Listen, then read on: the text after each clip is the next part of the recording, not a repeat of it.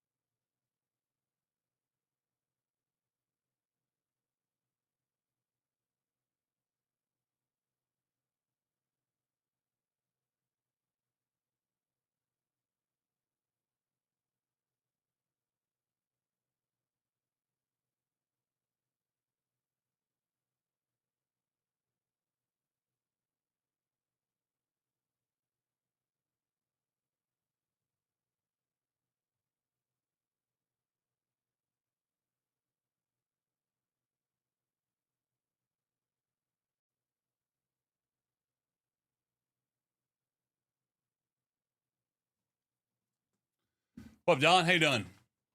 Oh, just 10 in the morning dog walk. W. Bird doesn't sleep.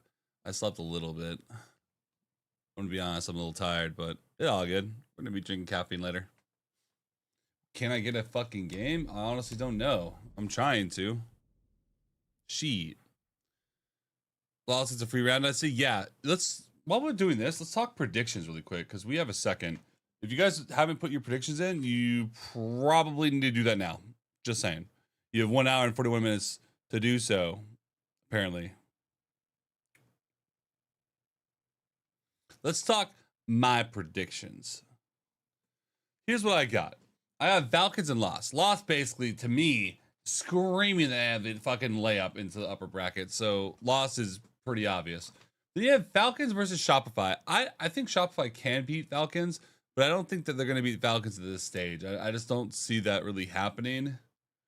So I do think that Shopify will lose. And we can pull up Wikipedia to show you guys the actual matches itself, because it's not like I'm just like half-assing these predictions. Because I even have Daystar in loser's bracket. So let's talk about why I have that. So Daystar's right here, right? How is Daystar winning the losers bracket if they're already playing these guys?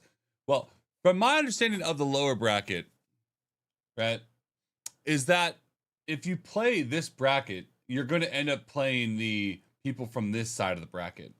So I think that Daystar loses, they're going to go here or here and have to play one of these two teams. And if Daystar wins one of those, I do think that they're probably just going to go bloop all the way. I don't see how they would have to play Falcons and then potentially have to play Shopify as well. So I think Daystar being here is kind of a blessing in a way, because they are going to lose this game, go down here, get a free forfeit win, move on. So they're already here. They only have to win a single game, and it'll probably be against the loser of this game, which would be Enterprise and Edward. So they would play either Enterprise or Edward, and Edward had got a sub. Their star player's gone, so Enterprise is not super great either. So I went with Daystar because, you know, so boom, I have Daystar here. I think, you know, Shopify moves on, Falcons move on, and then Falcons beat Shopify here. Shopify goes down to here, and then they have to beat I actually don't know who Shopify would play, so Daystar go down.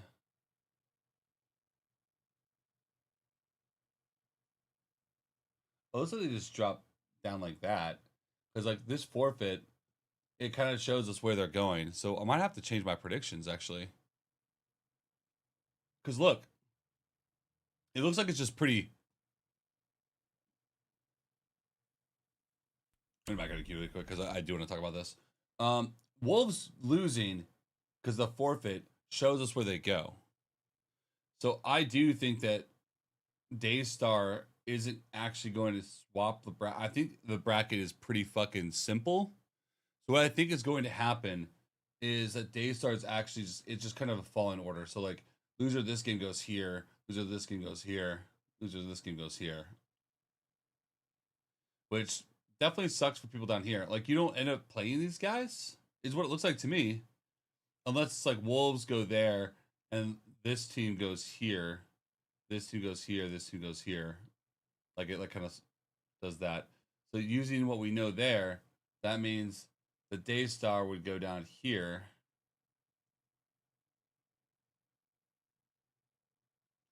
Honestly, I would say Four Angry Men has a good chance then because I think Four Angry Men are the ones that get this buy here.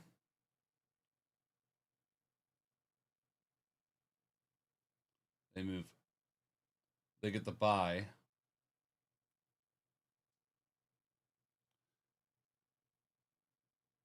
Yeah, because Cam, this tells us where the bracket's going. So I think this, the losers here go here, losers here go here, and then boom, boom, these guys go here.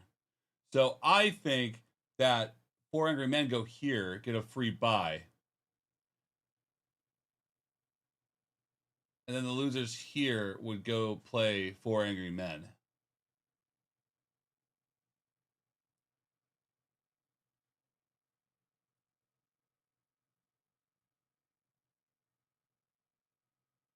Daystar would go down here. Yeah, I don't see Daystar doing this. I'll be honest. I'm swapping my predictions to EDG because I think Daystar is going to end up having to play Shopify or Falcons in the lower bracket, and they're going to get cooked. I think that EDG is going to skate by not having to play them based on what I'm seeing here. They're going to go down to here. Shopify would go like, I don't really know. It's tough.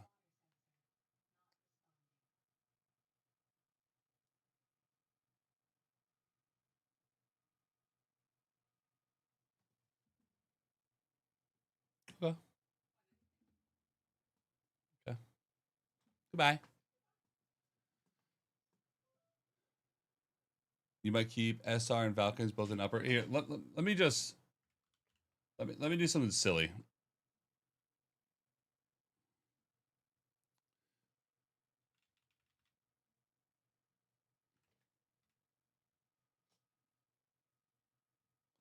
So you have EDG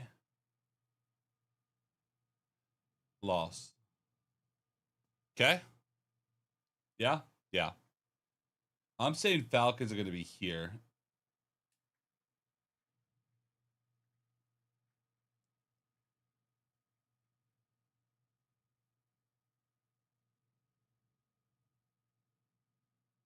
And I think Daystar, because based on this, I think Four Angry Men are going to end up here. 4 a.m. 4 a.m. And then down here is going to be EDG.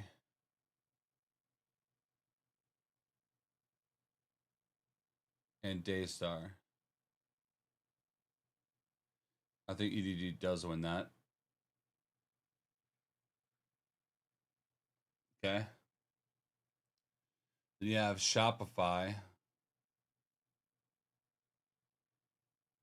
So the biggest question is, where does Shopify go from this point?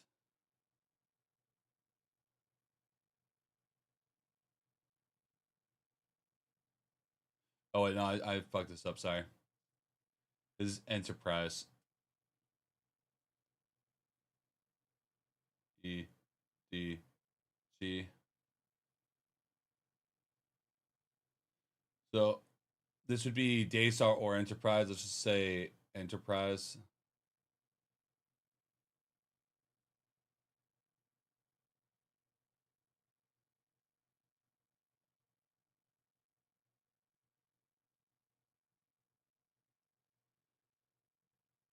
And then I think that EDG.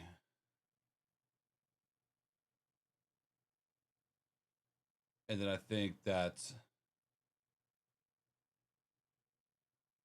I think this would be SR.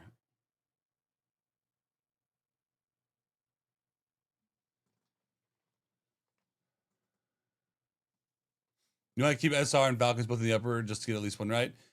I mean, true. Anyone could win this game. You never really know.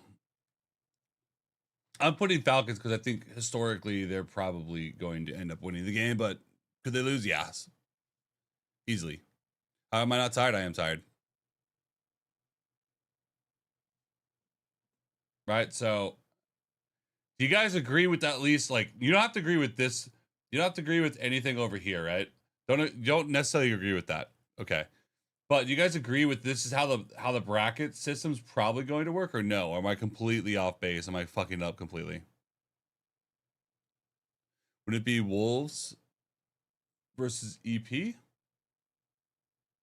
See, that's the thing. I think that's weird because does that mean that these guys here never have to play this side of the bracket? I think that's a little silly. Why even have them in the same tournament if they never play them? I thought that it goes loser goes here, this team goes here, and then these guys get shuffled here.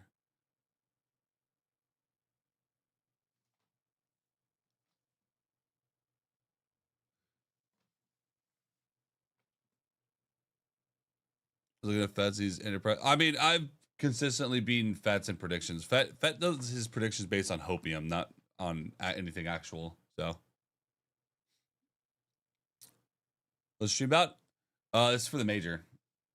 We're gonna play a little bit of rank too, but because I think this is how it works.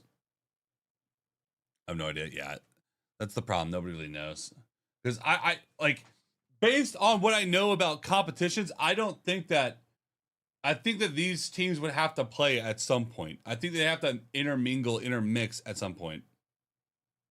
So I think yes, Wolves go here, but I think that this team here goes all the way to here, and then the loser here goes to here. So it kind of mixes it up a little bit.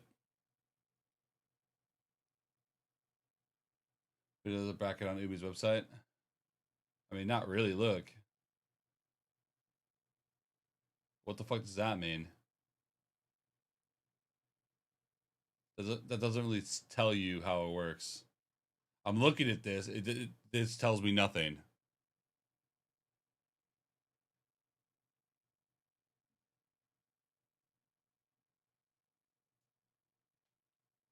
So, because in a different world, EDG goes here, but then they end up having to play Shopify and then you lose.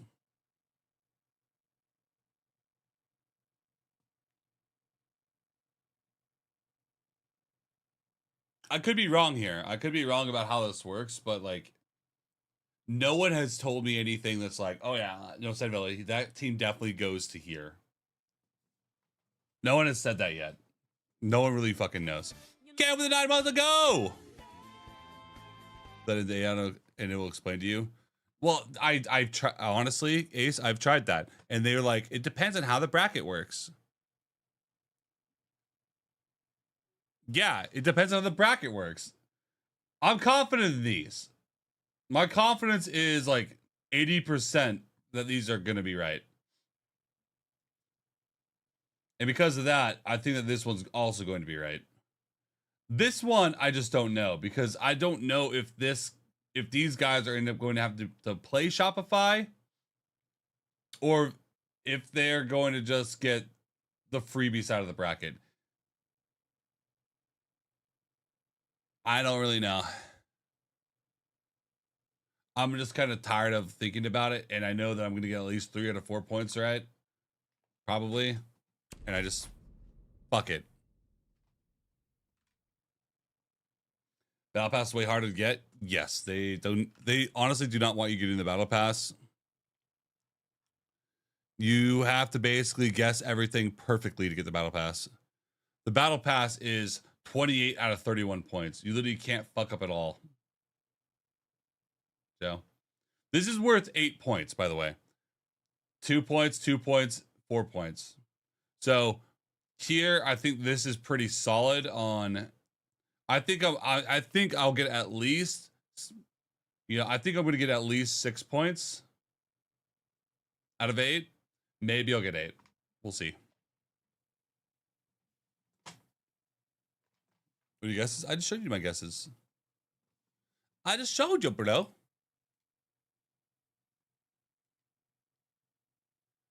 Yeah, I guess I'll put Lost and SR upper, EDG and Falcons lower. Yeah, if you're going to mix up what I have, the only thing I would really change is SR or Falcons, and honestly, that's just up to you on how you feel about them. I just don't think that Falcons are going to lose to SR. That's just my thought, but could it happen? Yeah.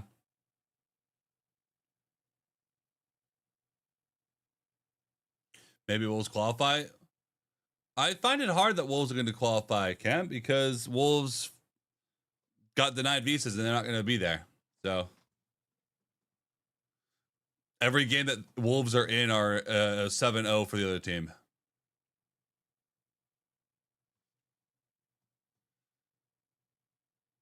Bet predictions are inevitable. Oh, he get the battle pass even when be delusional about M80.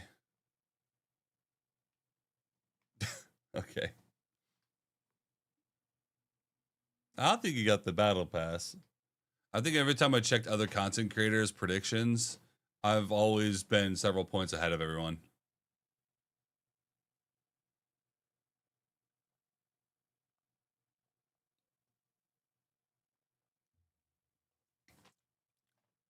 I find it difficult seeing how Wolves are going to qualify, but we'll see, Cam. That would be funny if Wolves qualified for stage 2. And they're not here. Hey, Rick with the prime!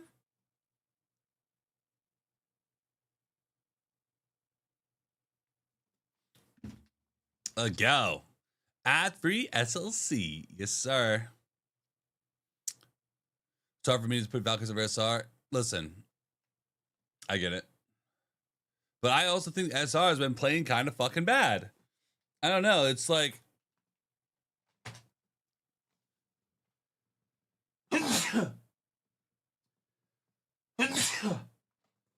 I don't know. Part of me hates putting SR over Falcons, but every time I've ever done that, Falcons beat them. So I'm just like, I can't do it anymore. The only teams I'd say that I think will predict that will beat the Falcons will be a Brazilian team. Just based on predictions, just based on what I think will probably happen. I know, but so shitty right now. It's hard. Either way could easily be right. You think we'll win the major? You say G2 in your personal opinion? I think FaZe. I don't think G2 beats FaZe. Sorry. I think G2 will be top 4. I think G2 has been really good, but I still don't think they beat FaZe. I don't think that. I think G2 right now is a team of really good players, but they're not a team. FaZe is a team of really good players, and they are a fucking biomechanical machine of togetherness. G2 does not have that interconnectiveness.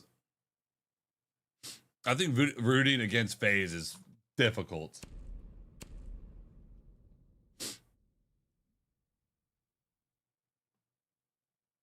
G2 will be the only team to beat FaZe. I mean, they have the components to beat FaZe. You just have to just bring the 1v1 bullshit and kill them in their 1v1s and then don't get swung by the other guys. Like, they could do it. But FaZe is a unit, and smart money is on FaZe.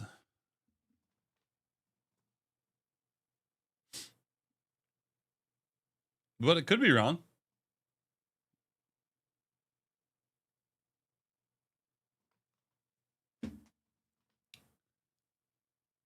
Yeah, Dolan, that's what I'm saying. G2 is a low-key a hero stack. That's what I'm saying. They rely on individual 1v1 plays, and FaZe does not rely on individual 1v1 plays. They are a fucking unit. They are, if you fight them, it's because the 5 of them wanted to fight you there. Cam, I can't tell when you're like actually being serious or you're just trying to rage bait. I literally can't tell. Need I say more? I think you need to say more.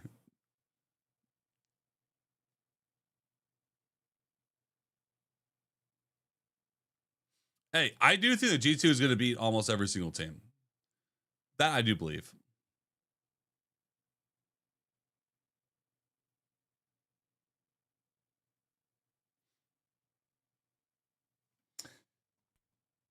All right, this is fucking stupid and silly. I kind of just want to play something. So what I'm going to do is this.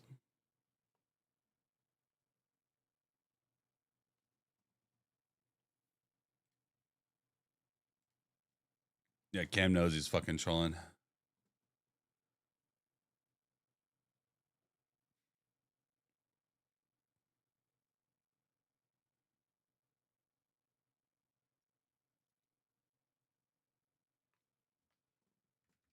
No, I definitely think that FaZe could lose to G2. But I also think that G2 is going to become somewhat predictable. Their entire thing is built upon the back of hero plays.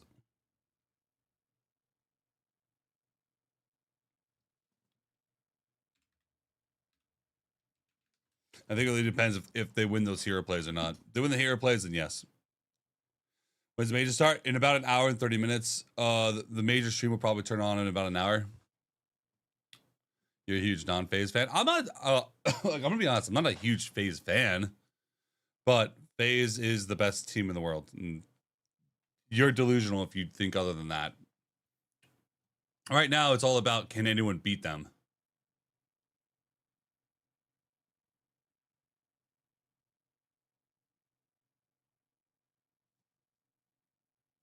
What, Reggie? How you done?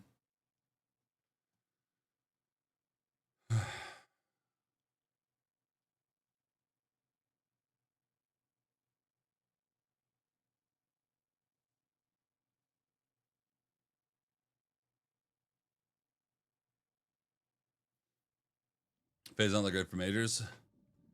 They probably just spend more time in doing research and shit into majors. Sorry, into SI where the big money's at. Because I mean, think about it. Like, I mean, the majors is big money, but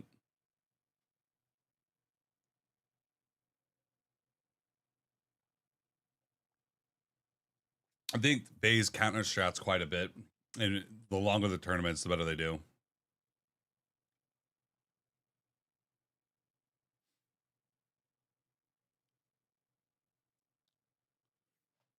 An hour? You're forgetting about the 2 hours delay plus tech pause. Spam. They're not asking about when the major starts. They're asking about when drops start. Drops start in about an hour and 20 minutes. So, regardless of tech pauses and bullshit, hour 20 minutes.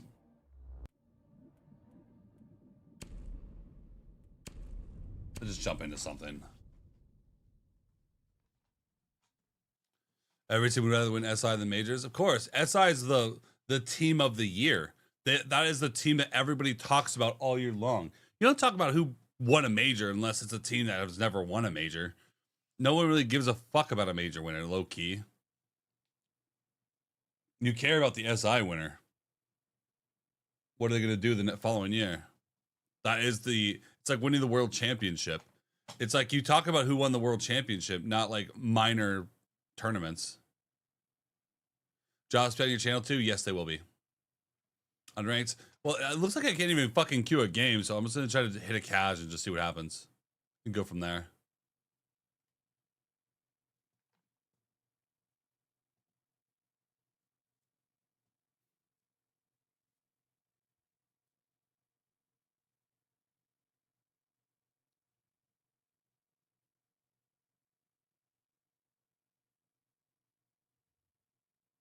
Major win only matters for like a month. Yeah, because then it's doesn't.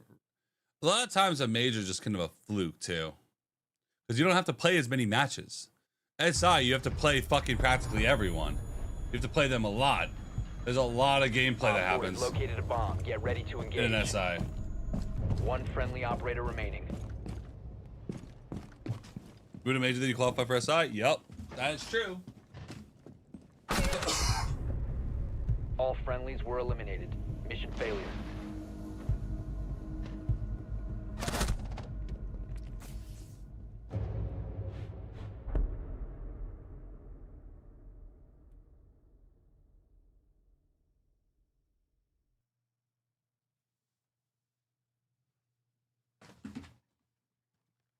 All right.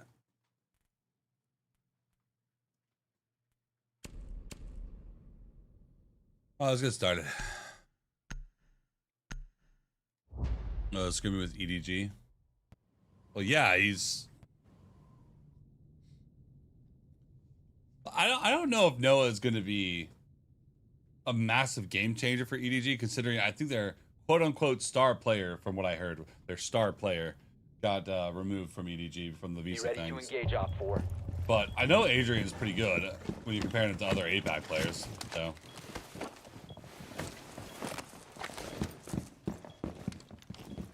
Wait, also, what's on Shopify?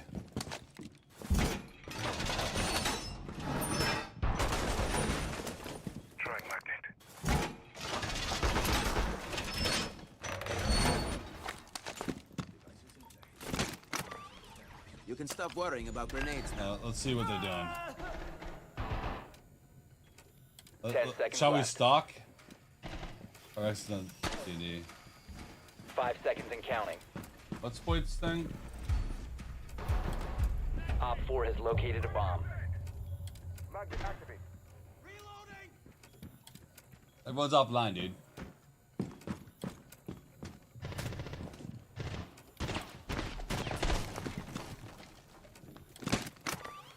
AD is deployed and ready to go.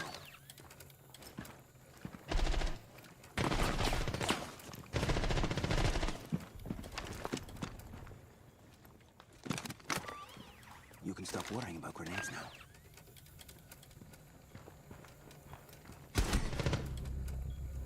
No. There's no elbow rotate, dude.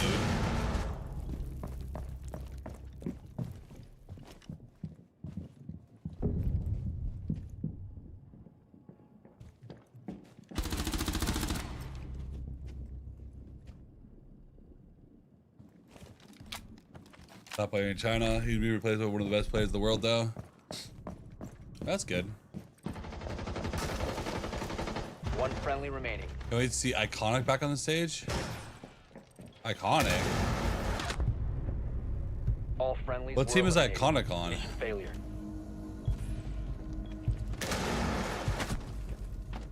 Am I high?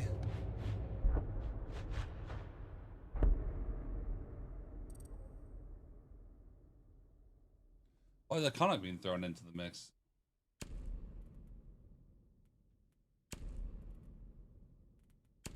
Am I missing something?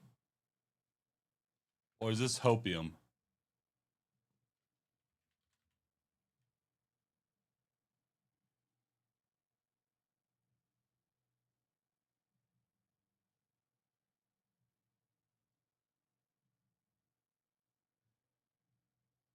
He's on Team Sesh, dude. Motherfucker playing with Badger. What are you talking about?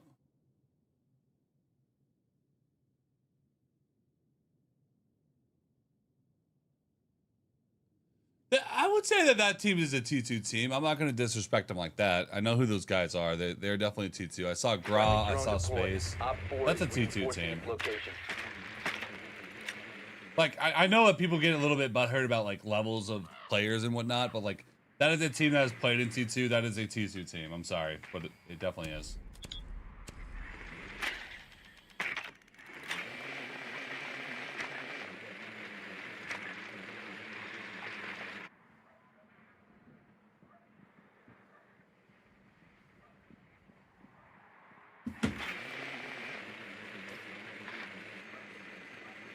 10 seconds to insertion. 5 seconds to go. Proceed to bomb's location and defuse it.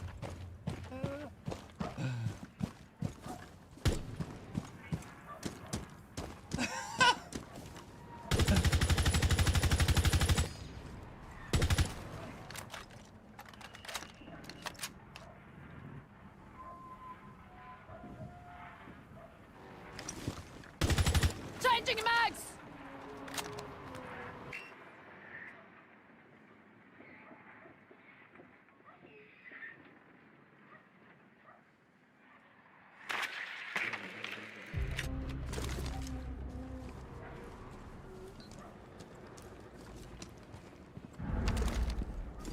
Action time! Rushing for impact!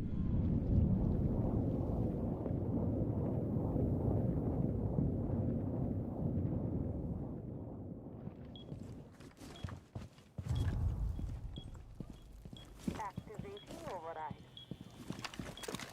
Readying impact. This me?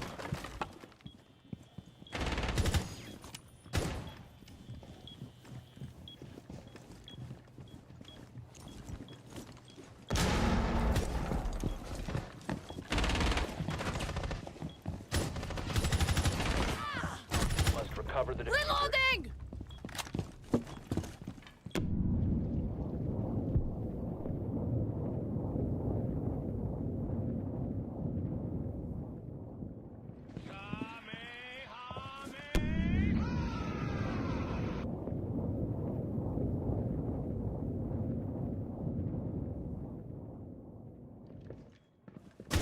Four last operator standing.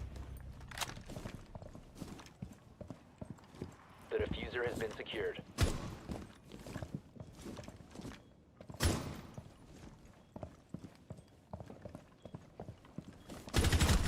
Reload! Op 4 eliminated. Friendly mission successful.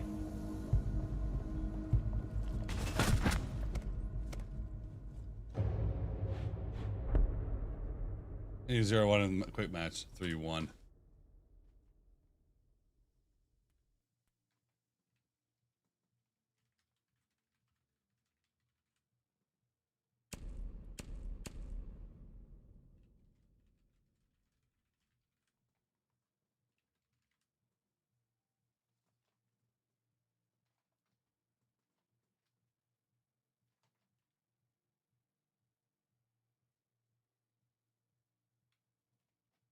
Yo, XO with Prime. Yo! What up, baby?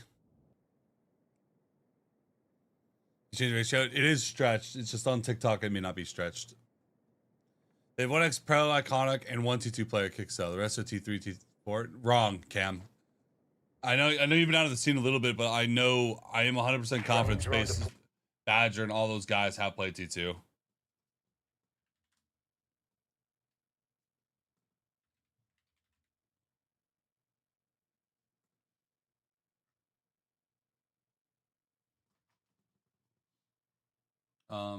Can I see it on here? Pretty sure this team practically all play T2.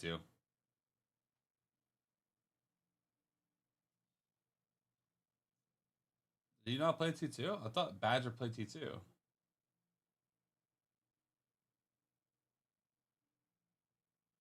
Oh, maybe they just played Element 1.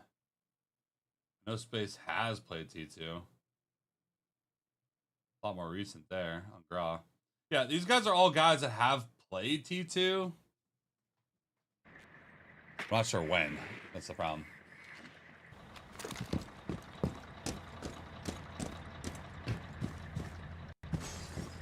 T1 is a whole lot more than T2, T3.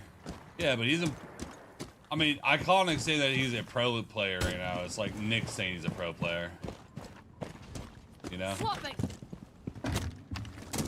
No offense, Iconic, but it's been a while.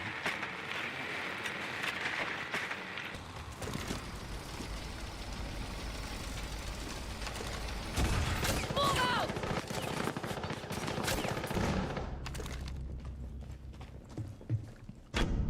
Recover the diffuser. No, One friendly operator remaining.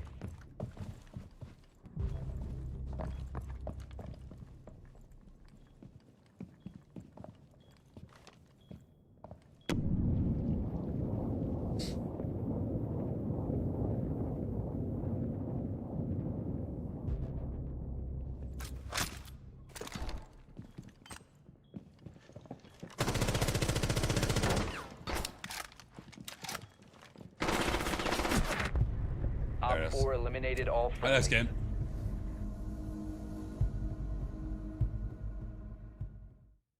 Oop. He says at 4:30. You're gonna fall asleep at 4:30?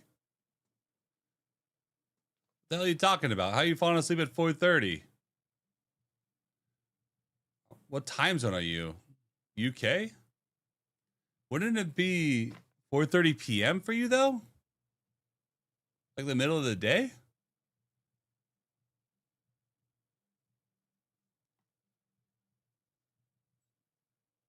Yeah, I'm sorry, and this may be a hot take for a lot of you guys, but North American time zones are probably the best time zones for tournaments for Europe and for North America. The vast majority of the player base.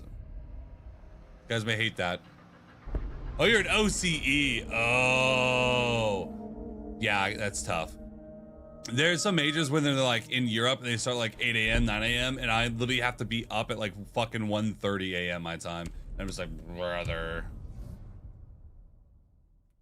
Listen, you don't gotta be here when it starts. You will be, if you are here for drops, my stream will have drops. You are good. You are good to go to bed. If you're trying to watch the games, that's a different story. But if you're just here for drops,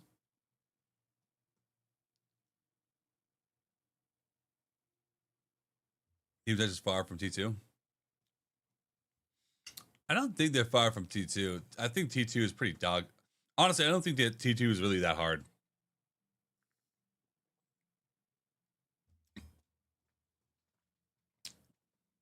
Like, T2 has a lot of poopy players, man. People overestimate how hard T2 is. It's not hard. Until Japan Major League. Yeah, but won't Japan Major League will start at like 4 or 5 p.m. my time, which I love. I love that. That'll be great. Let me wake up at a normal time for me.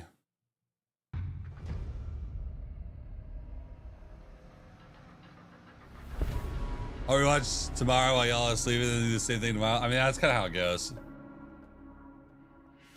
4/5 of the current sesh team tried to qualify for element and didn't. Ooh.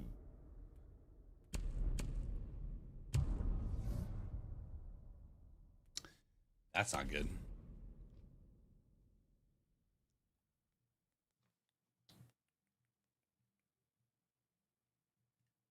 I'm gonna spend time playing for them. I know. I hear ya.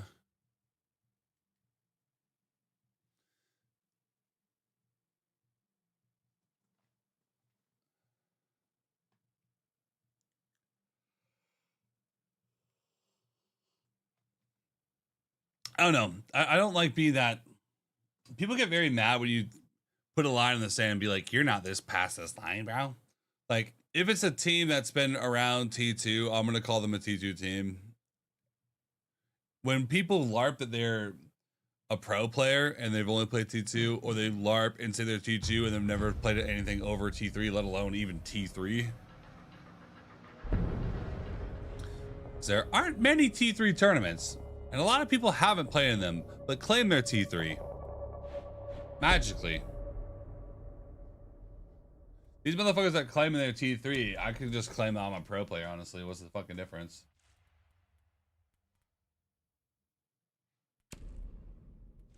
Whammy.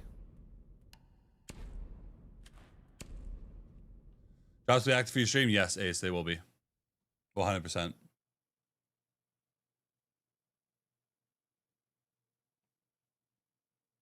I saw Phantom getting some shit yesterday because he was running around. Let me show you guys the post. It's kind of funny to see.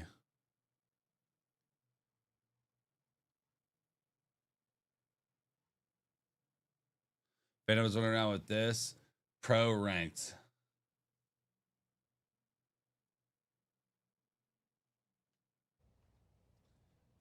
Be ready to eliminate hostiles. There are some people that will peak at T2. Magnets ready.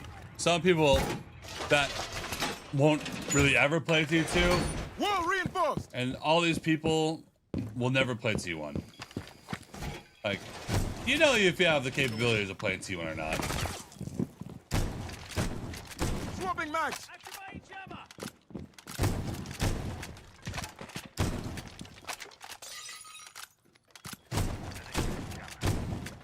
10 seconds insertion. Okay, pro rank because he's playing with pro players. False advertising though, because you're not. You know, when I'm playing with pros, I say playing with Bomb pros, located by Op 4. not. This is pro ranked. Well, let's watch Phantom rappel outside Cafe White Stairs for 2.5 minutes.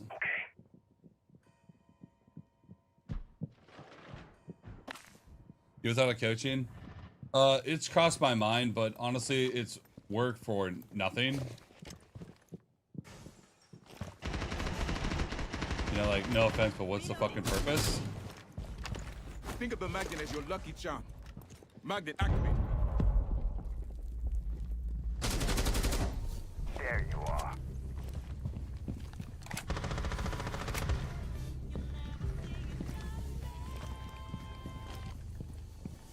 Swapping mags.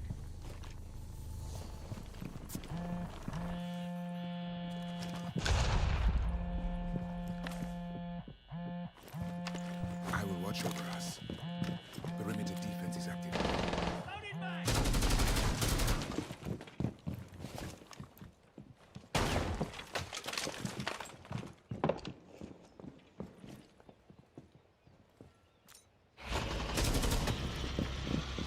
Swap.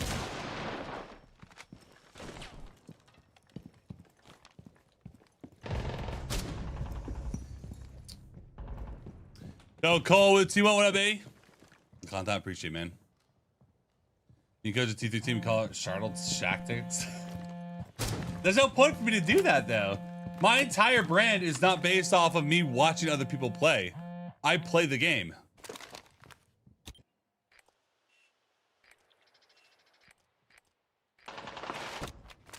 These guys that, maybe this is a hot take, but these guys that will only make content based on watching them play with other people.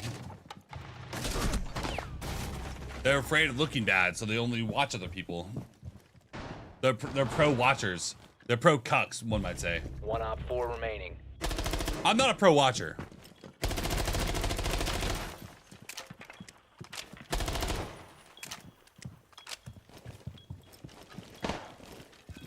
Why am I? I don't know. Trying out Wamai.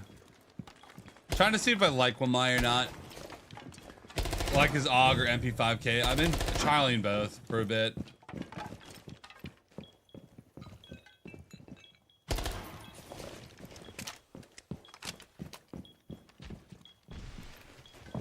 Seconds. 10 seconds to go. One friendly remaining. Op 4 eliminated. Mission successful. Personally, if you call yourself a coach, but you only have a net loss for teams, you should not coach. I mean, I wouldn't want to coach just because it's like, it's kind of a thankless thing. Like, everyone blames you, but you get no real credit for anything. And usually you're paid fucking peanuts.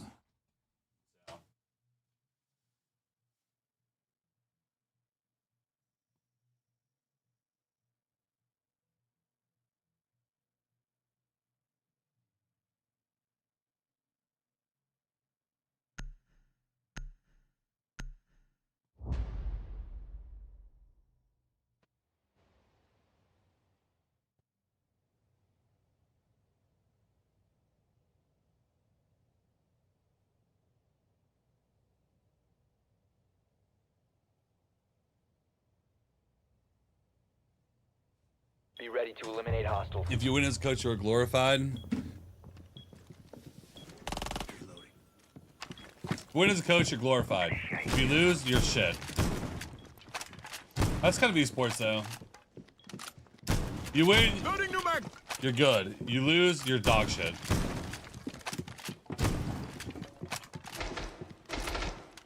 Gotta reload. Deploying jammer. Problem is, orgs don't want to pay coaches until they prove themselves. Yeah, it's like, Magnet activate. why do I want to try to become a coach? Think about it. Reinforcing wall. 10 seconds remaining. I can just play the game and have a good time Changing mags. instead of watching other people play the game for free. Because let's be honest, to get into coaching, you gotta do a lot of shit for free. To quote unquote prove yourself. And I'm not really that guy. I know I could be a coach if I really wanted to do it. I know I have the capability of doing so. Because I'm not a dumbass. I know how the game's pretty much supposed to work. Wall reinforced. But motherfucker, I ain't excited about working for free, so I'm good on that. Swapping mags. Like, I want to work for free.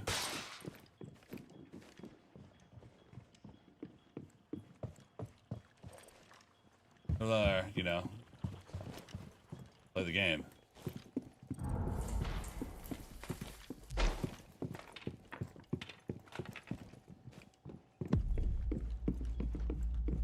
No, I'm gonna be honest. I could have passion being a coach. That's definitely not what it is. Reloading. Cover me. I don't know if I like MP5K or not. Let's try it.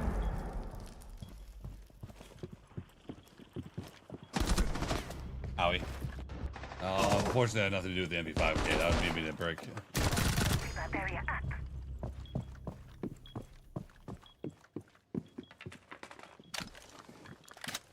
Not Fett anymore because he's in college and he's afraid to ruin his reputation because he knows his chance of winning a major against Slim. Yeah, I mean, Fett ended his career.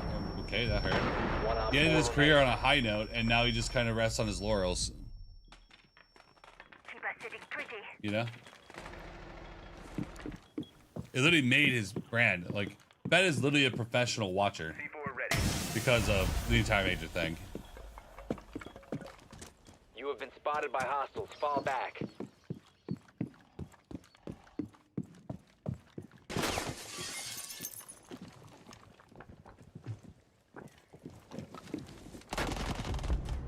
Op 4 eliminated. Like, MP5K one, yeah, the 1.5 was tech. But like, what gun do you run on 1Mi? Like, I feel like the MP5K with a 1X is a little mini poo poo.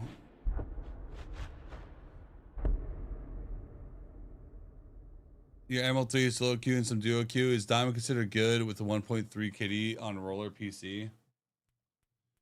I don't know why you'd use a roller on PC is my first thought. So is it good? I would say yes, it's good for using a controller on PC, but I'm gonna be honest, I always hate when people say that their controller on PC, like you're purposely handicapping yourself just to say that you're better than somebody. It's like, you can use a worse input if you want, but I'm not gonna talk to you like that's a worse input. Because you're actively choosing to do so.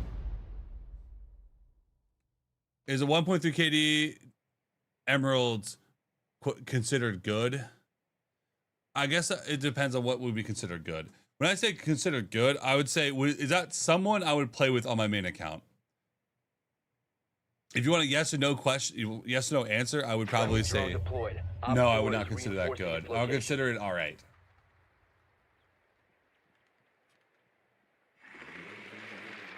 The only people with controllers I would play with on PC are people that are like top champion, that have like, that at least know how the game is supposed to be played.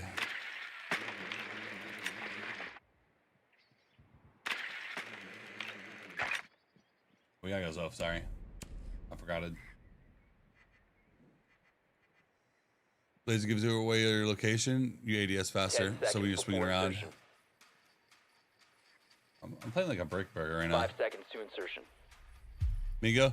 Yeah, but Migo knows the angles he can and can't take. The bomb's location and defuse it. Controller, you can't really play like ultra aggro. You have to play more angle holdy and like really play those angles. And like Migo knows how to do that.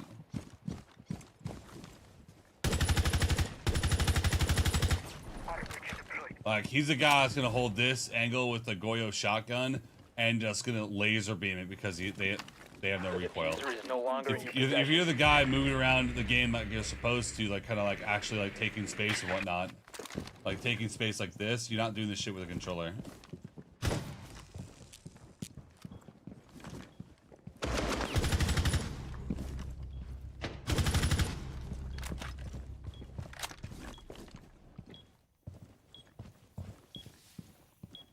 You're the last operator standing.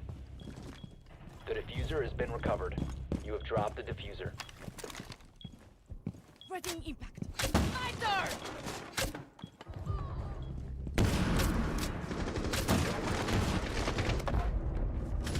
Op 4 eliminated.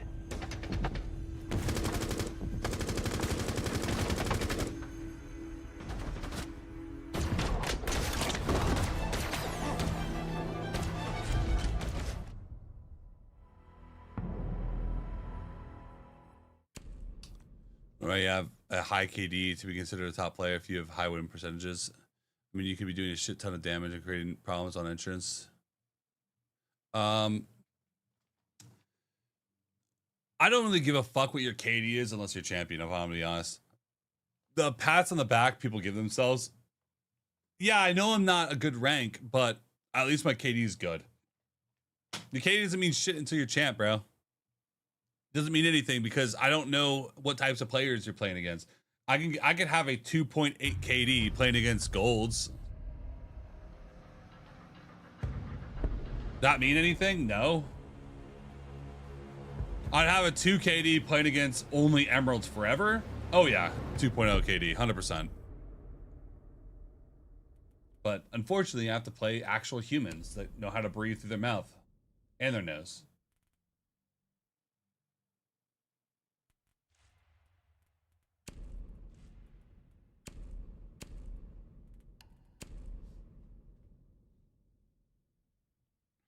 No, just die hard roller. No, you definitely. I feel like if you swap over to PC as a console player, you should try to get used to using a mouse and keyboard. It won't take very long before you're better with a mouse and keyboard than you are a controller. The people that use a controller on PC usually just do it for content, just to be like, hey, but I use a controller. If you beat me, it's because I'm controller. If I beat you, I'm controller. Therefore, you're really ass. It's like, I just hate that mentality. If you were actually choosing to use a worse input, you can't really use that as like the hallmark of like, yeah, well, if you ever beat me, you can never really win because I use a controller. No. He's probably not even champ. I don't know why I even entertain comments like this. The fact that you said probably not means that you're unsure, which means you have no idea who the fuck I am, and you're willing to comment on some bullshit you know nothing about. Let's go through my rank, shall we? This only shows rank 2.0. I was champion in rank 1.0 as well. I've been top 100 since Dread Factor. Well, heavy metal, not really, so, you know. Champion is the least impressive thing I've done. I think Mingo would do okay against T1 players. Like, I'm gonna be honest, when I know someone's using a controller, I tend to be more aggressive, and you can't fight him like a normal controller player. He actually knows how to play the 5 game. seconds before insertion. You've located a bomb. Make your way to its location and defuse it. Thank you. The other day, yeah, we were gonna watch the major soon.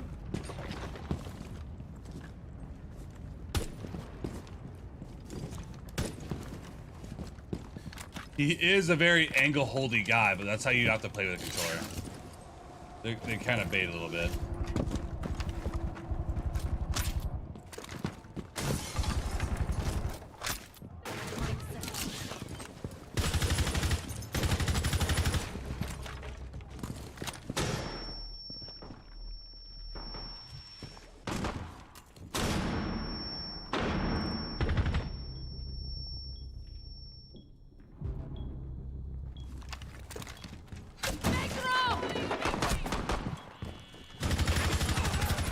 Operator standing. Sorry, I wanted your mirror. I don't know what the hell you're doing.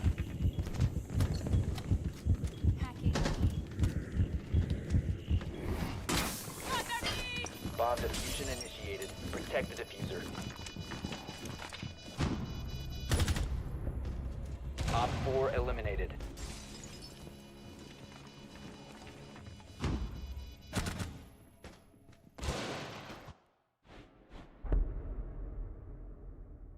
Well, why would Mingo change while using a controller?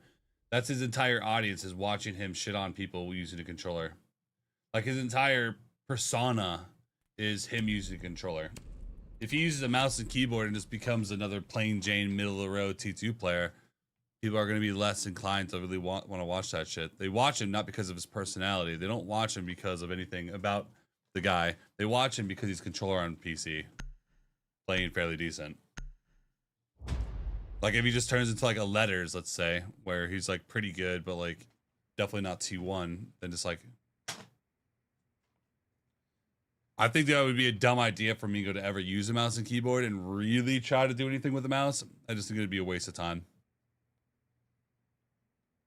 Friendly drone deployed. Op 4 is reinforcing its location.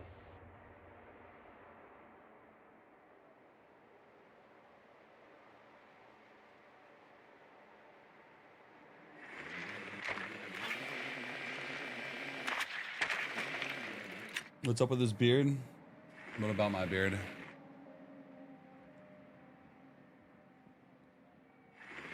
I got a haircut and trim my beard. What about it?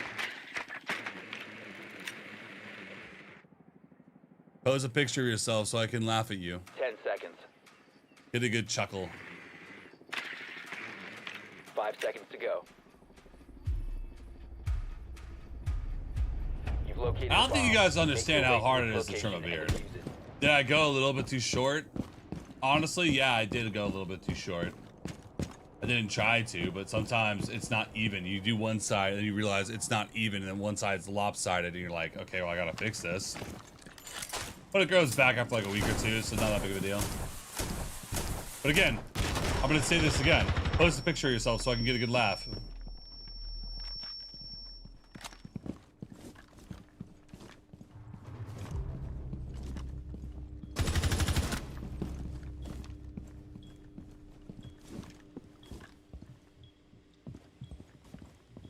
I'm reloading.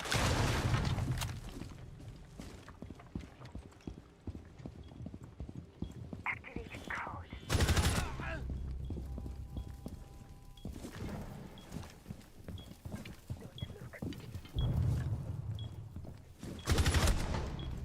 Incoming.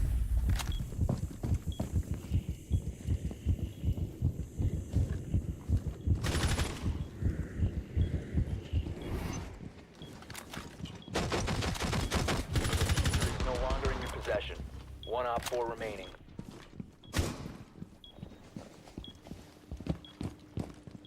Incoming. Adrenaline boost.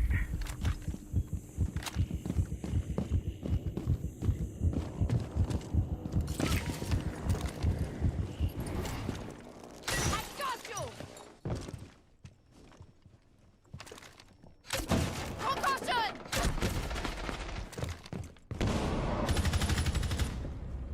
Op 4 eliminated. Friendly mission successful.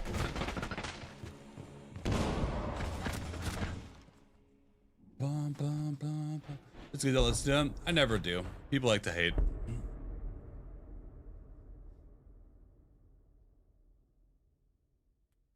Or you get short so annoying, then you have to shave it entirely. Bro, shaving a beard is not for the fucking weak. It's tough. It's fucking tough. Oh, I need to go on my.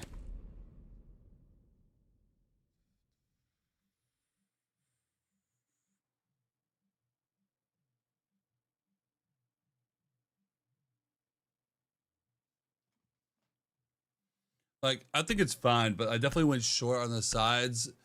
But like, I did this side first, and then I did this side, and I realized I went way too short on this side, so I had to fix this side. And I was like, oh my god. But you know, it is what it is.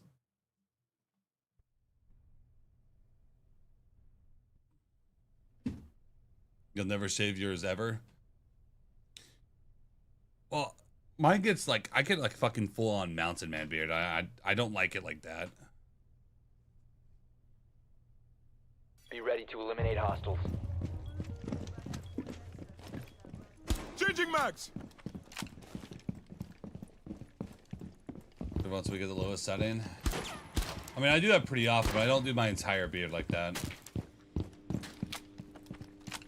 Because eventually, like, this part eventually gets too far down that I don't like down here, and then I'm like, okay, this is some neck beard, and I try to fix it and go up, and then it's like, You want to fix one side, then go even shorter, so you have to go even shorter on the other side. Yeah, and then you end up like, okay, like I can't go shorter now, so.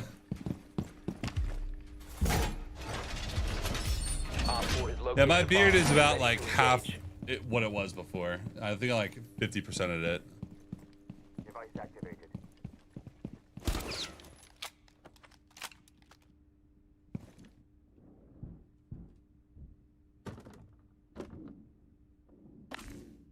Vulcan set up and ready to blow.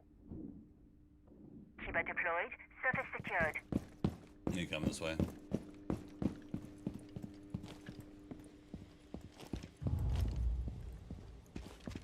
Nitro deployed.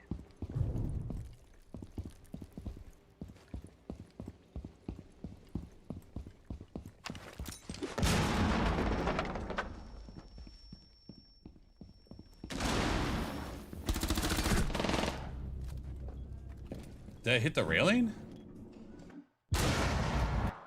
Was it the railing there?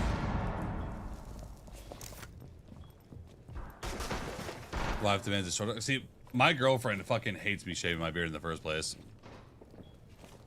She's like, no, keep beard.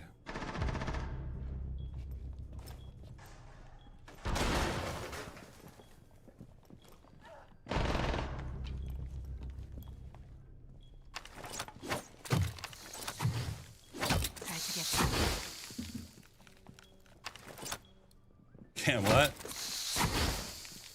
Can what? Activated. If OK does no damage, yeah, I know.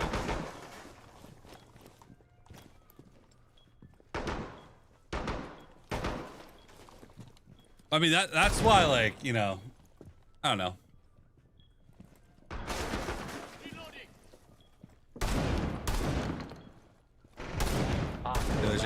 Reacts. I've done that before. It was fine, but it's just like it's gonna grow back. She didn't really care. I'm gonna be honest. Me shaving my beard off is like, I don't want to. It's like shaving your head completely bald. It's like I could do it and not really care, but like I don't really want to do it. You know? No thanks. You know, I feel like my beard is, to me, is like my hair on my head now. It's like, or shaving an eyebrow off. Like, could you survive shaving an eyebrow off? Yeah, you could. Do you want to? No. Okay, Cat, how you doing? Maybe should start pretty soon. We're gonna get all that shit going.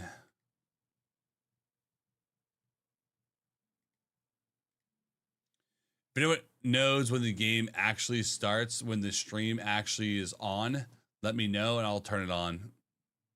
I have it pulled up on the side, but I'm kind of waiting for it. What for? I didn't. Then what about you on Caster, on SI and stuff? It's just not worth it, bro. There's so many people fighting for those gigs that study and do all the work and all these things, and like we'll do it for free, and I'm just like, that's just not my bag, you know? I'd rather just make content. Like people ask me like, why don't you do this? Why don't you do that? I'm like, why can't I just like making content? Content's reliable. I make my own hours. I do whatever the fuck I want whenever I want to, you know? It's kind of fucking nice when you think about it.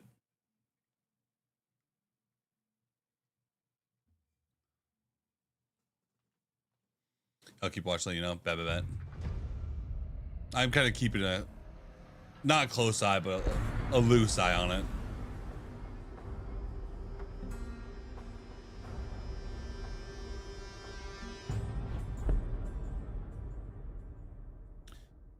Like bowler.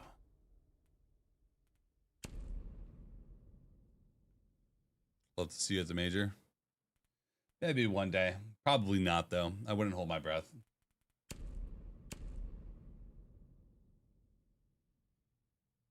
Oh.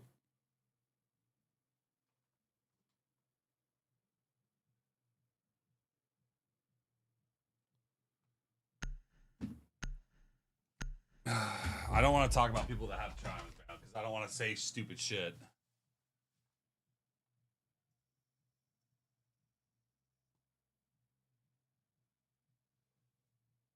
But yes, I am going to the major. So I'm cleaning my glasses really quick.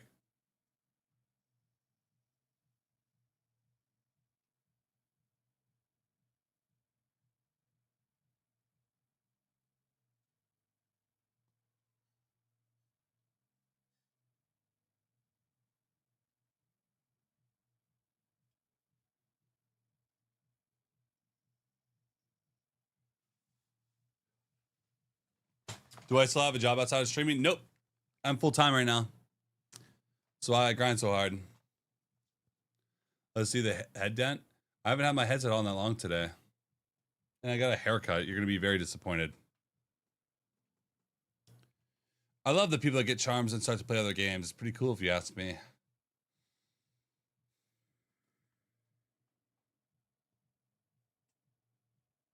Hey, I'm just saying. I'm here.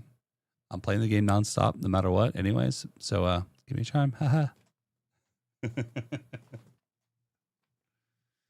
Just hang out with Macy. I would rather shish kebab my nuts.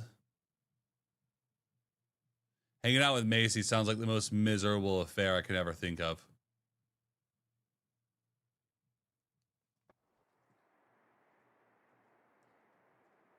I feel like Macy's the type of guy that has an inhaler in his pocket protector.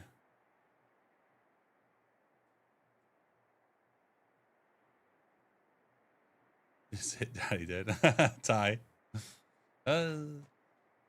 Friendly drone deployed. Op 4 is reinforcing its Do like get location. charms, quit playing the game, and all they do is post engagement farm tweets. Yep.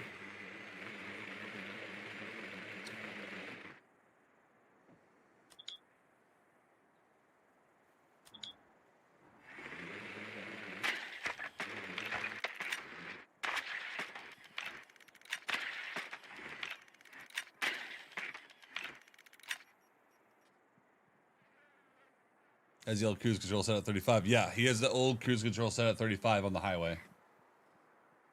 10 seconds before insertion. Yeah.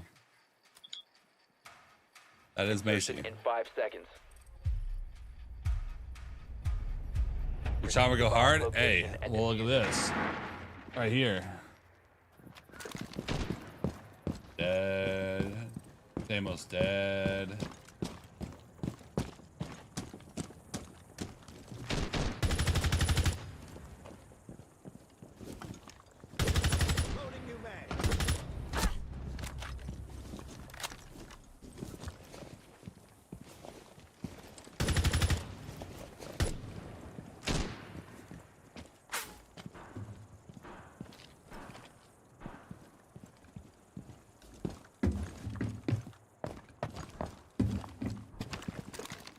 Exit time! Reloading! You must recover the diffuser.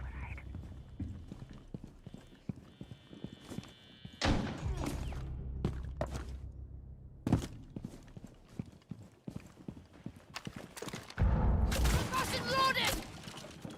Metro!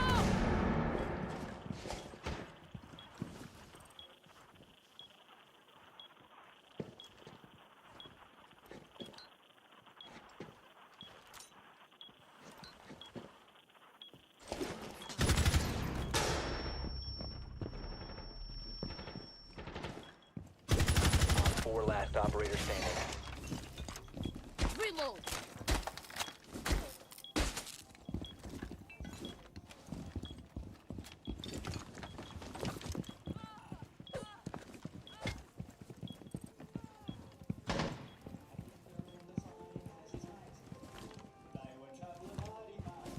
The diffuser has been secured. Initiating hack. I knew, I'm like, I hear you somewhere near me. 4 eliminated.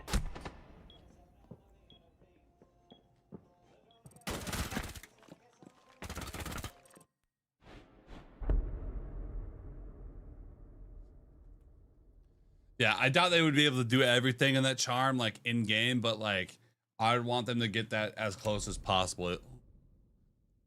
I don't know if they would be able to, but it'd be fucking sick.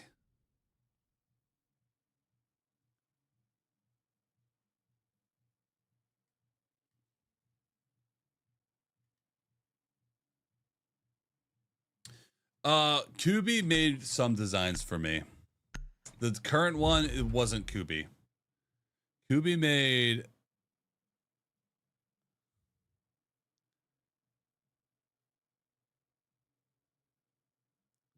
this design, the more classed up design.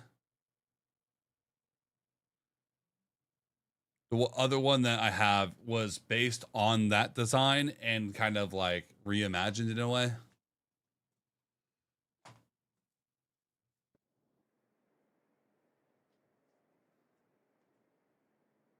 So I've been playing Siege for.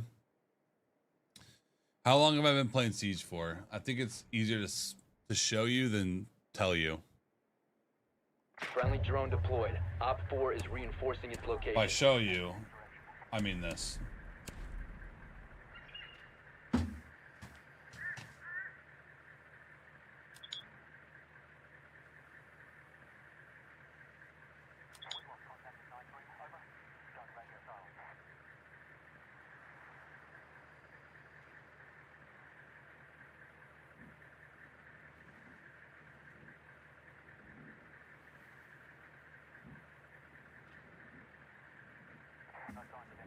Seconds to insertion.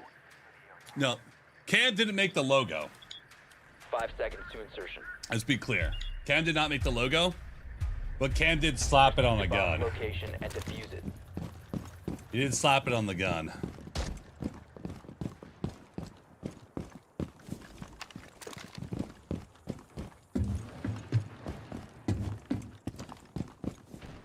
Hello there!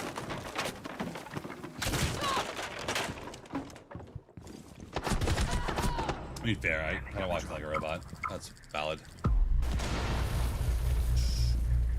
Cam deployed.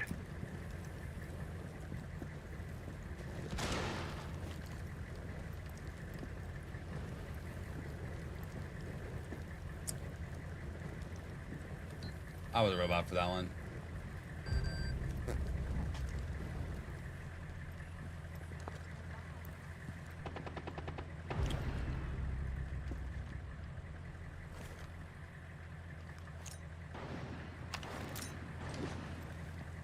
He's got skins and camos. Yeah, that's why I wanted Kubi to make something for me.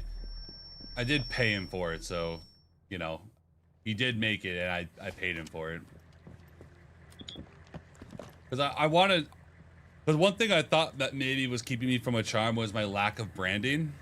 So I wanted a brand that I could brand around and like people would know that that was mine versus like, you know, it's just, my brand was always like my face and like, oh, you know, but like now I have like a very clear brand and I plan on keeping that.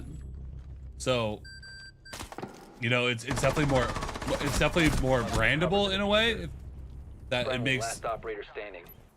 like a business move, like something like a charm would be more likely. If that makes sense. All right, come on, champion.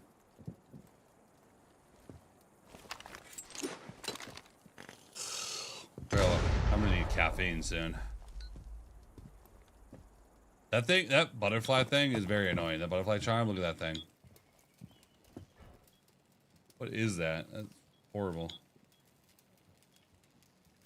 That's distracting as fuck.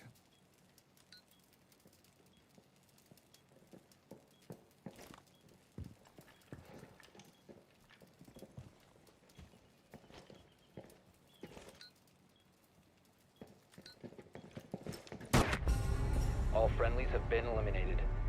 7 when the game came out? You're 7 when the game came out? Well, I was 23.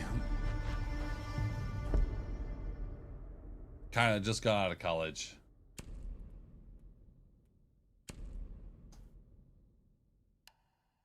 Og again. You know, for this gun, I kind of do like the red dot. I don't know what it is, but I kind of like the red dot for it. No Twitch Paragon Elite Charm. Ah, I see. Set up your logo more on your thumbnails, make TikToks and see. No, exactly. Like, I have my brand kind of floating around without it being too invasive. Like, I mean, even on every stream, you literally see it on the stream the entire time. If you're watching on TikTok, you get this display the entire time. Not that. This one.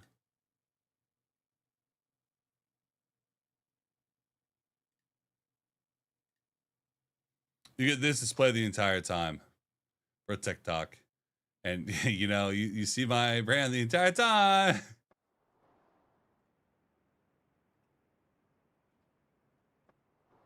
Am I the oldest R6 content creator age-wise? No. I'm not.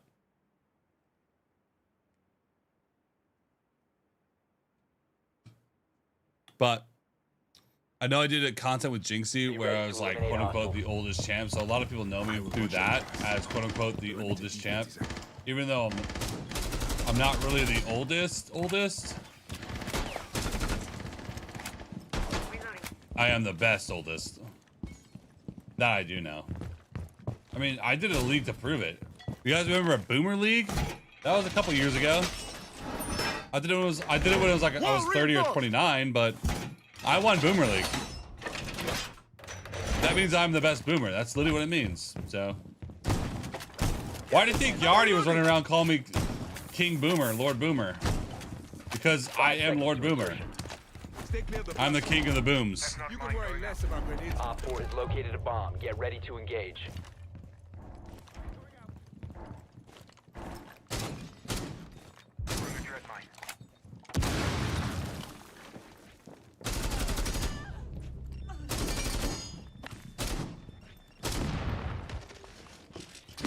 Changing mags. Impact out. No.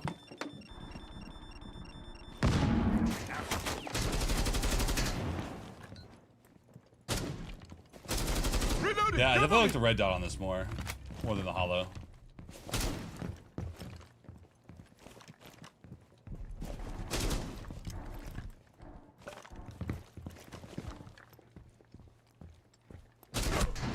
Fucking baiting piece of fuck. Guy keeps killing me, just baiting his ass off. What Blitz think you can fight you invert? I don't know. La ba da ba.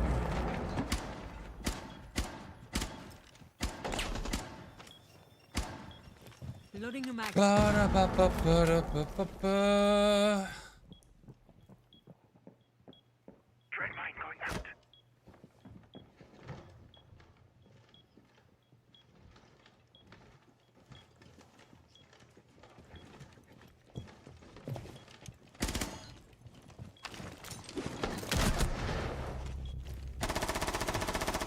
Reloading.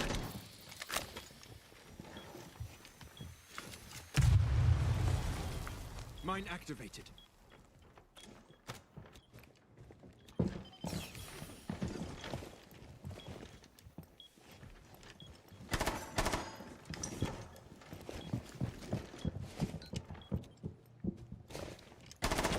One friendly operator remaining. So funny watching robots fight shields. They're just so damn helpless.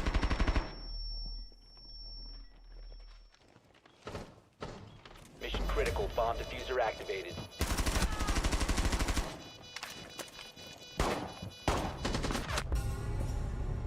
Mission failed. Oh my God. All friendlies were eliminated.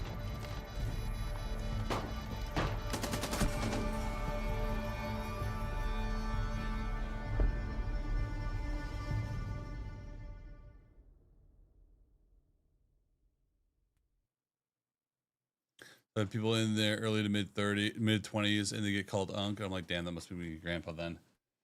Yeah, I've stopped trying to convince people because like people are like, all right, SenVale, you're a 40-year-old man. It's like, you know, at some point I am going to be a 40-year-old man. So why keep fighting it? Why try to be like, actually, no, I'm not. I'm not that.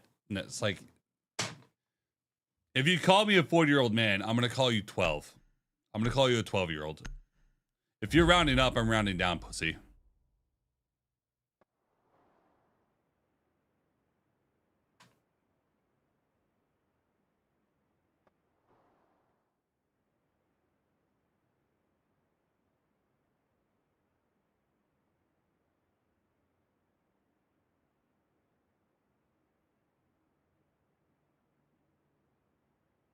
Be ready to eliminate hostiles.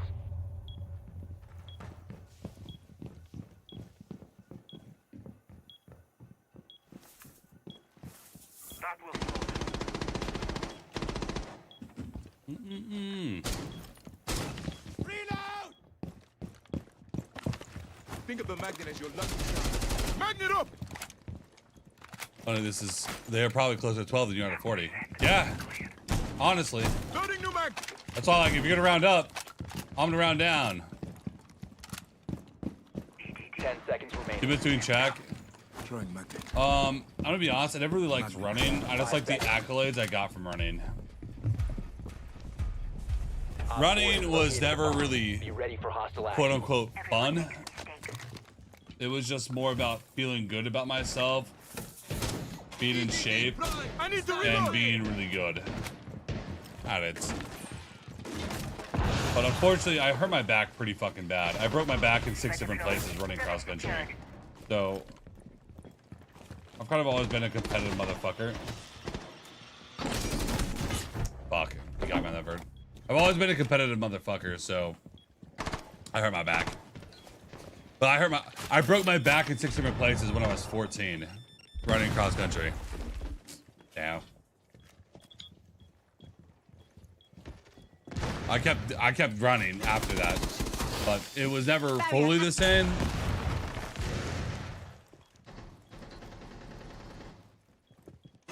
But I guarantee you, out of all the content creators, I probably have the fastest mile time today out of any of the other content creators. Yeah, I haven't done it recently, obviously, but I bet I have the fastest mile time. Probably have the fastest mile time out of anyone in chat right now. 42, day 1 vet. Hell yeah, we don't stop. Appreciate you, man. You goat. I'm not like 31, I'm 34.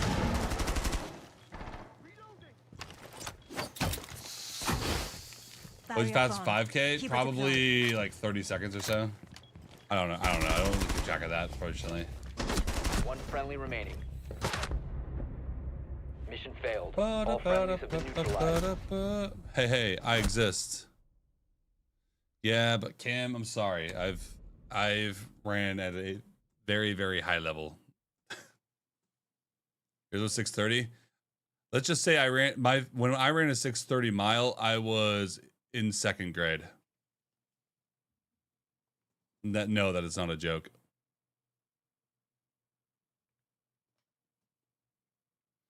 My fastest mile time ever. Fastest 5K in 30 seconds. No, I thought he meant fast. Oh, fastest 5K. I thought he meant as fast as Ace. I don't know. Sorry, I had siege brain when I answered that question. My fastest 5K ever was like a 1630. I think it was like 1636. But it was a pretty fast race. So I was just live herd.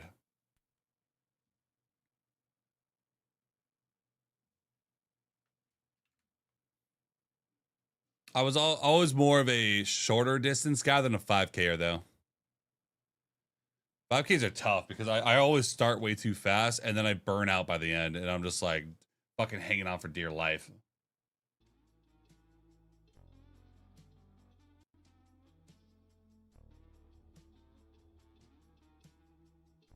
My fastest mile time ever was a 4:06.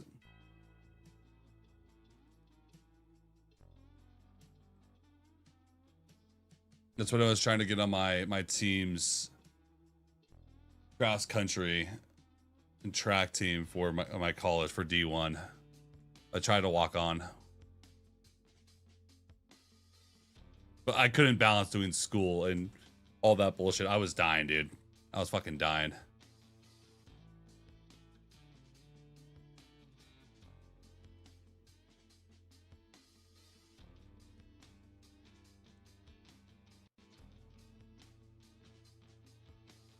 And 406 was on a track getting paced by someone specifically. Like, I remember I was doing mile repeats with this one girl that ran at the Olympic trials. I mean, she was doing them with, like, right fucking next to me the entire time, bro. I'm like, I don't normally run with women because they're usually slower, but she's fast as fuck.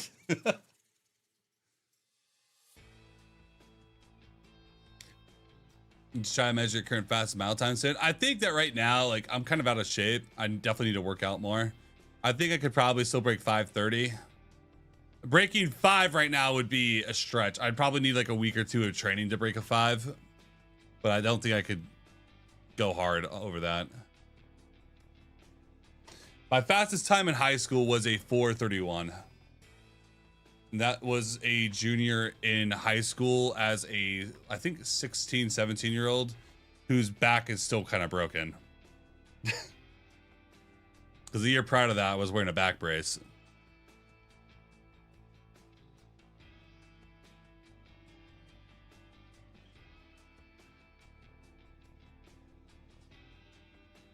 Yeah, like breaking under 5 minutes fucking hurts. You know, you don't notice the difference between a 450 and like a low 4. You don't notice a difference in terms of effort level. You're just dead.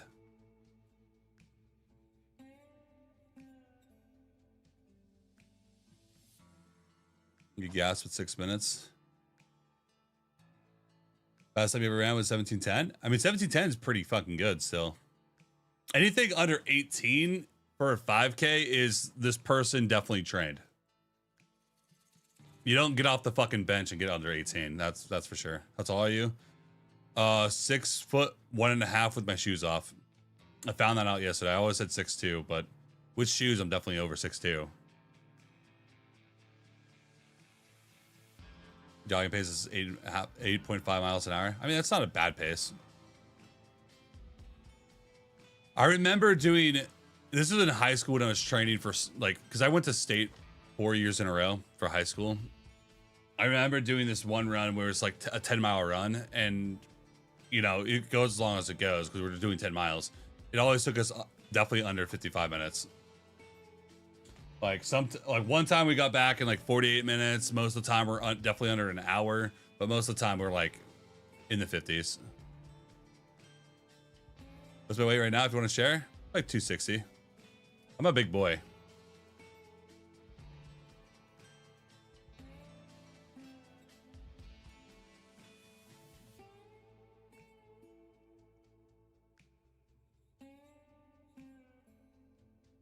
But that's part of the reason why I broke my back. I've never been a small fry.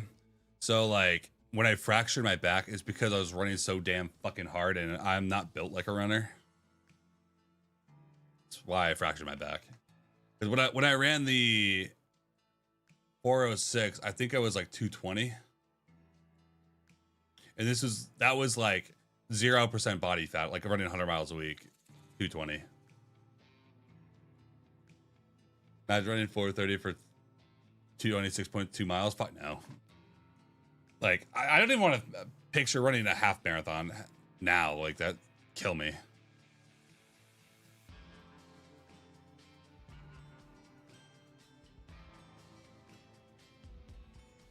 .5 jogging is really good. I mean, no, it's not bad. Like, it's definitely good. I'm definitely out of like running form though, so like, it's hard for me to comment on all this stuff fully.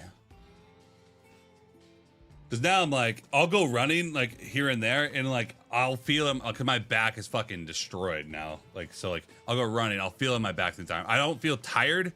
I don't feel out of shape. All I feel is my back's in pain. Like I can't get to the point where I'm actually out of breath in a real way. I just hurt. So.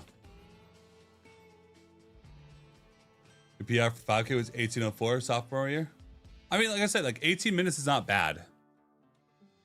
I fractured my back as a 8th grader running an 18:20 for a 5K. That's how I fractured my back. And my best time at that point was like a 20:30 in like 8th grade. And then going into 9th grade, I wanted to try to make varsity, and I had to beat the 7th guy. And guess what, motherfucker? I beat the 7th guy, but then I broke my back doing so. I PR'd by 2 minutes in a 5K and died.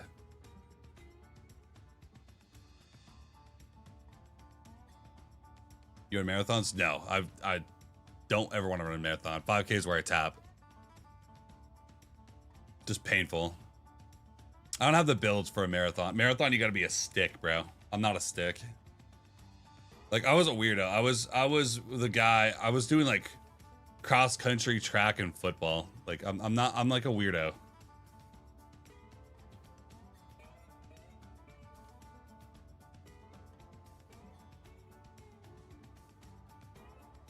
You're 6'4", 300. I used to play football and go to the gym 7 years straight. See, that's the thing. I've never gone to the gym. In fact, I've gotten people angry at me for going to the gym.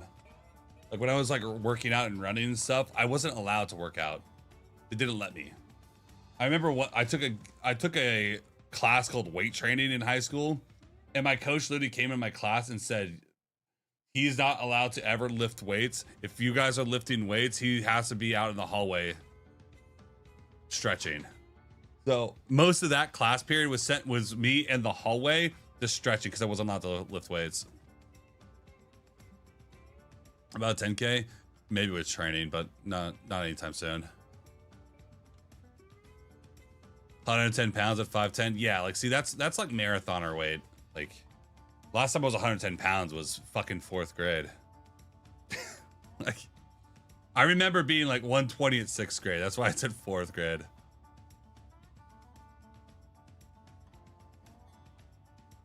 You've done 4 marathons, but suddenly you break the 4 hour. You don't realize the difference between running 18 miles and 26 miles. Bro, I know how hard it is to run like 10 to 14 miles in a day. I don't want to do that at race pace and double. No thanks. Because like whenever I do like this 14 miles, whenever I did like 14-mile days, it was like 4 miles or 6 miles in the morning and then the rest at night. It wasn't all at once at race pace. Fuck that. Hell no.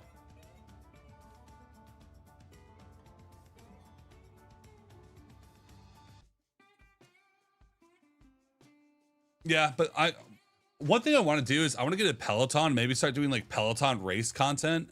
That is something I kind of want to do. I'm not sure if people would vibe with that or not, but I do think that would be kind of interesting or / funny to do.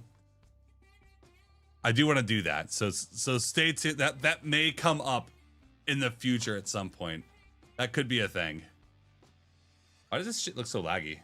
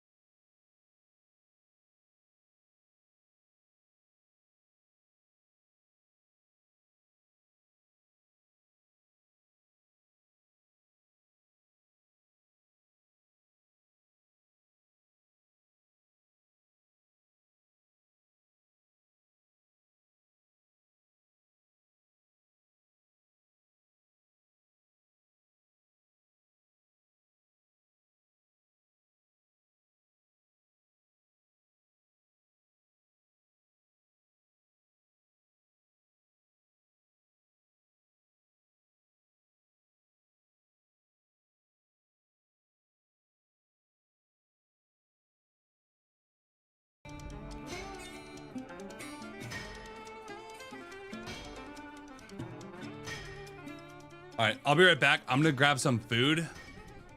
We're getting this shit going.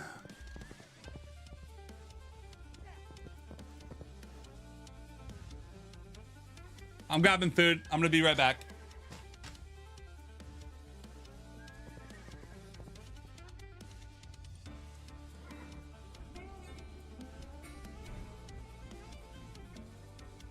No, I'll leave my camera on just so you guys don't come back.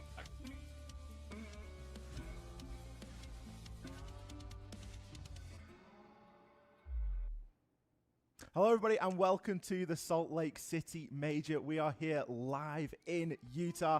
My name is XR Troika. I'm joined here by Jesse. A little bit of an unusual duo to kick off the day, but we are ready to get stuck into things. We have got ahead of us a couple of weeks of fantastic Siege awaiting us, Jesse. Yeah, we sure do, Ollie. Of course, the Salt Lake City Major, the first real big international tournament of the year here in our Siege calendar. So it's super exciting to be able to get things kicked off here in Salt Lake City. And of course, we've got some of the best teams from around the world starting in Phase 1 with some of the teams from APAC, from China. We've got some really exciting squads, some players who have never played an international tournament before, so lots to be excited about. We've got a lot of players that have never played an international tournament before, given that we have the newcomers inside of the CNL region that are joining us here for the Salt Lake City Major. So it's really interesting to see how those guys are going to perform on that international level. It's going to be a big step up from what they used to. And then, of course, we've got all the usual thrills and spills from across the world. We've got great teams coming in from North America, from Brazil, and, of course, from Europe as well. Yeah, it should be really exciting. And of course, we're starting things off with Enterprise and Edward Gaming. So we've got lots of games to be played today. Here's the schedule for you. Starting off Enterprise Edward, then we'll move into Daystar versus Falcons, and then 4 Angry Men versus Shopify Rebellion. All of those games, best of 1 first-round matchups, and then 2 best of 3s. The winner of those BO3s will be qualified straight into Phase 2. And if you're sitting there thinking, wait, why are there only 3 first-round brackets? Well, of course, that's because Wolves were not able to make it to this event, and so their first-round game has just gone past. We'll take a look at the bracket here, and you'll see that their opponents, who they would have been playing Los, have gotten an immediate win, and they will be waiting in that first upper bracket final to play the winner of Edward Gaming versus Enterprise. Yeah, not a bad day to be Lost or a Lost fan, I guess. You know, of course, they've got that default win straight through with the unfortunate situation there for Wolves. But, of course, that does then trickle down into the lower bracket as well because they do drop into that lower. So whoever gets into lower bracket semi-1 will immediately advance straight into that lower bracket final. And as you say, Jesse, 2 teams qual today and 2 teams qual tomorrow. And then we're into stage 2 where we get into the thick of it, really. Some of the big boys come out to play then.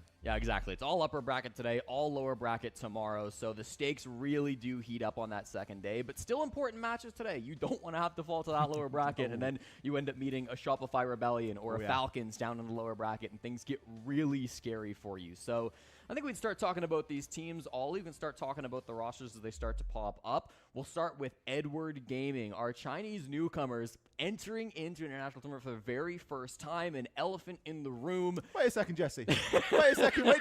Wait just 1 minute. Now, I know that I don't cover Europe anymore. I moved over to North America, but I do still know the players and the teams. Noah, it seems, has snuck his way onto the Edward Gaming roster. Of course, one of the players having a little bit of a difficulty, direction. Not able to find the right direction to Salt Lake City. He wasn't able to make it here, unfortunately.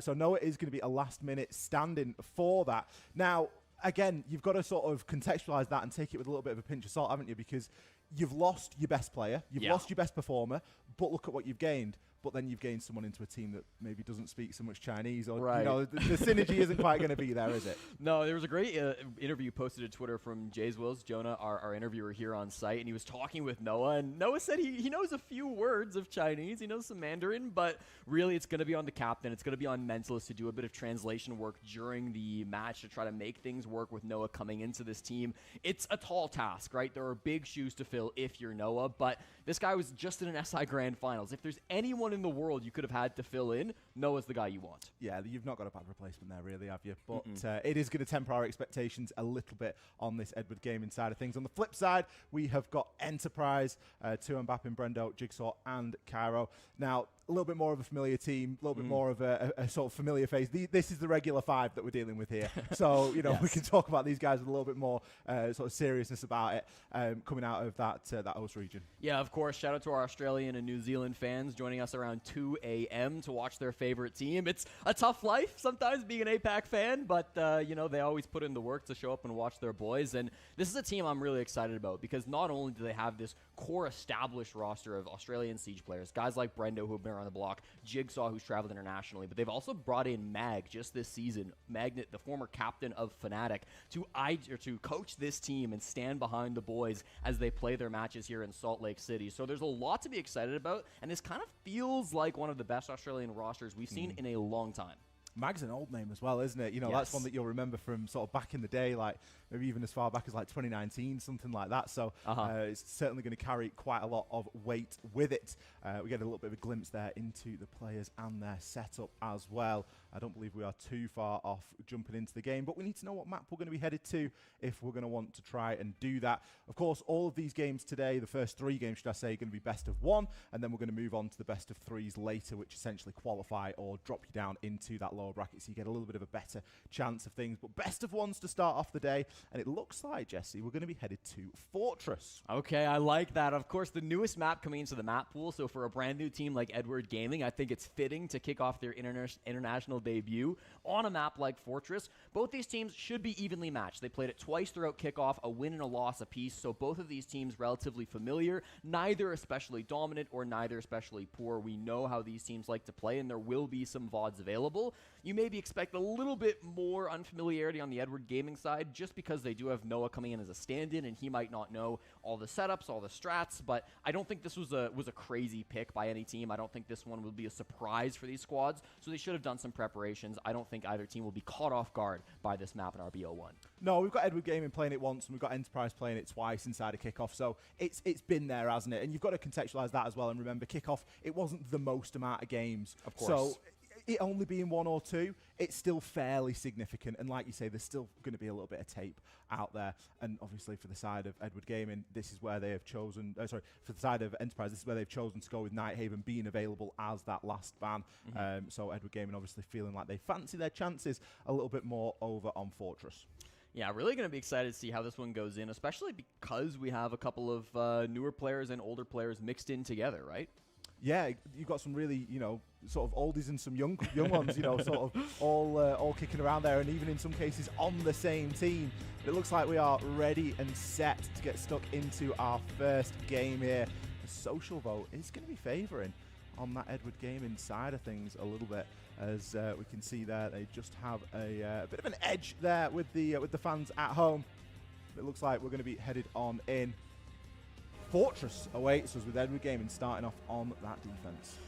Well, Ollie, this is what we've been waiting for. International Siege returns to your screen, and of course, Edward Gaming versus Enterprise get to kick us off. I'm really excited to see what the bans might be, because of course, down in the CNL, China, we've got a bit of a different meta kind of evolving. They haven't really played against international teams before to a great extent, so it's always interesting to see what they want to take off the board. They'll start with a Ying ban. I think super respectable to come out against the Aussies. Edward Gaming not going to have that tool available. And then a Clash ban as well, usually paired with a Mira on Fortress. It's going to be paired with the Azami this time around. Often kind of the Bandit Kaid will be a good common ban here on the map too as well, but not being selected by Enterprise. The Glaz, of course, the final one banned out. So very standard to come through from the attacker bans. A bit interesting on the defense.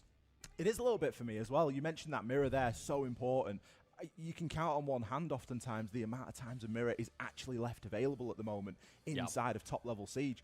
And especially when you start thinking about a map like Fortress, there are a lot of fantastic opportunities. I think about games, I think about bunks. So many little areas there where a Mirror window can really just block things off. But then throw it on the flip side and think, well, if they've got the Monty and the Monty can just stroll on up there, it often makes things a little bit more difficult, doesn't it? So if the Monty is available, then the Mirror may be holding a little bit less impact, hence the Azami coming out. We've already got a little bit of trash talk. You couldn't see it, but while the lobby was getting set up, there was some chatter back and forth, both between the Enterprise guys and Noah as well, going for a bit of chatter. It should be spoken as well. Of course, Noah does have a little bit of experience kind of talking with some of these players on Edward Gaming. Mentalist, as we've mentioned, has played for English-speaking teams the majority of his career. So he speaks fluent English. There should be kind of that gap there that is being bridged a little bit by the captain. And then Nato as well, the coach, also speaking fluent English on the side of EDG. The rest of the players, it's a bit more mixed. Some stronger than others, but none quite as confident as Mentalist. So going to be interested to see if Noah does kind of play a bit on an island when we get into the lobby. Sounds like we are just having a little bit of an issue getting things set up, so we'll be delayed momentarily, but shouldn't be too long before you can jump into the lobby.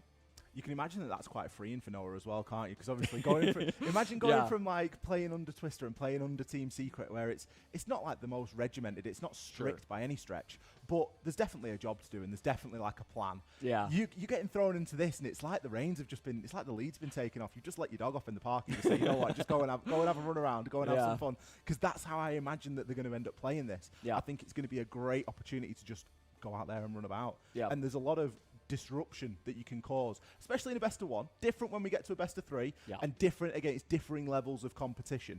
You know, obviously your more structured teams are going to be able to deal with that a lot better, and your more experienced teams are certainly going to be able to deal with that a lot better. But at least for this game, at least, I think it's got potential really to just be quite exciting. Well, something that the team has talked a little bit about, and something Noah talked about again in that interview with Jonah, was that there is a lot of pressure on this Edward Gaming team. Like, yes, they are the underdogs coming in, right? It's their first international event. Obviously, people don't expect them to go for a super deep run, but at the same time, you know, they're representing their country on one of the biggest moments, the kickoff. It's the first time we're ever seeing a Chinese team here at an international event, so there is still that pressure to perform on Edward Gaming's side. And one thing Noah said is, like, he just wants to lighten the mood a little bit on this roster. Like, they aren't playing with the best of circumstances. They're missing the best player in all of CNL. Like, this isn't ideally how they wanted to kick things off, but don't let that get you down, right? Don't let that crush the vibes.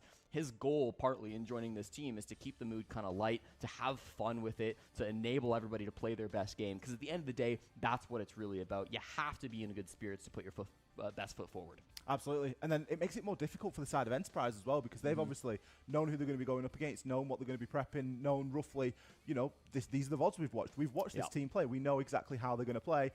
Bam, you throw a super sub in there and you think, ooh, hang on a minute, this is probably not going to be exactly the same, is it? It's probably just going to be a little bit different. It looks like we've got all of our players back in the lobby though, so we do thank you for bearing with us during that, and hopefully we can get ourselves underway momentarily. Of course, we've already seen the bands go through, the Yinglaz, the Clash and the Azami, and it's going to be Edward Gaming to start things off on that second floor, bathroom and command office. Yeah, no surprises to start things off, Ollie. This is the most common bomb site for all teams internationally, so we will see the standard setup being played coming through from Edward Gaming. And, you know, it's always going to be exciting when these first round comes in and maybe the nerves start to get shoved off a little bit. Jigsaw, hold your breath. One way or another, this game is going to get started. We're going to end up playing at some point. But, yeah, I mean, you've got to be so excited if you're these two rosters, not just for Edward Gaming, who we've talked about quite a bit coming into this matchup, but also for Enterprise. They have some younger guys on this team, too, some guys without so much experience coming through, you know, guys like Cairo, who haven't been around the block so much, even Bappin, who has been to some of those international events, but hasn't necessarily traveled the globe like guys like Mentalist or even Mag, or even to an extent like Brendo have on this OS team. You know, you do tend to see some of these players more commonly than others, and while I think most of the pressure is going to be on EDG, Enterprise have a tall task as well. They're also the only representatives coming through for their region, for their country, so I know they are excited to come through and play and show up once again for both Australia and New Zealand, which is being represented by Tuhan here. It's a lot to take on, isn't it? You know, when you start thinking about OS, because regardless of the size of the region, they're a very loud region, and we know that. We know that, you know, it's they've got some really die-hard fans, they've got some brilliant support, and they've got some talented players. So when you're the only team that gets sent there from that region, there is going to be that little level of expectation. You're 6'7", 300 pounds, 2.5 marathon for fun, just prove myself I can do it. Oh God, bro, that's pain. You're always going to have a little bit of that as well, and then you're just going to want to do well for yourselves as well. Unfortunately, it seems like we're struggling to get ourselves. Am I able to turn off the delay? Figuring that out behind the scenes. But for these two teams, I can, but honestly, I don't big really. Day to start off kickoff. We're a little bit fortunate. I guess it's not easy to do so. Frag. Also, going into circumstance around Wolves. For anyone that didn't see on social media, there was a bit going into ranked and back. Like I have to turn things on and off. United States, so they weren't able to actually field a team. What software do you use for clips? I use OBS Replay Buffer. Able to attend. So for Wolves, they're going to be sort of sitting and waiting really for. EG might be cooked. Yeah, no, kind of is a good thing as well. We have time to change Get the first predictions? game out of the way here and maybe get the nerves shaken out because, Hold on. as you just mentioned, the winner of this plays Los. Now, Los, they're not the best team in South America. No. Nobody's claiming that. But they're still a South We American can't change team. predictions. team. All They right, really well, we're are. locked They've in. got some massive EDG names in has that it. squad, too. I think Dash has been fantastic for that team recently. I mean, both you and I got to cast him a bit. Believe down in the EDG, SAL, Cam. and I'm really excited to see what Los can do as sort of a Brazilian underdog coming into this first phase. They will be the favorites, I think, no matter who they go up against. But whether you're EDG Why'd they even or pick up whether you're Noah? Enterprise, getting this game out of the way first, being able to shake off the nerves a little bit, get a win under your belt, take that double on Fortress before moving on to your toughest opponent of the day should be really empowering for these players and should be. Where are they even able playing to, right now? Again, let them put their foot In a foot hotel room? forward, you know. That's how I'd want to be entering. I wouldn't want to be entering anything less on an official game as a warm-up because you don't want to Yeah. be going up against that Los team cold. As you Yeah. mentioned there, a lot of talent, a lot of potential for an upset. They sit in that. It's such a dangerous spot where they sit inside of SAL because it's that 4th to 6th place. Yeah. That's where I see that team. Yeah. Genuinely 4th to 6th. Whatever the tournament structure looks like, whatever the regional structure looks like for SAL, that's where they sit, and it just throws so much potential in for a big upset because of who they're going up against on a weekly. And then you've got to think about it. You've got to think, they're one of the teams that are here instead of a team like Team Liquid at the moment. Yeah. So there's some big shoes to fill. Speaking about big shoes to fill in our first match here, it continues on throughout the rest of the day. Yeah, and if we're staring at some of the players and, of course, the coaches as well, I want to talk about Nato just for a bit. He's the one sitting in the bottom right there, lounging as he watches over his players. He's head coach for EDG, but before coaching Edward Gaming, he was actually a coach for Enterprise, was able to be behind them for a couple of really big tournaments, including some SIs and some really important matches where he was able to assist Mingoran with that team. I know it's a conference room, but it looks like a hotel. Had his share around the block. He knows what it's like to play up against these I'm players, going to and picture them in a there's gonna be hotel. even more trash talk coming in. There's a bed where they All can different pound it out factions, afterwards. both with Nato, then with But Mentalist. it's just out of camera frame. Mag going way back to the Fnatic. That's on a days. different There's stream. a lot of overlap with these two teams, so it's quite fortunate, I think, that they are Oh. able to play up against one another for this very first match. And as Nato, the coach, starts to give the fist bumps out to his What happens if they players, win? Does Noah seems get money? like they Of are course. ready to load on in. Mag on the other side. They would pay doing Noah. just Why would they the same. not? So much experience behind those two great coaches and a lot of weight now on their shoulders. Yeah, as you mentioned there, Mag, of course, a lot of experience as a player, a little bit less experience as a coach. Only really listed for Enterprise here. But in terms of playing history, I mean, there's few that have been doing it for as long as Mag, really. Yeah. It's a proper click down the scroll wheel and whiz all the way down to the list on Wikipedia, way back to sort of 2017. That's why you don't have a right back charm. to basically the inception of the game and the inception of sort of professional play inside of Rainbow Six Siege. They have been around. Yeah, I mean, Mag, really the founder, I would say, of Australian Rainbow Six. You know, the What's captain bad of with that team comeback bonding, for the Cam? better part of 6 years. I mean, that's an insane stretch to go on. And back What's when bad with Siege team was bonding? starting out, Australia That's was one way to for a good bond. period of time considered the best sub-region down in APAC. That's still the best North teams in the America world was all kind fuck of at each the other. top. You guys know that, right? Brazil was starting to warm up as well back in the early days, but when APAC came onto the scene, it was really that Fnatic squad and then to an extent that Norarengo squad from Japan that were kind of the front runners. That must be coming why up you to guys APAC aren't on the and best team in the setting world. The stage Huh. for what APAC Siege Interesting. would have to live up to as they went forward throughout the years. Imagine So, how close you can so get much to history people. coming You know, around from you Mag, just and it's dominate nice to them see him coming back beforehand. into the scene to You know? play, or at least to coach for the top team out of Australia. I know he spent quite a lot of time in Japan. I believe still lives up in Japan as No, well. 5 minutes but one to be able time, to it was come the back hardest down race to you ever fourth place ran. Down under. It's been excellent to see.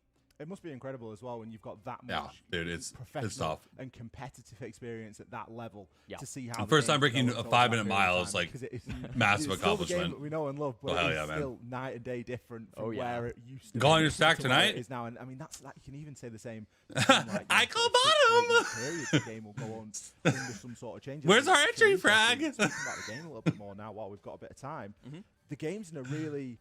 It's in a really fun position at the moment, but it's also very different to it. It looks what like a stripped has out been. hotel room. And I think I don't these that's switches what I. change, it To me, just it looks like it looks like a hotel room. That's why I No, said absolutely that. not. And I think you start to That's where the not bed just on was. Snake, but on Bed all was these here. Information operators that we have on the attack. You got Snake, Deimos. Look, what is this? It looks like it's part of the fucking bed rest. These operators that Am I really wrong? assist with the roam clear, especially like it's. It looks like a tough hotel position room. To play Sorry, but offsite on your own as a defender right now. Like there are so many tools the attackers have, and then even beyond that, you know, if they know your spot, they could ying you out, capture IGL takes bomb. you out. There's shields that can be brought to find you if they can't, if they don't want to check every corner with the drones. Like I do think A leader the has to meta set the is tone. leaning more towards the attackers compared to what we've That's seen fair. over the last few years, and a lot of that is just being boosted up by these really powerful information gathering operators that the attackers have access to. Yeah, they're doing this in a hotel room, Juice. When the camera turns off, they like pound it out. So players will always dramatize it a little bit more, and they'll say it's very attack. You know, it's so attack. Like who loses a round on attack now, sort of thing. And you'll watch these players and they'll go and lose a round on attack. But it is a situation where it looks like a you've stripped got out so many hotel different room. Options now. You can either go down the information route, with Snake now rounding out a trifecta of really egregious information operators, or you can go down a let's get everything open route, and you can bring all the hard breach that the game has to offer now, or you can go down a mega disruptive route, and you can bring all the disruption that the game has to offer now.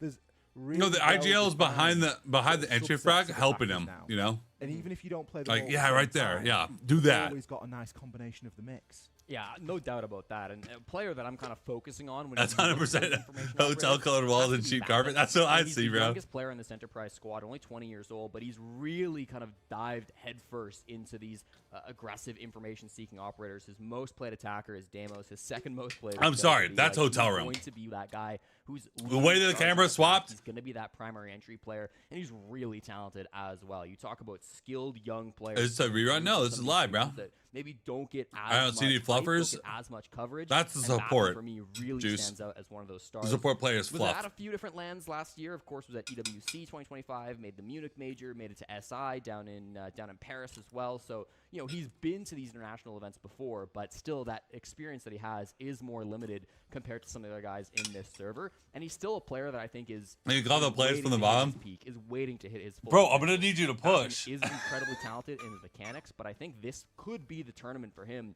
where 3, he 2, starts 1, to go, rise go. and 3, really 2, 1. showcase what he Go, can go, do. go, go. I'm coming. Unfortunately, Push. we're Work the going to push. Sort of star player for star player. Power, power, As power. we know the star player for the side of Enterprise for Edward Gaming isn't able to be at the event. They're not able to make it here, and it's almost a shame because it's kind of worth shouting out direction in the way that they played inside a kickoff. Because they What were do you by mean? far and away Fried the rice. best player Girlfriend made fried rice. inside of CNL. She's leaving for the weekend. It's not even close. Like And she knows I'm gonna be doing some degenerate streaming stuff, but she made me fried rice. The second rated W cupcake. It's a 20 kill margin. Like it's I couldn't afford a ballroom for this. It's This is absolutely phase massive. one. Same amount of maps. No one gives a 20 fuck kill about margin. phase one. Now, Oh, surprise, I'm surprise. gonna turn this Have a guess lower at for a which second. map was most played. No one gives a fuck about phase one. Let's be fucking clear. No one gives a shit. That's why they're doing this in a hotel room. Don't worry, phase two is gonna look a lot better. But phase one, no one really cares. Throughout the course of this major. Fill in that hole, and fill it that almost gap. puts Noah in a Take bit that of an gap, awkward take that spot, gap. 'cause Oh, he's I'm the one coming, filling I'm the coming. shoes. Oh. Yeah. And Noah is an aggressive Power, player, power, you know, power. He's playing kind of the entry flex role on this team as he's kind of moved into this. Let's EDG role, go! but he wasn't really a big information player. He actually, no, I'm lying. He played quite a bit of Snake, so maybe there is going to be that easiness to dive in and kind of recover those roles. It was the second most played attacker throughout the kickoff, so he has that experience on Snake. But it's under a very different structure. Absolutely, and I'm worried about Snake. A big benefit to that operator is. So about where you at? I need a hard reach here. Teammates. Yeah. That is tough when you have to Yeah. throw a translator in the middle of it. Yeah, absolutely. Unless there's somewhere really easy. True. There must be like we must be able to like just sort of categorize a Yeah. few call outs. Like surely everyone can just learn what kitchen means, right? Because there's always a kitchen. Yeah. There's always yeah. a kitchen. What else have we always got? There's usually a meeting room. Yeah, usually like a Was it Diddy? bedroom is a big one. Yeah. Or a It's like dorm we're or a making a bedroom. joke because they're doing this in a Yeah. hotel room, Like an office. and the bed's behind the Garage is camera. quite a popular one. Yeah. But yeah, everyone yeah. knows. If you It's actually like went down and like wrote out. So you know this. from the best from teams top matches, pound it wrote out some before and after pretty matches. standardish right? call outs and Uh-huh. understood like right, okay, this is there, that's there. Yeah. I know what kitchen is in Portuguese. What is it? You know. Cozinho. Casino. Yeah. Okay. I only know that because I've read it about 1 million times cast in Sure. Brazil over the years. Won't be helpful to Noah. Not going to be very good for Noah, unfortunately. I don't think that that's going to help them here. Yeah, I would. You know, it wouldn't be a bad strategy if you were Noah to just come into this game with like with just small cheat sheet. You know, of like 6 or 8 words that you can. I think it's the pronounce. pronunciation, though, isn't it? Yeah, but if you can get like Facts. 80% there, like you'll write it in Latin Bro, characters, obviously. Like you'll sound. Why it do out. you, It's the not best right teams to in the sound world characters, all that fuck would each be other? so Everyone stupid, knows but, this. You know, if you can maybe try to write some words, Like we that's can why see they're like guests all nice and like clean there. have There's not many perfect of the like sort, so just 'cause we're synchronicity. relying on Like they're all like in few of the lockstep speakers they have on the team because and, they you know some of the players on how to pleasure you. One of the benefits, of course, is going to be if you look at Noah's position in here, sat in the room. No. A lot of people are going to be able to see that monitor. It's a quick look over your shoulder, granted, so it's not ideal. You can't, you're not always going to be able to take your eyes off the screen if you sat on the 2 seats behind. But both players flanking sat either side, they're going to have a great view of Noah's monitor. And I think it's something that we always talk about when we start thinking about LAN and people playing in the same room and in the same space. And you have a look at how these teams lay them. It's no accident. They don't just sort of rock up and go, I'm sitting here, you're sitting there. Yeah. It's very well decided. It's very orchestrated. And oftentimes, someone who needs to see everything's going to be in the middle, maybe an IGL. Or if you've got They know exactly where each other's G spots are. They're definitely going to know where each other are in the game. Going to then be able to act on that. That's for sure. We'll keep an eye on the player cams, but we might see Noah sitting dead on cams. Then he goes. Five years have been very open about how they pound each other, and that's why they won NAL. That's what I'm saying. Monitor, like you never know. Whatever. Oh it my takes to get God. the job done at the end of the day, and I think for a team who are coming in with the attitude of like let's try to have fun, let's try to relax, like that's exactly what might be. They know when the beneficial team is for getting the tense because they develop a sixth sense of when each other are puckering. It's like, what are you doing over there? Players trickling How you back doing, into man? the lobby, so, I sensed something we wrong. are walking about this. We have been working hard behind. Well, we have not been working hard. We've just been sat here flapping our gums, Jesse. But We've there, done nothing. There have been people working hard behind the scenes. Put it this way. And This stream is now rated we've 18 got, plus. 7 of the players in the lobby. At the Sense of moment. when each other are We're just waiting puckering. for them Okay, I don't want to hear that again. to join on in. Are drops And live? then we'll be getting ourselves. Yes, drops are underway. live, guys. And the players They've been live for a little bit, actually, but drops are live. We do be rest assured about that. They go through all the prep. They go through all Oh, the it looks normal. weird. Look at The this last shit. thing you need is a bit You of a click false this, start. and look at this, Yeah, all no this doubt about bullshit. that. And What while the we have still a fucky? little bit more time to yap, I hyped up Bappin a little bit coming in for this Enterprise roster. I think you have to mention Jigsaw as well.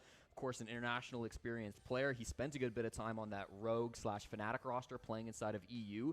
Never This is why I said it's really good stacks. found Test them out success he was first. Yes, looking all the for good after players fuck going each in other. that import position and trying to qualify for some big events. Stop the but he's King now has a come girlfriend. back Yeah, down but under to stop play it. with his countrymen, and he's been to events since. Never. right? I'm not Montreal gonna Major call Chiefs anyone over in individually for this 2024, but it's been a bullshit hot joke. minute Never mind. Since we saw Jigsaw really take the stage at this high of a level. Never And he mind. does seem to still have it. You look back at the numbers and some of the gameplay from the APL, and it really did feel like Jigsaw was the guy who was leading the kill feed, if nothing else, Yeah. for Enterprise in the server. He'll Like, be on that kind of hardcore entry vibrations duo go right, alongside Bap and getting soft, involved in some of like, those early gunfights. soft So if vibrations there's go left. anybody who can maybe match up to the gun skill on the side of E. A sudden pulse Anybody is who's gonna be able to push. shoot back the best against a guy like Noah.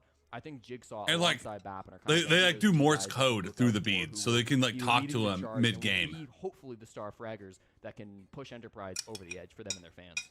Again, he's another player, isn't he? Where it's a gulf of kills between him and the second highest rated player Like, inside of OS. It's 10. Yeah. Are you kills even trying on the unless same you know how number to of maps, so read Morse code through anal it's just beads? something that really can't be ignored. And again, you look over to who they're playing. They're playing a lot of Solid Snake, so it's something again that we're going to see. And it really Are you is ready to be the best in the world or not? Getting these teams and getting these players, particularly, quite a lot of kills. A little bit less impressive on the Jigsaw. He's only +3, Sure. but he's still been in a good amount of engagements. That's still 9 engagements that he's been in. Jeez, let's not make those comments. I'm down to make doom and gloom, silly little especially jokes, again, but let's not get into that big bullshit. sample size of games.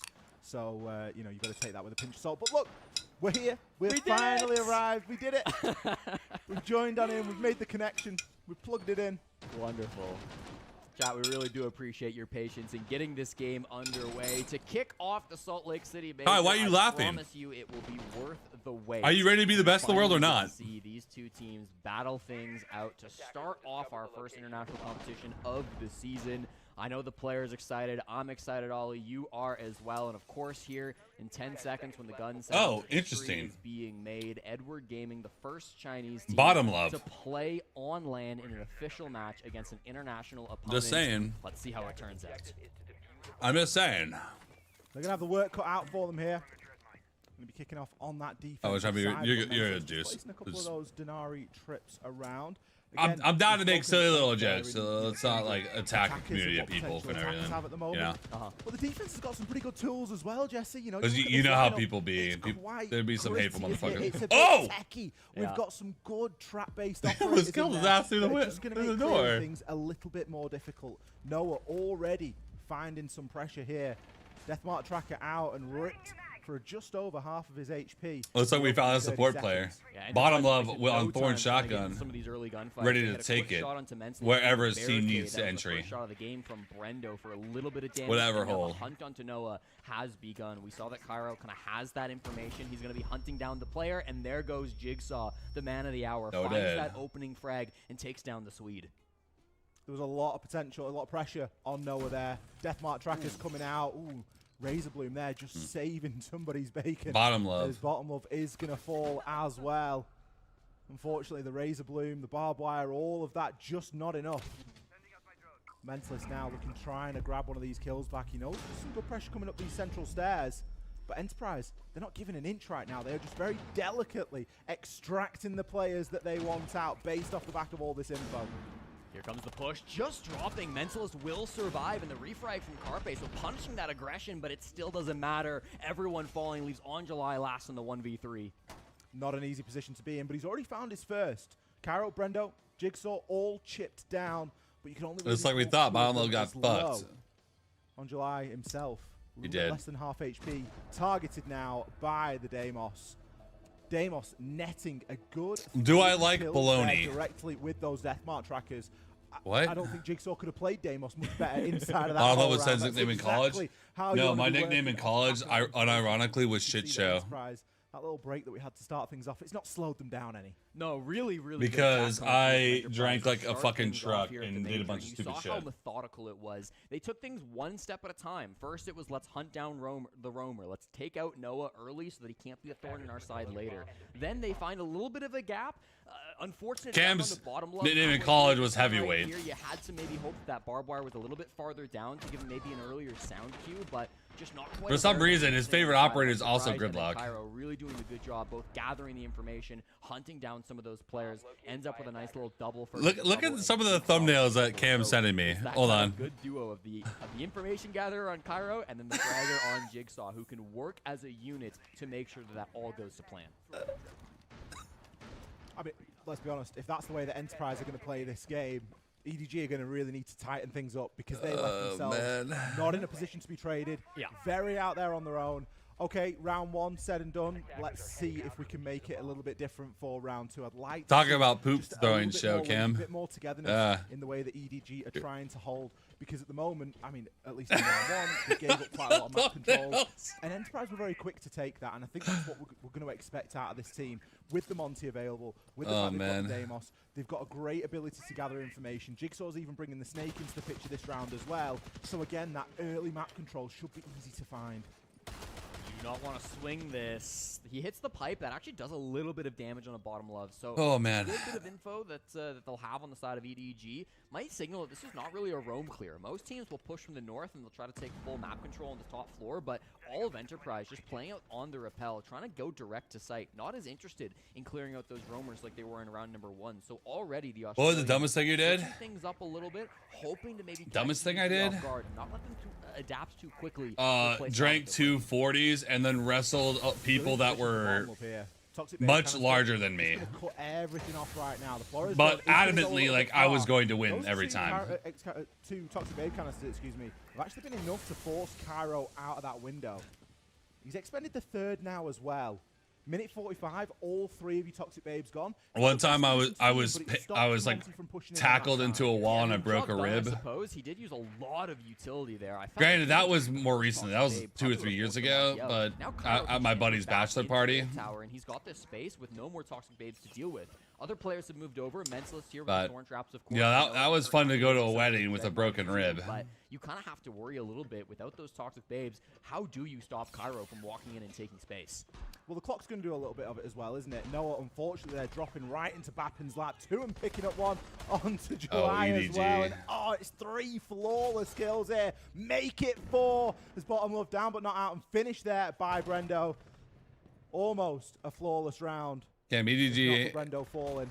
but the diffuser will be planted regardless. Jigsaw to pick up the last. Gam. Brilliant patience there from Enterprise. They recognized, look, Edward Gaming, they're playing this round Cam, entirely you different to fucked the way me. they played round one. Round one, they were running around. They were giving us opportunities. Cam, Left, you right, and fucked center. me. This time, they just tightened the net. They just forced them back into the site, back into the site, back into the site. Noah tries to make a play and drops, and boom, that's the trigger.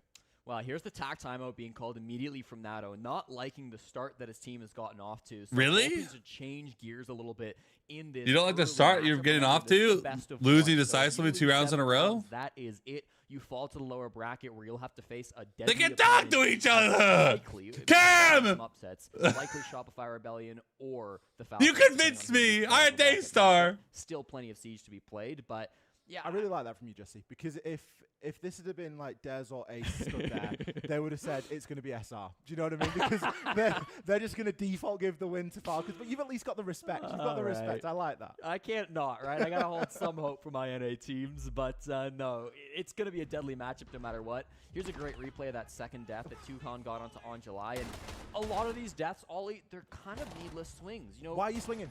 Enterprise was stalling out a bit. You mentioned it. The time was ticking down. They weren't in a great position. They had the Monty, which was creating pressure, but you know, things weren't progressing for Enterprise until EDG started to go for a couple of swings. They started to give up their deaths. Room 120, 121 and making noise. And I believe that was a vert pick actually coming from down below, killing him with the Deimos. But in any case, even in the 5v4, it's not a bad excuse position to me? be in.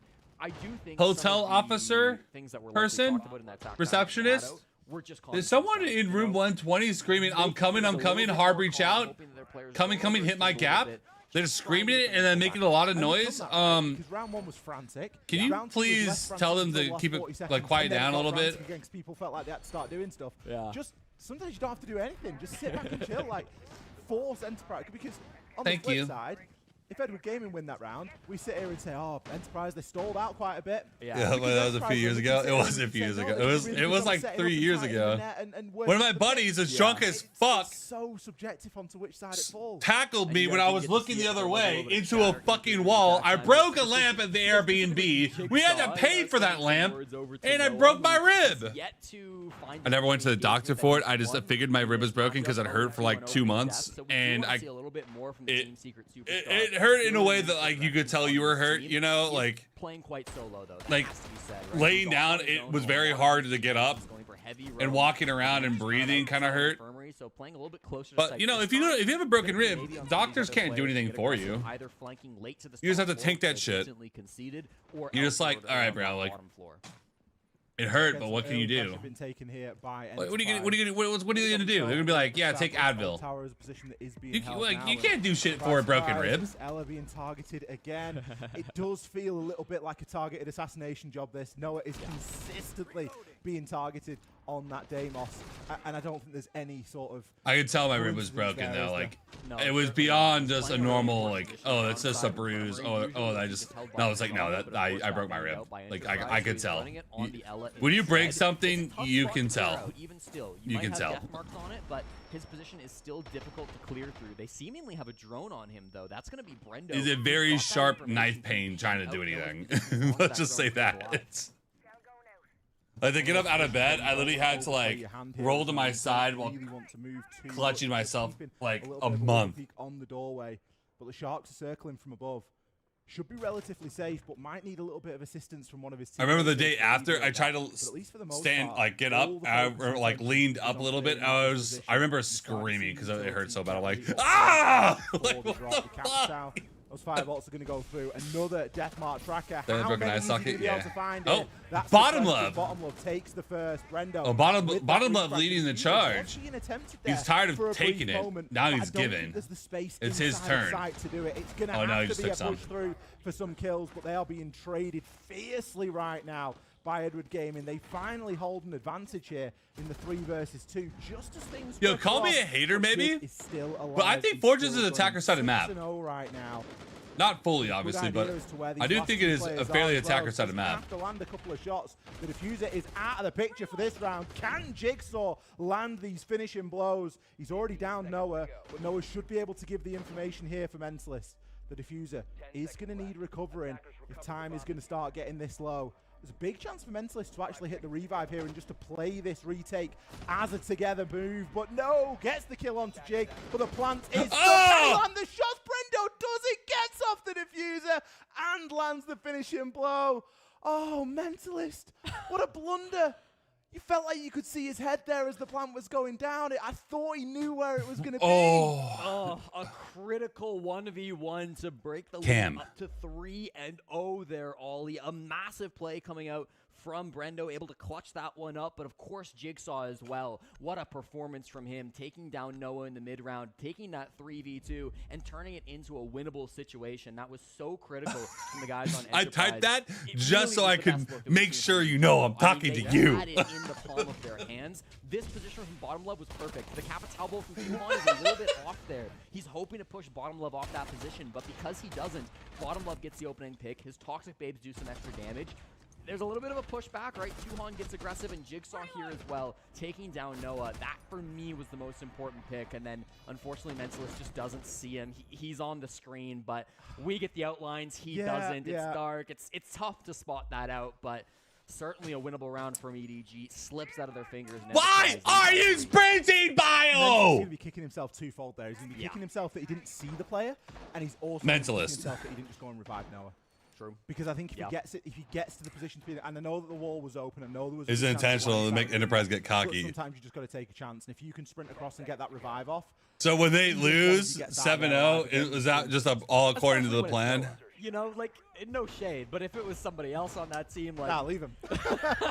I don't know. He was in the SI Grand Finals for a reason. No doubt, the best player on Team Secret after June's departure. So. Really unfortunate spot there, but again, you kind of have to take risks. You have to trust yourself sometimes, and didn't go the way of Mentalist in that round. But now they'll get a chance to adapt. They'll get one more round back on every single bomb site. They played a full rotation through the first 3, so they'll get to go through a second rotation now, and we'll hopefully see a bit of a different look on this defense. And immediately, we see Cairo opening things up once again. How does the smoke die in 30 seconds? And just based on Cairo's current position, it looks like he might have been playing that same spot. It was a vert pick just up through the floorboards. That is a tough one to lose. What the fuck are you doing? From Bottom Love, where he's going down before he really would like to. No shit. Bottom Love's used to getting fucked, though. It's been very one-sided in Enterprise's favor. Nothing new, honestly. Pretty hot on so far. What angle is this? Considering that they're attacking into Fortress, right? It's not necessarily the easiest map to attack onto. Obviously, we've spoken already that attack has a good advantage, but in that opening engagement, it's kind of 50-50. It's up for whoever really wants it. And oftentimes, if it's the defenders that are losing the line, I do know, other than crippling back pain. Position, challenging onto windows where maybe they just don't. I'm good. Definitely hoping to see more from Bottom Love, more like round. EDG knows Noah. Just yet a great Wait, EDG knows Noah, knows Doom. Likes to, I don't. You didn't reread what you said. Say that out loud. No, Line has done so much work for Enterprise. Tuhan a double, and that will make them a 2v4 advantage. Only Mentalist and Angelai left to hold this down. Again, a situation where Enterprise hold the advantage and can just take their foot off a little bit. Send some logic bomb phone calls out there. Mentalist going to find the first onto Tuhan, but that kind of gives the game away a little bit here. Couple of flashes going to go awry, but there's still a mirror window for July to play around. Mentalist really looking to leverage that Maverick hold, but just gets a bit tunnel visioned on it and will be punished. On July now in the clutch, 1 versus 3. Don't think he's going to be able to pick Mentalist up. The plant going down just over his shoulder. Fluffs the first. What am I? There to you be an SLC? I am. Big Tui for Tui in that. That's the difference between teams that banged before and teams that don't.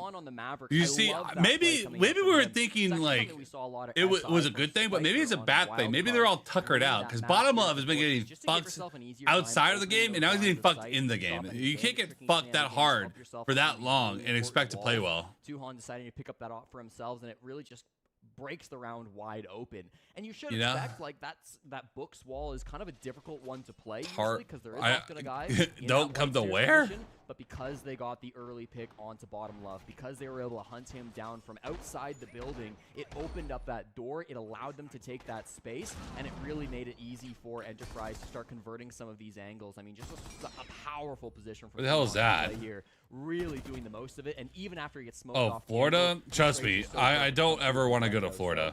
It just feels like Enterprise, they've got a really good read of this game, Ollie. They're finding the gaps. They're making. I'm good on that. I'd rather go literally anywhere else than Florida. And then they're using that space to convert into an execute. It's the space finding for me. I think the way that they're opening up the start of the round, consistently getting that opening kill, and then using that as a sort of mounting position for the rest of the round and how they want to move forward. And even if that's somewhere that they're then going to rotate off like we saw them do in round 2, we saw a pretty significant rotate. I think the only states I would never conceive myself like living at are like Florida and Texas. Fight you here now, we'll just fight you somewhere else where you're a little bit weaker, where you haven't invested so much.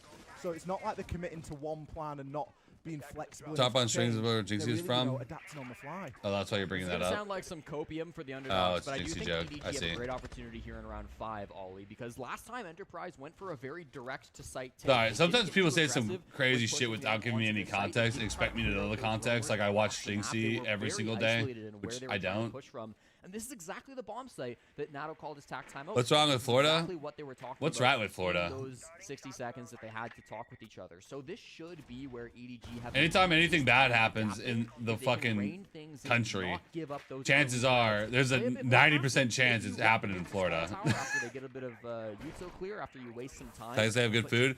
Yeah, but Texas is just very fucking hot and there's nothing there. It's a very big empty state. Win con here for EDG. Especially when you've got your mirror windows, because that's a great piece of utility to play behind. There's nothing Mirror there. hasn't been banned. That's It's made all. it through the entire game Florida, so far. there's a lot You've of got shit solid there, and spam. usually not good shit. So mirror being up there, it's free real estate there to just sit behind that, and you can then send utility from the back of them. We can hear a C4 ripped there, just round the corner. You just saw barbecue. Just saw It's only barbecue. the second time he's fallen Yeah, this that's game. valid. He's going to fall to that C4 from bottom love. A little bit of damage there being attempted Oh, onto man. the Monty. You can't turn your back. Bottom love, he's hitting him with the left and the right. Bottom Either love. side of the road. Bottom love got tired of taking it. He's giving it now. I'm alive here inside of round Fuck number yeah. 5. A flawless He's like, round. bop, bop, for the bop. first round isn't a bad way to start things off for Edward Gaming. Yeah, that's exactly big what I cities wanted and to open see from spaces. Bottom Love. You know, he's a strong anchor player, Ollie. He's not one of those guys that you expect to be roaming around the map. And Oh, no. if he gets in those early gunfights, if he gets caught I off, also live in a he's gonna die completely and it's gonna put different the team in a really atmosphere than bad Florida. position. Like, But I live he's around right, Seattle. intervals, He knows what he's doing. He hits So- some really nice C4s, hits some really good swings, knows when to get Like, you aggressive, guys when can to see, play like, how passive. that vibe is what quite we're a little looking to different see, than and I think Florida. that's going to be the win con going I forward. love We only have Seattle one more area. defense round, but if you could just play like Oh, that Greg. more with Bottom Love, play Hey, around with your a 2 month teammates a sub, little bit, W. You love Texas. You moving there in a couple of years. I mean, one thing I do know that is good about They're Texas, in sight trying to work off that pressure. It really just bro, you can live in a mansion for like 300 grand. You can buy a mansion in Texas for like 300 grand. If they can't find Versus, Noah up like, on his own, if they you can can't buy a find cardboard July box in off Seattle on for his $1 own, million. right? If they have to go into the site 5v5, push with all of those players available, it's going to favor the defenders. Really big round there. And I hope it's the start Yeah, of a little bit Washington of is a comeback really here good for Edward Gaming, state. because we It's don't want to just see anything everything's go expensive as fuck. one-sided. For them to pick up that round is an important one. The best they're going to be able to do here now, though, is only going to be a 2-4 split, which then leaves them a lot of work to do on the attack. Not as bad as California, thankfully, 2-4 but is, you can work with it. You know, California it's is not a probably death the third sentence. state I wouldn't It's want to not live a at. death sentence. It's not where you want to be, but it's It's good just too enough, expensive for what it especially is. a team that is playing their very first international match ever. Yeah. You know, But they're also speaking 2 languages. exactly. So whatever coordination you're hoping to have on For a pale Scottish that's what the Texas you die of heat stroke anyways. Attacks where you're going to need it a little I'm bit. half Norwegian, doubt so about that. I get that. I can't deal with hot. Noah, like, he's one of Even the Washington, guys I start people crying that when he's it's like really out on 80 the island degrees. at a lot of these defenses, I'm like, so bro, it's he's too not hot, taking dude. 1v1s, he's taking 1v3s, Florida, 1v4s. 80 degrees is the Enterprise are default working as a settings. team, they've really been hunting down Noah. We saw a bit of an early fight with him over towards front door, but now the push has shifted a bit. Enterprise making their way in through Hammam. Cairo taking the space on the blitz. There's one player that they have to worry about, and that's just going to be, I think it's Mentalist just inside the door here. Not a great spot for Mentalist to be in, but he's supported on July, catching the shield in the back. 2 rounds in a row there, we've seen shield players just falling from an angle that hasn't been considered. Tuhan, next player to fall as well. Those Rotero drones out of action. And again, we see Enterprise in a 3 versus 5 now. I'm surprised that guy let him Time swing being down lobby by like that. count. Where the Worked fuck out was he? well from- okay, it hasn't happened a lot, but Edward Gaming have worked well when they've been ahead. 1.5 minutes of the round left now. An attempt there at a kill onto Mentalist eventually will be found. But that was kind of expected at this point. He's been part of the problem, and they knew where he was. they don't know where the rest of them are. That's right. I mean, the position is still not very strong for Enterprise. They don't have any top floor control, so they don't know. They do don't get along with politics. Yeah, and just for the sake of everybody's sanity here, I'm not going to be. I don't want to really participate in political talk because people get very butthurt and passionate about politics, and I don't want this. I want this to be more of a safe space. Oh my god, that was a fucking dirty fucking kill. Didn't really need too much teamwork. I want this to be a safe space for everyone to hang out and have a good time and not get butthurt because they don't know how to have intellectual conversations about things they don't agree with. Has disappeared. Still with a man disadvantage here. Colorado looks nice. Fortunately for how quickly they work through the early portion of the round, they've still got a good. Colorado's like discount Pacific Northwest. Seconds, but it is going to be very difficult. Bit of information here. If Brendo can land this shot, that could be massive, but he's got no idea where the second player is coming from. And On July just swings from down those stairs and is easily able to take him out. Bappen. No, well, trust me, we're not talking politics. Bro, we've had people talk politics in the stream before. It never ends well. Just played for the DMR. People end up getting butthurt and blaming me in some capacity. This stream's so toxic. I'm never coming back. Like, what did I do, bro? You just got mad at yourself. Just at the bottom of these stairs. It's like an angry guy screams at me and gets angry. Different angles to check. Everyone going for that one-tap final. Hey, 2-4. I mean, are going to see Edward it's not terrible. Their second round win. Yeah, an impossible spot for a Bappen and a really inspiring round for EDG. It truly feels like they figured out the formula towards the end of that first half. Any players do take notes? It's the best site. I like the reset. I like the energy. Yep. Okay. So I think we can win this. Don't doubt yourself. We can definitely win this after the last 2 rounds, as long as we follow the trends. We follow the same energy. We follow the same calm for the next half.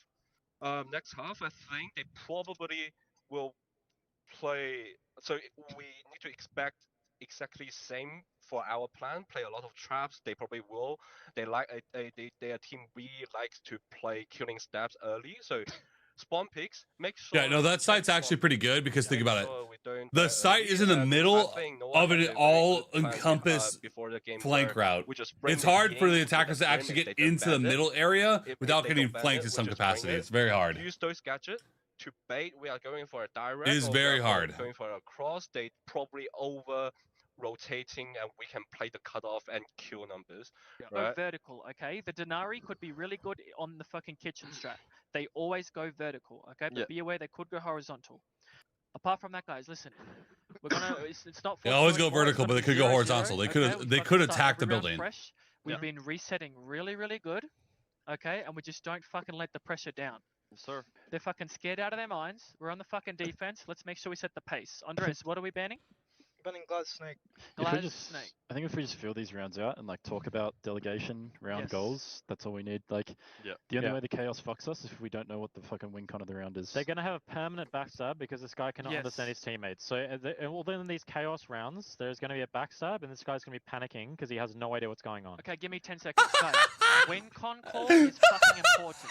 And if we're fighting, we fucking fight together, okay? No solo shit, yeah? The guy doesn't know what's going on, bro. He can't understand his teammates. Big tack timeouts coming out from both the coaches. Of course, that is the halftime timeout That's that we've funny added as in fuck. this season. Both Nato and Mag getting 2 minutes to talk about this. I'm sorry. I'm clipping that shit. What they want to. Chaos fucks us if we don't know what the fucking win con of the round is. They're gonna have a permanent backstab because this guy cannot understand his teammates. So, well, then in these chaos rounds, there's gonna be a backstab, and this guy's gonna be panicking because he has no idea what's going on.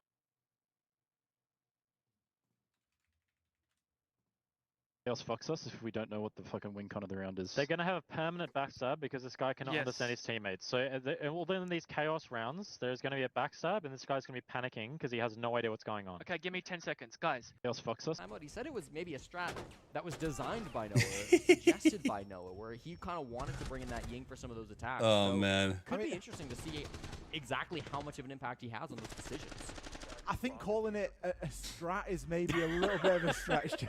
Like, I'm just saying it's a stretch. Like, I love what you're trying to do it. I really do. But bringing the Ying, bringing the Glass. I mean, the Glass has been banned. Chaos fucks us if we don't know what the fucking win con of the round is. They're gonna have a permanent backstab because this guy cannot understand his teammates. So, well, then in these chaos rounds, there's gonna be a backstab, and this guy's gonna be panicking because he has no idea what's going on. Okay, give me 10 seconds. Chaos fucks us. Really interesting listening to Mag there. It's 0-0. It's not 4-2. We're gonna, really try and define our win conditions. They're not looking at just, you know, rolling this momentum over at all. Poor Noah, bro. Poor Noah. I know you want to play the major, but fuck, dude. On what happened last round and just sort of take away those positives from it. And it was very polarizing because it was a bit vibesy, I'll be honest, on the Edward Gaming side of things. Yeah, no, great first listening from Mag, of course, as well. He hasn't coached before, not before this stage, was coaching Enterprise throughout kickoff, but he is kind of newer to this role, but I think he's filled in really nicely. I thought that was a great wow. from at least from what we got to hear from his POV. So excited to see what Enterprise have for the second half. They cannot let the momentum continue to spiral. I truly thought EDG took control of this game over those last couple of rounds. They had answers to Enterprise playstyle on the attack. Now as they'll swap things up, Enterprise move to the defense. It's going to be up to EDG to try to make a bit of a change here, to try to find some of this impact on the offensive side. Lots of information, lots of disruption. We've got both the Deimos and the Monty coming in for intel, and then Carpe and Bottom Love bringing the Ying and the Grim to try to disrupt positions. I like that. I liked what Mag was talking about the Chaos as well, because they were happy to play within the Chaos as long as they were in sort of pseudo-control of it in some ways. Yeah. I want to know what that Chaos starts to look like here. At the minute, I like Jigsaw's positioning. Standard. We've got a Monty Bear He's playing pretty aggressive, but also very like smart, not really overextending too much. I like that a lot. From Jigsaw, but nothing on the back of it yet. The mirror's still up, so again, information can be gathered, and these positions don't need to be entirely given up just yet. Ooh, nice bit of info there. July just trying to get his Selma out, but with this buddy system and with the way that it's set up, I don't think it's going to have too much of an impact, although, say again, Jigsaw did try and make something happen there. He tried to save his mirror window and has paid the price for it. Yeah, lots of util being played here. The Ace making some extra angles, but it's going to be Noah that strikes first. Traded out by Cairo. That's good team play and a second for his troubles. Mentalist gets his head blown off. That's a Monty? Now the numbers back to even. 3-3 of these players trying to clear through this top floor. It's been messy, but I think successful so far for EDG. Well, the diffuser's cold. I don't know about successful. Start to try and work toward recovering. They do have the Ying. Position. It's just on the other side of the wall. They can plant pretty easily, but smoke is still up. Cairo, he's going to be keeping an eye on that. He probably knows that he's got the kit down there and just wants to keep an eye on that location at the moment. But it's Brendo Tuck that worries me. So you know, just bait. Really no, I know. Especially because they don't have kit. They have to go for kills here. They've left it on the other side of the map. The Ying Candelas will assist him in doing that. July taking a good portion of damage there. The Fenrir, always a nightmare when you can't quite see it. And likely going to get caught out there inside of the smoke. Left with no option, but Two-Hand has got his teammates back. July down for the count, and Bottom Love, well, he had the bailiff in hand for a brief second there, but he's only got 15 to play with. He has the kit, but now he's got to find himself 3 kills. There's been a serious stall out so far from EDG, and he's going to have to fit a couple of live shots inside of 8 seconds if he's going to make this one work. Gets a glimpse, but can't land the finishing blow. Two-Hand believes in the shotty. That might be the kiss to death there. And is going to be successful there. Enterprise coming away with that first win on the defense. We rise to 5. Really strong position to be in if you're Enterprise. And I think it just comes down to good patience, to good team play coming out there. Of course, we saw EDG. I really liked their attack. You know, I thought their util was working well together. The Ace charges were opening angles. We saw the Monty coming out, which was gathering. I hate watching these cameras because it feels very motion sicknessy. I mean, they had the read on the player tucked in the corner. It hurts my brain. But in the end, it didn't really matter because the team play was just a little bit better on the side of Enterprise. Even when somebody came in, like the Ying should have been a free kill, Two-Han was there to cover his teammate. And I think that trade game in the 3v3, when the time pressure is being put on EDG, it makes things really awkward to try to convert. And you know, it wasn't a dominant round. Very easily could have gone the way of Edward Gaming, but Enterprise a little bit better when it matters the most. I think Enterprise just look in control. Sure. That's the big takeaway for me. They just look in full control of the round and what is happening. Something that was, you know, maybe a little bit of a mark down. It wasn't, you know, it wasn't an A+ paper. Let's be honest. There was a few little mistakes in there. Yeah. I commented at the time. The Selma charge gets thrown on the mirror window. The way that was all positioned and set up, it was designed so that one can assist the other. And if one mirror window gets compromised with a Barnapelos or a Selma or whatever throwable hard breach you're going to try and use it, the other one can try and sort that out for you. Jig gave his life up to try and save the mirror window, and it just seemed a little bit sort of needless in a lot of ways because I thought that was what the setup was sort of designed to do. It didn't end up holding a great deal of value into how the round actually played. It was just that small little moment for it. On the other side, EDG, did they do the strat? Did they try and bait and then get people on cutoffs? Not really. Yeah. We didn't really see that, did we? It was a very flat God, approach. this camera hurts me, bro. As well as the Ying, I don't think that you're going to be able to be in that position of, you know, really sort of baiting things out. Yeah. And, you know, I almost would have liked to see Mentals maybe get a bit more aggressive on this Monty. Like, had a lot of vision. If you at least, like, bring down the shield, threaten a little bit, say, hey, I might be shooting you to the side here, that makes things a little bit more difficult for the defenders. Yeah. There, again, during the tech pause there, briefly, a bit of chatter going through, mostly from Jigsaw, directed in Mental Sway. Of course, 2 and 6 from the captain of EDG. He's not a high frag player. He's going to be on hard support roles, so we don't expect him to be popping off. But with the history between these two teams, it makes the trash talk cut just a little bit deeper, you know? Absolutely. And, you know, Mentalist always finds himself in the middle of it, I think. It really does. It does kind of just feel that way a little bit, doesn't it, sometimes? Yeah. So we are kind of used to that a little bit. He's going to switch off the Monty at the last second there and go over onto the Twitch. So maybe trying to prove you wrong, Jesse. Getting that F2 in his hand, one of the best guns in the game. Right? No, okay, DMR. Still, DMR. Any DMR is one of the best. Still good. DMRs are maybe the best guns in the game. Yeah. And then we just put all the other guns underneath that because, DMR superiority is certainly a thing. Yeah. That being said, we've got a couple on the other side of things as well. Two-Hand are going to be bringing his. Something that's impressed me from Enterprise is the togetherness that they play with. Yes. Enterprise, they definitely fuck. Two-Hand, like, I think it was Brendan that was like really tucked in and just trying to melt into the wall, and he's immediately being held. They just seem like they're holding one another's hands so much. And of course, they do a great job of chatting a lot of crap inside of the all chat because a little bit of a question mark there. Noah just, you know, what can you do? Poor old Noah. Kind of in a bit of a lose-lose, really, with what he's said that he will do here in terms of stepping in for someone in a team, because it's never going to be easy. You're never going to look great doing it. It's been Tui and Jigsaw who've really taken control of this game, and they've been letting the opponents know constantly with that. Good opening pick. It's untraded to come out from Edward Gaming, so now they're going to try to work this play in 4v5. They're still working on the roam clear, by the way, and you start to see these Enterprise players fall back just a little bit. Bappin deciding the hallway is not his best position. Jigsaw setting up some of these Kibas still inside of bathroom. You need to find utility to clear this out. They've got 3 flashbangs. They've got some smokes. They've got nades on July as well. Some of these have to be used to clear. I didn't see how Noah died. How bad was it? 4v5, I was posting a short. You have to catch someone. Stay on my concentrator vibe. Especially when you look now at what Enterprise have got. We've got 20 Shoemakers to send.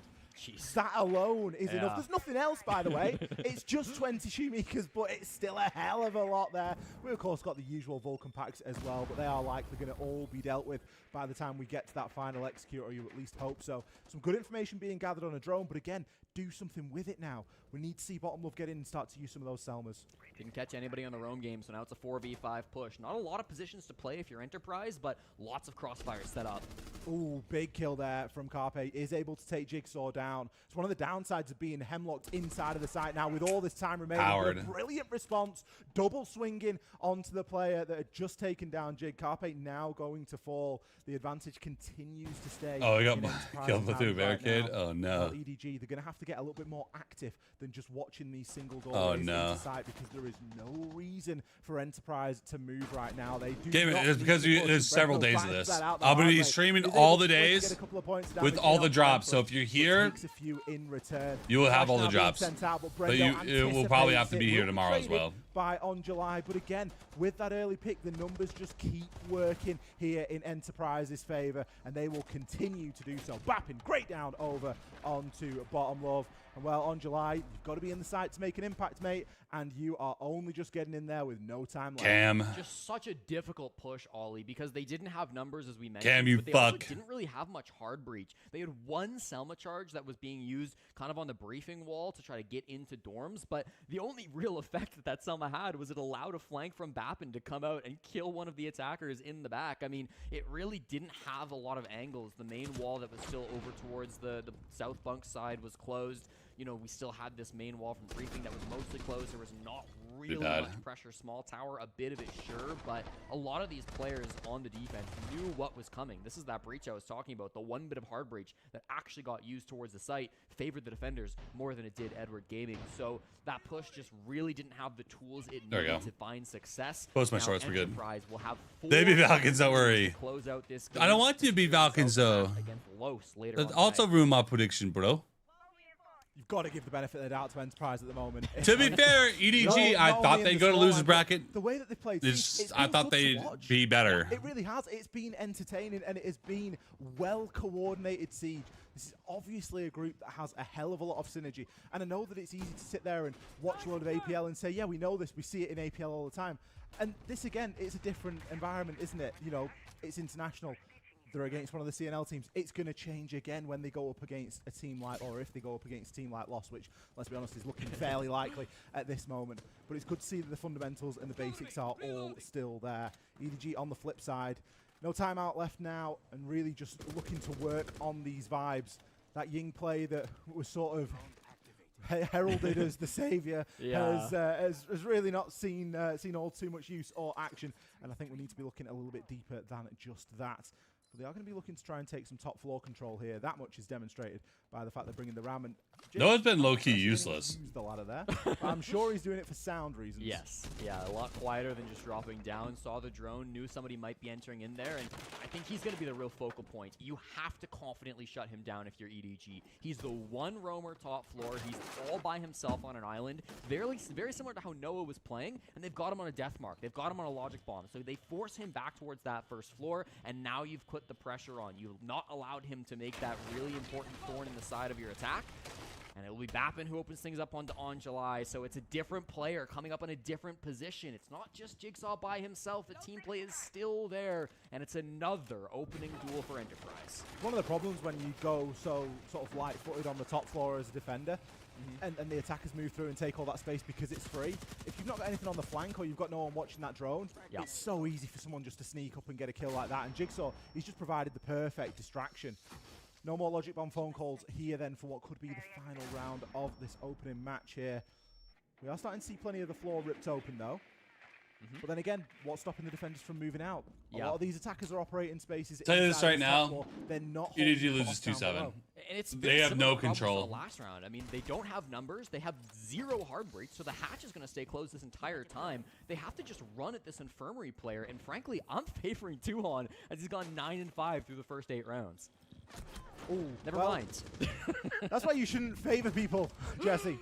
Jigsaw is going to be there to try and level things back, but Mentalist hit a huge double kill here in this round, and it could be enough to keep his team in it. Half HP and still with the diffuser in pocket. You question how much information is left now for EDG and how much they've got. Cairo taking a good portion of damage there. Noah is going to find the kill onto Jigsaw, but immediately he is dealt with, swinging 1-for-1 right now as Bappin and Cairo wrap up here. And that is going to be Enterprise advancing through into the upper bracket semi-final against Lost later on. A big statement match coming out from the lads down under. They managed to get it done, and for Edward Gaming, it's not the debut they were. This may be a hot take. What's the fucking point of phase 1?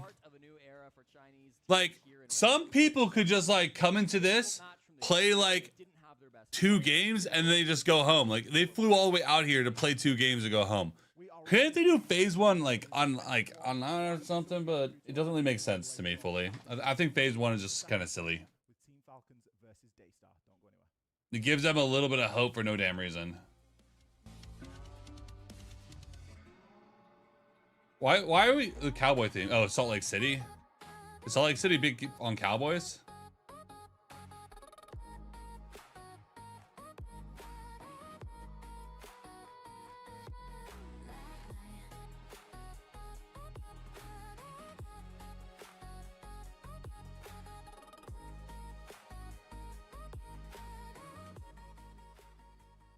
I think we're going to see a lot of blacklight commercials.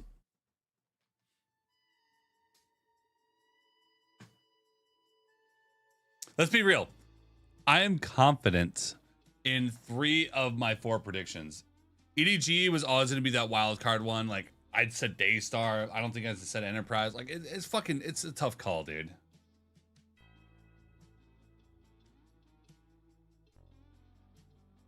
Let's see, is Western? Ah. So I should show up to Salt Lake City with a cowboy hat on. Heard.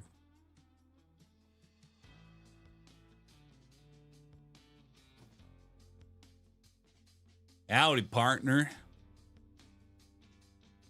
I do declare that EDG was kind of dog shit, my guy.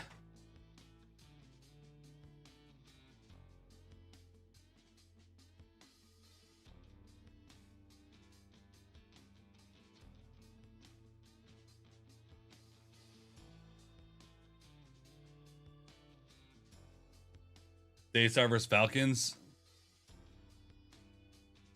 Okay.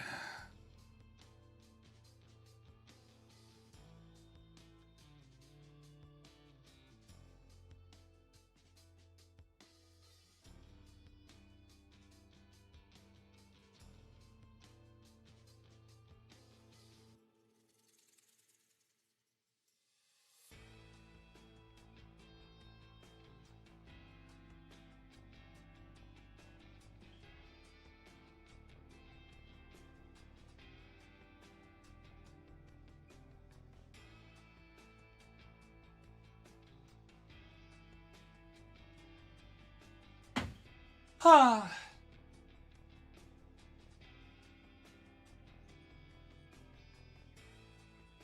He's gonna kill you. Wait, is Iron Shot Fire Belly kills me. Buddy, how that contract's looking, you know? So that's like, I think we got some way. We got a bit of a threat going on. I'm not threatening. I'm not threatening. I'm just might not be good for his career. Might not be good. Fuck. Let's not good. Oh my god. No, no. Wait, actually. Put a mouse. Oh my god. No, no, no. You why?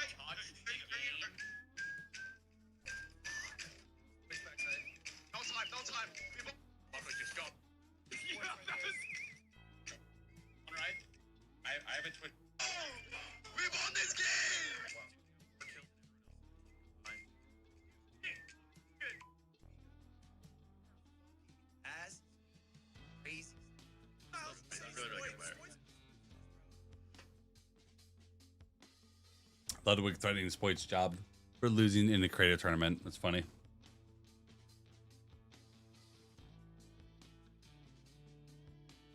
Cam, that gridlock video is live.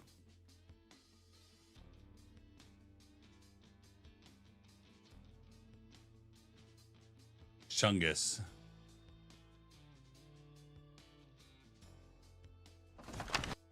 Do you have a delay on? I do. It's a 20-second delay.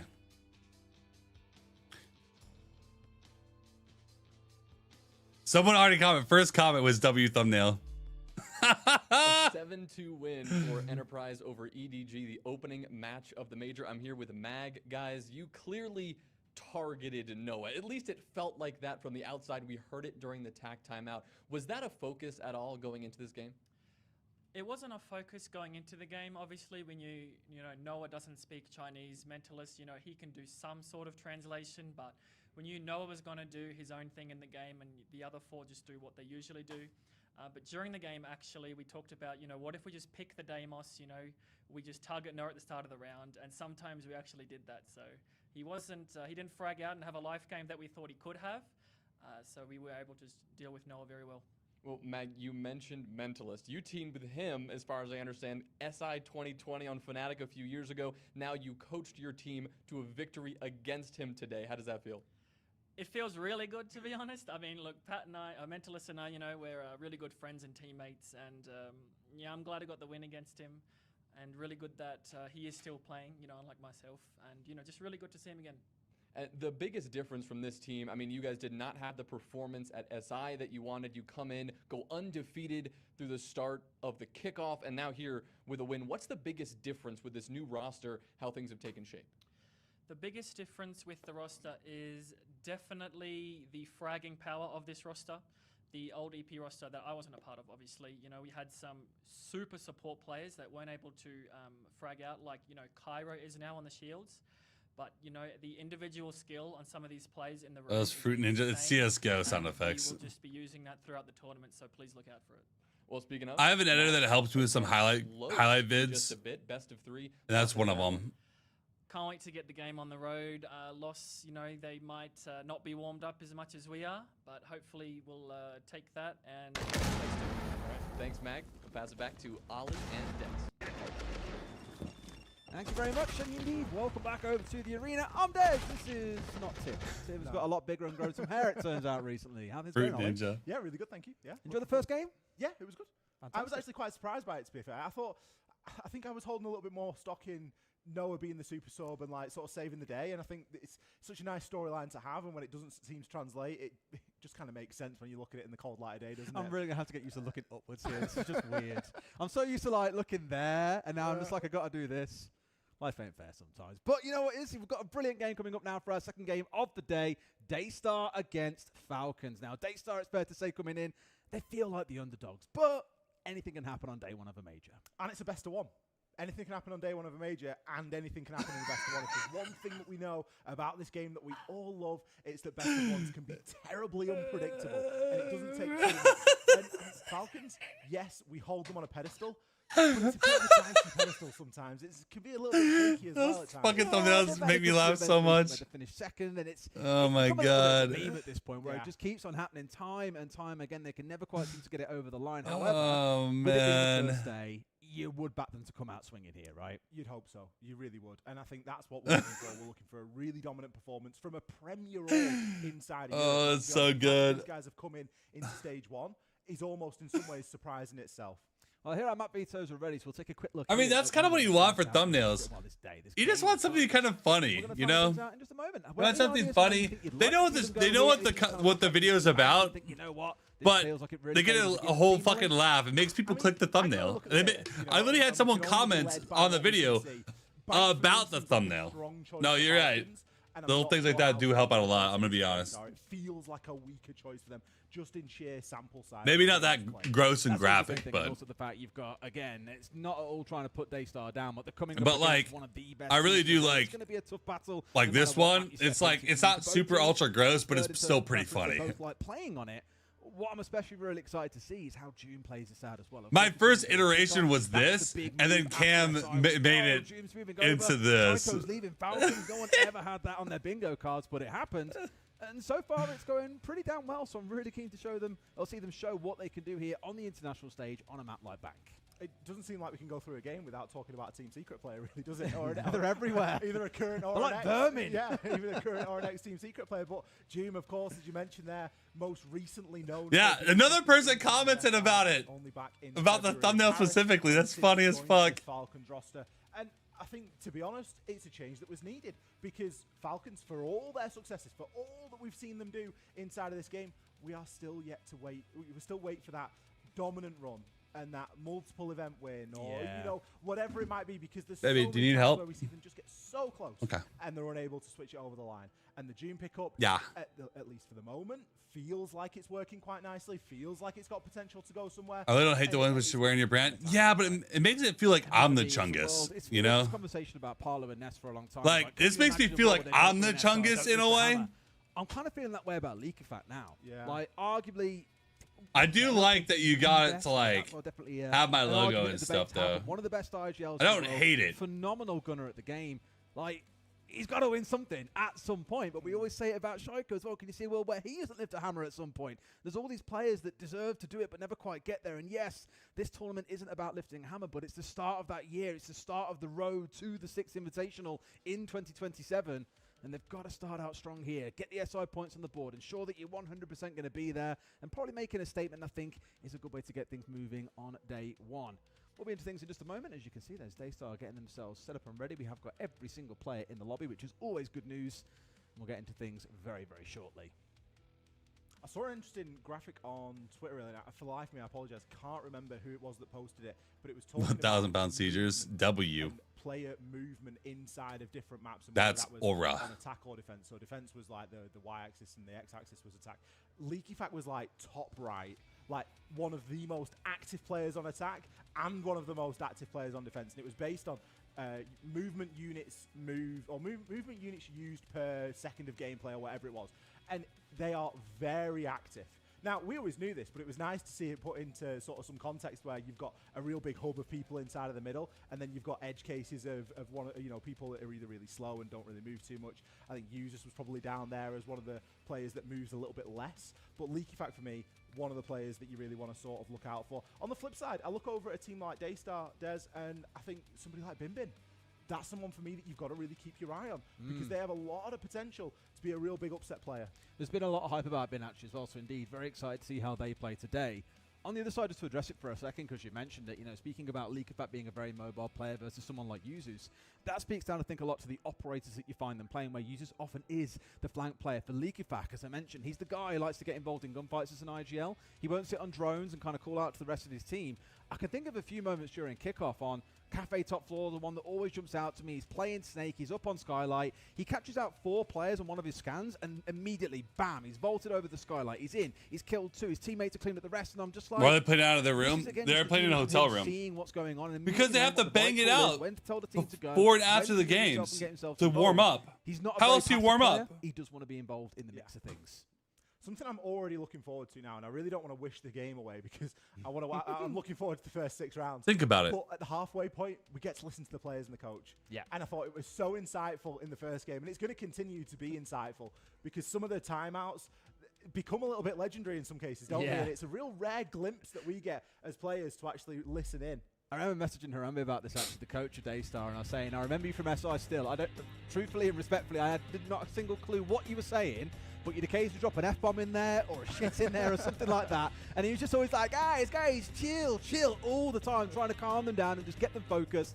And I had a chat to him, and he was saying, like, look, kickoff went well for us. We're coming in here. We know we've still got a lot to learn. We want to play a lot of big teams here to continue learning and growing, but you will see a better Daystar than what you saw back at SI. And I was like, wicked. Can't wait to see it come out. And this is certainly a big first challenge against Falcons. Let's get into our operator bands. You guys see they win? Who's not going to be available? Daystar, that is. First half. You think Daystar takes us home? I nearly called you Tim then again. Yeah, it's going to happen. It's like I'm going to restart the TikTok stream.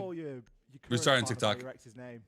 Oh, does that happen a lot, does it? It's never happened to me. So, yeah, first phase is basically like you went to, then? intro to the major. That's one of the examples, isn't it? I think more like you've probably Let me make them quiet for a second. Phase 1 is basically like intro to the majors. Some teams that are going to be playing for the big money. A lot of teams that aren't really going to get very far, but it's kind of getting you into the major. And for you guys, there's a lot of drops still. So. She's done it again. Yeah. Okay. Is that because you were just stood at the back door waiting to go out? I think because there's just 4 of us. Yeah, all the time. Yeah. Pissing on the floor just as well. The back door.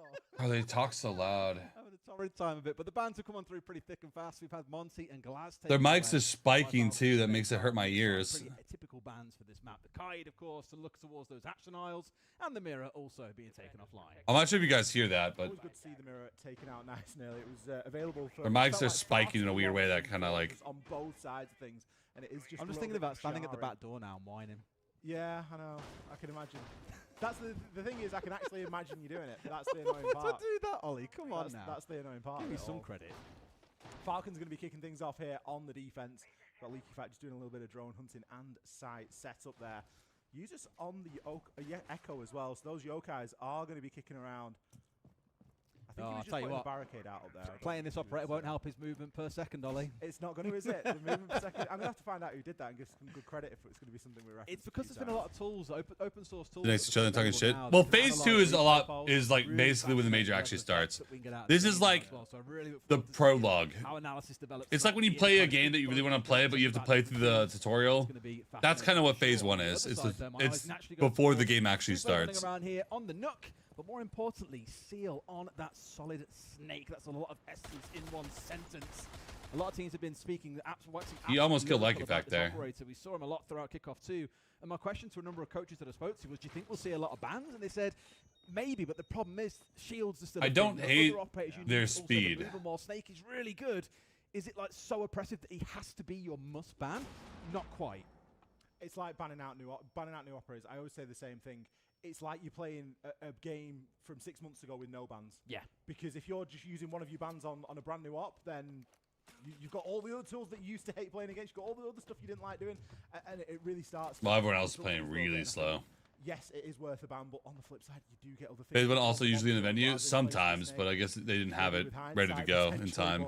At least for the moment, you're going to risk that Snake being played. Seal, they have to know. He's not seeing too much impact from it at the moment, but Leakyfat is hanging around on this top floor. Yeah, they couldn't see him on the back of the Snake scanner either as well, but they know that someone's around. They had a couple of shots on since he's lost HP. This is really where the Blackbeard has got to be the one leading the charge. Of course, capitalise on the info that Seal might be able to feed across, and now they even see him on a drone. They still can't find the kill, but the trade is there. Good bit of team play by Daystar, but the worry for me, Ollie, 90 seconds of the round Grim? one, and they've gone 1 for 1 on that top floor. That's a win for Falcons in my book. I'd take that trade as well. Leaky Facts, Vulcan Packs, they're going to be down there. Yeah, that's horrible for Daystar. Of Pikanzu, and they are going to. Who do you think is better, Azuki or Jum? As you say, the time being a factor as well. Okay, the hatches are open. The could go either way. You've potentially not got anything that's going to slow. Could go either way. Solotov still got 2 of his Zoto, so when they've been used, I think not, it's not Pika Nanzu could probably outplay Jum. Majority of the work. Souffle with a great backstab angle, but again, or Souffle. Who's users playing? He's playing Echo, so there's going to be info for him to work off. I feel like they know that he's here as well. Of course, you can't always see the Nook on camera. It's kind of the whole point of the ability, but no one's exposing themselves to. They're denial, bros. No, they have Goyos. They're denying the hatch. You guys are fucking cooked. That gadget and stepping out, trying to find anything and anyone. As it stands, no one's giving their way over. I tell you what, Solotov, I thought surely might go down there. No, but Souffle's eyes were on towards users. Attempted trade comes on through, loses half his life, and June gets seal elsewhere. It's down to a 3v3 with 20 seconds to go. A great second shot on the garage flank. It took 2 minutes to come online, Ollie, but it's got 2 kills. The lineups from Brede. The problem is now he's June. June is immediately going to swing the corner and deal with the problem. Bin has the kit, but he's not going to be given the space to play. June. Brede sent the Toxic Babe canisters down. June's on front. Azuki versus June. Can't block in. Just a little bit too far out of the fight when you've got a player so deep inside a garage and you've already got someone planting in on default. You can't afford I'll have to wait till round 2 to see Azuki versus Jim. You know what? Falcons win the round, but I was actually really pleased with how Daystar approached that round. Admittedly, a little bit slow, I think, on the top floor clear. If they get that done 20 seconds quicker, they get themselves so much more time down in the basement to make that execute happen. Because I think without the pressure of the clock becoming that 6th man for the defenders of Falcons, they probably get away there with actually managed to get a couple more kills. You don't see June floating around and getting the 3K that he did. It was a wonderful round from him, and without that 3K, this could have been a bit of a disaster for Falcons. Leaky Fact needed to be killed there for free. The fact that Leaky Fact went 1 for 1 is what's basically won the round. Was he scared? I know he knew he was peeking Azuki. I'd be scared too. Because you've still left Brede alive, you've still left Jum alive, you've not really been able to deal with the whole problem. If they clear Leaky Fact out for nothing, then they've still got the bees. They can still start to send stuff. Yeah, it took a minute and a half to clear Leaky Fact, and they still had someone die over it. Horrible. And it was one of their guys. It was half their can, so they had half of what they wanted open. Well, into the second, we'll see how things... Very, very, very bad for Daystar. There's the first minute and a half was way too slow, way too passive, not coordinated, and just dog shit. Right now. Up to the top floor we go. Falcons are getting themselves set up with the electrification. On the other side, we've got Souffle jumping across to bring along the Carly to help deal with that. So I imagine Route 1 is going to be Pecan getting himself up on the windows. Correct me if I'm wrong, but that was dog shit. Been blasted out by the gadget of Souffle, and then we can start to... Souffle! The top floor itself. Main thing to worry about, of course, will be the clash. That's why you've also got the Carly on side. Oh my god, Souffle! Doesn't mean that it's going to be easy to pin Brede down, though, and destroy No, clash on this top floor as well. Very difficult, just through the sheer length of the angles that you're dealing with. You're always dealing with very long angles. I don't hate this Cali play. Clash can just plonk the shield down and play behind it, or indeed just make those rotations. Just make all those angles sketchy, freak him out. Majority of those CEO windows there. Leaky Fact's castle barricade's not really coming to too much. And unless we see a successful bandit trick, which we may do, brilliant time in there. And again, just an example of a bit of desync on this Daystar side. It was the same in the opening round with the first kill. We didn't see it come through quick enough. And Uses is now being allowed to sit here and bandit trick. I tell you what, if someone can get under there and open that hatch for him and get him out of there, he's done a wonderful job. This is how Siege goes sometimes as well. It's down to the second as well. If that Flores drones is in place half a second sooner, they probably get away with that wall already being opened up. But they only committed the one Selma, so have managed to now at least get the left side opened up, which still gives you that sight line you want right down that long hallway, so you can see any rotation coming from Falcons players down there. It restricts the movement of the defenders. Now you re-drone in, get info on where the players are, and that's when you can start thinking about what an execute needs to look like. Problem now is that you're headlocked into using that Kanto angle. You've not got any ability to open up inside a square, so anything that isn't open already is going to remain closed, and we can see that square is going to be locked off. So these window players, yes, they're going to see a little bit of value if Falcons peak, but if Falcons don't peak, square can be watched purely by Brede right now, and he can just plant that clash shield right down. It's going to be so difficult for Daystar to make headway now into the site. This is the problem. Anytime they try and step in through the windows, there's always someone ready to try and challenge here. Pecan working his way up and knows that there's one inside the elevator, but now they know he's there as well. He wins out the 1v1 though. Zoom quietly going about his business again though. Things remaining at 3 apiece here with the shield still standing. Leak of fact getting one back. 2 players now stacked up inside a janitor, and this is looking Zoom! No, he killed. Did he kill Zuki? No! This round. Zoom another couple of kills in this round. Feeling unstoppable so far, Ollie. Ends on 5 as Leak of fact gets the close. But it's been how many rounds do you think Daystar's going to win? Falcons. There must be something about being 1 HP. I think Daystar's going to win. Got 2 or 3 kills there, and he was on 1 HP after being banged through the wall. It was Doom inside. I think they're going to win at least 2 rounds. Again, so much of that round coming down to one. I think 2 rounds is pushing it. And it's the bandit trick. Definitely 1 round, but I think maybe 2 rounds. Selma, the fact that only 1 Selma was thrown in the first instance, it made it so difficult. They'd committed Daystar. They had the Kali. They had the Flores. They had everything they needed to stop that wall from. Oh, like if that killed Azuki. No. Because of the desync, the fact that they had to use all the Selmas on that 7. So that there was no option for redundancy. There was no well, you know what? We probably should still open square because it's going to make it a little bit easier for us at a later point. Still liking overall what I'm seeing from Daystar. I feel like their approach, it's been impressive. It's been good. It's definitely been the stage you'd expect to be trying to compete at a major like this too. If you struggled a little bit against Falcons in the dying moments of a round, who knows? Every individual player on this Falcon side is the one that you trust being in a 1vx. Yeah, dude. Players that can clutch up and go big. It could go either way, honestly. Around, like we've just seen. Doom in round 1 with a 3k, Leak back in the second with a 3k of his own. Now we get to see if they can complete the trifecta, all 3 sites, get a 3-0 start here, and then go into that second quarter, most likely drawing attack time out of Daystar, because they cannot afford to be going down 6-0 here, which is exactly how the game could head. We've got Ben jumping across on towards playing on the Blitz. The shield, of course, being banned away in the Monty. You still get a little bit of what you need from that in the form of a Blitz, but it's a little bit more aggressive. You need to be going that little bit quicker. And here, a lot of utility coming into this top floor to at least get themselves inside the building, bearing in mind the site is down on that first floor. It's over towards 1 grenade and a flashbang for my disc and 1 Denari. Sat up on the top floor. I mean, I can see 3 of them already up there so far, Ollie.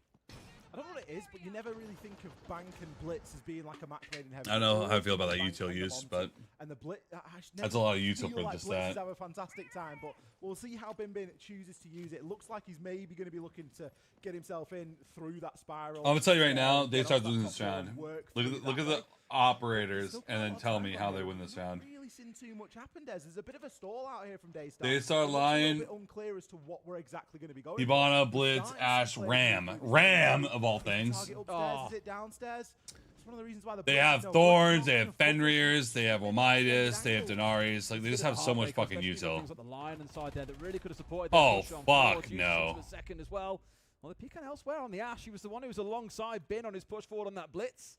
He's managed to get himself 2 in the round. So I feel like for the 3rd time in this game, Ollie, we're in a 3 versus 3, and they're the ones who are starting out with the advantage. Leak it back on the backside, now down to a 2v2. If you're going to win a round, boys, it's going to be now. Finds the side, Seal good for 2, and Breed 8 has got to hold up. But think about what I said at the start of the round, Ollie. Any player on this team can clutch, so I'm a little bit nervous for Daystar, but hopefully Pecan can hit the 4K. There's quite a bit of time for this as well. And that kind of favours both sides at the minute, right? Because Breede can find a little bit of an off spot. We can see that the kit, forget about it. It's all the way outside. There is time to recover it if Daystar wanted to, but they wouldn't be leaving themselves with enough. A little bit more vert to be made, bit of distraction, bit of noise. I doubt that Seals are going to end up using that angle, but there's always the possibility. Picanzu, the way that he's circling, it feels like he knows that something's up right now. We've got Seal moving down those main stairs as well, but Breede's position is not known at all right now. A little bit of info there on the Tellers Fenrir. Is he able to land the bang through the wall? Can't quite get it, but he's got the time. He can readjust, he can reset. Oh, Breede! Seal! Lightning reactions there, is able to put Breede kind of sloppy there by Breede. They kicked themselves at the bottle that one, but he just knew where Breede was coming from, had the pre-fire on the go, and Daystar do at least get around off the back of that quarter. It's only one attacking round, but against Falcons, personally, I think I'll take it.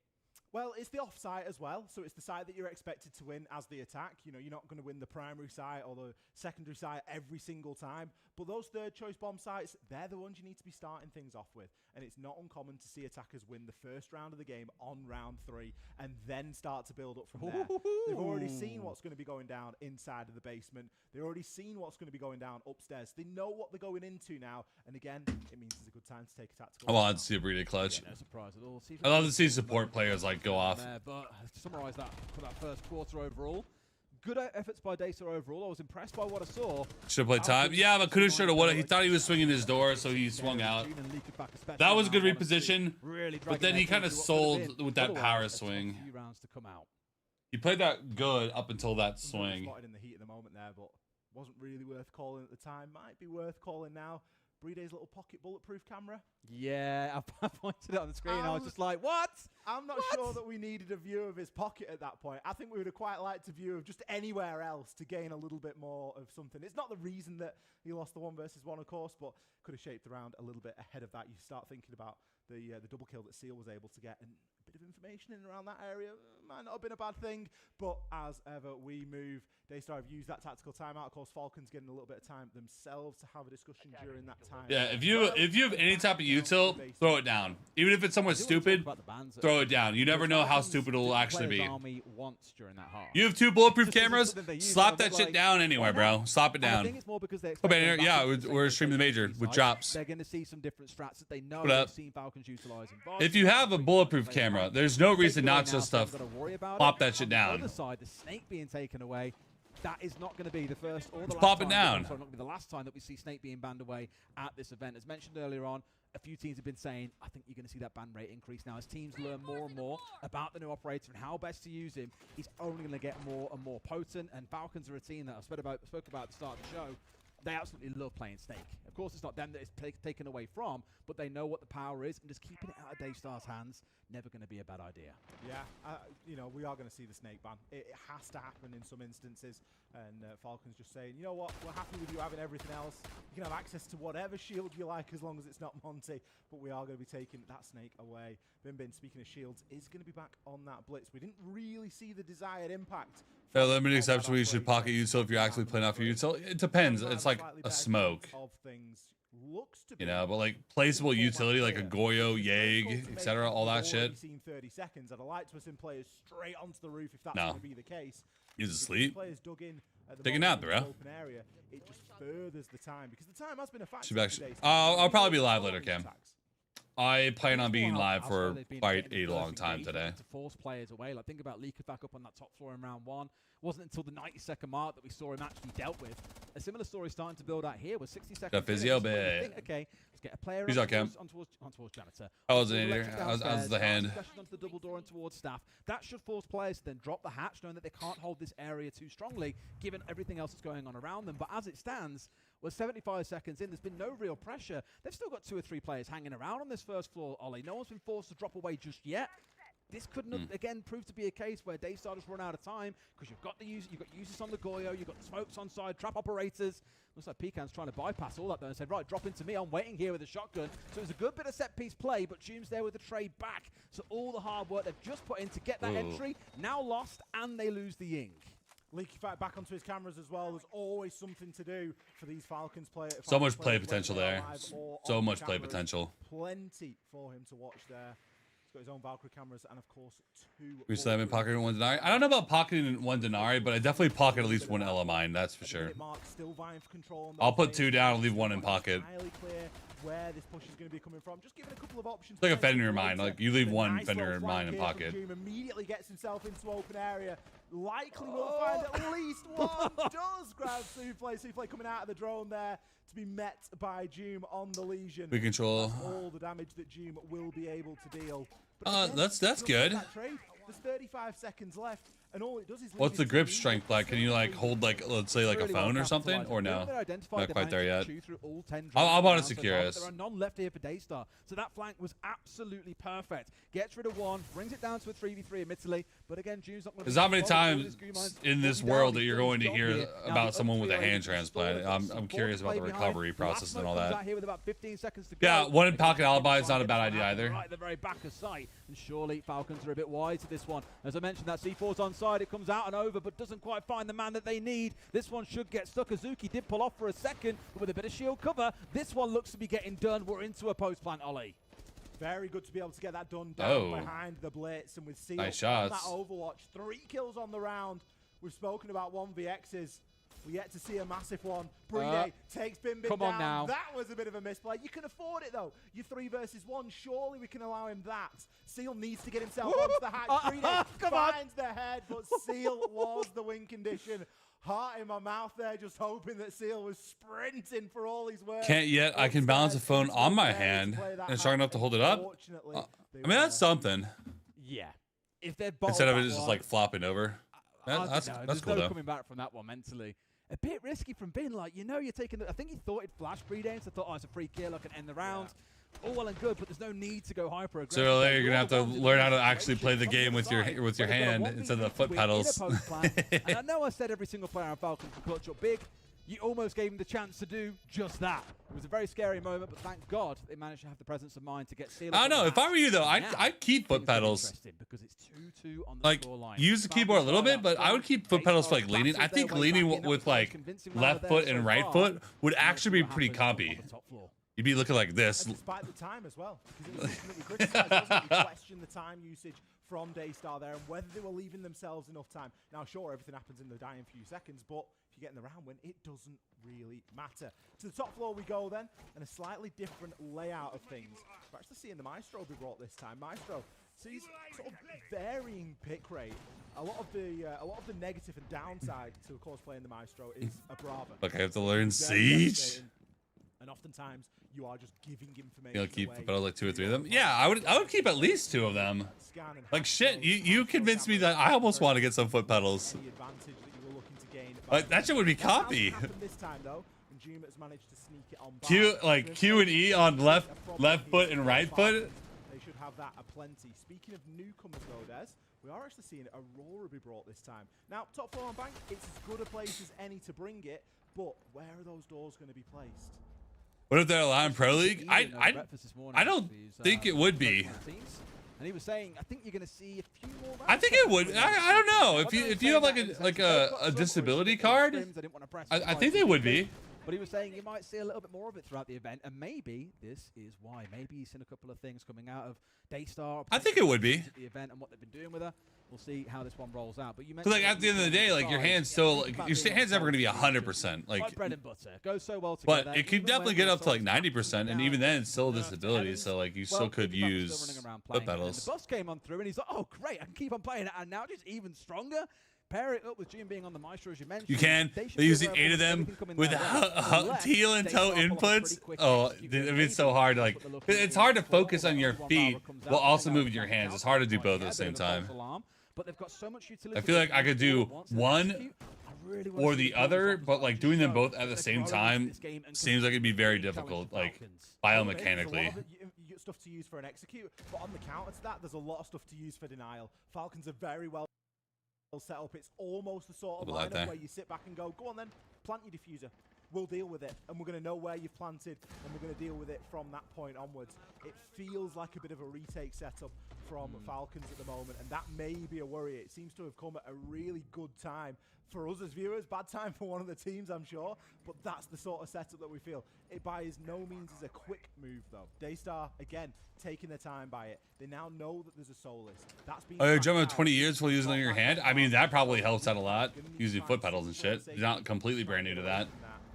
For the meantime, boom, boom, boom, boom, boom, boom, boom, boom, boom. There's a chance that you could try and I get it. make something happen, but you've always got to keep your eye on that diffuser, and it is in Narnia. The thing is, Falcons now know about every single operator on this Daystar side as well, which sounds like a weird thing to say, but they've seen a bit of utility coming out. They've heard players in certain places. They know what's going on, and they know that this just screams there is an execute ready to happen at some point or another. They'll be ready for it, and yes, a lot of the utility has been softened up, but look at that. Even Leak back underneath, as you've sort of alluded to, Ollie, is ready to deny. Oh. They have to chase him down, so it was a great track coming out from Mizuki just to force him away that will now let the diffuser go down. But Souffle's the one in spot trying to make that happen. Do they know about June off towards the left? Not 100% sure they do. Yes, he does. June goes down into maybe a second as well. This has been brilliant, Ollie. It has been a slow and controlled round, but no! How have they let it slip? That was beautiful. It was a 4v1. Diffuser was going down, but no one was on the diffuser. The player was down prior. But look at that. Even Leak back underneath, as you've June goes down into maybe a second as well. This has been brilliant, Ollie. It has been a slow towards the left. Not 100% sure they do. Yes, he does. June goes down into maybe a second as well. This has been brilliant, Ollie. It has been a slow and controlled round, but no. And you think, Daystar. Wow.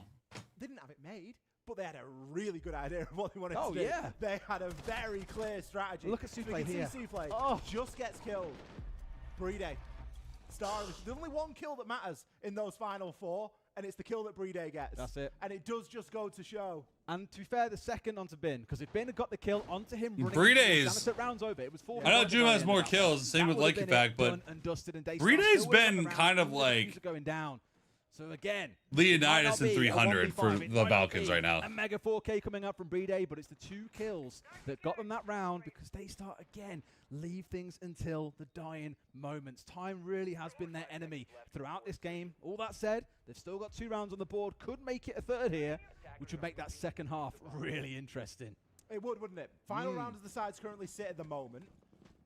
Daystar. Now they were successful. I don't know if he killed Planter. Again, comes down to one. Someone else want to kill Planter, but that clutch again, that time wasn't able to win it out. But it was a really confused push, and I'm already liking the differences that we're seeing. What got me a little bit was Souffle was the one getting the diffuser down on the Capitao. He had all utility, every bolt still in back pocket. Smoke onto the wall, fire, anything just to force the player and Janitor back from getting that swing would have been beautiful. You're still analysing the last round. I am. We're on the next round. I'm on about this one because that's the thing that really bothered me about it. Like, it's a bit. Both teams have had that moment of leaving a little bit of utility still in back pocket, but these are the small things that really matter at the top level. Anyway, Ollie, carry on this round. Go on. Well, all I was going to say is that I like the fact that we're seeing the Blackbeard instead of the Blitz, because the Blitz has been terrible. Bin, we've not seen the desired level of impact from a Blitz player. On the Blackbeard, it might be a little bit different. They need to try and clear this top floor. It was something that they kind of struggled with. It was kind of a little bit confused. They just tried to walk up spiral stairs and sort of make it happen. And if Seal hadn't picked up 2 kills as a couple of the Falcons players were picking one another up, then it would have been a bit of a different story of a round. As it stands, they were successful last time. We saw this in round number 3. Look at second monitor side. Time on that approach, they are very cautious, and it just gives space to players like June, because all of a sudden, look at him, he's starting. I mean, anyway, I do have to multitask a lot with different monitors because I mean, like, look at my fucking head lying around. Pressured out and forced back a little bit. Blackbeard running into him, had no choice but to try and flee down White Corridor, and it's handedly dealt with. So another good bit of play out of Daystar, but as we said so many times, it takes them half the round to get towards this point. But this site, admittedly, it's not the end of the world, I don't think. You can take a couple of minutes up here, getting yourself the top floor control, looking towards a hat drop execute if you really want to. But I imagine here there's a more complete plan in mind for the side of Daystar. Seal now getting himself busy on this top floor, getting the last of those couple of these drones down to go rolling on through the floor. And of course, rip up those floorboards, giving more vertical angles over to the other side. Now, Zuki has found himself off towards another, is coming in for a challenge on towards Solly, but again, it's a 2v1. Another great bit of play coming out from Daystar as a team. Leak of backslip in the net, gets rid of Bin. A 4v3 for Daystar. You'd think they can get this one done, Ollie. It should be fairly straightforward from this point onwards, shouldn't it? They've got a man count advantage. Just get onto the site and start to work it. There are still going to be a couple of cameras available. June there getting taken out on the bottom of those main stairs. Brede and Leaky Fact with it all to do. Brede down for the count. We're starting to see a little bit of pace. They played a lot of vertical on them. They're slamming them through the vertical. He's one Toxic Babe canister left, but there's already players flooding the site. He can try and cut off those angles. Caught out on the drone. Everybody now knows where he is. There's 15 seconds. Daystar can't mess this up. Beautiful flash, though, comes into the perfect spot, and that should give Seal the ability to push on forwards here. They have to know where he is, and sure enough, Pecan with a wonderful round sees Daystar ending the half 3-3. What could have been, I mean, if not for a couple of clutches going the other way? Not bad by Daystar. It's been quite a close game on the balance. It has, hasn't it? Yeah, I've been really impressed by Daystar. Really good. It has been strangely close. We are going to get a listening with the teams right now. 或是你们觉得需要ban 大盾或是赢也可以，反正就 ban 掉 ，OK。然后一个小改变就是OA 的时候啊，就守1楼的时候 I don't talk over this one, admittedly. 在那个 CO 小房 If you can translate, be my guest. Like I said, from Harambe, all I've known like historically is the occasional F-bomb getting dropped, the occasional shit in there. He drops the word relax a lot as well, from what I remember from SI. And what I'm really sad about, he's not wearing the hat. He normally rocks like a beanie. He looks like super cool, super relaxed all the time. I said to him, you've got really good energy. Like, keep it up at the event. It'll keep the boys bouncing. But have you been outside? He's not rocked it. What? It's not hot weather, mate. It's not beanie They hot got weather. an aircon unit in the room. He can rock it. He'll be all right. He'll be all right. But no, honestly, I think at the half here, like, he's probably feeling pretty confident. Like, the boys have done well there. They've got themselves those 3 rounds. The only worry is you're now coming again into a map that Falcons are still very comfortable on. Like we said at the head of things, for both teams, it's their 3rd highest preference. We're going to ban Azami and then Kate on She left. She's gone. So we have like full opportunity to make She's pressure on gone. the map. We can abuse exec. We can go like full Loka, Demos, Sunny Snake. I'm saying this, but you know what I mean. Just like She's off for the weekend because she knew I was gonna be busy, so she's off doing stuff. Mainly the com. I feel like we're a bit how to say it, like not nervous, but you know it's the first game, you know. So be focused on the com and on the who have what on late round. What do you guys want to do and stuff. That's just this, in my opinion. Remember the adaptations as well, no, based on the bands, no. Yeah. If they've been like again, AC Burnham, we have Mont, you have Glass, you have like everything, okay, basically everything. So just remember the bands and between rounds, if you can see a gap, you know, like I said, especially Glass types. Yeah. Yes, sir. That's cool, Anator. That's awesome. Let's go, guys. Let's go. Easy. That type, no? That type. It feels like a different vibe. As someone who's gotten swatted, describe, it's well, not ultra fun. It always makes me laugh a little. The first time's the worst. The next several times weren't nearly as bad because it's usually just one guy.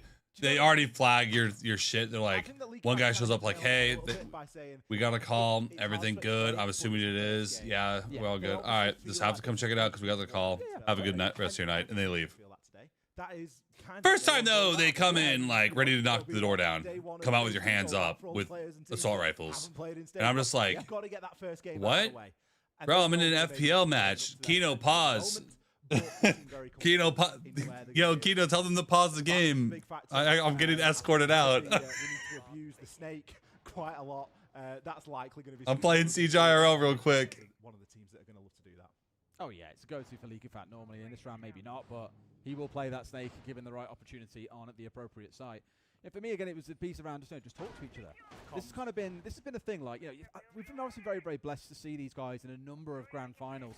And the constant thing that everyone has always said, too many players are quiet on that team. Leakyfax losing his marbles. He's screaming. He's really trying to big the team up. Solotop's half there with him. The rest of the team, silence. And you can't have heads dropping and voices going silent when a game starts to get tough. And I'm not saying that's happening here completely with Leakyfax. It's the first game. There'll be a little bit of nerves while you kind of get yourself rebalanced. It's a different environment to playing in official in as well. Of course, they used to playing at home, maybe at a boot camp, or of course normally at events. There's a responsibility to do it. Like booth setup, so it is a little bit different. Well, I get it, but like, little things to figure out as we go through things, but you can't really be affording to. Thankfully, I called ahead of time, and they told me that those defaults, which is why I'm slightly nervous. Falcons. The operator called and said, "Hey, one of the best teams in the world."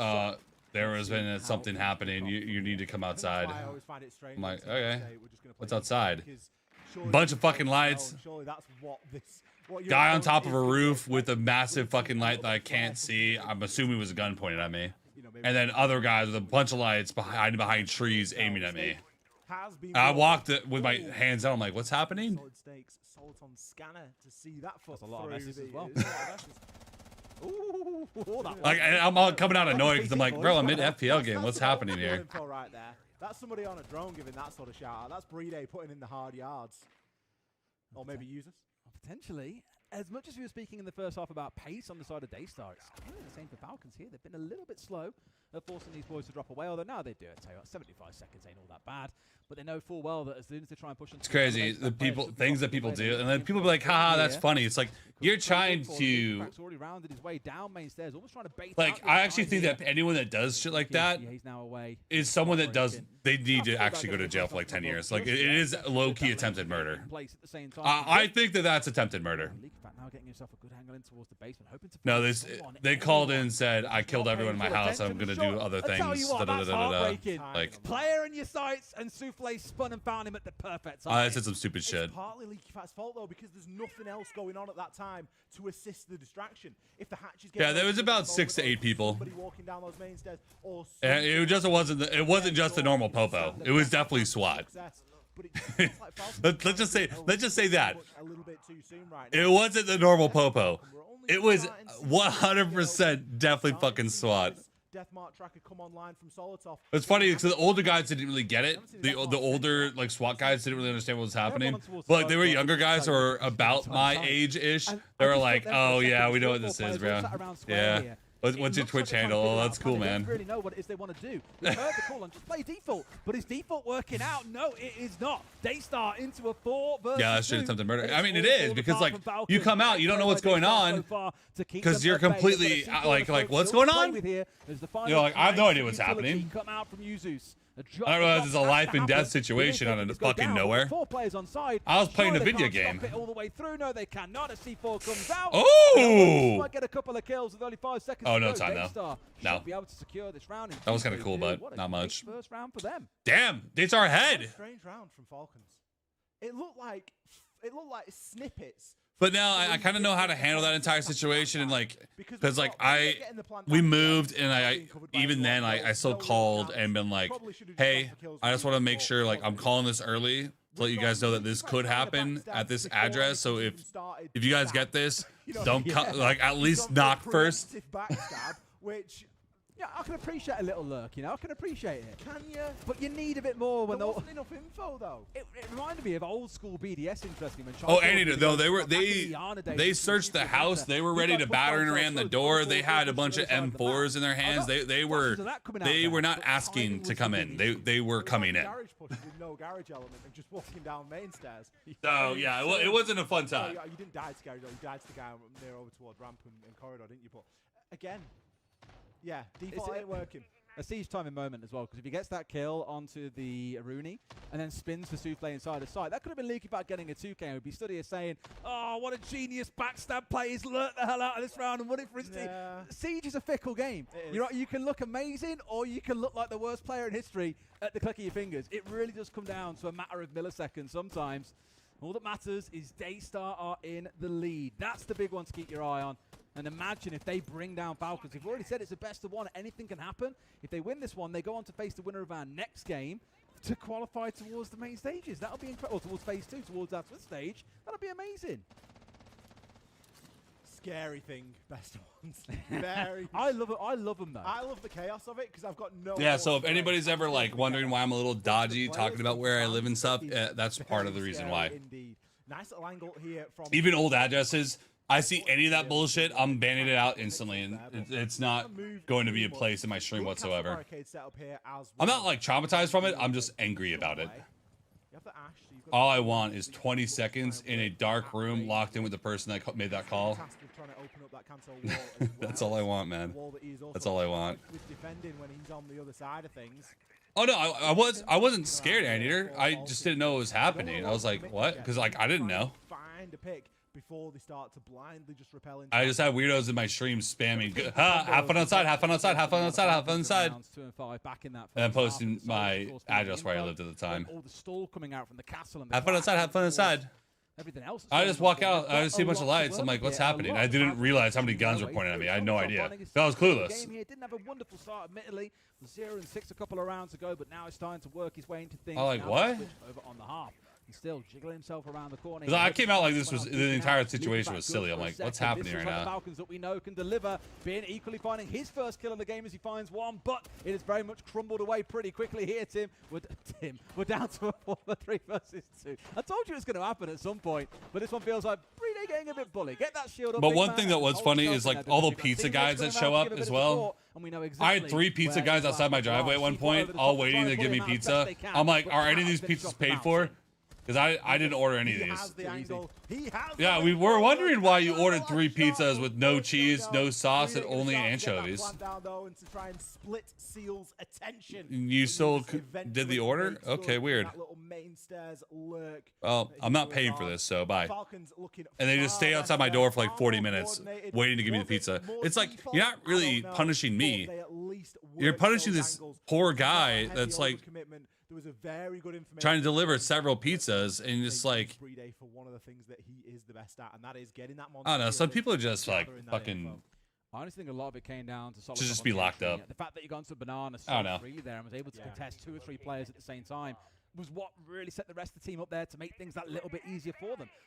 The problem is that the people that do that kind of shit are kids, are children. Towards him on Banana just means everyone else can move that little bit more freely. And you look at the other side and say, well, how did he get in towards Banana? And I think it was the elevated challenge on towards Pecan that really. You took it? No, they didn't. The pizza wasn't paid for. I didn't take it. Fuck no. I'm not, if the pizza's paid for, I'll take it, but it wasn't paid for, obviously. Maybe we're having a very different conversation. So I think listen, slip of attention from Daystar has opened up the door, and Falcons have just bulldozed. Just saying. You know how people got a hold of my old address? Someone stole my account because they went to Ubisoft support, said, I'm SenVale. Here's a Steam screenshot where they got from Google of a random Steam screenshot. None of my information, obviously. It was just a random Steam screenshot. So Ubisoft, oh, okay, look, here's your account. Here's your password. We'll turn off your 2-factor. So they had access to my account, downloaded all my personal information through that, and that was it. They downloaded all my personal information from the Ubisoft website. Chaotic over on the Daystar side. We've got the Thorn and we've got the Mozzie. That's just going to bring that element of trap, that element of disruption, and that's essentially what's going to do well for them. Because so I'm just saying, Ubisoft, you guys kind of deserve to give me a charm after that situation. Just saying. Yeah, I think we're very much in a trap. You low-key got me swatted. Is very much defensive meta right now. But that's something that I've been like pulling in for a couple of years now. To make that even worse and more. It was like 2022, 2023. It feels like we're in a place where you need to find a way to slow teams down, and so often trap operators are a great way of doing that. SenVale, though, was caught out super early as that nade came on through from Solotov, has got him down. Not yet finished off, so could be recovered here. That's what Pecan's trying to do, is find a way to get his teammate. So people don't know how to be human? Always risky territory here when you haven't got full intel of what's going on, and sure enough, they know that you're here. Got to be quick about this. Well, they now know where 2 players are, not just 1 down, so that's going to be even more advantage. Zoom on the monster mash pad. Ooh, nice. Just able to shoot the Razor Bloom out and knows exactly where his player is. Look at the info and the utility that Doom is soaking up right now. He's saying, hey guys, look at me, throw everything this way, and he's going to clear the path for that grenade looked like he was going to blow him up. Will be forced to drop off there back in toward open area. And if you look at this from a time perspective, Falcons, they've moved a lot quicker and they've gained a lot more than what we saw day. Falcons did a lot better that clear. They now have 1 minute and 15 to start working this 5 versus 3 advantage. It's been wonderful. And again, it's the pressure that was created by Juma side of square that freed Brede up from the outside the building to be able to get the second kill. And if you've lost 2 players in the roam inside 90 seconds, there really isn't too much saving it, not against a team like Falcons. So unless one of these final 3 players, and to give it to Seal, he's been having a wonderful game so far, unless someone can clutch up and go big, I don't see Falcons letting this one go. Not with 50 seconds still on the clock. Yeah, it's not like they've got C4 or anything like that they can try and get 2 off. Or Falcons playing so much more reserved after taking that control. These vertical angles will be able to take down Akazu, and that's just going to be a further nail in the coffin right now. It's looking likely to be a flawless round. Pikanzu holding a bit of a nasty angle there. Seal will find one, but the trades there with that finisher, and Falcons have definitely. I think Falcons are going to take them home now. Watching the verticals the whole time, you look away for half a second, and that is when someone steps onto the angle and kills you from it. Just classic. Falcons now back in the lead, though. After they still had that 4-3 lead, that's been 2 rounds in a row going over to the attackers. Back in that first half, we had that 2-1 first quarter towards the defenders. Then we saw Daystar win 2 attacking rounds in the second. We've got to see the flip happen here because Falcons have had those 2 attacking rounds. Daystar have got to find 2 of their own if they want to have any chance of sending this not just to OT, but potentially getting the round win. But I think Falcons are just cooking a little bit too freely right now. Taking away the castle that has been played in all 3 of those rounds, just to unimpede them a little bit more, give them more flexibility and ability to move through the map at a bit of pace. It's not even something that slowed them down, really, has it? Because we've seen them deal with the castle barricades really well. They've not really been a bother, have they? They've not been a problem. It's going to be a comfort thing, isn't it? It's just going to be like, nah, you know what? It saves us having to play the Asher. It saves us having to play something that's going to directly be able to deal with them quickly and effectively. I mean, even the Asher, we only saw it brought inside around number 8, so it's not like they've been forced onto that operator every round either. And likely going down to the basement, and yes, we are, for round number 10. Falcons maybe just trying to clear the decks a little bit. This was the site that we've seen them struggle with. And it's not unusual, is it, Des? You know, it's basement, it's bank. We know that this can be a very big fortress for defenders. That's what DDoS us game with the pack is pretty easy to chase. They don't use a proxy. I'm not saying that we saw their best attempt at it back when we saw it in round 7, because let's be honest, it was probation W. But you'd like to see they've got a better attempt. People are gonna be like, bro, it's not cool to do that to kids, but like, bro, the second you're starting to do shit like that, you're not considered a kid. That is just a full-on crime, and I don't care how old you are. That's just a crime. It does not matter how old you are. If you're committing federal crimes, you are no longer a child. Thatcher, these days, back in the day of old, we just see Thatcher brought along in general. In my eyes, at least, but you know, these days, it is what it is. More looking towards things like C4 denial, or of course anti-wall denial all the time. It's more often than not part of an execute. So it's always children though. I don't know. I can't conceive an 18-plus-year-old adult going out of their way to do all that stupid shit. Like why would you? It's such a waste of your goddamn time and risk for no reason. It's people that don't really have any real intelligence or real foresight on their future. Softened up a little bit as well, but already cutting through those sites. Because you don't want to be like checking the door every time someone comes knocking to see if it's something that's coming to get you. You probably don't want that. Hanging around on that top floor, so I can only assume it was up there. It's very reminiscent, actually, what we saw back in round 1 when it was Leakifat roaming upstairs, playing on the Goyo. He was 20? Trying to push their way. It was Souffle actually. Oh, hell no. Doing a lot of work from that spot. It's actually looking very much the reverse. It's just the teams that swap sides. Pecan, though, with a wonderful shot on towards Leakifat. That's the Thatcher gone. Is he looking in for a third as well? He could well be, but instead vaults over the banister. 20-year-old. Yeah, he deserves to be out of the book thrown at him. A bit of threat. Just the fact that his man. here just makes things even more annoying, because now they've got to redrone. They've got to figure out where he is, or potentially walk into him blind and lose their life just like this. Going in for the 1v1. Brede don't lose those. Fucking smokes! Top, but the damage is done. They've lost 2 players and over half the round has passed. Brede does fucking pistol whip that motherfucker. He didn't give a fuck. Oh, Seal 12 and 4 though. But Doom on 1 HP can't take another breath. I actually think that Falcons are in a bad spot. 12 and 4 smoke shotgun playing on blue is going to be dangerous. Great kill from Solotop, but immediately traded out by Daystar. Can trade these all day.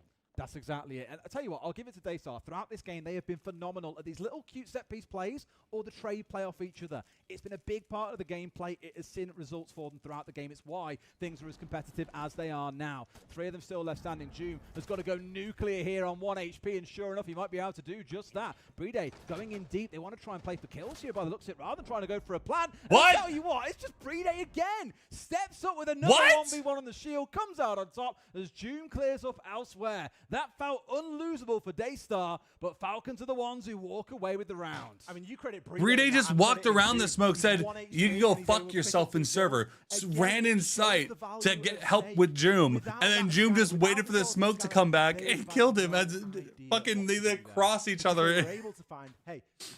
Bro, it's like an anime fight. Where you're like not doing well against the opponent you're currently playing, so you just hit the guy that's attacking your buddy, and they both just like cross. Like, that's funny as hell. He just ran through server, didn't care, and then Joom just watches the guy running back. Again, you said it. It's unlosable from a day. Smoke ran to ladder? And still Falcons found a way.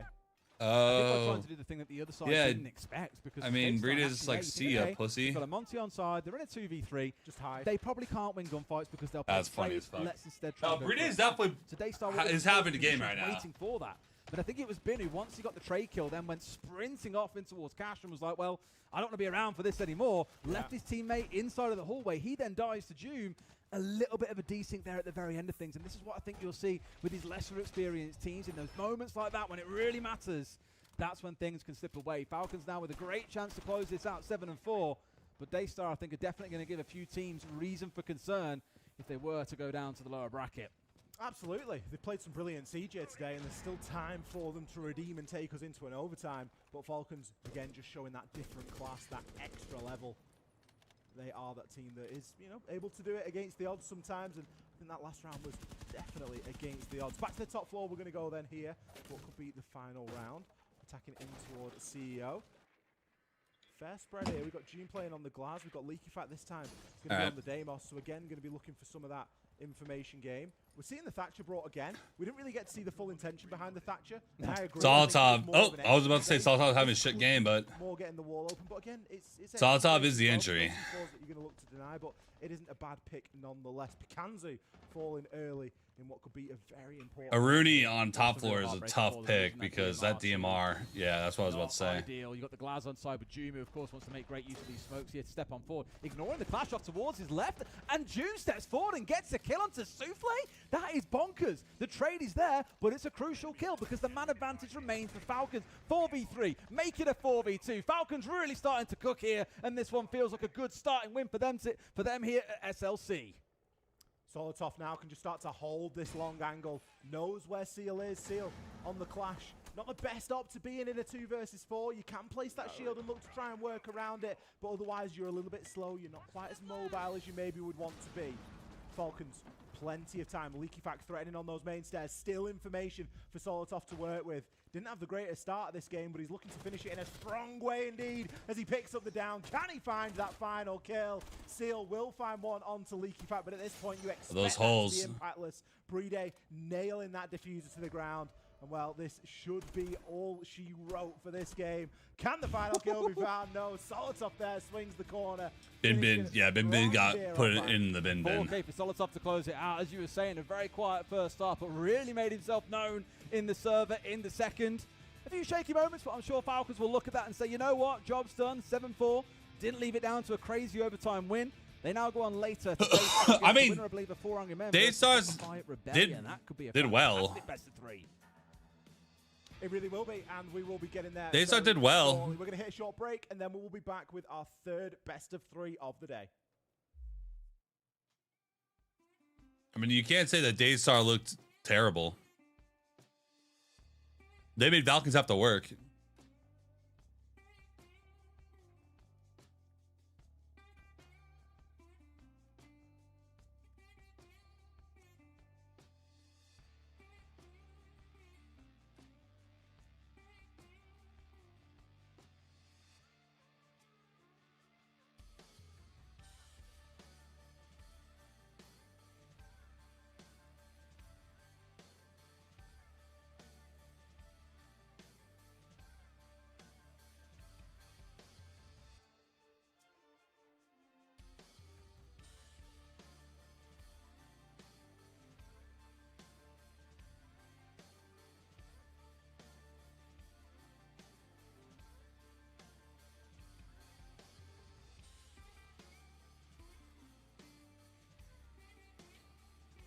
Would it be 3 of the casters on drugs? Yes. See, the thing about casting is like, yes, they say a lot of stupid shit, but like, think about how hard it would be to try to constantly talk without really thinking about what you're talking about, just like blathering on. Because I know when I'm like streaming and trying to talk, sometimes I say some stupid shit, but like, it'd be tough.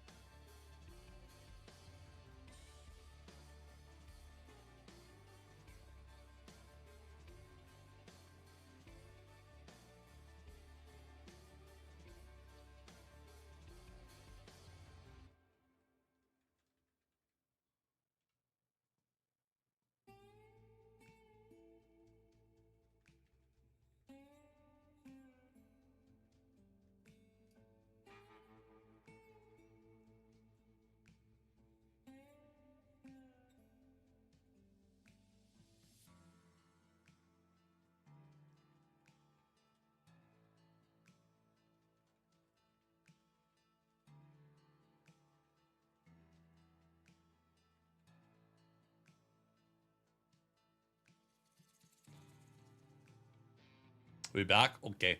SR already played? No. I believe SR's next game. Team that Daystar came to play, but Team Falcons take the win. This is a goddamn hotel room. Joom after the win. 11-7. Good performance from you overall. Did they have a fight than you were expecting? I think they definitely did. I think we could have definitely still done more. Like, I think everyone was still, warming up, getting used to the LAN build and stuff. But I think we should quite what we can do. And overall, how do you feel you have been LAN build and adjusting? I mean, here on the international stage again. Sorry, I gotta refresh this. The fucking hotel Wi-Fi is pretty mid. We saw you guys competing, I mean, well, all match long, but looking ahead, we've got some scary potential matchups with maybe Shopify Rebellion. How do you feel about that one, potentially here in Phase 1? I think it's going to be a good game. They're still beaten, obviously. But game matchup. Well, talk to me a little bit more about this Phase 1 dynamic. Some people say, oh, it's good to get warmed up. You might have an advantage going into Phase 2. Others say, oh, it's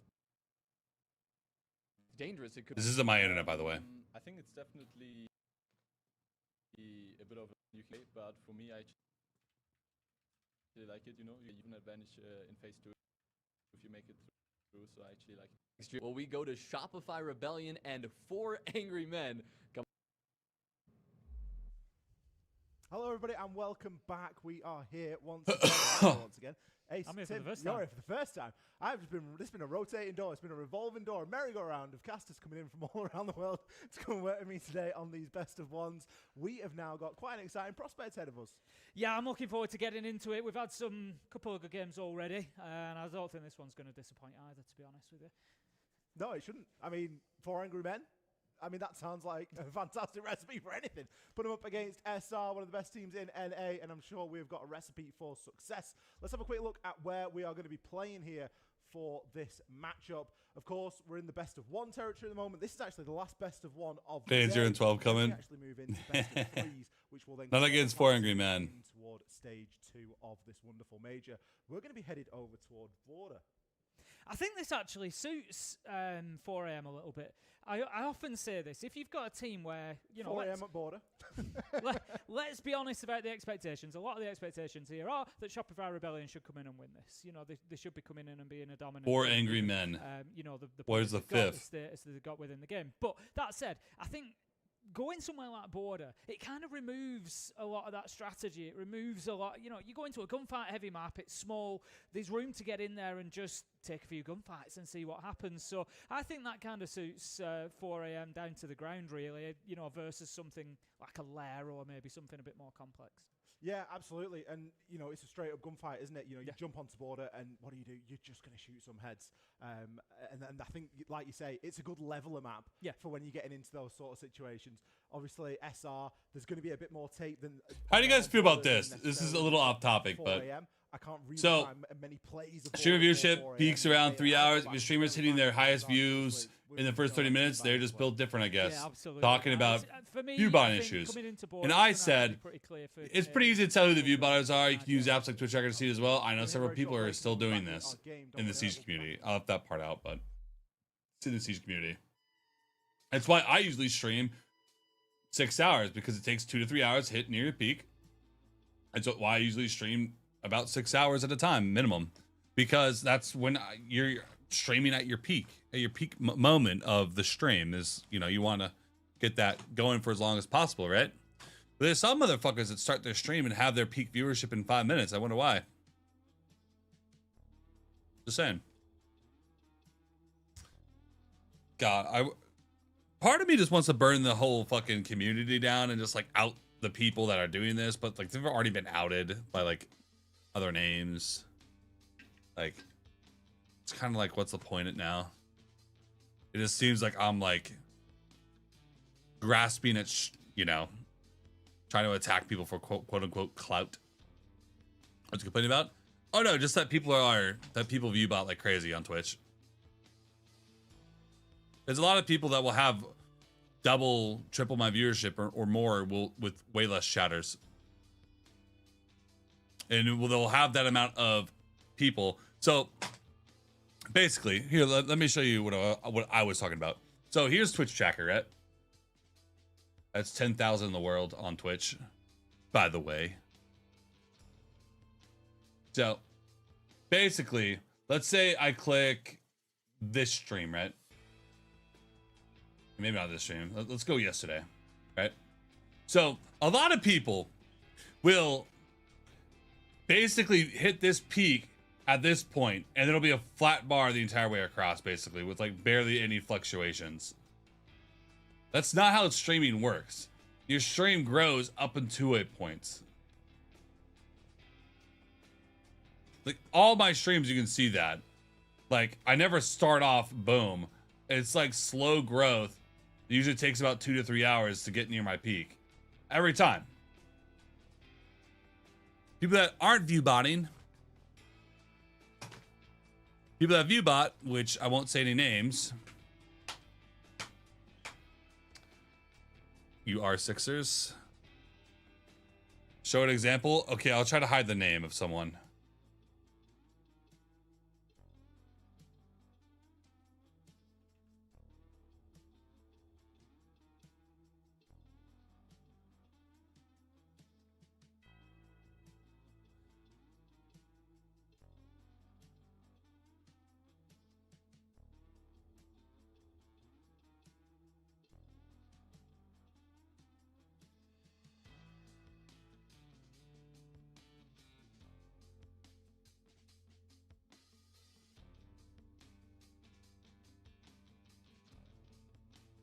Oh, this will be a better one.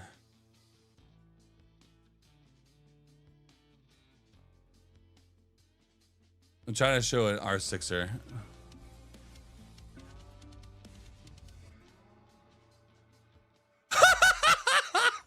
This is perfect. And welcome back. We are here. I'm not showing the name. I'm not showing the name. This is what is classified as viewbotting. This was slowly starting to dribble in some teams from region. Maximum view count within minutes, and then you just stay there the entire time. Obviously, Tim nearly called you Des, then nearly called you Jesse. I heard Des call this is viewbotting. You're gonna have to have a word. This right here. Yeah, I think I am. Yeah, because we did speak. It's a bit awkward sometimes, isn't it? Yeah, it can be. Sorry, I was laughing because I saw it in 4K. It's that's literally viewbotting. Into it 4 a.m. Of course, one of those new. That's what it is. That we've seen coming that through. right there is viewbotting. Able to provide that surprise, that shock factor, or is it going to be business as expected? I'll say for Shopify Rebellion, we saw the social. Yeah, your boy. No, but I don't like throwing shots at people where it's not really my place to. As we see it, that would be the expectation that Shopify Rebellion should be coming through with a win here. I think, there'll be a few people, you watched it firsthand all out in NAL, there's going to be a few people maybe surprised that Shopify It's not my place to throw shots like that. At all, that it wasn't it's not my job. I don't work for Twitch. I'm not going to badmouth someone to make myself look better. I will bring up the topic, but I'm not going to bring up their name. The best position to be in. It was a 4th place finish in kickoff. Yeah, it required you to lose games inside a kickoff or lose games inside of that qualification. The best teams, air quotes, that are coming into this major and usually all majors are coming in that stage 2 round where you entirely. And it's someone I've been chill with. Portion of games, and it's someone that doesn't stream super often anymore. This bracket from there, and you go on toward the live stage. When they do, they always have streams like that. So to see SR in this sort of position, a little bit of a shock. But then again, someone has to be here. Spoil time. Depending on how they go, we all know how wonderful this game can be. Are there people with charms that do that? Yes. And the siege that we're seeing was definitely representative for me of SR being here inside of 100%. Now it is their chance to try and fight the way out of it. Which ones, Ty? I've got a feeling that 4 a.m. There's have a couple. A rough start. Not just one. They're going to have to, for me, play this a little bit aggressively, get themselves involved, get up to those boundaries, the borders of border. Don't let the North Americans into the map easily. There's a few. Straight away at Ambi on Ash. That to me not all the guys have charms. We're going quick. But we're not messing about. There are some. We're let Ambi go and try and find some kills. And in terms of the players on 4 a.m., of course, Gotti will be one that I'm sure Many of our viewers may recognize the name, having seen before, and then there's going to be a few new ones along the way. I'm gonna be honest. The thought crossed my mind when I saw the motherfuckers like these getting charms in the game by view body. Now, it thought crossed my mind, but I'm like, I can't do that. I don't want to ruin my rep over some stupid bullshit like that. We do have a couple of players here from 4AM that are going to be occupying that space. It's not worth it at the end of it all. As well, but the pressure isn't really mounting. Because you can't get that rep back. It's very easy to lose rep. Like, look at Muda. It's very easy. Holy fucking balls! A flawless round to kick things off here for 4AM. They went for the Archives plan. It did not work. Not ice cold. No, not ice cold. Sens ROU projector, as soon as they take one step into the building, Tim, they fall like dominoes. Ice Cold got a charm by being friends with the right people. Preparing the near airport copy pasta. And I'm gonna be honest, Might be a bit soon, yeah. I'm a little bit of a dickhead. I don't have that many friends in the community. I have acquaintances, but I'm not really friends with anyone. In border, you got to fight them at the I don't like riding dick. That's something that 4AM were not my vibe. ready to do. Super aggressive, right up there, ready to take the challenges, and that doesn't surprise me. We just saw a shot of the team there. You could see that Eden was the core. I could do a whole lot more if I didn't have pride, but I'm gonna be honest. I'm a very, very, very fucking prideful person. I'm a very prideful person. Even though I know it's just we're just streaming and gaming and shit, but like I don't like asking for handouts. I don't like begging people for attention. I don't like doing any of that weird shit. There are players who haven't done this before, but there is also Ice Cold does not have the same threshold as me. So he has a lot more friends in higher places than I do. Your mom likes riding dick? No, your mom likes riding dick. They've just been punched in the mouth. The question is, how do they react? Of all the maps to pick for a best of one, we've ended up on border, by the way. Like, you can't, right? This is probably the most dicey best of one map that I mean, they're all dicey because that's it's why the best I said of one, but it's border at the it end. Just suits him down to the ground for it. Rounds like that can happen. Surf, he's going to try and make a big impact here, gets caught out on the wood, but has a chance at putting a few shots in. I'd say it's because you're not fake either, which is why I love your stream. I appreciate it. I don't want to be a guy that is known for being fake. Kind of got away with that one a little bit.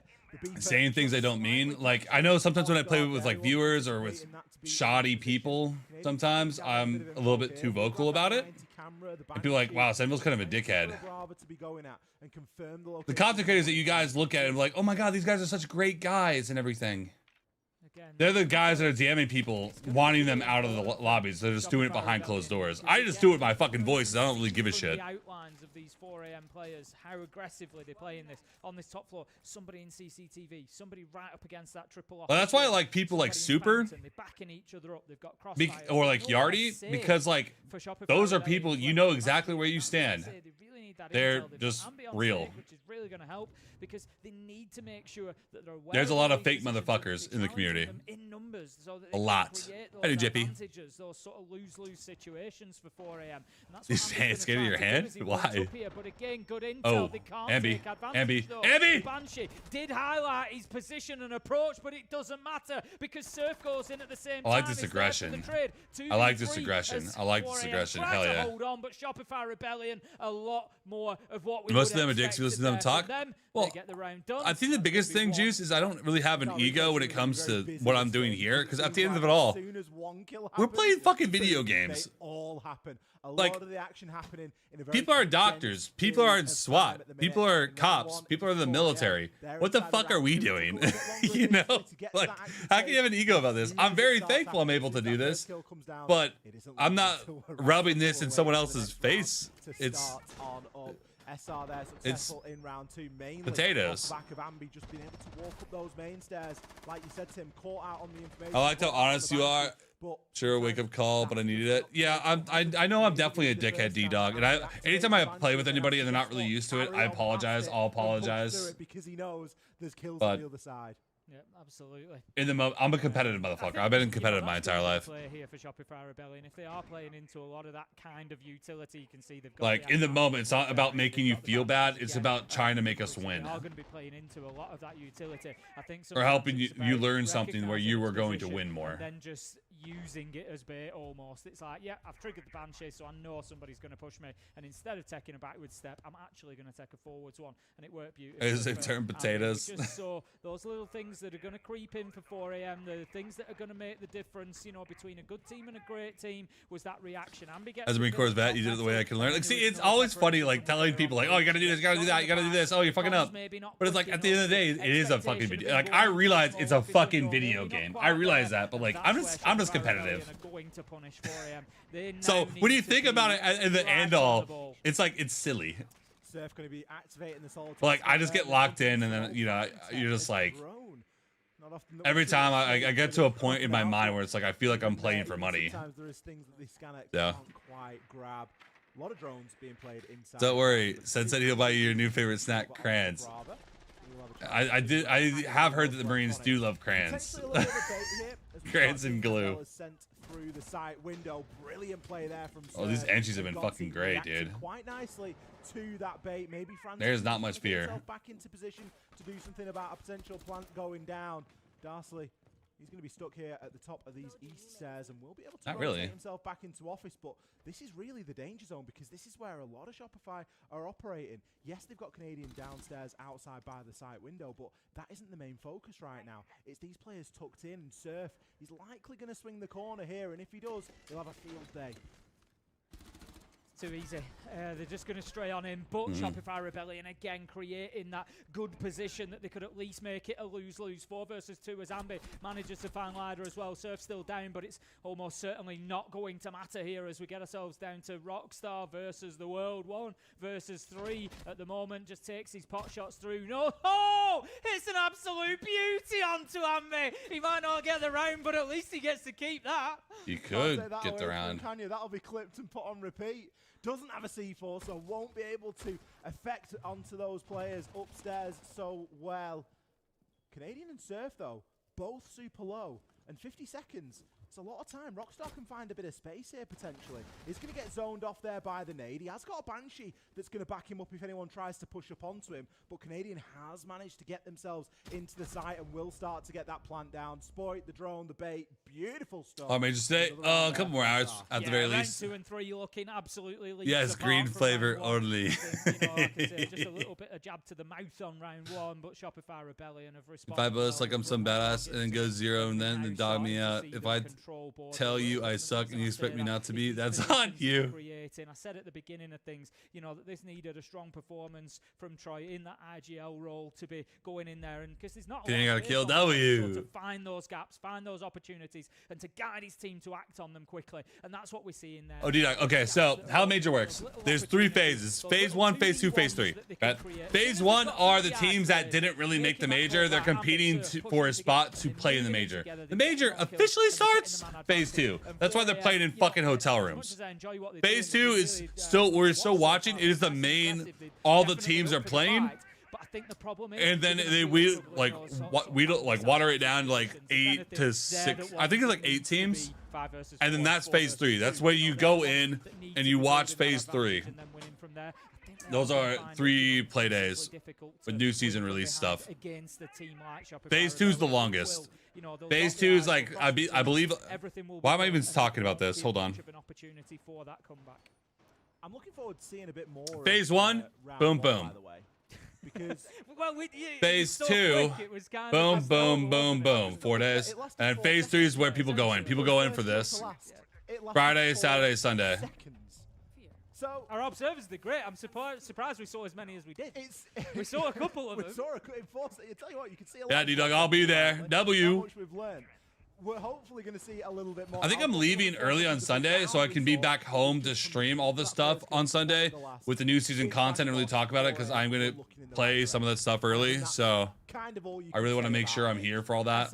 Weren't really pushing in the best possible way, and but I'm going to be gone Thursday, Friday, and Saturday. I'm going to be back early Sunday inside of round number 4 and for the Major. It's going to be a slightly different approach. We've got Canadian. He's rocking a shield now. Interestingly, we've not seen them ban out the Monty against them, but Canadian hasn't been, you know, sort of impelled to play the Monty, whereas typically we'll see a Monty up and that's all they'll You get the attendee skin as you go in through the door. There's other ways of getting skins, so it's maybe not like every round sort of requirement. but Monty is very synonymous at the moment with SR and this team. Surf kicking things off, and Canadian already finding a little bit of trouble. I mean, That's not an angle every time I go to the major, I end up with like a bunch of skins like this. I think with So the Blackbeard, you've got to have the shield down. I also have some of these codes. 3 versus 2. There's a couple of kills going. Gotti manages to get one, but Surf is there for the trade again. Something Shopify Rebellion have done so well, these trades, and keeping themselves. Kind of creepy way, just kind of what's up. Yeah, like, in the advantage. so what's up, get a picture maybe. He's been a big player for them through that SenVale kickoff. He's Yeah. really been top of the pops in terms of the numbers. They need a big moment from him here. And again, Shopify Rebellion, they're just being... They're being so clinical about this. 3v1, could they have gone for the kill there? Of course they could. Did they? No. We're going to move in. We're going to use the position. We'll drop barbed wire outside. I often say you're only playing. Was it outside archive door? Just because they'd have to hit it. They have to hit it, and then they're really exposed. So well now, just getting in there. The space is there for a plant. What the fuck is Canadian doing? Getting ready for his coaching job. Okay, who it is that's left? The best move here, the peak move here is this. What do you mean? That's what we're going to do. So really well played from them. A tough finish to the round for TI. It's always going to be a tough challenge if you're dropping the Blackbeard shield whilst looking at somebody. Flat. Yeah, you've really got to have a bit of movement to it or something. You're kind of asking for trouble at this level of the game. You're just dropping your shield whilst. So I think he was hoping, because he'd thrown the nade, he was hoping that there might be, a little bit of distraction there. Yeah, he's going to try and move. He's got to get out of the way. I'll be doing a lot of giveaways for the codes I get. When I say codes, I don't mean one. One of the beautiful things about SR for me is... I mean, I'm going with my girlfriend, so I'm at least going to have 2 codes. Sort of polar opposite spectrum, haven't you? Because you've got Canadian who'll do that on one side, but then on the flip yeah, side, but sometimes you can get more. Ambi, you've got sometimes you can get some more codes depending on what you do. But the other way, that's kind of my goal is to get a bunch of codes to give away to you guys. Like, you know, one, grow my socials, because I do like, hey, make sure to follow and you can win codes. And 2, just, a gentle respite, I think, you know, 4 a.m. because why not give back? It's been a bit of a trial by fire, hasn't it? And we were sort of expecting it, but you got to throw into it, Border. And honestly, after that first round, I was sat here thinking, "Oh my goodness, what happened? What are we about to be in for?" I know. I joked about it after round 1, but I think there was probably a few North American fans after round that were just like, "Not like this." I know we're only 1 round in, but not like this. Yeah. But no, look, Shopify Rebellion are looking every inch the professionals at the minute. They're just going about their business. They've been playing really well, so I think it's actually probably quite the opposite. I think it's very promising what we're seeing from the North American side so far. For any of our NA fans out there, I'm sure they'll be more than happy. But looking at how the game's gone so far, I spoke about the importance. Yeah, invited back to the team room. We made it get more than a code. I'm good on that. I'm good on that. Playing, like, off the back foot. I don't like no offense to these guys, but like, I'm 34. I'm a grown ass man. These guys are usually like in their young 20s. A little bit crazy. Round 2 through to 4, it's been Ambi and then 2 for Surf that have been getting those openers. Oh no, the Cupcake knows that we're like there to get codes, and like, you know, she's 5'2" girl going like this up at the counter, like, can I get some codes? I don't really know what's going on. I got like 20% of our codes. She got like 80% of them. She doesn't mind like running up and doing it for me. So I just like kind of push her in a certain direction, like, go get more codes. One area of the game that they can, and they really do. Like, I remember I had to play through an entire like playthrough for something on like R6 mobile to get 1 code, and she just goes up and asks them, doesn't even play the thing, and gets 3. I'm like, hello? I was like, consider honest to these dudes. Yeah, that's why like most of the time, like after the events, we go out to the bars with a lot of the older people. Like, I'll go out with like Jaeger Clutch and Divna and stuff. Like, we'll see like Tom Sherlock and Kudos out there. As I've said a few times, I'm sure we're going to be doing that again, so don't be afraid to ask what bar we're hitting, because I'm sure we're going to do that again. This is the same 5 players that have been playing for a long time together now, and their entries have been, that shit was fun. For my money, subpar, especially for where they end up finding themselves, because they do end up attending majors, they do end up winning games. So to put themselves in that back foot by losing those opening engagements and still getting there, you imagine how good they could be if they got the openers. Yeah. So it's nice to see them working on that here. It's early days. I hope that it continues throughout the course of the major, but it's already something that I've noticed. Well, I mean, hold that thought. Hesit's too big for that. Yeah, isn't she in the like you? I don't think that you said that she was also a SWAT member. I thought you said she was in the military. Those amongst you who love a bracket, so she's, from what I imagine, is like 5'7" to 5'10". will I'm sure know, having seen Falcons win the last match, like works should out and Shopify shit. Rebellion continue in the current trend. But and shot get happens to themselves a drink. win here, I'm down for either they one. will be playing the Europeans in the best of 3 later on today. The winner goes through and qualifies. Yeah, last two of the major So was it is SI quite a, major? You know, an opportunity to see SI that theory tested here. was in Paris. Yeah, I got blitzed in Paris, like drunk. The question is, can they then do it against a team like Falcons? Oh, she's 6 foot. Damn, Annator. Down talking any of these so players on 4am. Amazonian Great players there in the server, but you're going up against Falcons and you're going up against Doom. I don't think I need to say any more words than that. I'm sure you get what I mean. Users against Solotov, you know, some of the best gunners that we've got inside of the game. So yeah, that entry stat is going to be thoroughly tested. It will be in the next match. I might just stop. Should they win this one? They've I got to might win this just one. stop testing it now. If that's I'm just okay. picturing Annator as a small, frail little guy just getting Amazonian. Proved it. You know what? I'll take that to the bank. Great stuff, SR. You never know what as you say, if this game keeps going, She's Nordic. Yeah, so that works. Likely going to see that Falcons and SR match, which that works. Like a bit of a treat for day one. Oh, it does. Like, let's be honest. I mean, I don't feel like we deserve that. We're not putting enough work in to get there just yet. How tall am I, or how tall is Annator? Start as you mean to go on. I assume you're talking about Annator based on all that situation. I love the chaos of Swiss in phase 2. I always love that format. For any of you that don't know what the format is going to be, we will have Swiss in phase 2, where you basically go through winners play winners, losers play losers, and then I think it'll be the same as previous. Every qualification game is a best of 3. Every elimination game is a best of 3. So yeah, always a lot of fun. But we've still got phase 1. Still got we've got a day and a half left. So today we will see the best of 3s that are the upper bracket finals, essentially, which will see 2 teams qualified through to phase 2, and then tomorrow we will see the lower bracket played out, where we will lose a couple of teams. You're 5'5" and you dated a girl at 6 foot.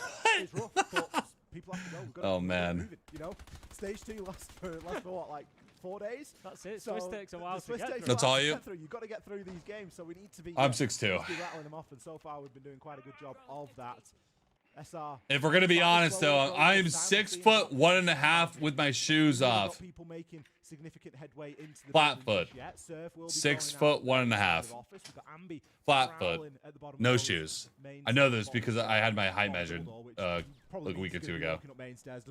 I would just say 6'2", because I mean, how often am I running around with my shoes off?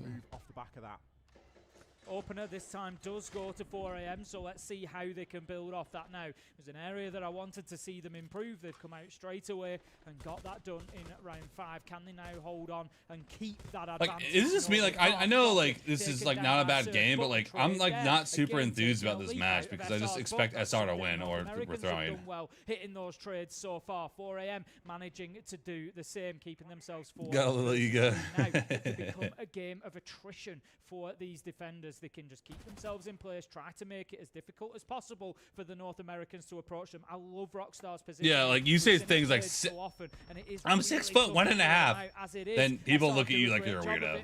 I just say 6'2". Immediate response from 4am. Plus, I have shoes on anyways most of the time. Depending on my shoes, I'm 6'3". Sometimes I'm 6'2", depending on my shoes. Lydia, big round from them as well. Nice. 3 kills. Spoit, been a little bit quiet so far. No, this you series. still. Haven't had the Spoit round just yet. Are we about to see it here in round number 5? He knows exactly where the player is behind that half wall, and it's just like aim training for him. He's just waiting to play whack-a-mole as soon as they jump up. There's still 40 seconds, so he's got a good portion of time. And the player that he's already got down is trying to crawl and scurry away. Couple of shots there getting put in. Can he land the finishing blow? Yes. Not been revived, so another kill can now go through. Lydia only on 1 HP. They're already jaded. They've been in 3 engagements so far, Tim.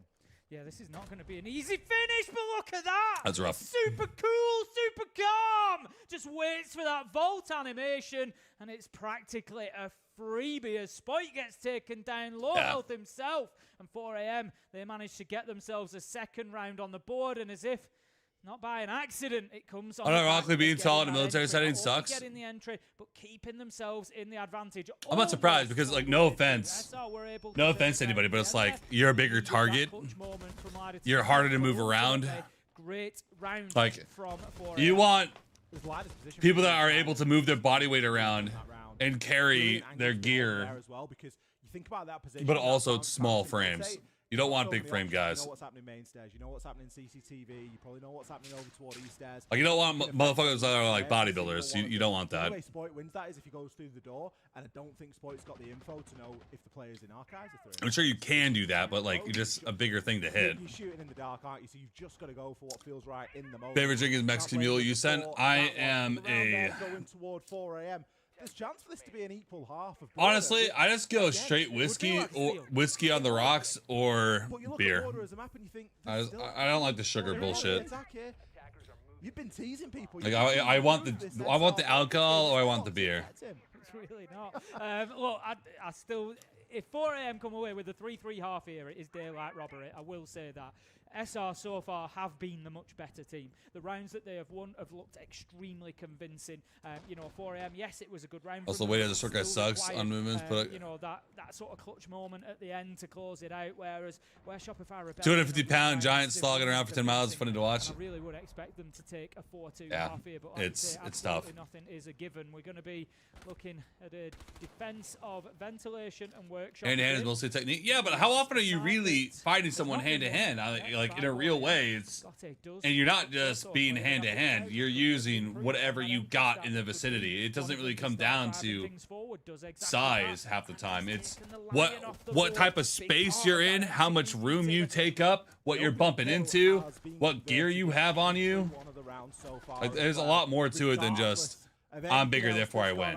And Gotti's just hit his second. Ambi now down for the count. And well, this doesn't look great. Rexon should be able to be recovered here. Looks like it's going to be 3-3. Getting out of position to do so. He's only going to come back on 20 HP. Feel like we'd be more entertaining if SenVale was a commentator. W! Rebellion at the minute. They have it in their favor. I haven't really been talking about the game fully. Because honestly, I just expect Shopify to win. And with the Candelas, of course. Boyam's not doing bad. Still knows that there's one inside a small office, but the timing being is doesn't manage to quite get his man, but it doesn't matter because he feeds the intel to Rexon, who does find it. And we see the utility continue to pour in. We hear the Candelas pinging off in the background, but no further kills for Shopify Rebellion. As I said, 4 a.m. able to keep hold of this advantage. They haven't kept hold of top floor, but they have kept that man advantage. You can see they're now kind of playing in an arc around this site. They're not playing inside of there, but they are holding angles. It's very rare you do hand-to-hand. Yeah, like, I feel like hand-to-hand is like the worst case scenario. Like, you shouldn't be, that shouldn't be happening. We know that's the case. It could happen, but I feel like it's worst case scenario. They can't afford to occupy the space inside 4 a.m. They've retreated. They're at metal. They're in customs. They're in supply. They're in these. All it takes is one lucky swing, you know, with the right thing. He's hit the drop and he's going to start to get that plant down. He's just trying to sneak a plant in. Rexon will be the next player to fall. Spoit has to find the kills here because Canadian's only good for one. Spoit needs all three in 15 seconds. They're kind of lining up for him, but again, putting in these impossible positions, and you just can't continue to ask that of him. Flip to the pistol. I just think that I don't give fuck mentality would be great for commentating.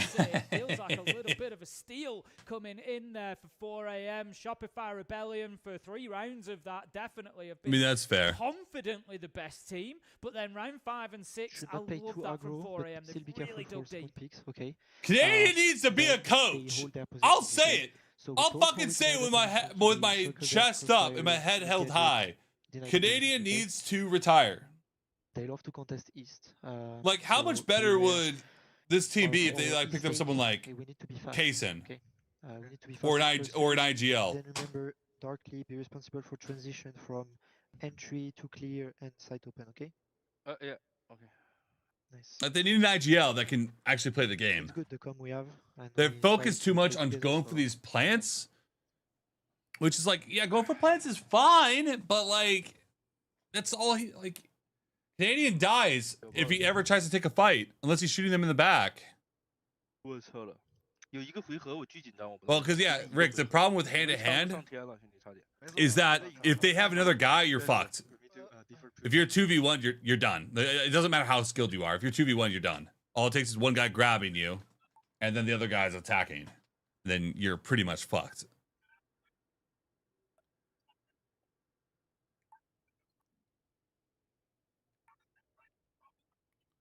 I'll get it here, super. 5'8", 5'10" is ideal for military, as you're big enough to carry equipment, small enough to effectively reserve stamina. Makes it a little bit difficult for us to pick it up, but I don't think that you necessarily have lower stamina being taller, but like it is harder to have better stamina the bigger of a person you are. Like you're running across country and stuff. Like my stamina was pretty good, but like it seemed like there was a process there for guys. W7M border here, bro. I'm a big boy. That's why I broke my back. That's why I broke my back running. Break door bees, or you're gonna get freebies, dog. Certainly seemed to be a process for 2v1 was the trade we do, and to be fair, it was grappling, but good God, it's crazy. Yeah, it's I don't even want to imagine grappling two people at the same time. No, you're fucking done, dude. I'm sorry, you're done. I think probably translate that. I mean, the only way to win a 2v1 is neutralize one quick. Have a minute there as speaking in English or whatever, and then have a minute to translate that into. You feel like KG stream with this conversation? Oh yeah, you want this? Want a KG stream? Guys, my butthole is so fucking clean. Holy shit. Guys, buy my bidet and your butt will also be clean. Bro, you can literally eat food out of my asshole. In fact, people have. Yeah, we're playing well. We just need to keep going. You use it like a bull. It's not that they can't believe that where they are, but they're thinking, we've actually got a good chance in this game. Let's not try and overwork too much. Let's not try and overcomplicate things. Let's just keep playing the siege that we've been playing because that's been working really well. Infighting, just yourself in a way where you force 1v1s. I just think like if I'm in a 2v1 and I'm in the 2, grappling.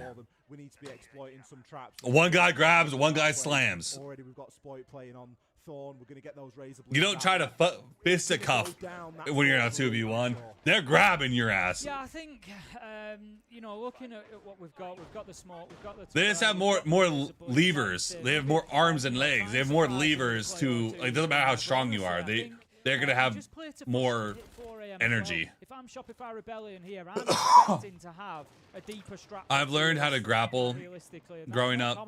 I'm just expecting a Shopify. I know judo. I'm used to throwing people around that are much larger than me. When I say much larger than me, I mean much larger than me. There was some. Not immediately, because I'm not gonna say fat kids, but obese kids in my judo. I was like 100 pounds. I swear to God, this guy was like. This guy had to be at least 250. Like, he was very, very big. I could throw him on his back. With an entry, Spite still in this key position. I spoke about this earlier. An often used operator that we see to try and hold that is the Aruni with the DMR. A couple of layers. You restart with KG? No, I got nothing against KG. I just troll with them today. Bullshit. With the Thorn Ambi over peaks and just gives himself away. Thinking for him 2 or more people against one is crazy ass whooping. Crazy ass whooping. So far in this fixture. 7-0. Can only imagine that's since the rehost. So we have seen a couple more kills, and I'm sure that we've seen them fall as well. But still, a 1-for-1 trade. Gotti down for Ambi. So the Ambi on the Wamai, maybe a little bit of a rogue one, if you look at it that way, but still the ability to catch those Capital bolts, still the ability to catch some of those bees. So you are going to want those magnets placed out there on the map, but they're not going to be as big a factor as they could have been. Canadian in a very dicey position here, but a nice little double swing. Him and a teammate behind him is going to net the kill there onto Lida. I wasn't a good swing because they could have gotten collateral there. That was pretty dumb. Rexon have done a great job there and can just start to retreat back a little bit. Yeah, that's it. He's just going to play this position from deeper. He's used his toxic babe canisters as well, so he's really nothing more to offer to that position other than his life, and he doesn't need to give it away. Given that they're 4 versus 3 with a minute to go, as you say, they can sort of start to drop back now and just play for that advantage. The big thing that they've got in their favour is Spite still in this position. He's the one that you leave out. Let them have Easters, let them have Office, let them, maybe work their way in there. It's a difficult push in through that single archives door. As long as you're keeping hold of CCTV, you're protecting that west breach. That's Spite's job. And I think at the minute we're starting to see it play out. 4 AM becoming frustrated now. And I know we have at least. I honestly don't know. His pocket reinforcement as well, so they can further fortify that position. I don't know how many more games we have today. Just playing inside of archives. C4 honestly ready to go over the top. That's only a moment of time. What a throw! Basically lands at the lap. We're seeing a couple of Thorn gadgets go off there now as well, and that's going to be Spite's cue to call. He doesn't need any invitation to pick himself up a freebie. Rockstar now left with 4 players to find. and I'm not sure he'll get through the first. Canadian there, a great shot there from the SMG-11, pings the head and secures the round. Yeah, starting to see what could be sort of the differentiator between these two teams now that we've got Shopify Rebellion.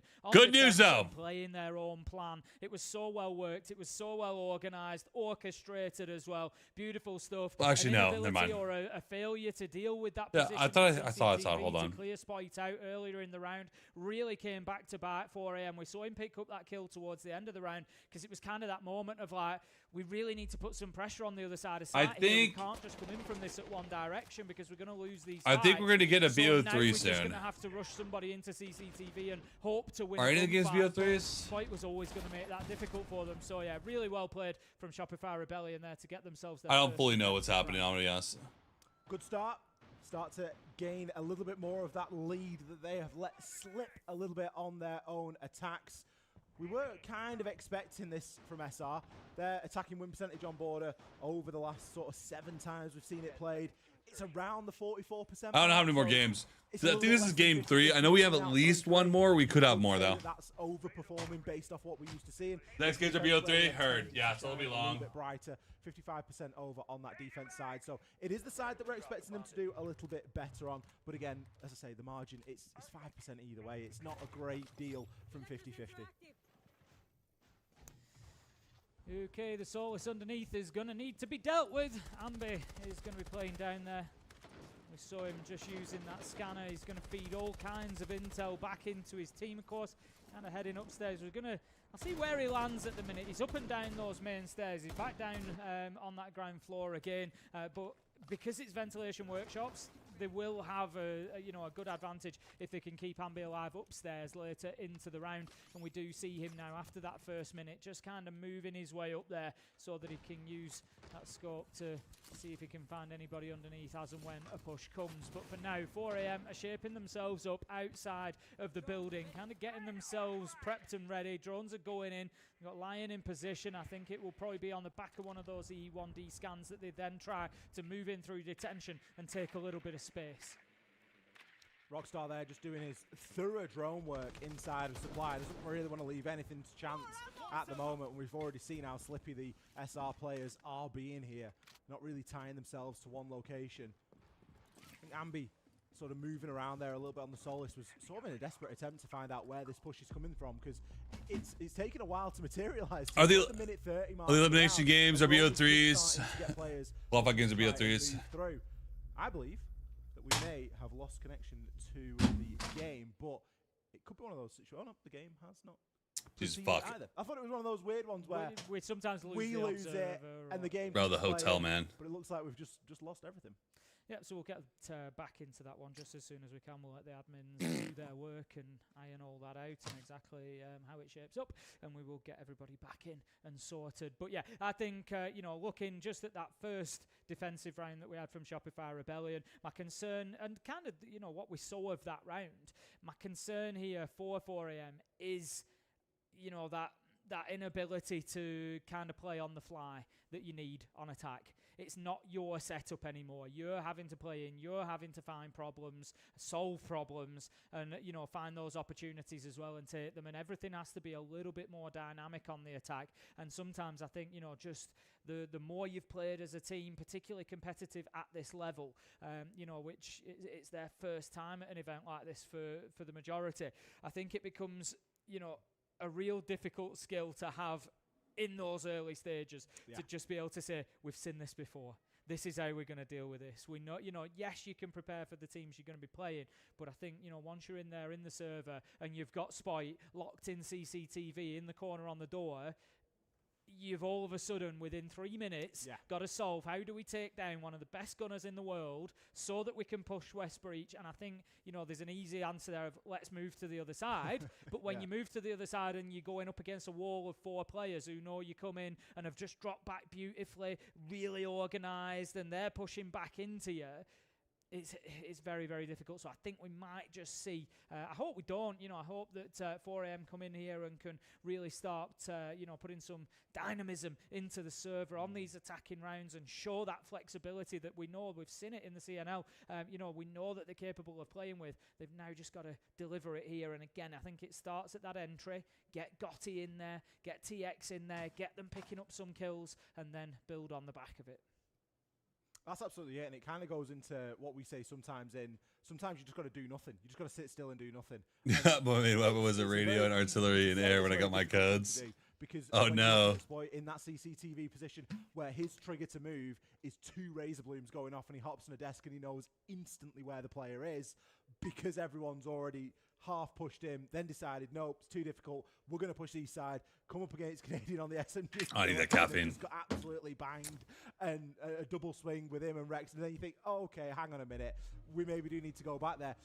You've still got to be sat there doing nothing, even though the action's going on elsewhere. And that's as the team's increasing quality, in particular when we start getting into some of those stage 2 teams, that's something more that we will see, and it will trip teams up no end. Hopefully, we're going to be back ready and waiting. Fortunately, we didn't. Oh man, the hotel games are crazy, bro. So it should be fairly straightforward to just repeat from where we left off. It was a slow round though, and we had seen over half of it, and not really too much action. A little bit of space had been gained, but it wasn't significant. No, and this is exactly what I'm saying for 4am. We need to see them coming in here with impetus, with drive, to be able to take space quickly. It's border. As an attacker, if you're not getting in through those doors, through those barricades, you are going to seriously struggle. You've got to have a plan in mind. This is our beachhead. This is where we're going to go in. This is the space we take, and you've got to execute that quickly, and then you build from there. That's how you win on border as attackers, by going in and taking space. It's not one of those maps where you can kind of, play a slow burn through the round. As a defender, we always say, how do you best fight on a defensive side? We got the ice stream up too. Stop them getting in the map. You've got to take those. Well, play, so 4am, their focus now has got to be, let's move a little bit more quickly. I'm not saying you have to rush into site, but in this case, they're attacking onto bathroom tellers, so ultimately you want office. You do that by clearing CCTV and moving across. They've got Spoit in this position. Shouldn't come as a surprise. He was there previously, so let's have a plan. Let's go and deal with Spoit and get that kill. Let's push from multiple angles. Let's use our utility. We've got the Grim. We've got the Capitão. We've got the Deimos. Let's make it a nightmare for him to stay in there, and we can take CCTV, and then we can push into Armory. We can push through to Archive. We can start that verticality. They don't have too many vertical options, which is also a concern for me. So I think we're going to see a lot of horizontal. Fucking Millie. I'm just not sure that'll get the job done against Shopify Rebellion. But tomorrow, I believe. Main stairs now. We'll be looking to W. Oh, he plays tomorrow. If you're ever wondering where he's playing, he's main Yo, stairs. Bro, silence. It doesn't really matter. He likes to play that little link area. He's going to be retreating upstairs for now, as if this is just a horizontal push, it could.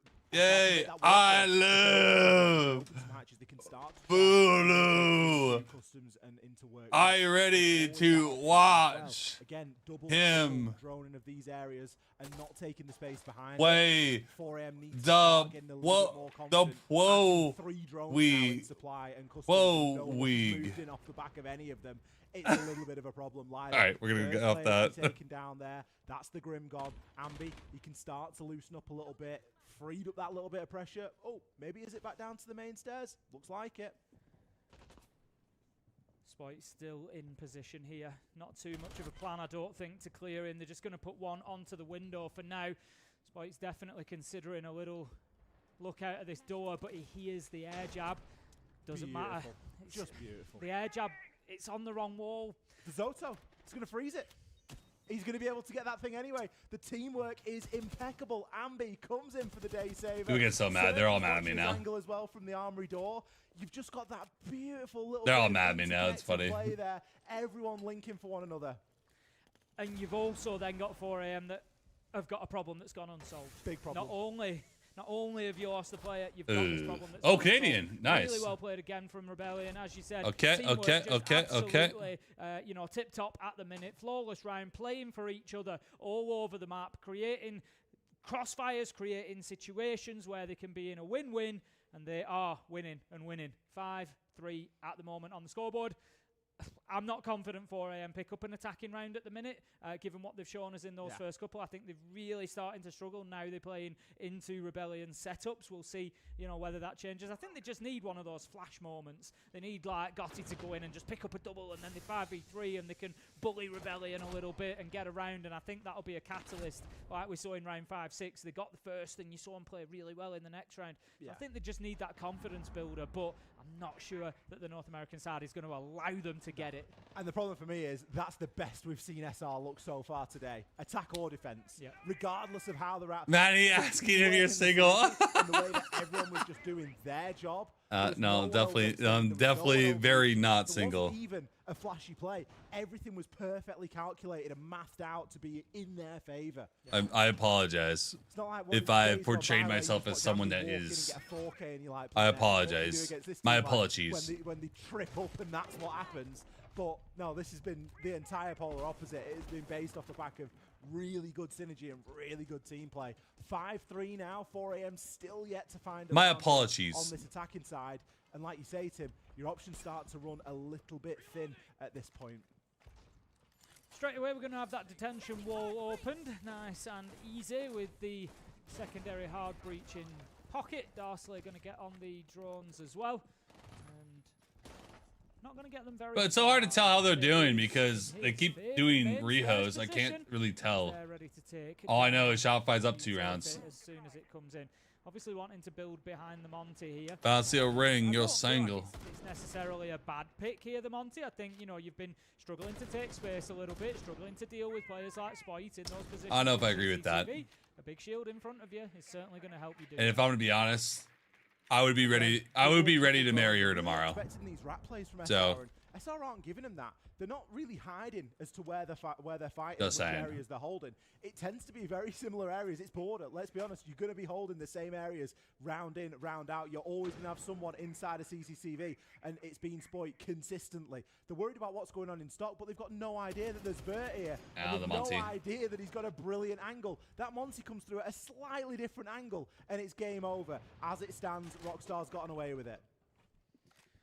Yeah, that's it. He's still full health, so that's something for him. He can start working his way through customs now and taking that bit of ground. But the question is with Monty always, how are you maybe pictures, but pressure? Monty's got a couple of jobs. One is to feed intel. The other is to create space. And if you're looking to create space, you need somebody working with you. As it is in this case, the Sens is going to be backing him up, and that's essential because otherwise you don't really claim the space. You move on and they can retake it. There's no way that you can, actively take those fights. So I think, good play that they've now doubled up and Darsley's gone in there with him, and damn, not going to go well though as Ambi manages to find the kill. They have a lot of fucking Vert, bro. That also puts the diffuser down in no man's land, and this is where they could come unstuck. Rebellion still able to hold on from above.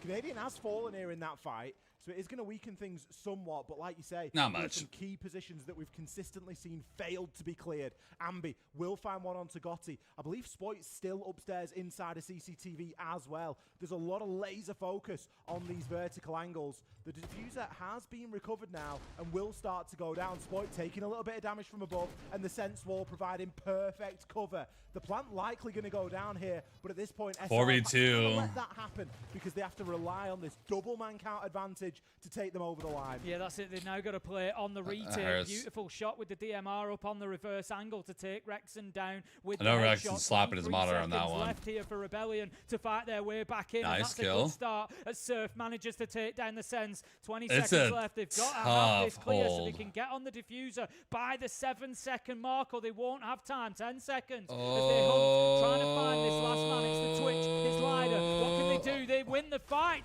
That was the essential one, but no. Time, yes, just. Oh my God! Half a second to spare. Surf with a big double in the retake. Rebellion take round 9. That was very dicey. 3 versus 1. They played it well because they won it, but at the same time, damn. Well. How would not be jumping up around, bro? I'd be fucking amp as fuck on that one. I was expecting, put one body disabling the diffuser, flood the guy with 2 from either side. Even if he picks up both kills, he's probably not going to have time to do the rest. I think the problem there was, I agree with you, but I think the problem there was that They made it tomorrow, not today. No, and you're like, come on. Where the Twitch was. It was like, you know, have they sort of gone to retake upstairs? I'm just saying. I was just saying. It was, you know, that. because I was just out in customs. It was a bit like, but I think that was a big part of it. But did you meet your girlfriend? I'm gonna be honest. Tinder. And looking around, he just gets shot in the back. But it was at that point that they knew exactly then what they needed to do. And so again, it's another positive for Rebellion. I'll be honest, that's why I don't really understand people that e-dating and shit. It's like, bro, there's a bunch of women around you. Like, why are you dating someone across the fucking world, country, when you can date someone that lives somewhat close to you? I don't really get it. At that point, to get it done and still win the round, you know, it was so reactive. I spent up 3.4K. A little bit of intel. And you that's professional. 4 a.m. watcher. Funnily enough, might have actually won that had Lyder not killed Ambi. Done nothing. Had he just done nothing? Because I don't know that they would have jumped on that watches the games. Like that's what Fed's content is about, watching other people play. And then you're playing. Mine is not. Mine's about me playing. It's hypercritical, and I'm not faulting Lyder for taking the kill. If Ambi's stood there in front of you, you're always going to take it. But it kind of feels like that was the catalyst then for Rebellion to win the round. It was like, right, he's in customs, right, bang, kill into blue. Humble for you. It was my last week using it. Bit of intel that they needed. Last week using it from burnout, and then bam, 3 years later. That's how it goes, man. We could be barreling I mean, toward an SR people, win right now as 4 millennials and down, bro. Like, you don't find people at bars. Like, you go to a bar with the people you're with. You're not picking people up at a fucking bar. That shit doesn't happen. Let that happen in SR. Happy to play that retake. That was the win con, and they played it to perfection. As it stands, though, we are going to need to see something out of 4 a.m. And we've seen glimpses, Tim, but the age-old one has been they've struggled with moving players from key areas. Tinder is for minors. I guess you set your age preferences at 18, which you shouldn't do. I find it strange when you see your top player on a shield, but is that I think the lowest age range I had on mine was like 20. I think my lowest age range was like 24. Even that's pushing it for me. So they keep things to 4 versus 4, and they've still got the shield on the board as well. So the initial plan with Grim, with Deimos, kind of all persists. Oh my God. Continues. The only question is, are they going to be missing any hard breach? Lyder taking a ton of damage there from the Nitro, but how about that? Absolute beauty with the pistol to take down Canadian. Leaves them now 4 versus 3, but the Monty is hurt. They always dying. About 15, 20 HP left. How about that, though? You've got to Your stop father told me never out. date at a bar scene, me doing shit. However, the trade is there again. Could be around for 4 a.m. on the way. Another big round here for Boy. We've seen him put in this position a couple of times already today. I don't know, man. Players now recovered. Lyder and Darsley both super low. Oh, Snapchat is Tinder for minors. Zoto canister there. Gotcha. I was like, Spoit picks up his first location. Snapchat is just something a grown-ass man shouldn't have. Lyder's going to start to get this diffuser down, but he's got the DMR. He's going to continue to put himself in these Zoto canisters and try and stay alive. Bit of a flunder there as he tried to swap weapon, had to hit the smoke, but it's a very broken up 1 versus 2 this, and he's got a massive chance. C4 just going to go wide, and it allows the plant to go down. That C4 was the moment. That was the one for Spoit. If he gets the kill onto the Monty there, even with the diffuser down, he leaves himself in a 1v1, but not managing to hit the mark, not managing to find his man, now leaves him in an almost unwinnable situation. Lyder with that shield, of course, can just hold him at bay. The death mark coming through again, but going to be failed because of the Zoto canister, but now Spoit is left just running, trying to find anything. He's scratching for whatever he can get out of this round. The nade is going to do the job. TX it is to pick up the final kill, but it was really well played by in the bar, though? No, there's nothing wrong with going to the bar, but like usually you go to a bar or whatever with the people you plan on bringing, not with the people that... 7 seconds, you are leaving your other player in a 1v1, and that is the moment. When the plant is going down, that is always the moment for the defender in that situation, in that 1v2. And Spoit knew that, because if he can get in position and hit that Nitro a second sooner, put the diffuser down on the ground, that advantage has then completely swung in his favour. And 4 a.m. didn't allow that to happen. They were decisive. They got themselves into position early enough to put the diffuser down, and I like how they were able to close that out. So well played from 4 a.m. They get themselves another. It's 6-4. Super close stuff. Can we not just watch Spoit try and 1v4? Because I could quite happily just sit and watch that for some portion. What do Bulu play? What do Bulu play? What do Bulu play? Like you say, Yo, Millie, you wanna co-stream and watch or nah? The narrative is very, very different. But we're finally seeing 4 AM win a round on the attack here, and it could be the start of a couple. SR, no strangers to taking a bit of time to close out a game. They haven't been the most convincing during kickoff, hence one of the reasons why they are here inside of stage 1. But they only need one round, Tim, and they've got a lot of different bomb sites to try and get that done on. They're going to be headed downstairs this time. Downstairs towards bathroom. Hoping for them that it couldn't be something a little bit different. Yeah, so I feel like we've seen a better couple of rounds using that Monty over the last couple of rounds and kind of the space that it's given them. This time, they're not going to be bringing. Yeah, typically bar sucks to meet people in. Yeah, because like anyone like, anytime like someone like came up to our group to like try to like hit on somebody, we're like, do we go back to kind of look at this weirdo, bro. 4 AM where they're struggling to deal with problem spots, struggling to deal with those. All right, Frag, have a good one, baby. Take space. Time will tell. Spoit is one of the positions good luck. I'm thinking about because that was something that they weren't able to deal with the last couple of occasions. Think you'd be up at 4 AM? Why do you wake up at 4 AM? This map 1? These are BO1s. These are BO1s. It's not, we're not at BO3 level yet. Inside a CCTV, and I'm sure so yes, it's map 1. TX taking a good portion of damage there, as once again, it is just a spot that's being avoided. They're not even trying to deal with him horizontally. When Boo play though? Vertically, it's just, we're just going to let him exist up there and just take our chances. Ambi's cottoned on to this, by the way. He's thought, you know what, we can't have Spoit having more kills than me. I need to get in on this action and start to play onto customs as well, because it's a big entry point at the minute for 4 AM. As it stands, it looks like hit me on a bar. Able to slip that net. Canadian primed and ready. Brilliant spot for a C4 here, just at the bottom of East. You can thread. You know what's sad? One time a girl came up to me at a bar because she recognized me. And if he times this right, he might find himself a couple. Yeah, he's just and still trying to talk to me, even though my girlfriend was literally sitting right next to me. It's a thing that she likes to bully me about. The intel and telling when the pressure is coming onto that door. So again, it's another example of just great team play from Rebellion. Nitro goes almost. It's gonna be just that little bit too soon. Let that Nitro there. Of damage done to the ace, but it's not I may gonna steal be that. the end of the world. However, 55 seconds has been stalled out for quite a long time here. Lida manages to get one onto Spoit. They clear that difficult position, but is it going to be too little, too late? Rexon finds one. Levels things out right now. HP advantage is certainly with SR, although after losing Canadian, I'm now not too sure. Gotti and TX super low though. 33 seconds. There's still time here to work with for 4 AM, but they're just looking a little bit disjointed. We've still got Surf playing upstairs inside of Armory. We've still got Ambi playing on that 90 corridor, and we've still got players moving through now. Ambi continuing his charge. It does know that there's going to be a Nomad charge there, but isn't going to be able to do anything about it. Surf comes in with the next. It's all down to Rexon, but everyone's so low.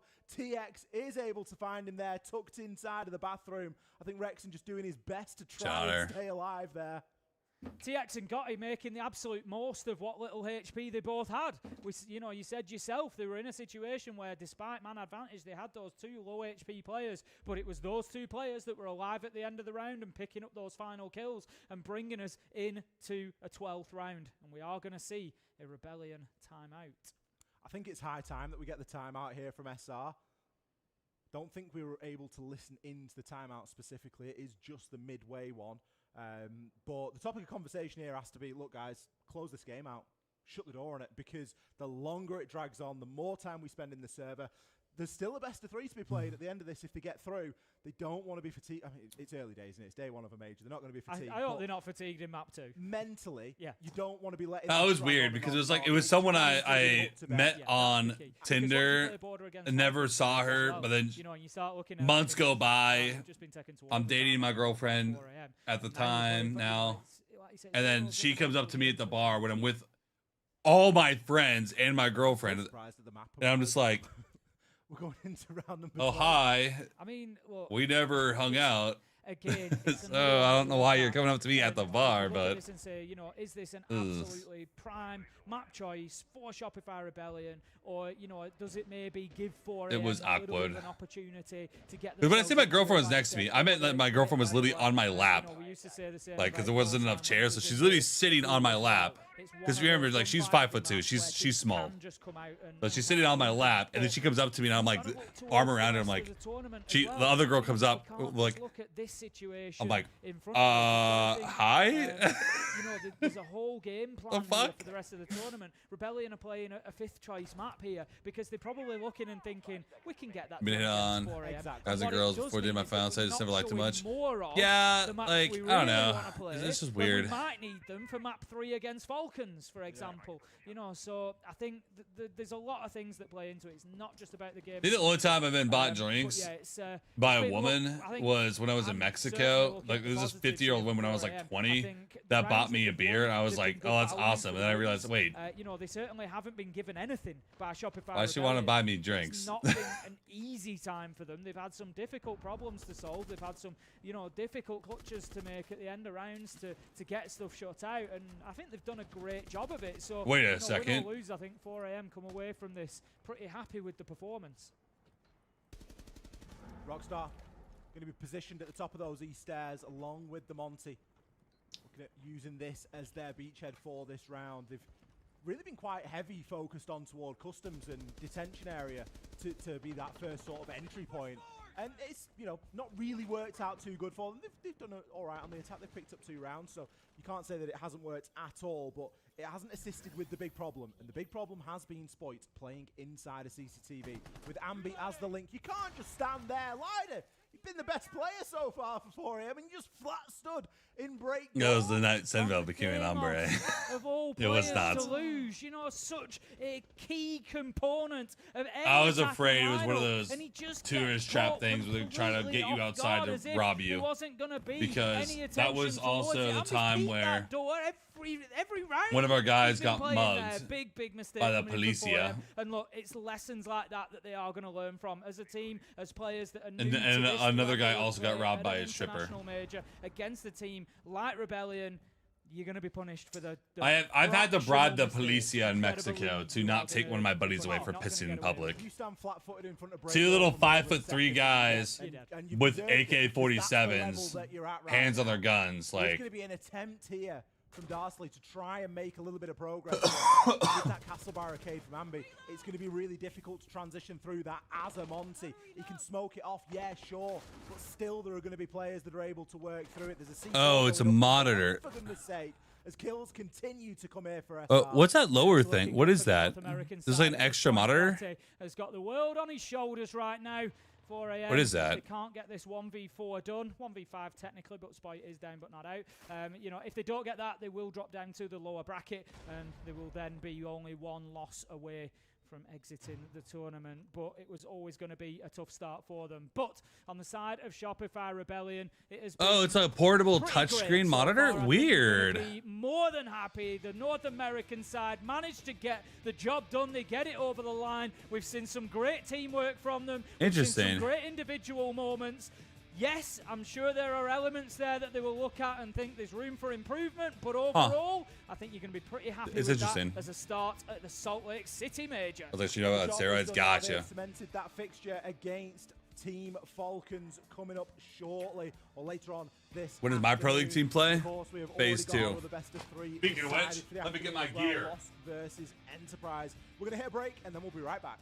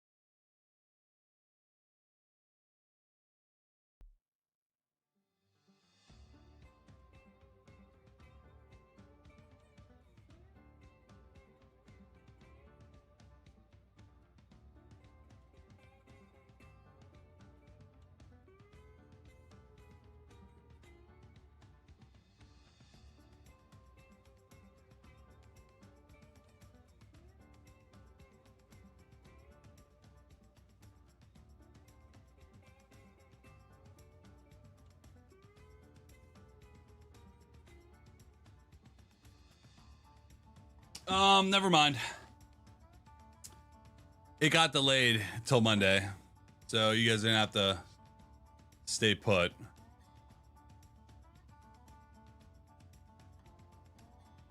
It's not that big of an announcement, guys. Like, it'll be a good thing to make content with them. Maybe make content with the pro team and stuff. So, it'll be a good little thing to do. It'll just, like, nothing will really change. It's just, like, I'll have some, like, things for them. Maybe make some content for them. They'll help me with some of my stuff. But, you know.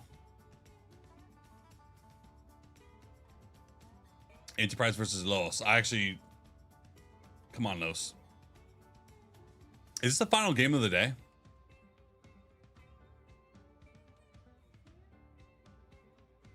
I don't know who else is playing today. Because, like, now we get to elimination matches and stuff.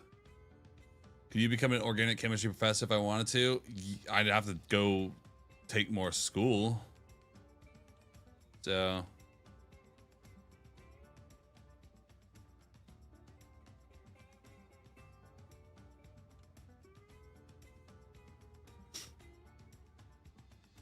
OChem was not my specialty. You don't think so? Yeah, because remember, we did miss the Lost versus Wolves game because of forfeit. So,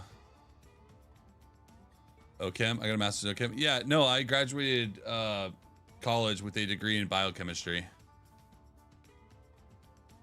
I prefer bio than the chemistry part of it, though. I wanted to go be a doctor. That's kind of how I ended up in the streaming world. Because I was like working. I was working as a medical scribe, trying to get letters of recommendation from doctors, working in the ER, worked in cardiology, worked in a lot of hospitals, actually. And then getting letters of recommendation, go to college, took the MCAT and everything. And it was just like, I was streaming on the side because, I'm a gamer. I like doing it. It was fun. And then I was like, you know what? I could probably try to go full time in this. Things you guys didn't know.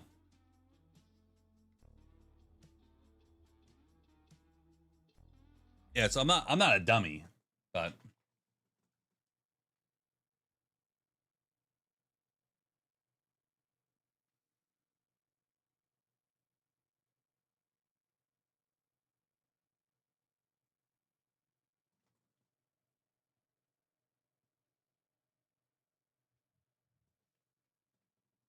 He's bouncing off my booty cheeks. I love the way he rides. I can hardly breathe. You actually like the stress tester in my cardio section? No. I wasn't doing anything like that. I was like kind of just like foot in. I was working with docs. Basically what I did was I helped doctors see more patients in a day. All right, it's time for our first best of three of the Salt Lake City Major. So, WCOMs, I guess. No, so basically, instead of a doc seeing maybe 20 patients in a day, I helped them see like 25 or 30. You don't win that bad. Basically did all the paperwork for them, so they never even had to touch anything, besides just see the patient. Has yet to play because of a little bizarre circumstances here. So I filled out a metric fuck ton of... They haven't yet played. I forget what they're called in Epic. Looked pretty good in their matchup earlier against Edward Gaming. Yeah, the charts. What are those charts called? It's been a while. Game for EDG because they had to play without their best player, and instead they had Noah, who couldn't communicate great with the rest of the team. Didn't go so well for the EDG squad, but that's okay because they're still alive in the lower bracket, and of course the champions of that matchup, Enterprise, will now be facing off against Los. We'll EMRs. find out where they're going to be. Of course, No, it's not the EMR. So no It's not that. That's just the record. I'm forgetting the name of it. It's been a fucking couple years. Relatively unsurprising map veto coming through here, Parker. I forget what the name of it is called, but I filled out a ton of forms. It's been a really hundreds easily. Thousands, maybe over 1,000, but not maybe not thousands. Sure, they're playing down in Australia, not the. It was weird, like seeing like my friends, like parents and stuff in there, and then like being on Instagram and seeing that all these people passed away, and I'm like, oh my god. Map number 1. We got a break ready for you. We'll be right back. Or this one girl that I liked for a time, I like saw a post about her dad passing away, And I'm just like, I've seen him 3 times.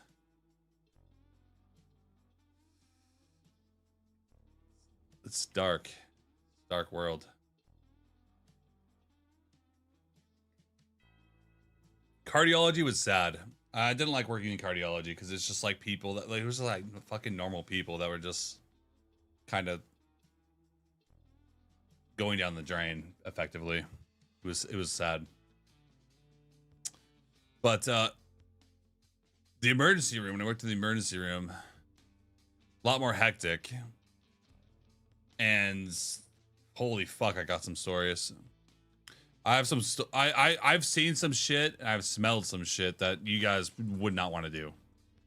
I remember seeing this one lady built like Gridlock who was like 6 years old sprinting down the hallway, bent it out of her mind on bath salts, like trying to bite people. I've seen a homeless man come in with maggots crawling out of his dick. I saw this was really sad. This one girl that came in that was locked up and escaped, and you know, I'm not gonna say anything more than that.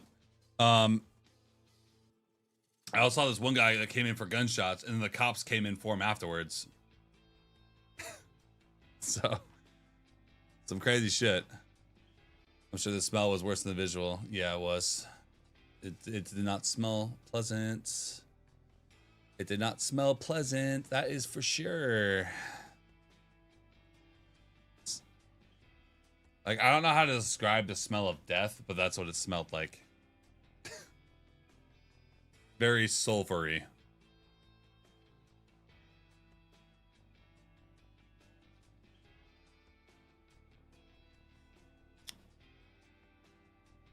Gunshot wasn't too bad. No, it wasn't too bad. It was just more of the funny story that the cops came in for him and arrested him afterwards. No, I mean, it wasn't shot like really bad. It wasn't shot bad. It was like one through the arm and like another one through the like lower part of his leg. And then the cops came in for him like, yeah, we shot him. So, oh, well. You're living Grey's Anatomy. Yeah, kind of. That's kind of why I liked watching some of those shows. Like even Grey's Anatomy. Like I know it's like more of a girly show, but like I love watching medical shows. Like especially like shows like House. Like I just love watching medical shows because it's like kind of like in another life maybe I would have done that, but I have way more fun doing what I do now, honestly. All right, time for our very first match. Hair like a bitch, so yeah, it doesn't sound fun, Andrew. Does not sound fun. These two teams. We saw the Enterprise matchup earlier today, as you mentioned, going up against the Edward Gaming squad that lost their best. SenVale's house. I do have a fucked up leg. Gaming failed to get a visa, and because of that, they had a stand-in. Watch the pit. Someone told me to watch the pit. Someone told me to watch the pit. Frying people over in the EML, but obviously I think it was on something. Barriers as to how he will be able to succeed. Yeah. There was a caster behind the scenes. I think it was on something I couldn't watch. It was on HBO. It's on my to watch list. Yeah. I watched Resident, Scrubs, House. I've watched a lot of Greys until I got completely sick of it. Too many seasons of Greys, bro. Have you seen The Mentalist? No, I have not. Match that I want to re-hit here. Number one, they're going to be warmed up, right? Los are coming in cold, and I think it is absolutely to the advantage of Enterprise that they've already played a game today. And number two, this is not the exact same Enterprise that we've seen of years past. They've made a couple of player swaps. But like House is like where I get some of my metaphors from. Like when you hear hoofbeats, think horses, not zebras. Like it's like, you know, if you hear something, if something is probably what's happening, why are you expecting it to be something crazy instead of what it probably is? Is there a 3 or a 4? Or? No, I said 2. Okay, well, if we had a 30 turn up. It's like, oh, you have a cough, therefore you have COVID. It's like, no, you could just have a cold. Like, are you playing later? Yeah, I am playing later. I am going to be grinding the fuck out of the drop sessions with the major and everything. We're going to be grinding hard. So, and because of that, a lot of people don't know that Magnet is coaching for them. Now, I will say, I do think he can be a secret weapon here, and I think at international events before. People, maybe some of the casual observers who don't watch all of the OS games, especially if you're a North American fan, it is brutally difficult to watch those Australian games live just because of time zones, right? They're usually happening at 2, 3, 4, 5, 6, 7 in the 3, 4, 5, 6, 7 in the morning.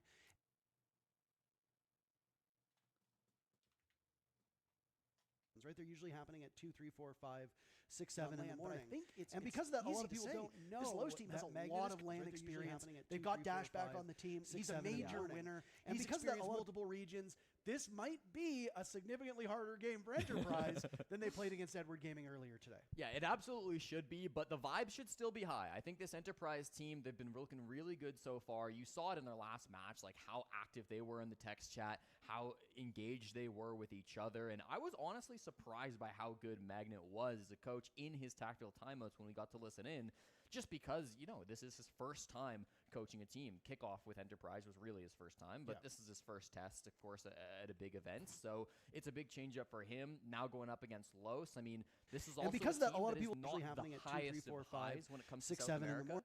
Nobody really thought Los would qualify, not because they're a bad team, but just because they play in the most competitive region. I mean, there's so many good teams from South America who did not make it to this event. Team Liquid, the first one that comes to mind. But Los earned their spot here, and they have something to prove. Of course I clipped it. 76% of you are giving it towards Los. That is kind of to be expected, but watch out for Enterprise, because they are a deadly roster. This is a familiar refrain. For I accidentally clipped it vertically though, so it looks a little weird, but whatever.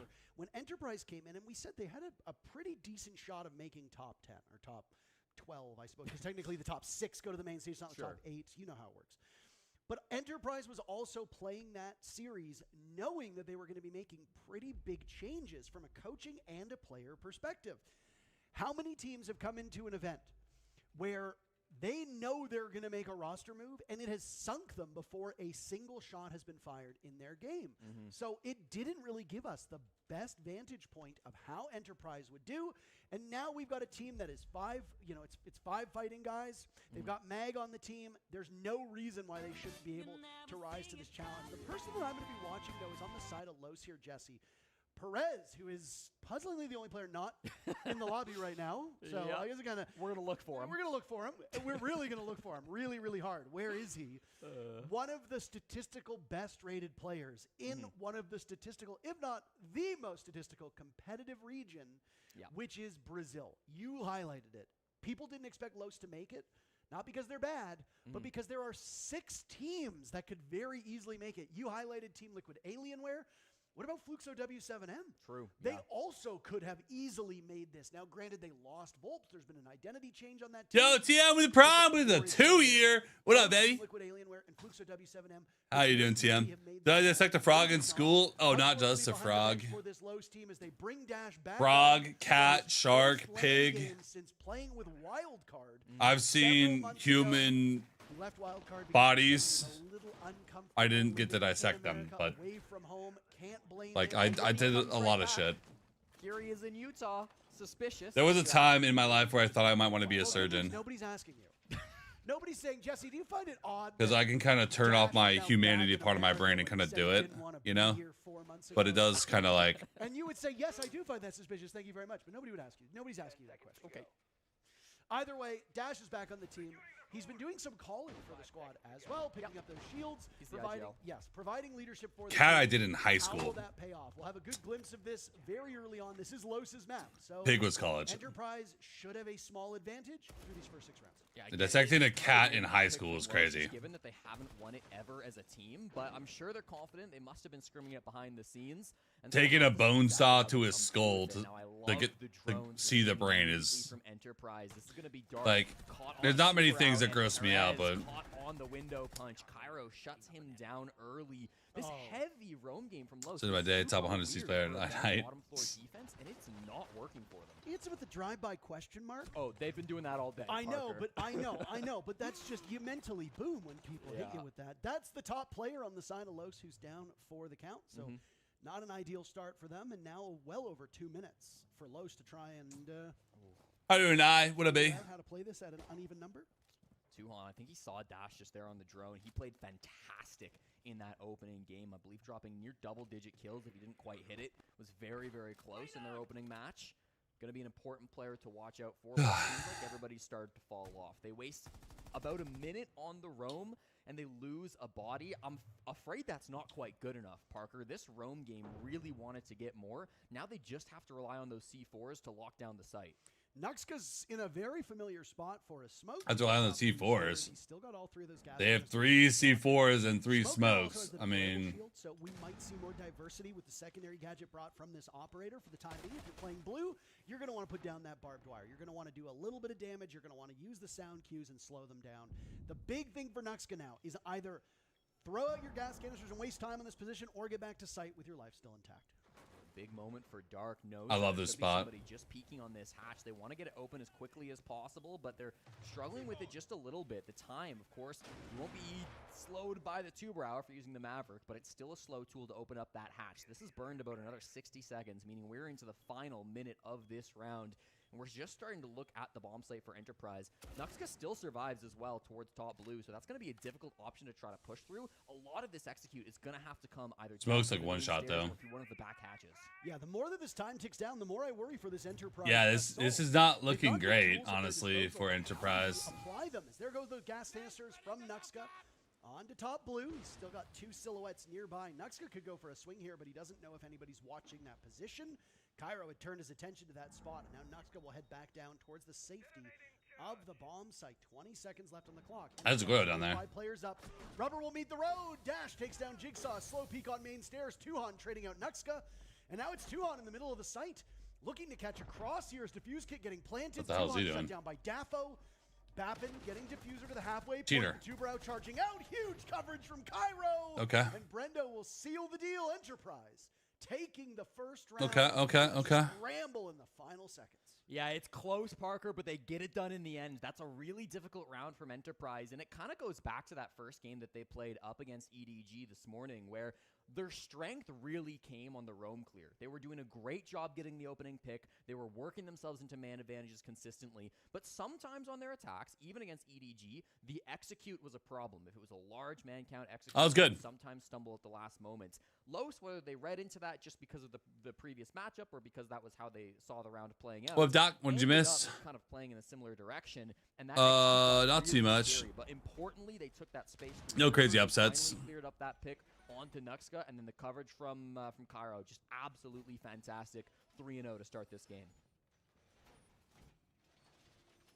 Cairo was the one brought onto this squad that a lot of people didn't have the most familiarity with after SI, and immediately huge statement kills, taking down Perez right off of the rip. The secret weapon of Los, their top player by a country mile, was not able to do all that much. Again, you pointed out, I think quite correctly, how much of an ego peak that first engagement was. When you maybe Los was worried about playing too passively in the site. That is a real possibility for these teams.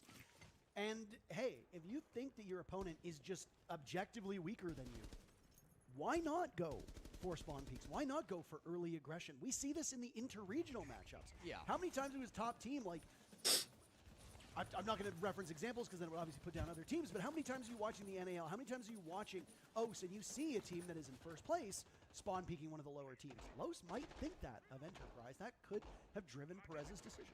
I think it's a good vibe check for the round one. You know, this is a long best of 3. It's not like our last matches where it's BO1 and everything is on the line immediately. You know, it really is a long game here. It's a marathon, not a sprint. So plenty to work with. Now, Brendo just spotted an opportunity on his drone. He's going to hunt for that as the back of the clash was pointed his direction, but some attention's been paid. Ends up being a 1-for-1 trade. That's huge to be able to get that one pick on the side of Perez, but man, that could have been so much scarier if Brendo was a little faster.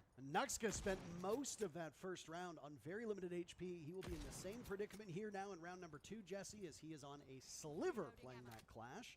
Again, a very high-value utility operator for Nuxka. Expect that to continue, whether it be on the smoke or the clash or beyond. Yeah, and this shows really good prep work coming out from Enterprise as well. Nuxka often plays the clash on this site. 67% clash pick rate defending top floor of Bank, so that's clearly something they read into. They put Cairo on the Collie specifically for this reason, and it's worked out well.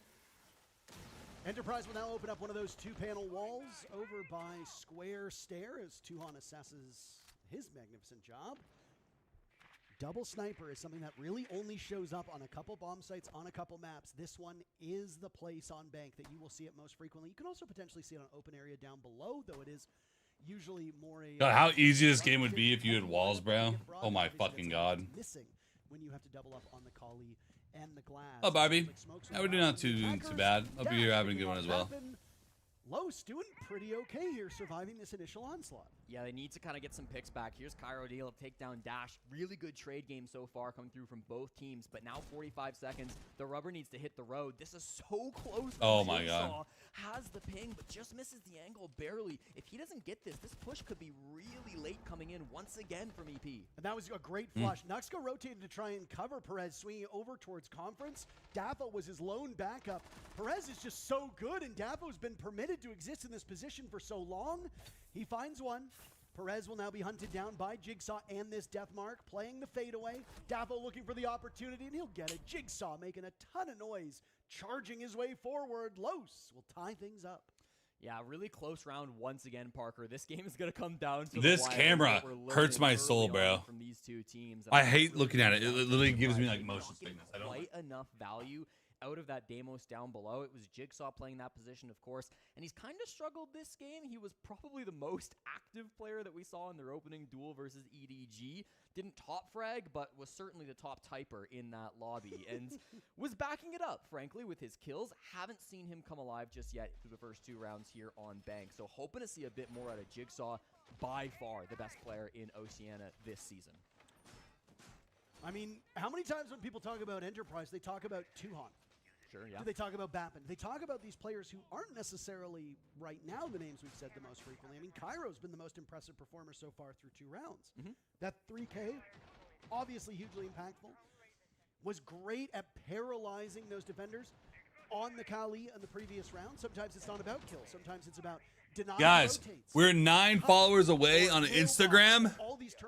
I don't normally advertise my Instagram. 9 followers away on Instagram. He's just going to sit and hold a position. From 10,000. Old heads will know that there's a certain dog that was Do you named wish this after was that you? spot, or that spot was named after a certain dog back in the day. Where your What? goal was just stand there. Playing in Pro League? That's all you No. gotta do.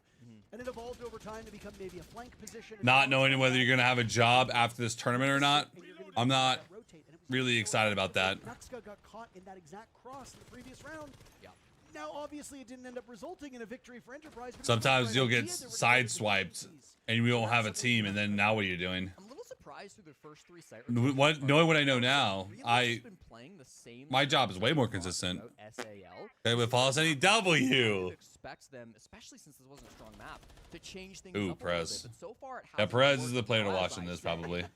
Perez goes on a little bit more of an aggressive roam. He loves the Valkyrie on this site. That's not new, but the position gets a bit active, takes down Bappin, now 0-3 to start this best of 3, and it might. We're almost there. A little bit that edge that they've been missing over the last 2 rounds. Yeah, I mean the ram 7 now. on this middle floor bomb site is really quite devastating. 6 now. You need the ram to be there for your soft Oh, destruction. You got the ooh. luck.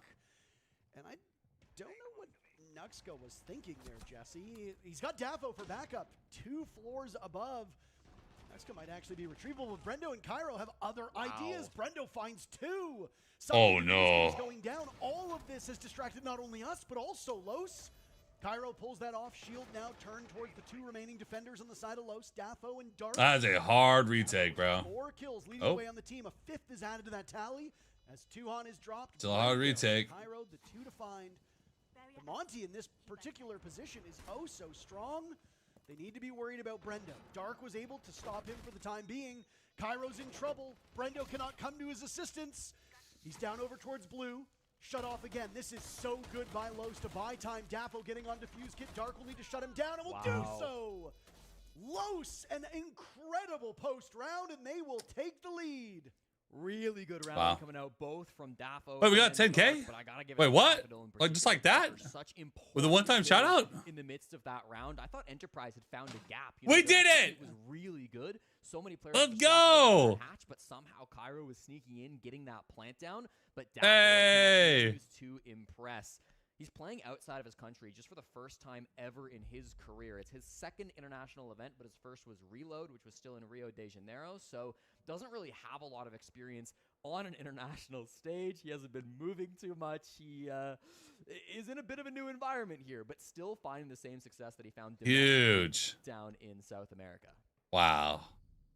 They said it. I'm making posts now. They've been saying a lot. They said the thing. I've always appreciated that the Aussie teams bring that Australian sense of humor, the tomfoolery that comes with a lot of. If you ever watch Aussie sketch comedy, sometimes absurdist humor, it really is quite great. We are obviously missing our Australian compatriots who are not here in Salt Lake City. They are presumably enjoying, I don't know, good weather. They're probably asleep. It's like 4 a.m.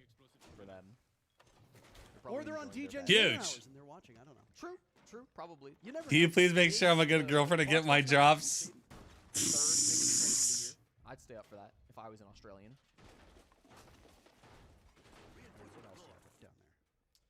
Snakes, spiders, with health bars. Yeah, scary things. Yes, I can do that. Want to kill you at every I'll be right back. Great beaches. I know what she wants me to do. Drive on the wrong side of the road. You know, just usual stuff. But either way, I like that Enterprise has brought that style of humor. And Los, if you know the Los team, you know that they are a bunch of jokers. Dash always historically had a good sense of humor. Perez has always jumped in as well. It's something that we as English speakers don't often see a lot from the Brazilian side of things because we don't speak the language. We don't speak Portuguese. But if you ever hear them on Raza's stream and you get somebody to translate, even FaZe Clan, who's, you know, maybe unfairly earned the title of being a bit boring because they are so clinical, they are also some practical jokers here. So expect more of this from Los. The game plan's not boring from Los, that's for sure. Two roamers here on the top floor. It's Perez and Dash playing up on these other angles, and it's definitely known about by Enterprise. Their droning today has been excellent. The shot's not quite enough.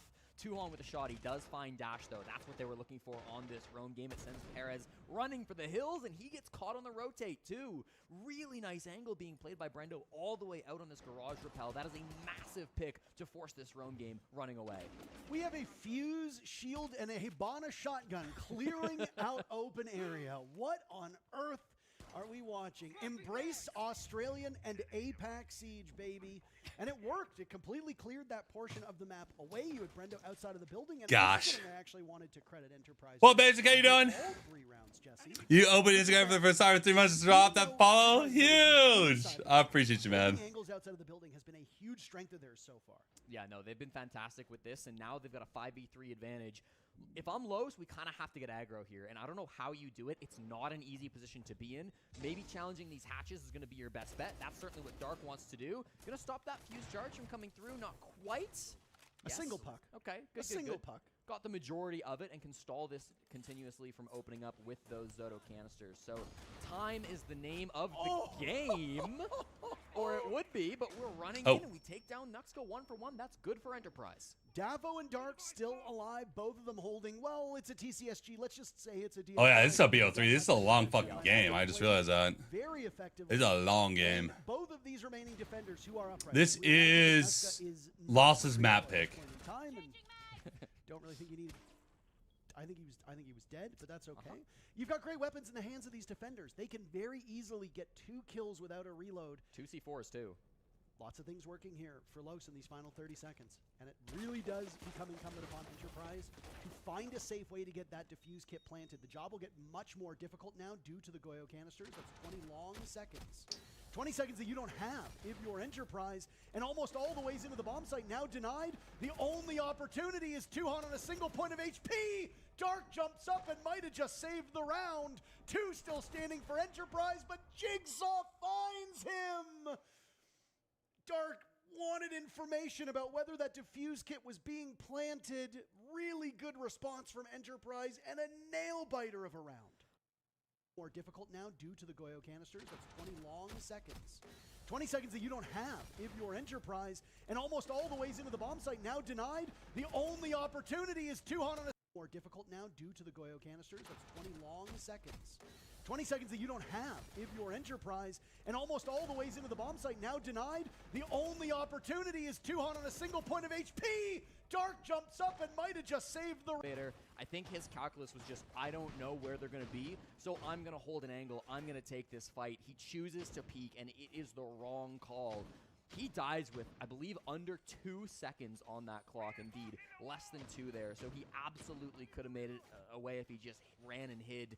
Tragic to come through in the end, and we wielded a tie game because of that mistake. Tragedy is the right word here because the call should. Why did he swing? I can tell you why he swung. He thought the guy's planting. There was another guy there to retake the plant, so he thought he had to swing into it. You killed the guy covering and a guy planting. Dark's not there to stop it. You know that one of those two defenders, the one not planting that defuse kit down, they're going to be. Why not just play time and see what happens? Unwinnable position. So I think the call ultimately was correct. You have to peek for info and hope that you can win a 1v1 off the rip. Because if you don't, it's curtains no matter what. Ultimately, it was a lose-lose situation for Los. Best attempt you could muster, but Enterprise are able to tie up because of it.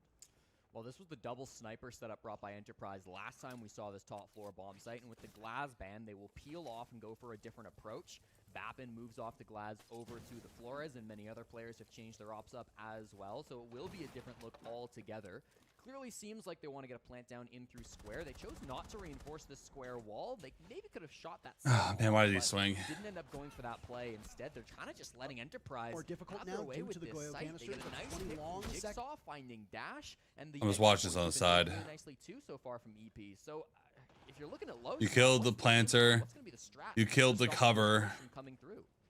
4 seconds left. Dash was hoping that he might take a little bit of damage. Yeah, fucking stupid. Like, I know you get like. Yeah, I take one bullet, but as long I don't know, man. That game sense was terrible. Flores Tech it goes from the roof straight into the window by. That was a cell. Building. If you haven't seen that before, that's That was a literal definition of a cell.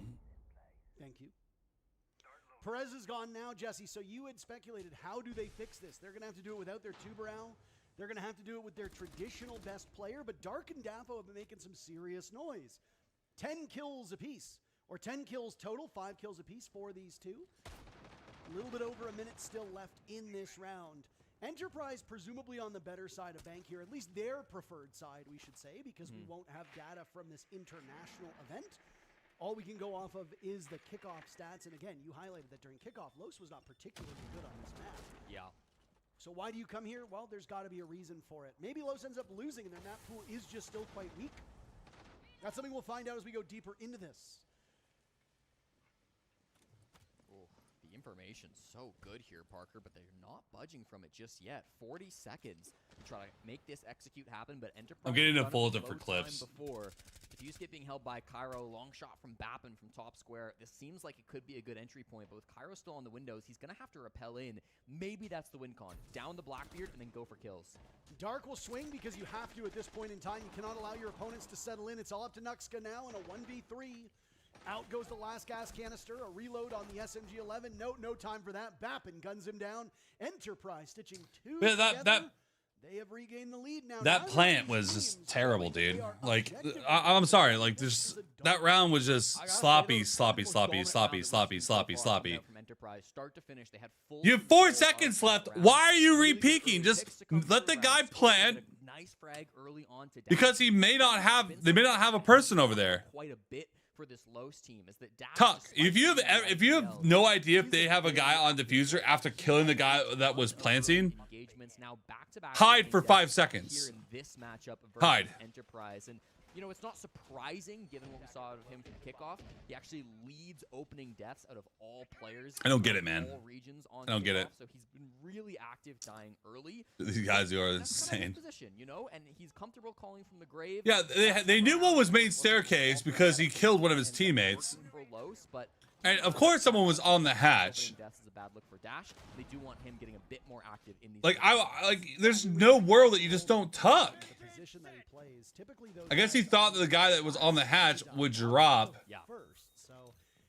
But I don't know, man. Like it's just that just screams stupid. Unaware an active gadget is one that you need to use yourself. A passive gadget is one that remains when you die. Goyo, passive gadget. Smoke, active gadget.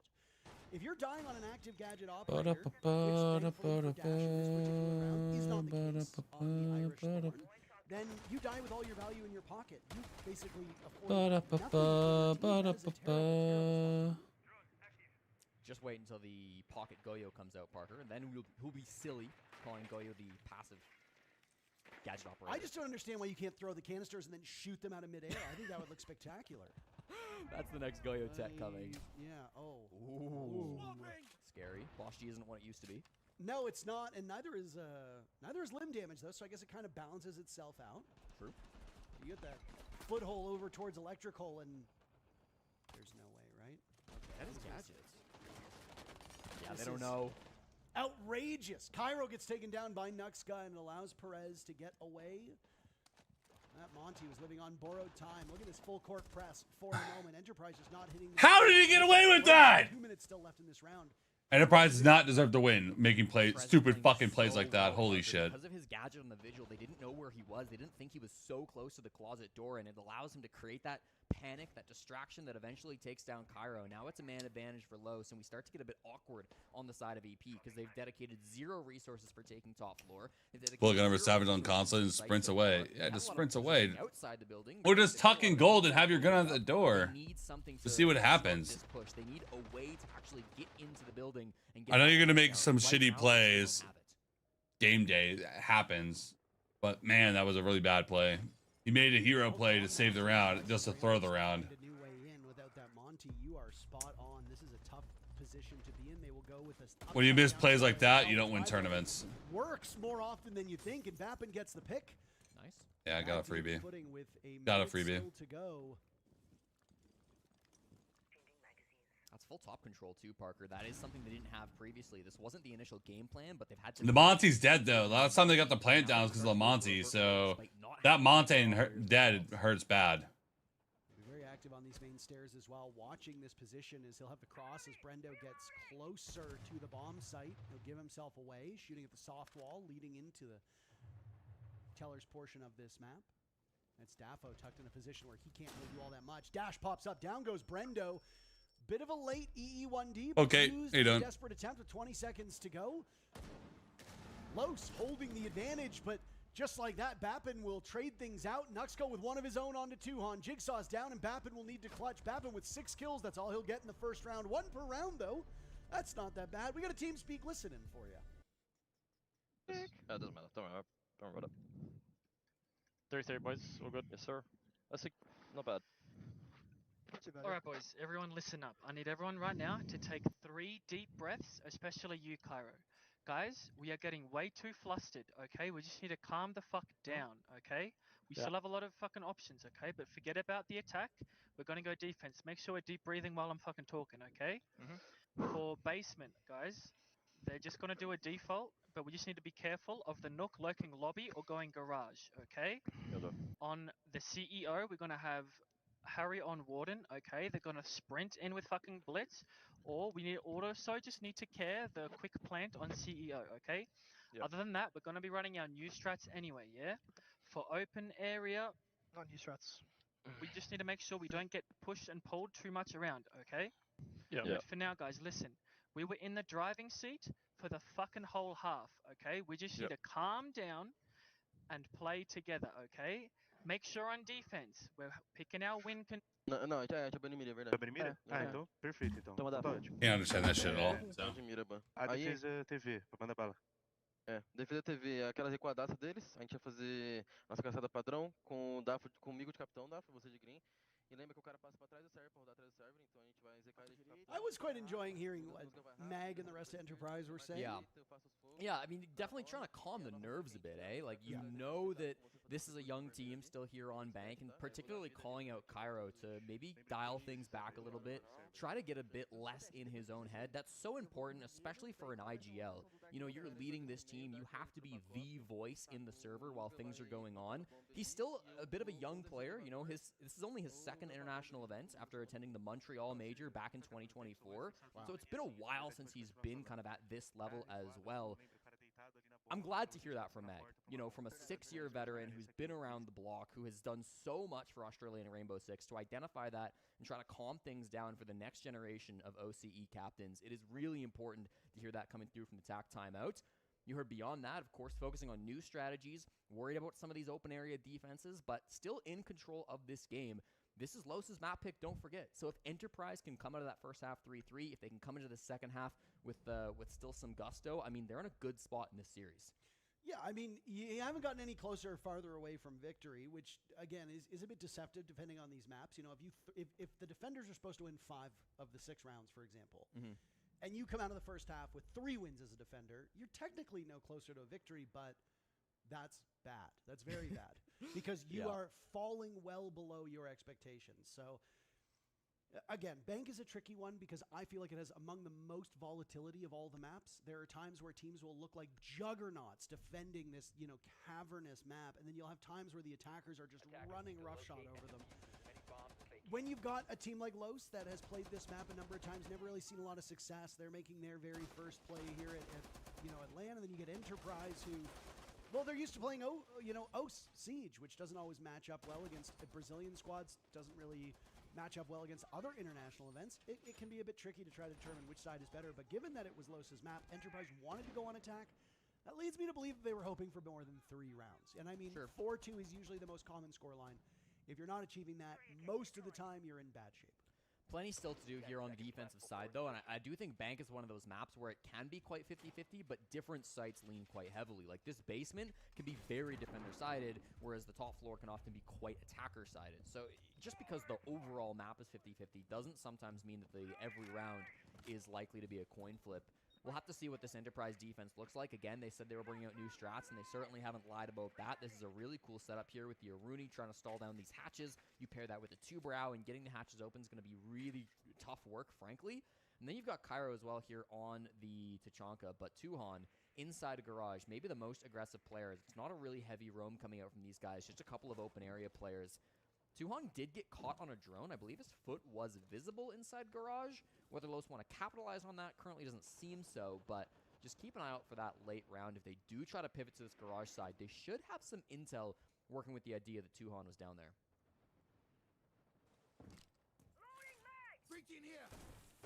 Well, we've got another best of 3 awaiting us after this matchup. It's Shotfire Rebellion versus Falcons. Falcons had some struggles against Daystar earlier. It was a 7-4 scoreline for Falcons when they ultimately persevered. Shopify Rebellion had some problems with their matchup. 7-5, I believe the scoreline it was, if memory serves correctly. All right. For SR fans. No, and I mean, again, whether it just be that, Troy with his ties to Dark Zero and never letting a single map look easy, maybe it just continues no matter what org it is. Obviously, I'm trying to,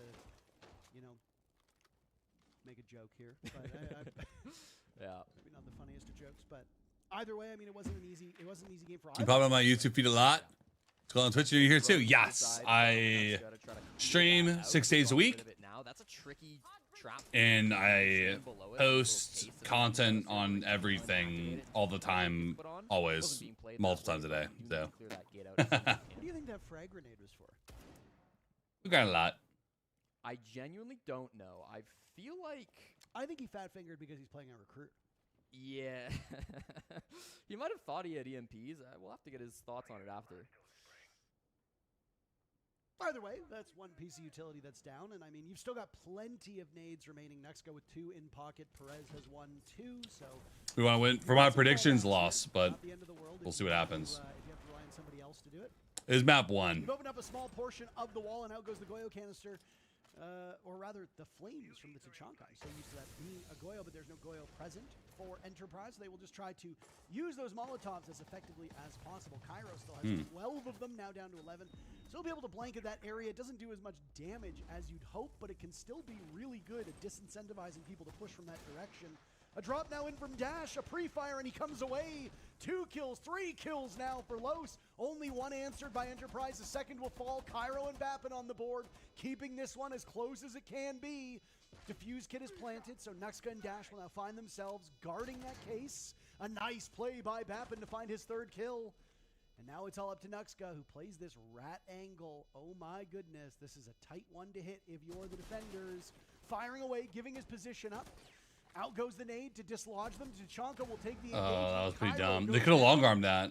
Bappin looking to break 10 kills. He can do that if he gets Nuxka here, but Nuxka's playing the ball. He could have long-armed that. No hope whatsoever. Los take the lead Yeah, really advantageous 1v1 from Nuxka. He's got the timer on his side, plays it really nicely there. A little scary because it got down to the 2v1, but ultimately works in their favor. Great little attack to come through. Bro, just long arm that, man. He's not so worried about all the stall. You know, they got top floor for free. They saw what they were playing up against. They saw all of those Aruni gates and Zoto canisters and Tachanka fire. Like, there was a lot to stop that plant, but it didn't let them stall their pace. They were able to get things down relatively nicely.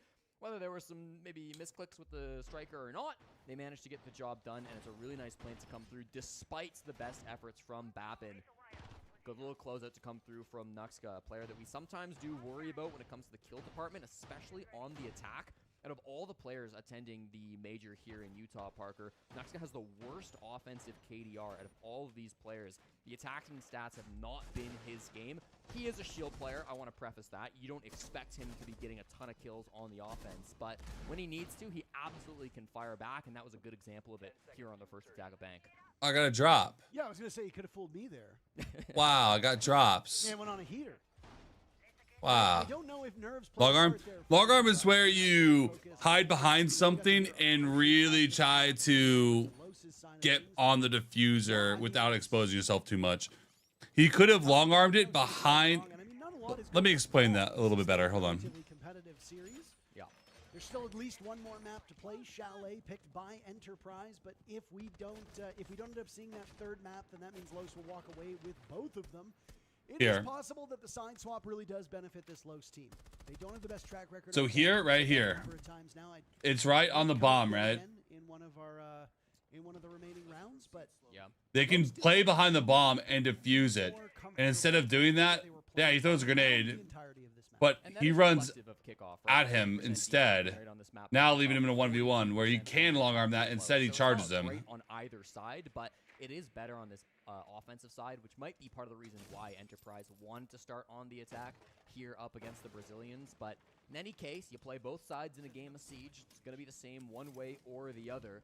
What are jobs today? A bunch of esports packs. Might start making the position bunch of them. Awkward here on the top floor, being spread out. SR played today. SR played. They won. That wall opening up, the entire hallway is Falcons and SR, I believe, play tomorrow. To play around, and it kind of forces them to sit a little bit more passively, a little bit more steady inside of the bomb site. They can't get aggressive as they might have wanted to over towards lobby or over towards stock. I understand that it's meta right now on this Bank map, but seeing upside down repels are just so goofy for me. Oh Doink. My! He wasn't in the building, it wasn't on the skylight, but Daffo takes care of Brendo, and that might be an opening now for Los to get far more aggressive. Doink. It seems that will be the call as they assert themselves on that spiral staircase, heading now towards this top floor. Governed by Dark, looking through his scope. Down goes Perez at the hands of Tuhan. The Monty now spotted by Jigsaw as he's prone. Dark taking damage from places he's unaware of. Nuxka dies at the hands of Bappin, and there's another for Bappin from this same position. Now he has to deal with Daffo and Dash, one of whom isn't even in the building. Dash still outside. For you and your clips, I appreciate it, Greg. Hell yeah. Help from Daffo will come in, almost taking care of Bappin, who did break double digits. So we like to hear. Something that he was looking for. Him no. He repelled his entire way down that skylight, or that in main lobby. What an incredible moment from him. Dash and Daffo now, as there go the smart glasses, and they snap their fingers, and Jigsaw and Tuhan get the final 2 kills, and we are tied yet again. We go back and forth and back again, Parker. It is Bappin, oh, whoops, of that round to take a bad situation and turn it. There you go. My bad. I did not mean to click that button. I was working on something else. From the youngest player here in the lobby, just 20 years old. Bappin has quite a lot of experience, despite that. Throughout the years, that's what I was trying to do. I was tweaking something. June of last year, and it really does. I saw something that didn't look like it was right. Just how comfortable he is with this roster. It's something I praised them for in their earlier game versus EDG. I'm going to praise them again here today against Los. The team play on the side of Enterprise is really sharp. You can tell. I'm back from physio. That was quick. To be able damn, man, you even missed the first map, bro. Playing as a unit. If one guy dies, someone else is there. Really are you gonna play it? Yes. To come through and get that kill back. And I won't say it's a weakness of Los. Who's against in score? They played Daystar, and it was like 7-4. Brand new roster of 5 players who were not playing together 3 months ago. This Enterprise core at least have their roots going back, even if they made a few roster changes. For Los, they're a brand new team coming in, and so you might kind of look at that and say, well, when it comes to the coordination, when it comes to the team play, Enterprise actually are the better team, and it's keeping 20 them alive minutes. in Yeah, we're still in this match. Again, this isn't their map. Exactly. So you've got Los playing. I think you left at the start of this, and we're round 9 now. Jesse, but the familiarity doesn't necessarily net a victory here for you. It just simply means you know this map. But if you lose it every single time, you still know it. You just don't know how to win it. And I mean, Los's numbers really do speak for themselves. So Enterprise in the position that they're in right now, likely feeling pretty good about this. But again, I look back at that first half. And if you chose to attack, you probably want to take more than 3 rounds. So they are already behind where they wish they could be. Still have time to make up that difference, though. And it looks like that's the intention right now. This could be a rush strategy from Los, Parker. They've got Daffo down below on the Amaru, looking at that hatch that he's going to pop up. It's What's not up, an immediate guys? rush to the building, but Nuck's gone. Guys, The blitz is subbing. close. The nades are coming through. Here's the push. And the slingshot in. Daffo looking for a trophy. He doesn't find it. Nuxka on the board with the shield now pulled away. Babbitt has died. Cairo will join him in the afterlife. Perez finds another. Jigsaw ends his reign of terror. A swing in now from Dark. As they are looking for additional forces to help out. Only 2 remain for Enterprise.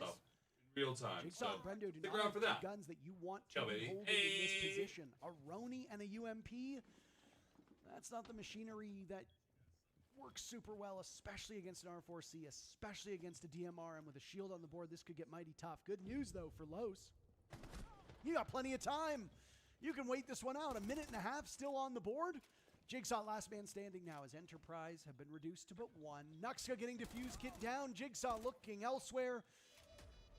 That obscurement from the Sens of Dash paying dividends. And now into a post plant we go. A nice kill from Jigsaw. He's got Nuxka with the shield still up. Dash will be the one that he will have to find next if he wants this to possibly work out. But Jigsaw doesn't have a lot of information. He's got an idea. He thinks there's one up at top blue. He'd be correct. Shield nearby, and Nuxka gets the job done. No hope whatsoever for Enterprise. Los takes the lead again. So one thing I can promise Really you in a guys, rush coming out from try to Los. get you guys Well executed, well games, crafted. I mean, they had like you to exactly play what some they wanted games, to do in the back like of their your minds. friends, 5 players you guys pushing want from coaching? 4 different Be a good directions. place They to had do it. so You don't many need different coaching, angles that Enterprise play. had to work together. Hop into They the had stream. Dark playing the Stream windows every up on night the on top floor. Twitch. Of course, Make sure they to had stop by. Daffo playing the Yes. slingshot up through the hatch on the Amaru. They had Dash pushing in through the electrical closet, and then it was that duo of Nuxka and Perez coming in through the printer window that really dealt the damage as all eyes were in the other directions. Those two were able to step up and really cause havoc inside the bomb site. Nice multi-kill coming out from Perez in the midst of that. Certainly the star of that push. And frankly, in the 3v2, with how much map control Los had over on that cafeteria side, there was no hope to win things out. The plant was free. Enterprise's position was really, really bad. From start to finish, that rush did exactly what it had to, and it gives Los the lead. Perez has had a very quiet game. The depth on Los has been paying off. Daffo leading the charge here, as you can see. Perez finding 2 kills under the cover of darkness, while Enterprise was fixated on that shield, asserting itself over by break room and staff area. Ultimately, these teams are both really well balanced, which means that there is still a high likelihood that one of them will make it out of phase 1 and into phase 2. It's just a matter of who's next, right? Our next matchup is going to be Team Falcons from EML. We're doing good. NAL team of Shopify Rebellion. One of We them just got 10K on Instagram, so I was making my first official We'll be saying goodbye to subscriber-only Instagram reel. there, but we do need to start sending teams home. Yes. You seemed upset. Well, I was going to say, I mean, the loser of this game plays the winner of Daystar versus 4. Not that anyone subbed, but you know, free game, but I think gotta make some posts for it. the loser of this will still be favored to make it into phase 2. Don't you think it's kind of silly that 4AM has to play with only 4 of 5 players because of their name? Like, just call yourselves like 5 angry players. No. It's 4 angry men, so that means just one guy is really chill. Oh. One dude is so relaxed. The Not other angry. 4 are pissed. 4 angry men, 1 mildly perturbed. Yes. Yes.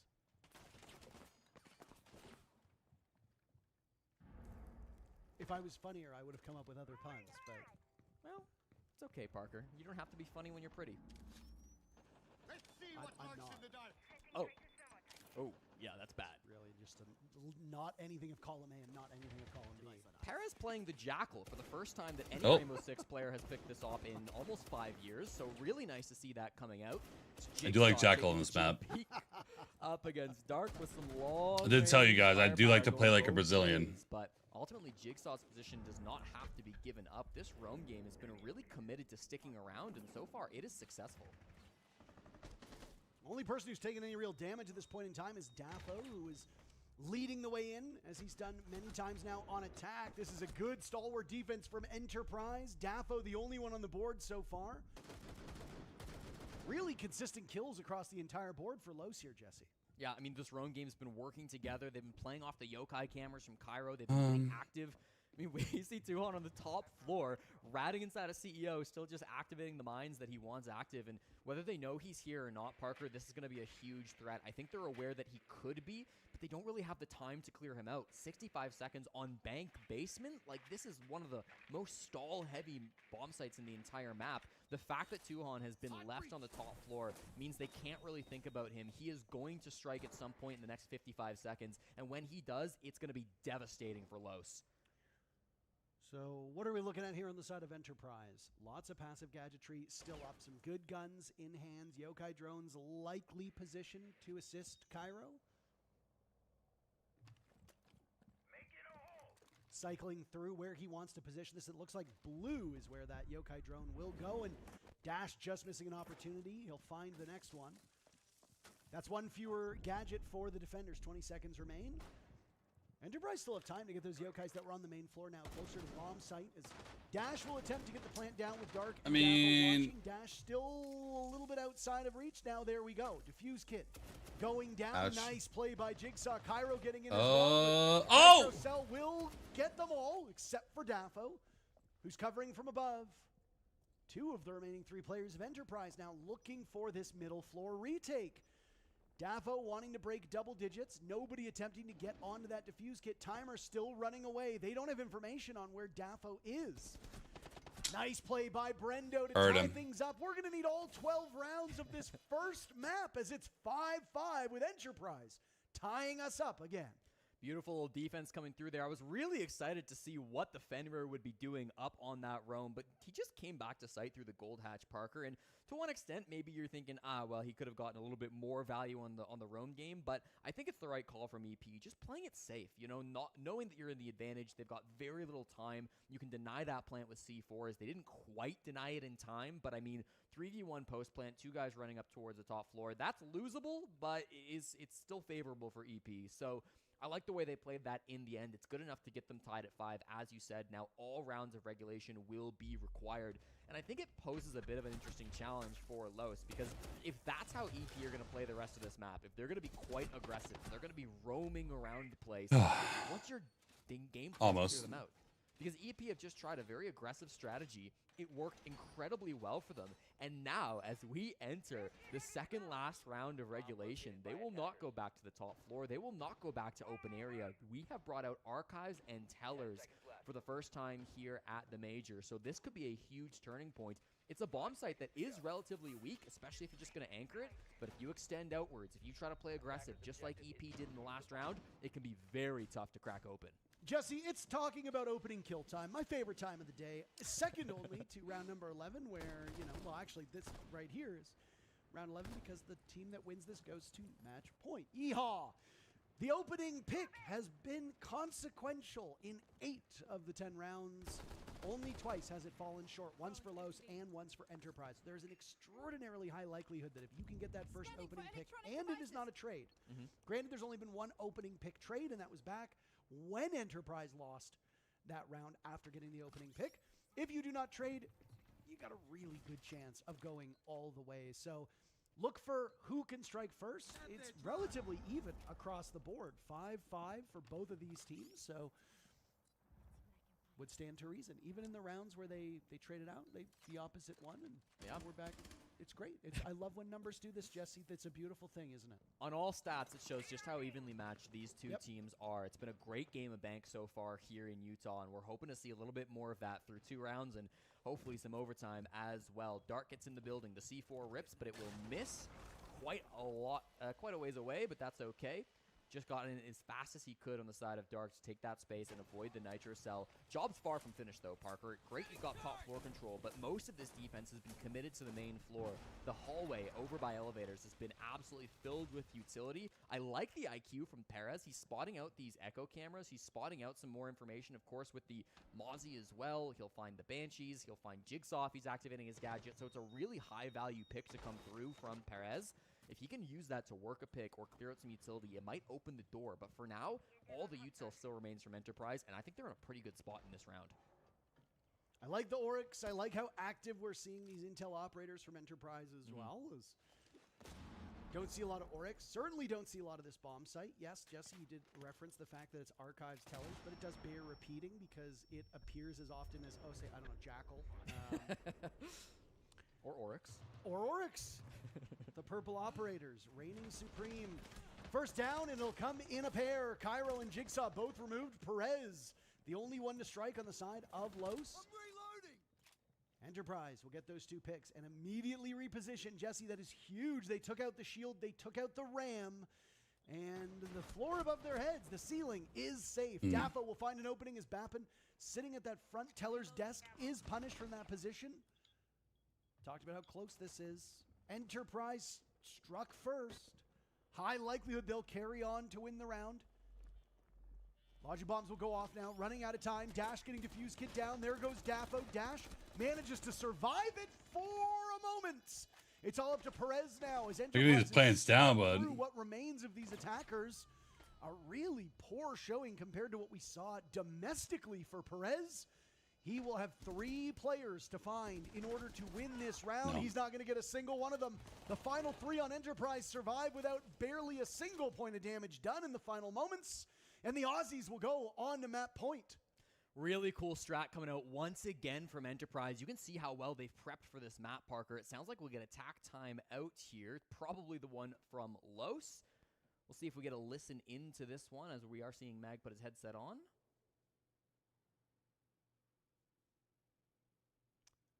I'm hearing nothing. So I'm not hearing anything either. I'll take it as an opportunity to hype up how that defense was so strong once again. Just what on Shopify. He played already. You missed it, unfortunately. Really not a common operator, but he has 2 big strengths that no other operator in the game has. Number 1, he can jump up hatches. Just a completely unique ability to defenders that can only be matched. You did miss it, unfortunately, but 2, he can bash those shields, so he's a really good counter to the Monty. And both of those factors came into play in that last matchup. We watched Jigsaw rotate up the main stairs on the Solus. He got a big pick by making that aggressive move halfway through the rounds to disrupt that push. But at the same time, Cairo jumped up the hatch from open area into stock, and he managed to make a huge play, killing the Monty in the midst of that push. And once they had that 2-man advantage, it was so tough for Los to convert in the 5v3 deficit. It just became really awkward. I don't know if Cairo actually used the dash to kill the Monty. I think he didn't need it in that moment. But in any case, he uses the jump up from stock to be able to make that play, and then also comes through to be able to stop that Monty up on the top floor. Really impactful play coming out from both of those roamers. And if Enterprise can continue that, if they can continue to get aggressive in the midst of those rounds while Los are still setting up their execute, it could really set things up to make things difficult for Los. This is back-to-back rounds now where EP have played quite aggressive, and it has given them the win con. Los need to find an answer now, or they will be going down 0-1 in this series. It's a tough one to be for Los. I would have loved to have heard what was being talked about by Enterprise, Jesse, but alas, it will remain forever a mystery. Do or die now for Los. You were right to point out how challenging this map has been, and it really does speak to their map pool if they have to rely on going to maps like Bank and ultimately fumble it, right? There is a glaring hole in your map pool. Either you got completely beaten in the map ban phase by Mag and Enterprise. Sorry guys. All right, I'm focused now. I was looking up Instagram to see how to sign up for like Instagram bonuses to like get paid There's a bit of a mystery here, but through the app. This is a newer team. This is a We're wondering what I was doing. all coming together to gel. The requirement is 10,000 followers, which we just hit, but maybe it takes a couple days to actually sign up for that. We just hit it today, so we'll see. I'll keep an eye on it. Check on it in a couple days or something. Against Enterprise, so we'll see. But hey, 10K on Insta. Let's go, baby. to stop Huge. moves. They've gone top floor. On the Definitely side. don't look like a small fry with Auto 10,000. flash from Cairo, which was first seen by Nuxka Massive. earlier on in this Pussy win, matchup. yes. It was the call You guys of should do Royal polls when Light doing Strike this. really shut down that play, but this time We really it's should. really being brought by Los. We do poll for next game. Answers to this clash other than just playing. This is Lost's map. I mean, Cairo Lost is kind of bombing my predictions right now. Low key, I'm kind of pissed off about that a little bit, but menace that they don't have a good response for. A lot of it is going to hinge on this shield play. You are absolutely correct about that. Right now, on Repel, one of the slower rounds opening. what's happening with Discord? My Discord looks like it's working. Within the first minute of play, when there is still a 2 in front of the timer. Right now, as you can see, we are after the halfway point. So time burning very quickly, and that is a problem for Los because Enterprise would be very glad to spend the next minute and 10 seconds not really doing all that much. Defenders win the round if the timer hits 0. So Enterprise is saying, all right, take all the time in the world that you need. They're trying to isolate the clash now. As you can see, multiple players are focusing on Cairo. Now Perez has his hands full down below. Tuhan to the rescue, punished by Perez. Perez finding kill number 8. Out will go the flashbangs. Bappin moved out of his position, now flashed yet again. Expecting a vault in. A little belated now here and an easy pick, but he's killed by Daffo. Perez also on the board. Enterprise, 1 player trailing in numbers. Jigsaw will survive that flash. On the ground, Daffo finished off by Brendo. A 2v2, but Perez is still on the board. He's been awfully quiet. Huge Taken out by Nitro. a Nitro cell. Dark last one standing in a 1v2. The Aussies just need a single kill and they go up 1-0. Very limited time remains. Dark with no gadgetry remaining. Does not hold that defuse kit. He's being slowed as he now plods his way through the CEO office. Finding the warden. Oh my goodness, getting away from it. Brendo just needs to hide. Do not over-peek. Do not over-commit. But Brendo finds him anyway. Enterprise takes Los's map and go up 1-0 on the series. A statement for the Australians. What a game to come out. Should the event be streaming longer tomorrow, you think? It could be. They may be from Brazil, but that doesn't mean they're unbeatable. APAC. I'm not too sure. I think it'll be tough to get all your drops this go around.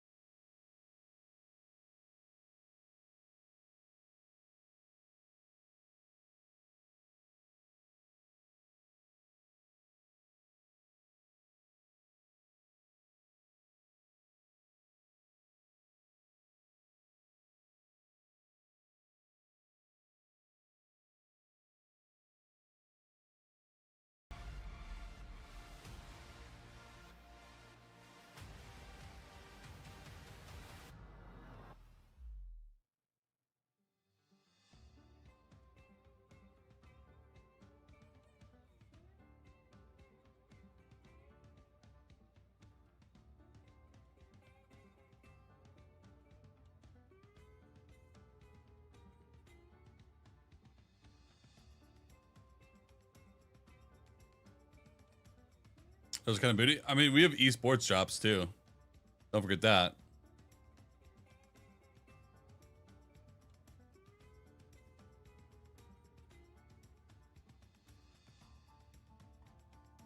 Should make you a mod. I'm scared. I don't know if there's another game after this. I don't think there is. I think this might be it for the day. I'm not sure when drops end though, so we'll see what happens. Low key, high key, low key. You know?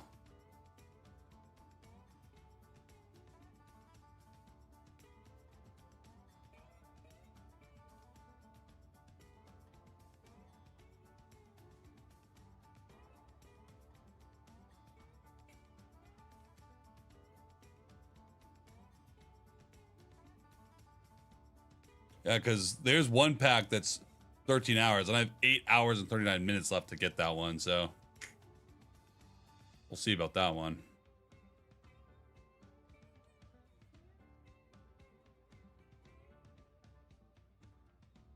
That's a lot of watch time. I think it should be that he's not even here. It's valid. You make a valid point, honestly. Pretty sure he went to bed.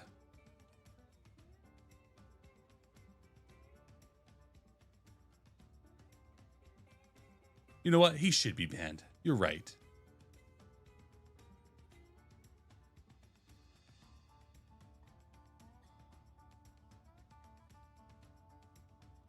Spicy win? Yeah, SR won their game. We're watching a BO3 between Loss and Enterprise. Enterprise just won against Loss. So, we'll see what happens. I'll be right back. Tea break. Tea break, maybe a snack break.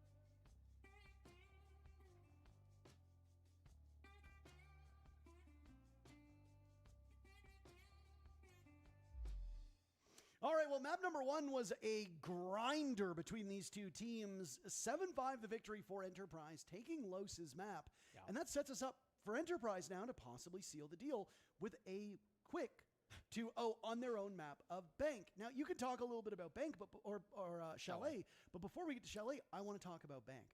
What happened there? Why does Los keep going to this map when they keep losing, Jesse?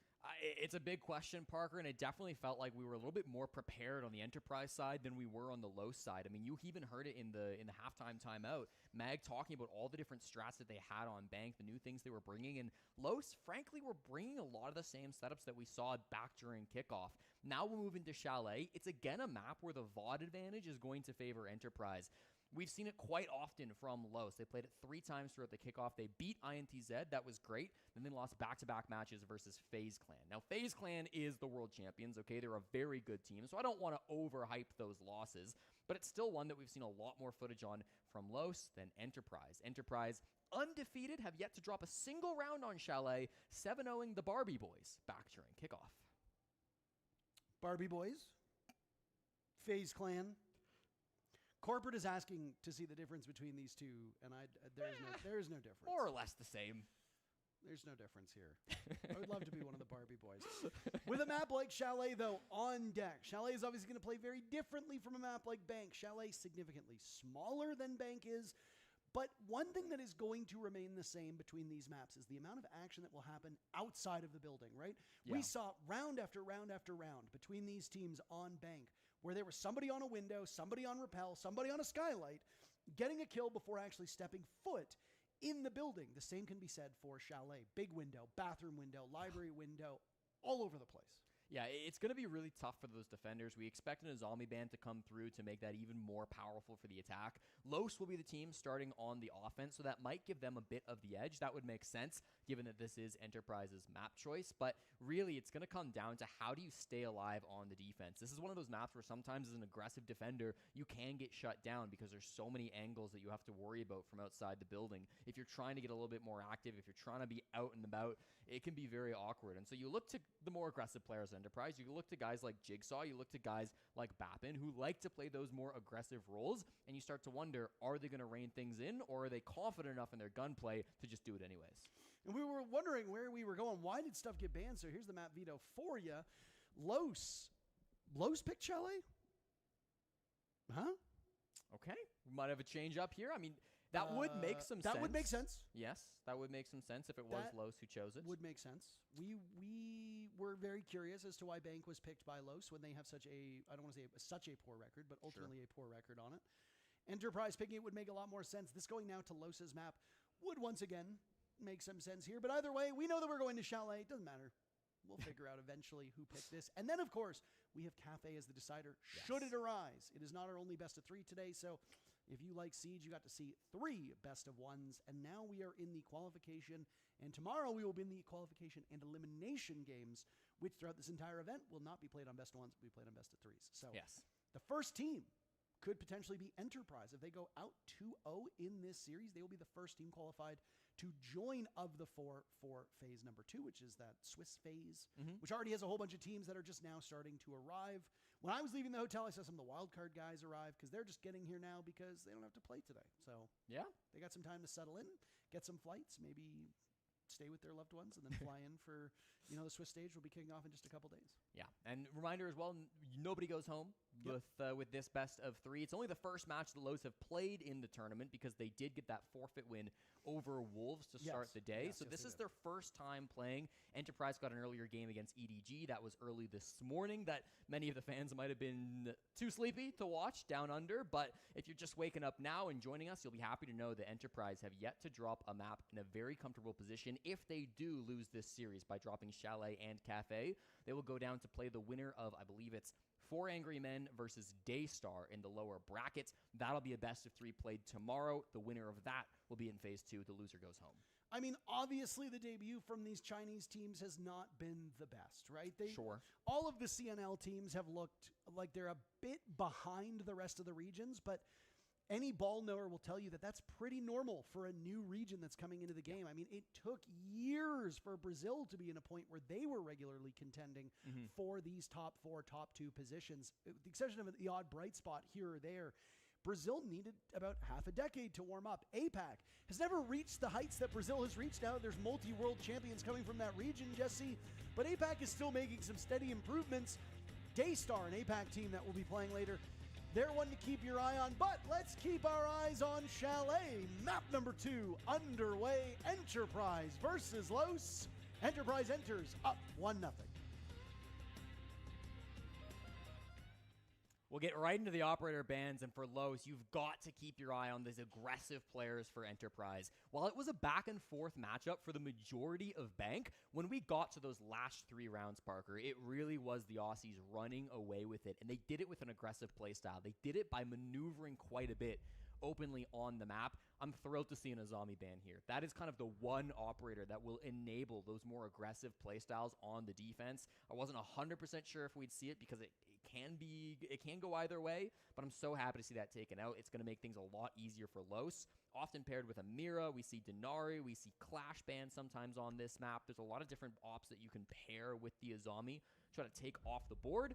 It will be the Clash this time around being removed by Los, and then the double shield bound from Enterprise. It was really something that Nuxco was doing quite well with back during Bank. He had some successful rounds, some unsuccessful rounds, but there's no doubt that Los are one of we're back. teams that we have here in the We're back. We're waiting for the game to start. No, and I mean, you speculated that we'd see an Azami ban before we even queued into the map. Yes, I did. You are smart.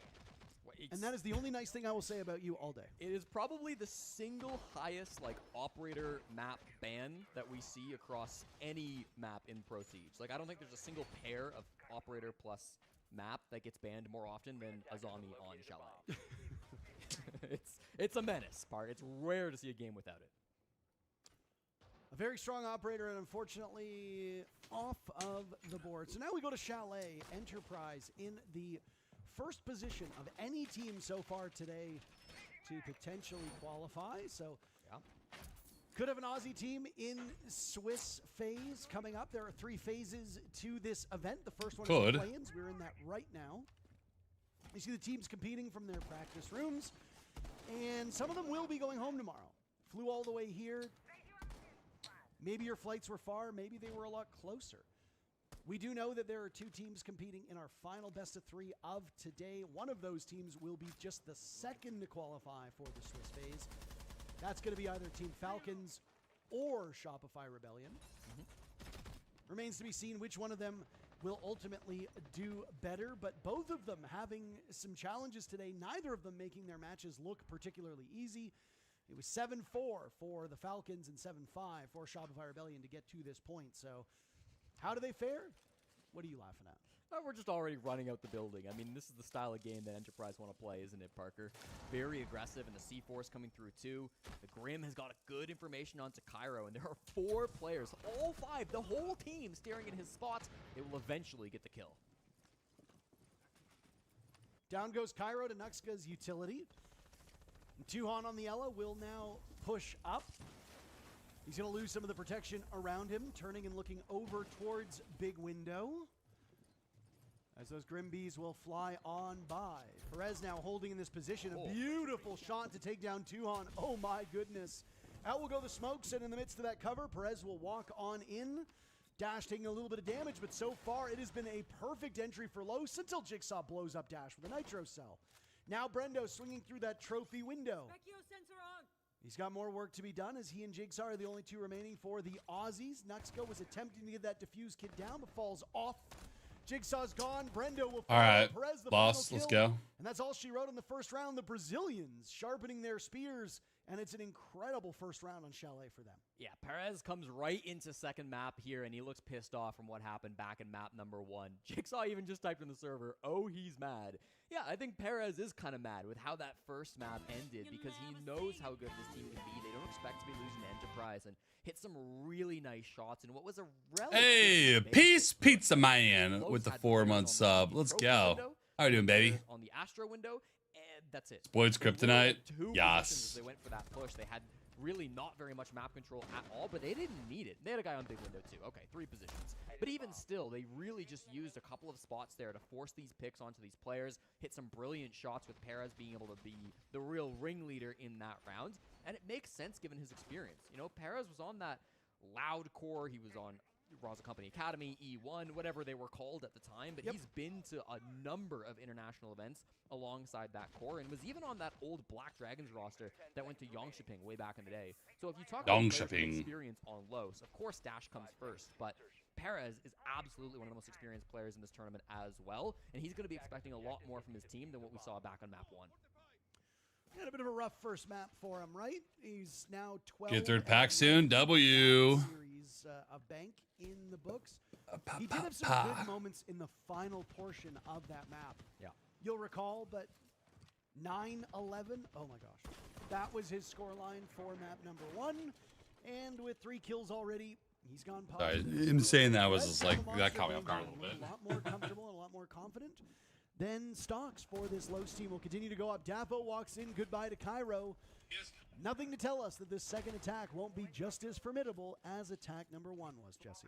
Yeah, Enterprise really not the start they were looking for. I almost wouldn't be surprised to see attack timeout called from Mag after this if they do lose it, but we'll hold off for a moment. It's just so early that Daffo got that space. An attacker in piano like that is very rare to see so quickly, and then it's a brilliant shot with the DMR. Didn't have much of a target, but finds the head one way or the other. And it puts them into a really strong position where they have a lot of this top floor control so quickly. I think that he didn't mean to say that, though, obviously. That's why he's like, oh my gosh. Pressure towards blue stairs. They can put pressure towards library. All of these positions that Enterprise are actually playing, they're dealing with players a lot earlier than I think they would have liked to. And not even halfway through this round, Los are not far away from their execute. What I say about the play outside of windows, right? Perez is holed up in that position, waiting for somebody to cross. He's looking over towards library, over towards that very top of blue on the second floor. The fire will go out. Dark now eliminating Jigsaw. Los not suffering through too much. They'll lose Dark at the hands of Tuhon. The only casualty, and it's the Deimos. That's a big one, though, for Enterprise. Yeah, certainly you don't like losing Dark, but I mean, they still Sausage have roll all and the tools potato wedges. for Ooh. over a minute, and they've got library control attacking this. The flank does nothing from Bappin. Dafo's ready for it. They're expecting that play to come through. Locking in a little bit. Frankly, have an impossible position. They've got a nice mirror window looking at big window, but who cares? That game's window is not going to be where this push comes from. They're going to be vaulting over Mez. They're going to be walking down blue, and they're going to have all the time in the world to get this done. I mean, Enterprise has had 2 players with their backs against the wall many times over, and this round is no different. Los looking for a very quick 2-0 lead, only suffering a handful of casualties along the way. They'll lose Perez. Suddenly, the guns from Enterprise come alive, but Brendo will need to clutch up in a 1v2 with Daffo. Rudy DMR, though. 4 kills for Daffo as they've pushed Brendo off BB of on the this board, spot, harassing him with those bees. Now that they're fully gone, it's the Blackbeard charging in pursuit. You cannot turn the corner on him or else he will punish you. Nuxka gets the job done, and Los up 2-0. Nice try from Brendo there, but just He says for me trying to solo queue to champ. all that time. Work on that crosshair placement and play somewhat around your team. I'm not saying like I know you're solo queuing probably. You just need to be around your team somewhat. Be around your team. Spiraling out of control because they've been You don't have to be like rounds. right behind a teammate, but like being crossfires with teammates, you'll see a lot more opportunities to get freebies. Sometimes you'll see attack timeout called. More kills you get, chances are you're probably gonna win the round. And getting to a scoreline that you're worried about. It doesn't happen. Mag is going to hold on to his sack timeout, deciding not to use it here after just 2 rounds. But there needs to be an answer, one way or another, with how quickly No, it's Pat. Have a good one, baby. through the building, with how fast they've Peace out, senor. and clearing roamers. They're just left with too easy of a task when it comes to these executes. So I want to see Enterprise change things up. I want to see them find a way to slow down these pushes. We'll get to see a kitchen defense coming through from them now, and I'm looking at a Castle. I'm looking at a Kaid. This might be exactly what the doctor ordered to make that slow happen. Yeah, I mean, if you want to slow them down, bring the operators that do that so effectively. And I mean, Castle is a tough one to get through. It will necessitate a response by Los to bring a bunch of explosives and soft destruction. The alternative is that you just bypass that entirely and go for maybe a more linear or direct sight hit. But a big part of why you bring that Castle, Jesse, is because you want to force people into disadvantageous positions. Yes, you could slow them down, but there are multiple reasons why. Does that cover anything? I guess maybe the window from West Main, although it's castled up. It looked intentional. It didn't look like that was a Yeah, misclick. I mean, he lined it up Yeah. deliberately with. We'll keep an eye on it. Maybe we are simply not good enough ball knowers. It's just for his hop out when things start going down. So they can't hop out mud. Entirely possible. So far, though, I mean, this top floor clear has been slowed down dramatically. This is not the same pace we've been known to expect from Los. The castle did get popped over towards West Main. This one, I think a little bit more clear. It's going to stop that Case's window from shooting anybody off of the bathroom window where we often see attackers try to post up on this top floor clear. That Sens makes a whole lot more sense, and it's Perez who strikes first yet again from the same position as round 1. And there goes Brendo. The castle is gone. Active versus persistent gadgets, and in this instance, you're going to have those still in play. Dark goes down to Bappin, who's holding this position now over by Kitchen. Sitting inside of dining, will back his way towards the hallway. Loki sometimes it's a 1v9. Coverage, and Kaid of Tuhan not far removed. Think they're able to get the hatch here. Jigsaw, nice shot onto Perez. These two have been Melee trading hole. words in chat all match long and now trading bullets in that round. Yeah, it's okay for Perez, though, because he got the hatch open. That's really your main job as the ace. After he gets that job done, he can be a bit more aggro, and then his teammate's there for the follow-up anyways. Jigsaw wants to get active in this game. He knows that playing passive is not really his playstyle. It's not what won them bank. He wants to be able to get aggressive, but... No jobs? Yes, I do. Good job of shutting him and the rest of the roamers down Of course. inside of Enterprise. 3v3, this is the best look EP have had all day on Chalet. They've got a good opportunity to stop this plant when it comes down, but they got to be careful. Nuxo with that diffuser is going to work his way down the trophy stairs and will be going for a plant around Kitchen. Nitro cell. Nothing. Holding it. He's still holding it. I was wondering if he'd be able to get 2 with it. Maybe a bit too belated. It goes off. No target to be found. Daffo yet to die. Comes to blows with Tuhan. Who wins this fight? Daffo does. Not before Nuxka's in the ground. It's Dash and Daffo as the last 2 standing. Dash yet to find a kill on his roll again. Not the end of the world, but you do expect him to frag a bit better as he'll pick up that case.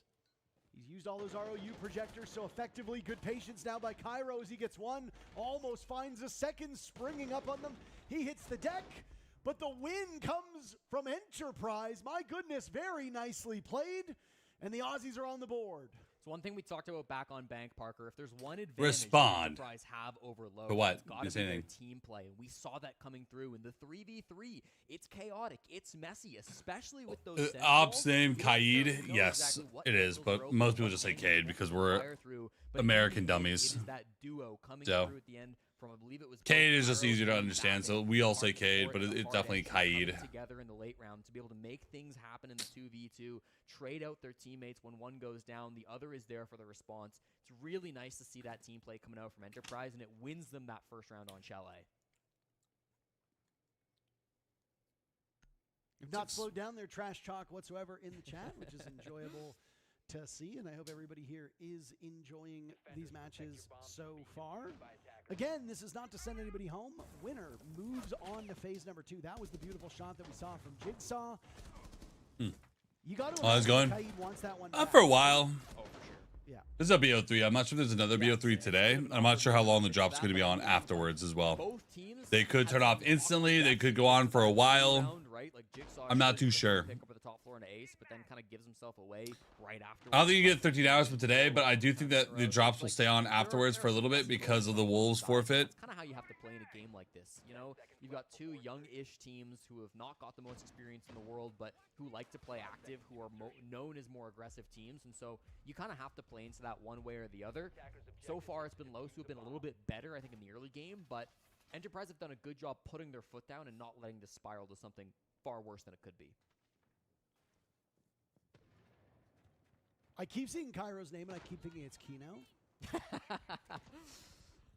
He'll be playing. What are you doing there? You shouldn't be there. He'll be playing in a few days. Yeah, he's here on Dark.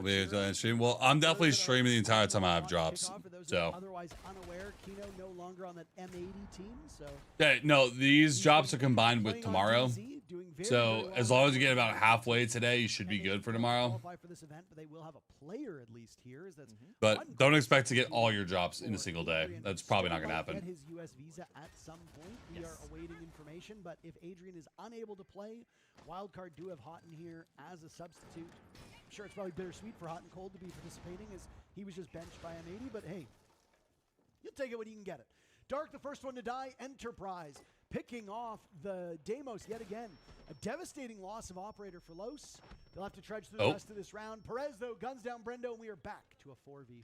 Mission Impossible set up the Aruni, the Denari. It makes it so difficult to get in, but Nuxka's found a way. Use that nade to clear the Denari trips, but loses the fight. Jigsaw with the Miro window is able to take down that here, and that's Diffuse Kit dropped in the middle of the site. They have to. That's kind of embarrassing. It's not easy when Tuhon's playing these long angles and he's not giving things up for free. Perez has a premonition about them, but can't hit the shot. Why did they go for a plant? Nothing, and now Dafo swinging on in. Dafo was 6-0 if memory serves correctly. He'll be 7-11, but oh boy. Why did they just go for a plant behind master bed? Just plant master bed. Another one, Jesse, and tie the game. I feel like he had the cover.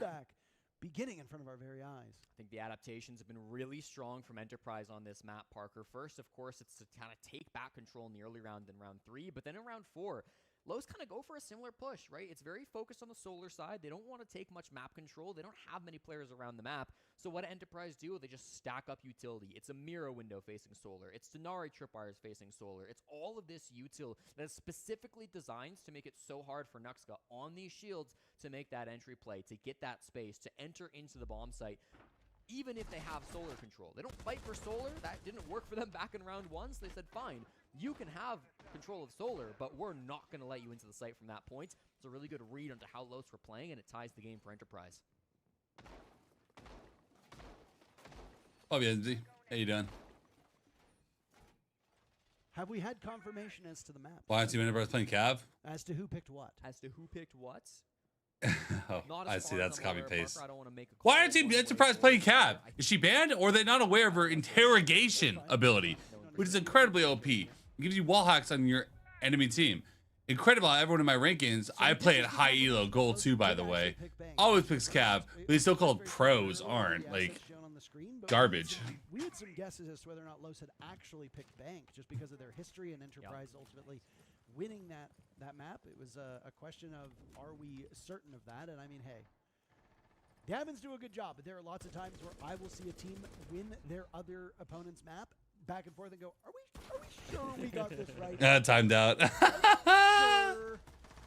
Either way, a swing from Cairo. Down goes Dash. Opening picks have been terrific through these last 2 rounds. They will continue to go better and better and better. Dash and Perez in the ground. Bappin, the only one on the side of Enterprise, gone. So the Aussies will have the lead by 1. Lots of information from Dark, who has managed to outlive the first minute of action, something he has failed to do in the previous 2 rounds. Bit of a messy entry. I mean, they're not going to be happy with that going down in numbers after they take the space, but the time is still pretty good for them. They got in quite quickly. Now yeah, Cav's so good, bro. Up towards library, up towards mezzanine, and this is kind of where the snake comes in for information. Dark will have these players' positions. Losing Perez really hurts because those Grimbies were your primary tool for clearing out these positions. They've got to be able to nade this shield out, and then once that's gone, they need to be able to push. Yeah, it's obviously a troll thing. When you say high elo and gold 2 is the same phrase, obviously troll. We switched off at the perfect time, and I was like, oh my, is he just going to keep firing forever? Has Dafo been sent into the void? Dark will take care of Cairo. I second-guessed the Nitro cell and ultimately dies because of it. Lead goes back for the Australian squad, who are looking for their third round in a row. Los had a great start. Got a Now it's all freebie? Canucks, who's fighting his demons Wow. upstairs. A debilitating injury caused by that Razor Bloom, and now he will limp his way towards the site. A minute to go. Enterprise showing good restraint at this point in time. Nobody wanting to engage with the Lion of Nuxka as he makes an unholy racket walking down those library stairs. He does hold the defuse kit, but I feel like that's not top of mind for him, Jesse. He needs to get a pick or two for an opening. He'll get neither. Jigsaw sealing the deal, and that's 3 in a row for Enterprise as they take the lead. What a response. Enterprise, despite looking lost through the first 2 rounds, have bounced back in a dramatic way. 3 straight, as you say, Parker, and it comes down to just really good play on that early game. Again, Los do the same thing as they did previously on that bomb site. They try to enter quickly. They try to take that map control relatively for free, and what happens? One guy walks into a dread mine, gets fried. One guy jumps into a shield, gets fried. They trade out one of those picks, but it's not quite good enough at the end. We'll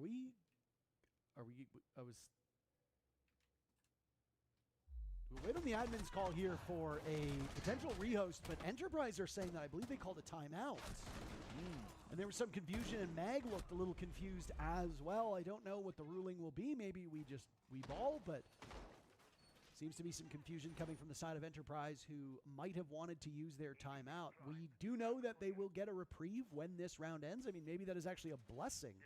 Converse in English. Do not even like to choose it. This round is do or die. Yeah. If they say we absolutely need to go into the second half up 4-2, then you use your timeout and you hope that you can translate that to a round victory. Oh, someone's copy and pasted a W. When we hit round number 7. So no matter what happens, you're going to get a timeout in the next 3 minutes.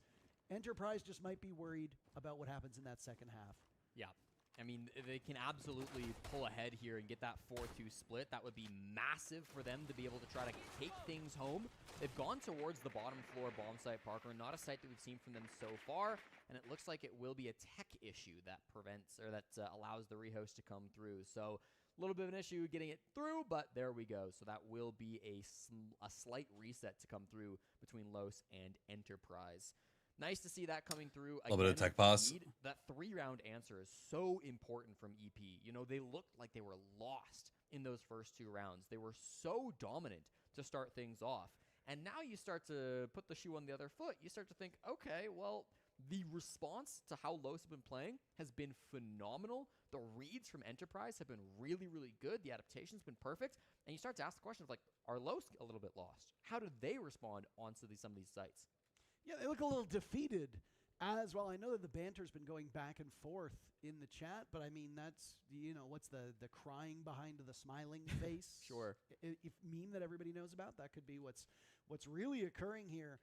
Mag looked like he might have been having some headset problems. I saw maybe some disparaging remarks about Super in the Shopify Rebellion game, taking off his headset and talking directly to the teams. Yeah. There were some people speculating, and it was idle speculation, that they were I'm just throwing in a bunch of random copy pastas.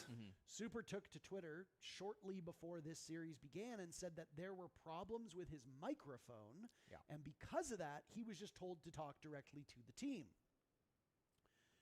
Mic issues between the coaches and the players are unfortunately a thing that has run, we've run into a few times here. For sure. Fabian had issues with it on M80 at Paris. Bro. Bro, what? We've had to tech pauses before coming back into an actual tactical timeout. And right now, I love tech pauses. They are my favorite part of major events. In case you were worried, I love twiddling my thumbies and feetsies, patiently waiting for the good old boys to lock back in. Also, hashtag Bulu. Sharing headsets by any means. Every team. Yeah. Moving in and out between these games. It's helped us speed things up a little bit. The break between BO1s especially was quite short, and a big reason for that is the fact that players are all in their own practice rooms playing, which makes things a little bit faster versus when you have to switch your PC, set up all the peripherals, set up all the stats, and the gadgets and everything. Makes things a little bit nicer. Here's an Enterprise tactical timeout, and we'll get it from Mag here. Why aren't teammates picking Doc? Oh, there's a Doc one. Common problem that must. And I can't hear what he's saying, Parker, but the pointing is very aggressive. Yeah, unfortunately, we've been unable to listen in. That's a copy paste. Times now. Right. Interesting. So it's no listen-ins for the actual tack timeouts. It is only the halftime timeouts where we will be listening to the players, Parker. So that's why we haven't heard anything in these timeouts called by the players. We'll hear from Mag soon enough. Give it 3 minutes or so, 3 or 4 minutes. Why are you doing this? What am I doing? I would have loved to have known when he was saying. He was very pointed the first time around. I'm just bored, bro. That's the way she goes. We're in a tech pause. I'm just hanging out, having a good time. Call your talk timeout, right? I mean, you've just won 3 straight rounds. Sprabuni just put out a great graphic on Twitter going over the round win difference in 3 rounds before attack timeout versus 3 rounds after attack timeout. That was data from the 6 Invitational. And frankly, if he does the same graphic, that timeout's not going to do Mag any favors because they had a 100% win rate coming into that attack timeout. So he can't improve it, even if they do win the next 3 straight. The thing about the chats when you're watching major events is this is what you do. If these piss you off, this is what you do. Even though they'll have just a single. I never understood why people get mad over the chats. Yeah, I mean, why are we reading a chat of 40,000 people in the first place? You aren't going to have an actual conversation there. Your team's eyes, right? Because you're certainly not using this timeout to talk about the second half because you literally get another timeout in just a matter of minutes. So in 2 minutes and 55 seconds, both of these teams will be able to talk to their soldiers and align themselves for the second half, at which point Enterprise will go on to attack and Los will go on to defense. So far, things have looked good for Enterprise, as you pointed out. Oh, that's a good one. The first 2 rounds were very That's a good one, Cole. That's a good one. But there has been a recovery now from the Australians, and because why don't Team Los pick up Skype? Oh man. Well, they initially were choosing to play in the basement. They had a cap can. It was a bit of a wild setup. That's a good one. That's a good one. Back in on the side of Enterprise. Kitchen and dining is going to be the only other site that is unlocked for them to play. So of course they will go here. I know in ranked the meta is a bit different, but in Chalet you really don't see pro teams going to the bottom floor very often. It is the top 3 sites that see the most play by far. So very standard coming through from Enterprise, a standard rotation across all 6 defense rounds. They've given up a lot of this mid-floor. Now, sometimes people just forget to have a good time and have fun, you know? Take this space. We're able to play things like that, like exists, but there are a lot you can ignore it if you want, but or you can join in and have a good time. Extending themselves you know, directly above the bomb sites. And if Enterprise don't, I want to see what people have to say about the Enterprise. They're just going to block them off as they start to open the walls. Oh, people will start talking more about actual shit once their games are actually happening. I mean, Enterprise is doing really well. Really ends up working. They're going to try the exact same strategic setup. Door is already frozen back open. And they might have got the Selmas on the wall, too. There goes the exothermic charge. It's also frozen. Really good response here by Enterprise. Yeah, 2Brow playing in office is one of the most annoying things to clear out in all of Rainbow Six Siege. Jigsaw's done a great job, but he's out of util now. He'll just have the DMR to try to hold on to this position. The wall will get open from Nuxka as well as from Dash, assuming his 3rd Selma does not get shot off. But the guns will start flying, and that'll be the critical moment where Lo's trying to take top control. Jigsaw swings the breach, excuse me. Down goes Perez. A huge opening pick for Enterprise as these teams jockey to strike first. So far, the counts 3. Oh, I got timed out. 3 for Enterprise. That doesn't inspire much confidence here for this Lowe's team. I came up with Sky one on timeout. Oh, it's pretty easy to make a copy pasta. You just turn your brain off and start saying some gibberish. It's so easy. Especially from some of these Enterprise players, but 35 seconds though, Parker, and where's the map control? They've got the walls open, but this is going to be a chaotic attempt for a plant. They have no smokes to cover this either, so they've got to get in behind the bomb chassis, and they have to hold top floor control. And Nutka just took a bit of damage, as now they walk ever closer. Dark behind all the rest of them, a Congo line forming as they all want to head through this breach. Cairo playing over by Lobby now, rotating over towards West Wing. He's good enough for 1, 2 on the ground. Up the plant. Planted by Dafo. The coverage, good, but Cairo just walks right in, guns them all down, and they'll win the round all the time. That was good.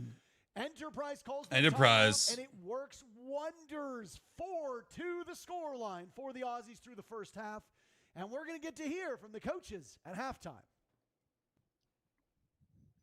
All right, guys. 0-0 again. We're resetting. Yes, sir. Let's listen up. Defense, okay? Their defense. They're going to be spawn peeking and running out. Okay, guys? I want us to make sure we're checking spawn peaks of spawn. Basically, they either have an extended setup and we go direct, or they have a fucking Kaid fucking tub setup and then that's when we sweep. Okay? Remember, on bar they like to extend a lot of the time and they like to run out big garage like Relays does. Okay? Let's make sure we're ready for those runouts. Yeah. On Master, we should just go direct if we do see Rios on fucking When main it's stop and floor play. and a heavy Oh, hold main on. setup, okay? Yep. When they go bar, they also extend, so we can either bring. They also go Denari and Big Rush to run out, like I just said. We should go direct if we see heavy setups, okay, guys? Okay. They also did compact setup against Ints, and that's just when we fucking sweep. Yep. Remember on. I'm taking over the R6 chat, bro. Mag, again, coming in, Parker, with so much good information and so much prep work for the guys on Enterprise. Unless there's somebody who's working who has not been announced, they don't have any support staff other than just Mag working behind the scenes. And Mag has not been That's funny as hell. other than at the start of kickoff for the Oh, last man. month or two. So he really is not experienced in this position. But despite that, the info that they have against their opponents coming into the second half seems really, really strong. And that's been a consistent trend. So to check him's PC. This is not normally. I would no. I'm incredibly talented, experienced T2 player. I won 5 Go 4 tournaments. Coming into this series, I know it's been something I've talked about behind the scenes with Mingran, the former coach of Enterprise as well, that they don't have the same support that other really big orgs have in North America or South America. They work with a smaller budget, but despite that, the prep work seems really, really good on the side of EP, and I think it's a big reason why they're just 3 rounds away from the Phase 2. Yeah, I mean, they're getting awfully close, aren't they? And we don't speak. 6-year-old man saying that about stomping. To know what Los is talking about, we can't give any credit. I'm just copying and pasting what my people are saying. Oh, there we go. My name is Jeff. Hold on, I gotta read that. When he was on that old Team Liquid Alienware. Hi, my name is Jeff, a scout for the local Major League Baseball Association. I'm looking to get in touch with Team Lost to offer them professional pitching contracts. I've never seen a group of time throwing. And now top 4. Dare I say it, the most competitive region in Siege. Los are here for good. Oh, man. That's a good one. When we had E1 come in as the I got a drop. Like, oh! There's a lot of comparables. W! If I'm being completely honest with you. But just because the team is Why people got me mad, though, bro? Have a good time, man. Just have a good time. One of the best teams, and it does not mean you are unbeatable. In fact, right now, Los is looking entirely beatable from the scoreline across both maps, but also here on. You can choose to be a dickhead on a Friday, or you can have a good time and relax and chill and have a good time and get a laugh in. It takes to be an underdog and make it to a big international. It takes 0 effort not to be a dickhead. He's kind of going to be a guy that we look at to step things up. He was the main driver behind that 2-round lead that Los had to start this match off. He has really gone kind of quiet since then. 5-5 overall KD. I know it's been reset since the rehost, but trust me on that. He's gone back to even despite starting things off so strongly in those first 2 rounds. I want to see him roar once again. I want to see Perez get more active here on these defenses for Los. He's a player that they have relied on all throughout the kickoff, all throughout this tournament so far. And if they're going to go far, if they're going to make it to Phase 2, if they're going to complete this game against Enterprise and bring us all the way to Cafe and beyond, they need Perez to be fighting back. Yeah, absolutely. I mean, he was their secret weapon through kickoff. And there's going to be depth on every single Brazilian team. Let's not kid ourselves here, but we need to see more from their best players. And if memory serves correctly, Perez did not have the best stats in Manchester either on that E1 team, but admittedly, nobody did. So I mean, it's a tough one. You go back and forth. You can have I was in the esports packs. I don't really know. This might be online somewhere, but not from what I really know. Oh. A good bounce back. Okay. Okay. His very first opportunity of the second half. Technically, Enterprise struck first, but it's been a series of trades all the way down. Dash, Feld, Daffo joined shortly thereafter, not before Jigsaw and Brendo were picked off. You look at the operators that are lost, passive versus active gadgetry. This is a big loss for Enterprise. I don't think I saw Enterprise beating Lost. I agree. I think that's actually kind of crazy. A Goyo and a Denari, then most importantly the Lion from Jigsaw. But getting a 2-for-2 trade. Oh god, people are gonna hate me on this one. By any means for Enterprise. Every time doubt's too long. Time to figure out this 3v3, right? And that's gonna be kind of the difference maker. Is there's still the clock, which is currently favoring Enterprise as arguably that fourth man to tilt the scales back in their advantage. Now, if they don't do anything with these 2 minutes that they've had on the clock 3v3, You gotta shorten that. Chat GPT ass. pivot. This initial push came over towards that solar side. Gotta shorten that. These players had moved over towards library. Nuxka, the only real player on this side of the map. Watch out for him, because if he gets fried on this angle, that could really start the domino effect for Los and make it an Enterprise round. But if he gets a pick, oh boy. There's a world in which Tuhan hops. Yeah, I'll copy paste half of that. Devastating for I'll copy paste half of that. From Los, as they just need to sit and just wait it out. Perez and Bappin now doing battle. There's Nuxka to eliminate Tuhan. Our speculation came correct. Nuxka somehow manages to get Cairo too from that position. Oh, Nux. It looked like his bullets were a mile away. Maybe he was Boss isn't out of it. Jesse, I'm not entirely certain. Bappin will have his hands full now as Los all but assuredly will take a position now. 1 round down of Enterprise. Bappin does have a death mark remaining and a nade, so he could dislodge one of these defenders, could work his magic and information, but he's running out of time. 20 seconds left. There goes a nade over towards top blue. And 2 separate players will look for well, it's still in it. With that huge round at the end for Nuxka. Yeah, Nuxka really standing tall in that round, Parker, has a massive read to recognize that rotation, right? We started with a really heavy focus downstairs on it didn't work. Of course on Solar as well. Nuxka, that guy who sticks around over towards Library. He says, I'm not going to let these guys just take in the other side of the map. The Reese A method. Come through on the side of Enterprise. I love it. So really good read to come out from him. Has a nice little round there on the defense, and we will start to see that comeback begin from Los. This is a tech pause, bro. So deceptive, isn't it? Because it feels like a lot when you enter through the halftime. It feels like 2 rounds is a great buffer. But especially when you swap over to the attack with a 4-2 lead, the defense now all of a sudden, they get to play the best bomb site and the second best bomb site back to back before you've seen any of their strats. It's a really dangerous lead to play with 4-2 because it can evaporate in seconds, and we're starting to see that now, 1 out of 2 from Los. We have a tech issue that seems to be an issue with something on the side of Los. They were quite late to all connect to the lobby. I mean, that could be just that they were selecting their operators later, but it is hard to say. And really, we can't gain much from looking at these bright white monitors. Yeah, I'm not really certain about that one, but it's definitely a Los issue. I'll promise you that. Yeah, there we go. It might be a headset problem. You done over 5 minutes. It got slammed, nerd. I also think it could be a headset problem. They're dealing with his headset right now. I don't know if you know this, Jesse, but it looks like it might be a bit of a headset problem here. You know, it just might be a headset problem. Well, it seems like they might be getting it figured out one way or the other, though. So nice to see things playing out quickly here to get things sorted. It's been a very close game. I mean, the scoreline is 4-3. I guess it's been streaky. Is maybe the rather than picked you up. We saw 2 rounds straight from Los. You got to talk for 5 minutes. The fuck? Then Enterprise 4 straight, including attack timeout after 3, to make it a dominating position to win that half despite going down 0-2. And now Los seemingly have been able to flip the script a little bit. But I will say, you compare Enterprise's first 2 defense, or Los's first 2 defensive round wins to that round win there, right? It's a little bit closer compared to what we saw at the start of this game. Enterprise by no means back to where we were in rounds 1 or 2. No, of course not. And I mean, there's going to be an ebb and flow, right? I don't think either of us saw these teams. You're attacking varsity, bro. With it. I think after map number 1, with how back and forth those rounds got, we had a good idea of these teams' capabilities, and they are very, very similar now.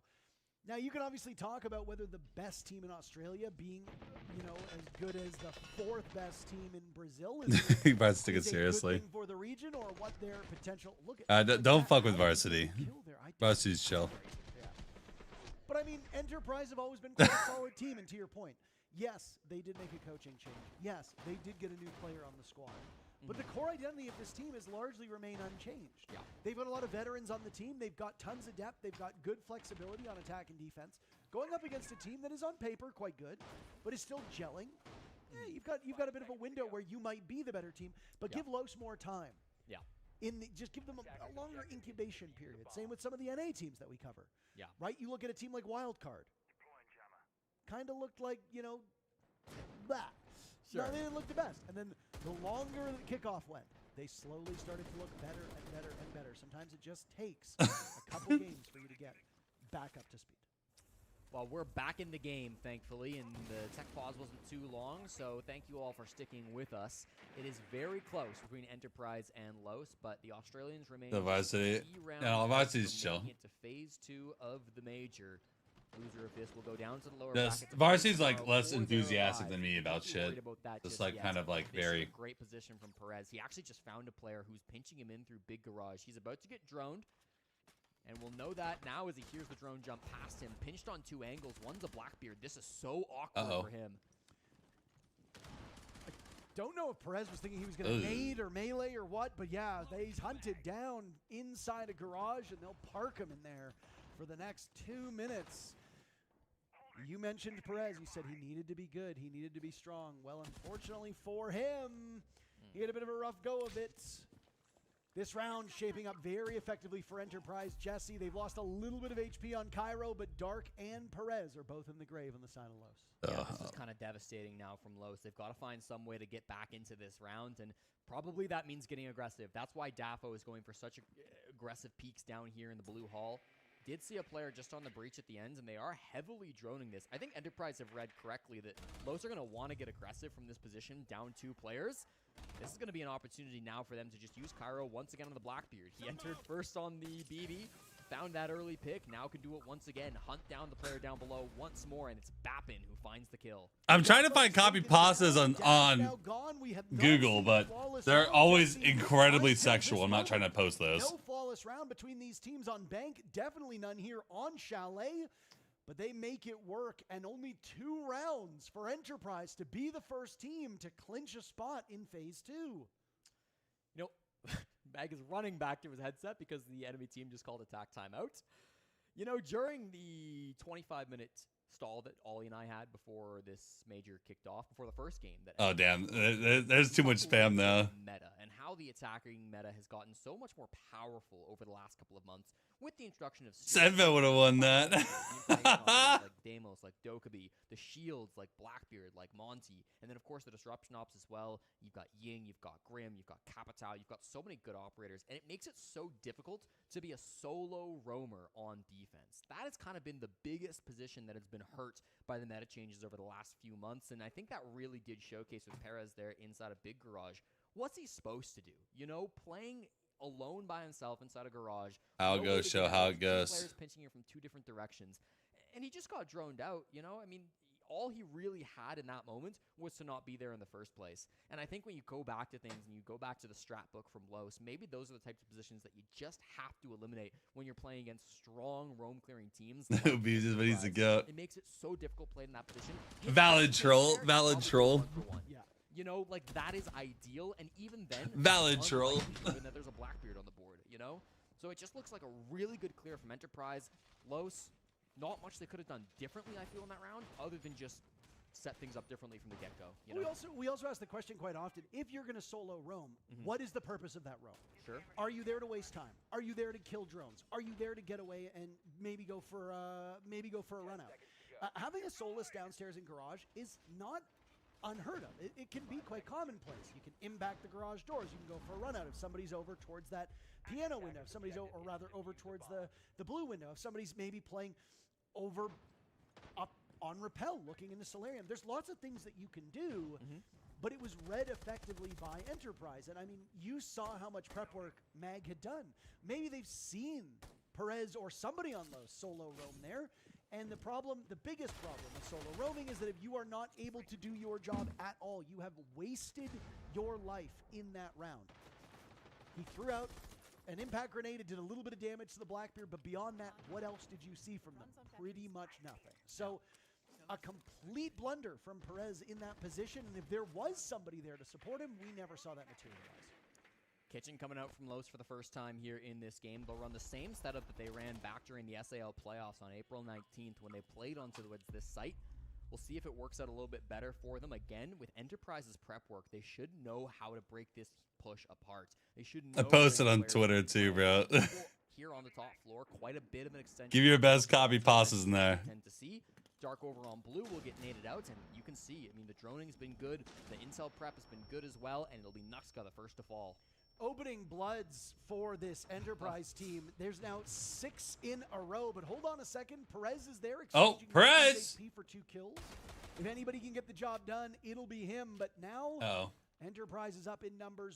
This ain't looking good. And Perez, the last 2 standing. We'll kind of need this round. Time, Jesse. Dafo 0-3, no kills since coming back from this rehost. The 3 remaining players on Enterprise, all at full HP. They've got utility to spare. They've still got... Nah, I'm not going to advertise on Twitter. I changed my mind.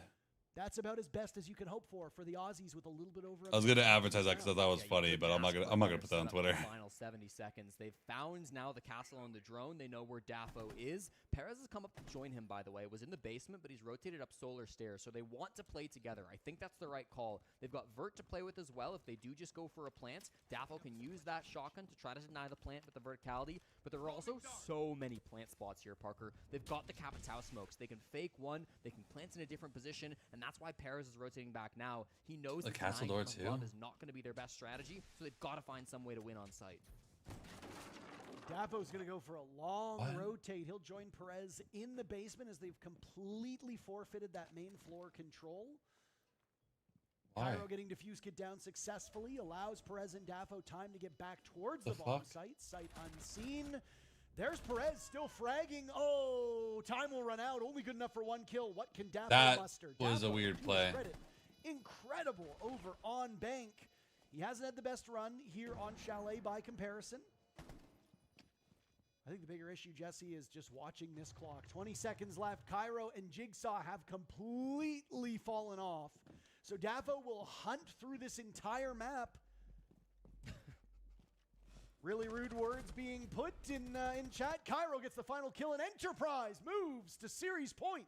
Yeah, it's just not the defense they need in that 2v3, Parker. Perez. That was a weird defensive round, bro. Igor and Victor, the 2Vs on the team, and I just thought they overcooked it, man. Like it's just like too sexual. Like, I'm not trying to post anything overly sexual or anything like kind of weird like that. Just like things that are gonna give you a little giggle, you know. And try to do a retake up West Main and Blue Stairs. It's like the Intero and Jesse one. It was like it's a little bit too much. Like the asshole thing. I'm like, you know. Enterprise off guard. Are we upstairs? Are we in the basement? Are we in sight? Enterprise just planted the kit. They just went in sight and planted, Parker, and Los are all over the map trying to find some I think Los is selling my predictions right now. Walks up blue and catches a player off guard, but he's insta-trade. Damn. It doesn't do him much good. Plant still went down. Just feels like the kitchen's on fire with how overcooked that final couple of rounds, couple of seconds went. And now Los will have to be perfect for 3 rounds straight, or it will be Enterprise succeeding all the way to phase 2 of the major. You have to imagine that Los will opt out of playing Bank if absolutely necessary moving forward, right?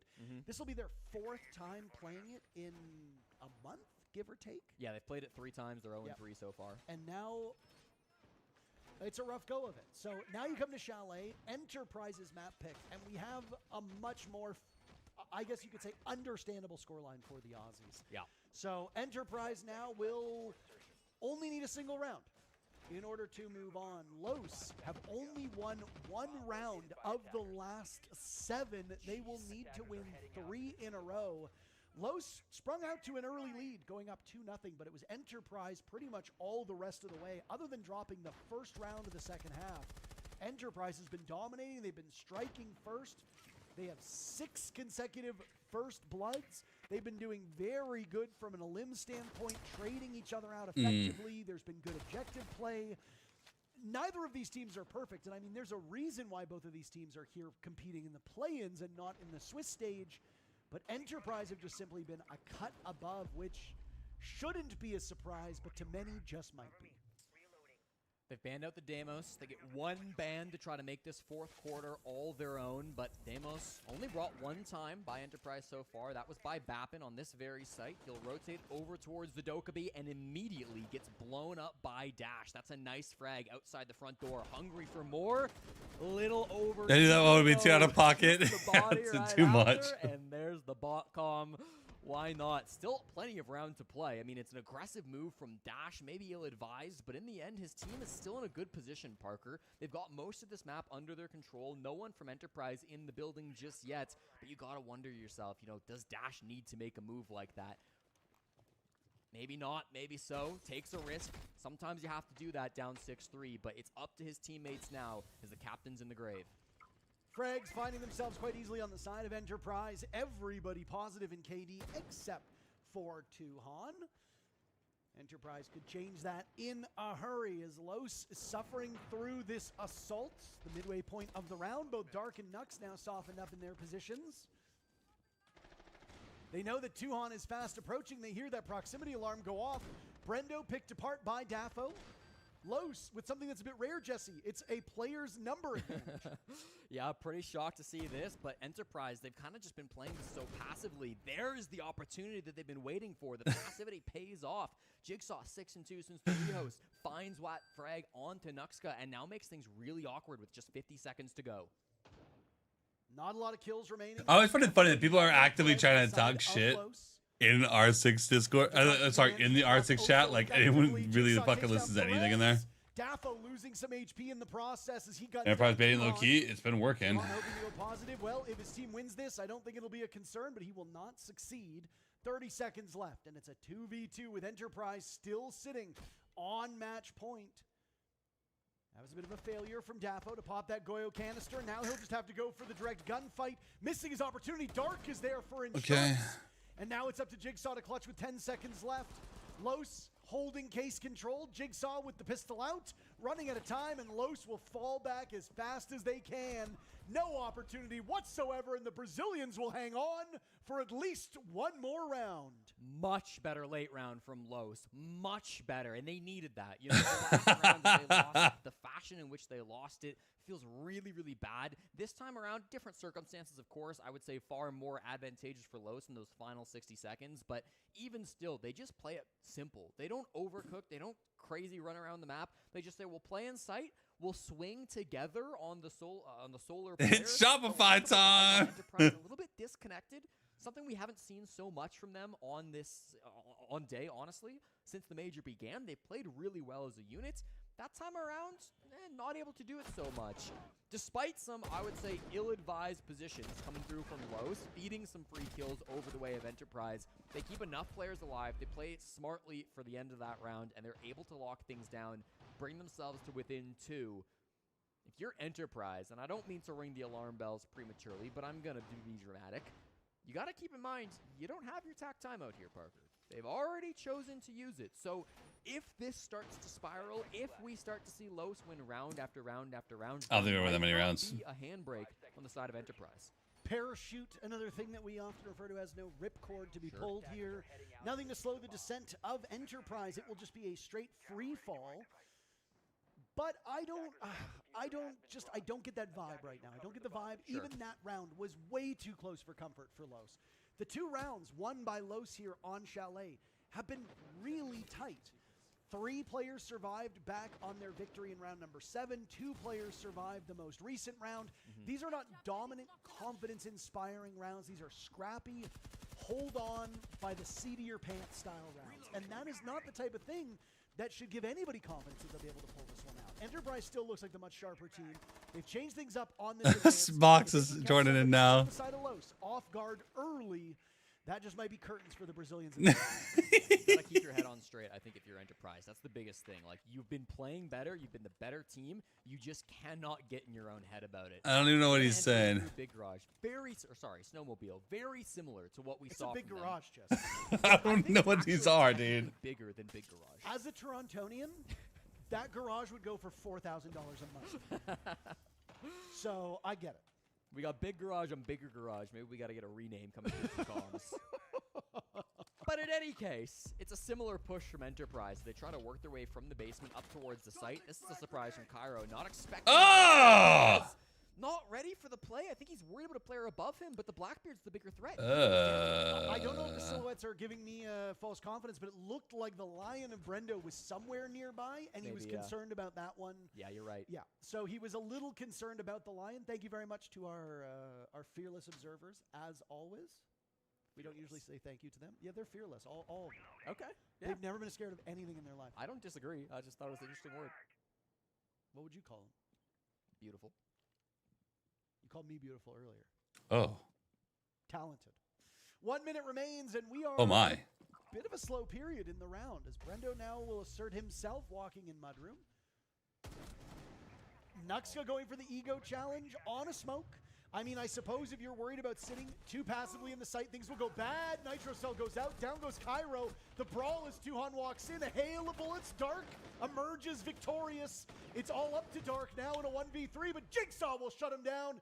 And Australia will survive the play-ins. Enterprise's day is done.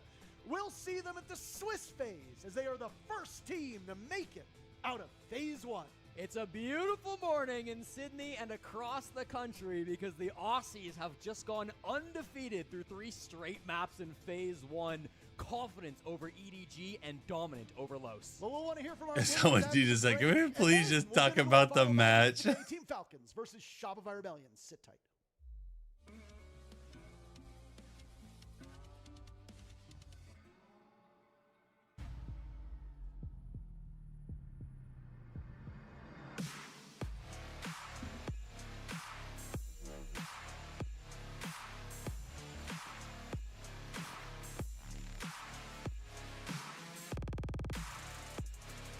I don't know what this is. These copy pastes are a little lame. Just want to say my name over and over.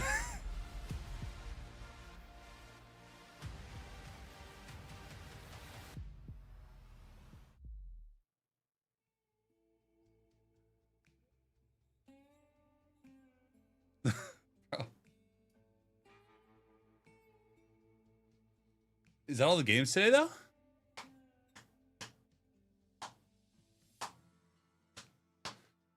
Wonder how long Job's gonna be on. We're gonna be playing ranked for a while.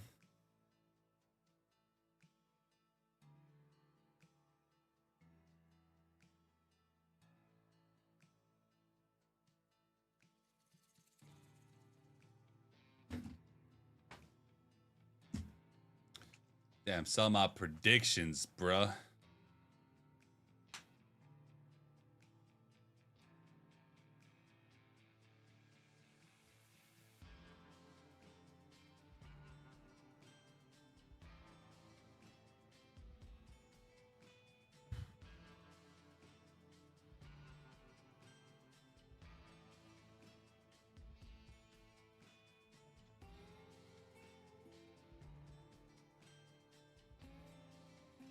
Fox, do it in my chat now.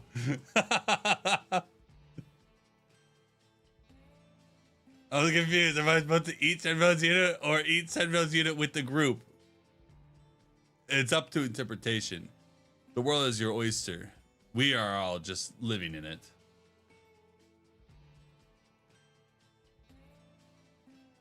We gonna watch Falcons with Shopify right now? You sure? I thought that was tomorrow.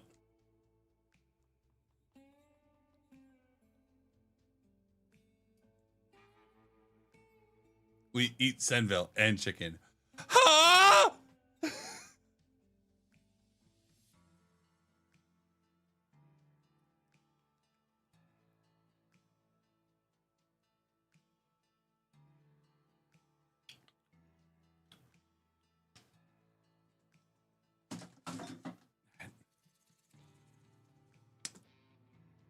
So now we get Falcons versus SR. That should be a good one.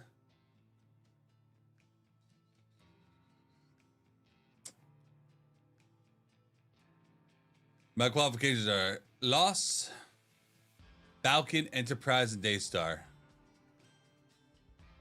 How many points am I getting? Not many. Might be about the same amount of points as me because Enterprise beating Loss But voting for Lost and Enterprise when they're going to have to play each other seemed a little silly.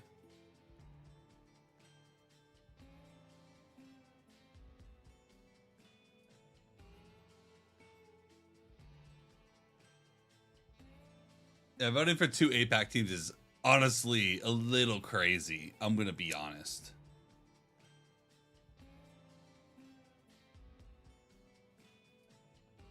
Yeah, I think I'm going to get...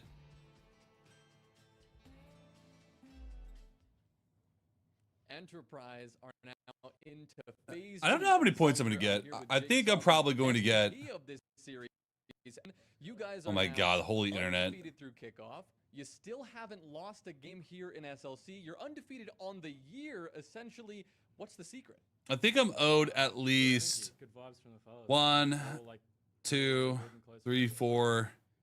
It's just like it makes everything so much easier. I think probably So uplifted and just minimum 4, maximum 6. Trash talk a part of the strategy a little bit? Of course. I mean, there's a secret tweet that Kari deleted a while ago, but he said don't get into a shit-talking fight with an Aussie, so, you know, that might be the source. All right, well, that is it. Enterprise move on to phase 2. Big moment for them as they move on in SLC. Back to you guys. Very, very good performances so far. I want SenVale Pass so bad. Battle Pass. Auto collect. I hate that auto collect. The Battle Pass, you basically have to nail it like every prediction perfectly. It's honestly almost impossible. I'd be surprised anyone could get it. And I had Enterprise going through, but in the lower bracket, they've surprised. It's possible, but not that many people will get it. Honestly, they've been brilliant so far. I expected them to be nice and organized with Mag in charge. You basically have to read the future. As well. And really impressive so far. When I spoke to him before the tournament, he was saying the big thing they want to prove here is they're the best team in OSU. He's really got his eyes on beating some other. And they'll bless me with Battle Pass. And of course, establishing themselves. That was certainly one hell of a way to do it. Next game we've got coming up, Tim, it's worth touching on real quickly. Falcons versus Shopify Rebellion. What a game that's going to be. Yeah, it's a big one, isn't it? And honestly, with the way they've both played in kickoff. How about I bless you guys with some other packs? Who wants some Delta Pack codes? Type in. And the last time we were there, it took map 3 and all 15 rounds to decide who came away the winner back at SI 26. You don't want to miss this one. Back with you in just a few. Type number 1 through 5. I have a number. Multiple people can win, but you can only type one number. I have a number. If you type the number, I'll give you a Delta Pack code.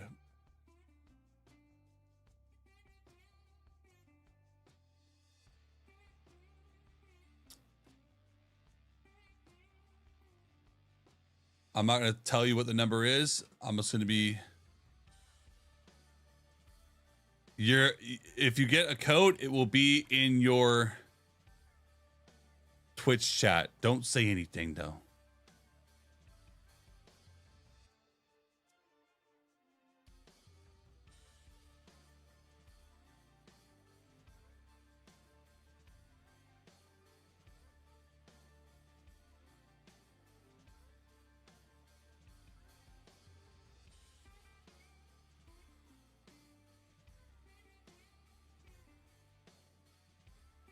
Man, in out of the paper.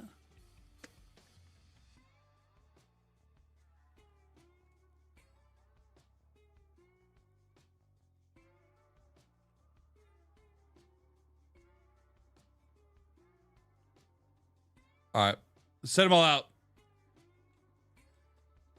Set them all out. We're done. We're done with the numbers.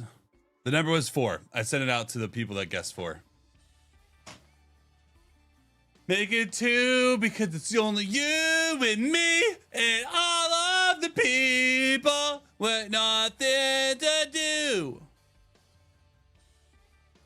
Nothing to lose.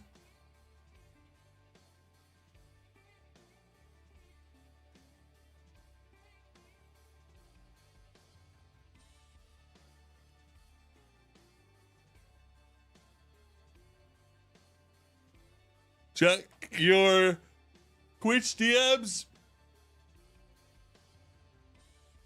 All right, basic. You can't type 4 in now, guys. It's already over. I'll do it again in a bit, though. Yeah, Delta Pack.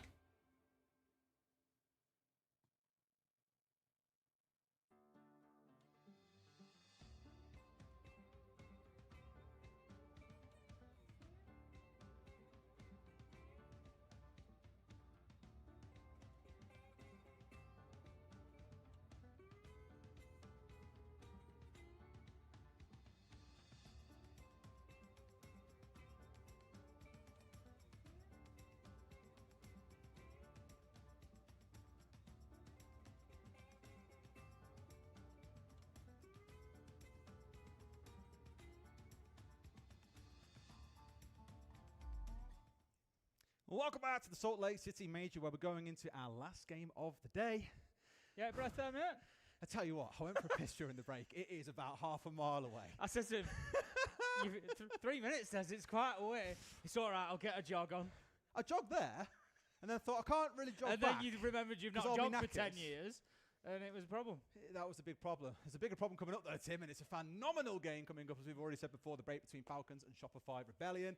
Last time they played each other was back at SI26 in the first round of the playoffs, and it took to map 3, round 15, for Falcons to eventually win. You versus NA. Yeah. What more could you ask for? Yeah, I think this is going to be an absolute cracker, to be honest. It's absolute cracker. That we want him for the end of the day. We've got our map bans in there as well. And again, what a great set. I look at that and I just, look, don't get me wrong, I love Fortress, I love Night Haven, I love our new maps. Club Border. I love our chances, I love Lair. But I look at that and I think, what a classic lineup. What a classic lineup of maps we've got there. Bank, Clubhouse, Border. I couldn't have wished for better for this game. Really? Could not have well, maybe the I could have, but I think it's. I just like that it's a really classic lineup. It is a really, really good map series, especially because what we saw earlier on, of course, was Falcons playing on at this very map where they were put to task by Daystar, to be fair to them. It was a very, very good game, but we heard at the halfway mark, Leakerfax saying, guys, something weird's going on here. I wouldn't quite call it we're nervous, but it's not quite at what we're used to. So hopefully they've had a little bit of time here to go away and collect themselves, ready for what could be bit of a preview of a game that you might see later in the competition, Tim. I think the problem around expectations and Falcons at the minute is they've had the player switch, and normally we'd come in there and we'd be like, yep, they're going to need time, even just one player, it takes time. King SenVale sees our lives. We must show him respect under our authority. At the beginning of now take that to the R6 chat. What's that? Like, they just came out so fast, and I think... Continue the reign. Continue spreading the gospel. Hang on a minute. Yeah, they've had a little bit of a wobble. They've ended up in phase 1 rather than going through the upper bracket of kickoff and everything else. And I think that, realistically, they've got a new player in there. They're going to take a little bit of time. There's a little bit of unpredictability coming out of them. Like, like they say, like Leakerfax said there, maybe a little bit... How's unit? Not quite familiar with the situation as a 5, and... we'll see how they get on, but I think Shopify Rebellion are really fucking brain rot, bro. Because I thought, although it was run close, there was times on Border where they just looked really good as a team, really, really nice as a team. We saw some real good interplay between them, and I think that's probably going to continue. We saw a lot of good interplay from Daystar, and it wasn't quite enough to overcome Falcons. We'll see if that is the difference maker here. Rebellion haven't played this map. It's worth starting for over half. Yes, sir. Understood. Spread the gospel. Spread the good word. Recruit more followers for the units. We have plenty of chicken to spare. Some fireworks if they want to keep up that streak that we've seen from them before. Plenty. Falcons starting down on the defense. Bans we're touching on real quick. I actually have chicken skewers in the fridge right now. I'd say it's pretty stock standard. I could share with everybody that is part of the family. From the rest of the Rebellion team have looked at that and said, well, let's take that off the hands then, because it's been a bit of a nuisance. Yeah, we saw some Box is right on it. He's like, he's going on it. He's locked in. Because we had a great play where an air jab was frozen out with the Zoto canister, and it allowed. He has all these saves. Really good again, like interplay, some really good team play. But having a look at the position of the defenders at the minute, we've got. Almost everybody downstairs, but Leakerfax is going to be the one tasked with holding onto that. I'm gonna crack open a beer for this. We've got Solotov and Doom in and around the usual sort of cafeteria staff. They will drop away when the pressure gets too much, but Leakerfax, he's here to try and make a difference. But well droned and well dealt with by Shopify Rebellion. They're pushing aggressive here, so one's finished off droning, the second player's got on drone, then looks to push him down here as well.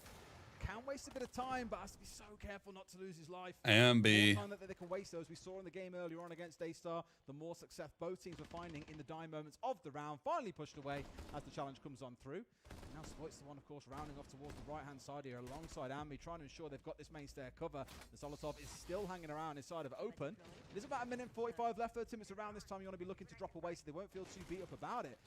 Rexon going down by June. That's not looking good. June's got himself two. Got aggressive on towards Archives, looked towards that top floor as well, which you would assume the Rebellion was safe. Turns out, no, it is not. And look at who he's taken down. Capitao and Hibana, two huge operators there. Hatches are going to stay closed. We've got no hard breach utility there. So now, Shopify Rebellion on the back foot here. They need to think about their alternatives, and they need to do that quickly. And then they could just say pre-fire onto him here. He know that he's stuck on the other side of Oh, it's Canadian, right? He dies, so he can't afford to move his feet, and Canadian falls down. Nice early aggression overall, I'd say, out of Falcons. Brit onto the blue stairs. Doom, as we spoke about, around square. It's just completely shut down what looked like a really good round start for Rebellion. Got to be critical of Canadian there. Unfortunately, that gunfight, he can't be losing that to Smoke, just sort of taking a swing with the SMG. Breeder cutting him down. Brilliant stuff from him. Falcons looking very solid down on this bottom 4. It is all up to Spite. He's going to get taken out by users, and that is going to be the round. And that was comfortably Falcons. A big play from Doom in the middle of the room, and it was... Box is spreading the good word. You must, you must recruit more followers for the cause. Square that really got the damage done, because on Rebellion side, like, I think actually it was game planned as well by the side of Falcons. Rebellion, once they know they've got control of top main, they start thinking, cool, all right, we've got main stairs, no one's going to come and hit us on the side of square here. We can just start getting ourselves ready to open up hatches, for example. But that is when Doom has then struck onto square, brought down the 2 key players that we mentioned in Rexon and Surf, the Capitao and the Hibana respectively. And that has just completely shut the round down. So although, yes, everyone got a bit involved in that round, it felt, at least especially across users, Bride and Doom, it was Doom's play that got them that one. Clubhouse, Chalet, Border. It's just like Bank. I think they could, yeah, I think getting themselves on the board now would be a very good thing. The last thing they want to do is fall behind to Falcons, because I feel at the minute, and I could be completely wrong in this, it is just a feeling, but I feel like Falcons, they're a confidence team at the minute. And if they get a couple of rounds, if they start building that confidence up, I think they do just run through games. I think it's the ones where they do get pressured, where they do lose a couple of rounds, that they have that wobble, and it's. I think there's maybe that nervousness creeps in, like League Fight spoke about. So I feel like they are a team that are really benefiting from confidence at the minute. So yeah, if you let them get 2-0, 3-0, they will just snowball then and run away with it. So yeah, Shopify Rebellion, I think, wanting to get themselves involved in this pretty quickly. Fair to say we've cast them a few times to win grand finals over the last 18 months or so. Falcons this is, and silence is the enemy. It's the best way that I can summarise what has been their problem. I was speaking about with Ollie earlier on in the cast and saying, you look at the dropped heads, you know, the only real people making noise in the team were ever Leakifak, and halfway towards Solitov, the other 3, mute. I'm really keen to see if that changes with Doom on side, of course, when they get themselves in towards these higher level games, up towards the back end of the competition, assuming, of course, they can get there. Got a long road ahead of them, and that, of course, first means getting through this best of 3. A smoke coming out, but not quite in the spot I'd imagine they want. To try and get an angle through, I think, on towards those that were slightly below him, but gets rid of absolutely nothing. Bit of a bait more than anything else, but now they've got the full info. And this isn't the first time we've seen Brid pull out this double setup with the mirror inside a janitor as well. The utility being thrown in already to start putting pressure on from these windows. In comes the repel shield in front of the face. Damage is taken by Surf. Users manages to find a nitro onto Spite elsewhere, and this isn't going all Shopify Rebellion's way just yet. They do lose the shield as well. They still have Rexon available on the I heard that SenVale gives out free chicken daily. We should come join the SenVale unit and get free warm chicken from SenVale. We eat his food and watch seasons. We eat chicken. I join. I fry. Join us on the SenVale journey. That's really tough. That's kind of what you're looking to make use of the Rower for, right? It's a vape break. No, I'm honestly a little lightheaded. If you can get a couple of hours down, and I need to walk around a little bit. Corridors that you've established, that's when he's most effective, facing forward, flashing out players, and going forward from there. But even with I started to think this one mad. They've managed Makes me a little. In a 3 versus 1. Be a little woozy. All by himself. 2 players on the window, 1 down towards behind him.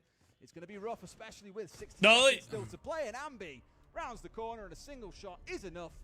I was sitting here, I was like looking at the chat, I was like... The important point to remember about the Rower there is, of course, it's carrying that DMR, and Rexon just doing little woozy with it in the middle of the round when Shopify Rebellion desperately needed so it. I cranked my AC up. Like it might be going in Falcons. It's also hot. As we said, having lost that blitz, having lost that glass, a really tough combo to see go from the board. So Rebellion get themselves one. No, the North Americans fight back, and it is 1-1.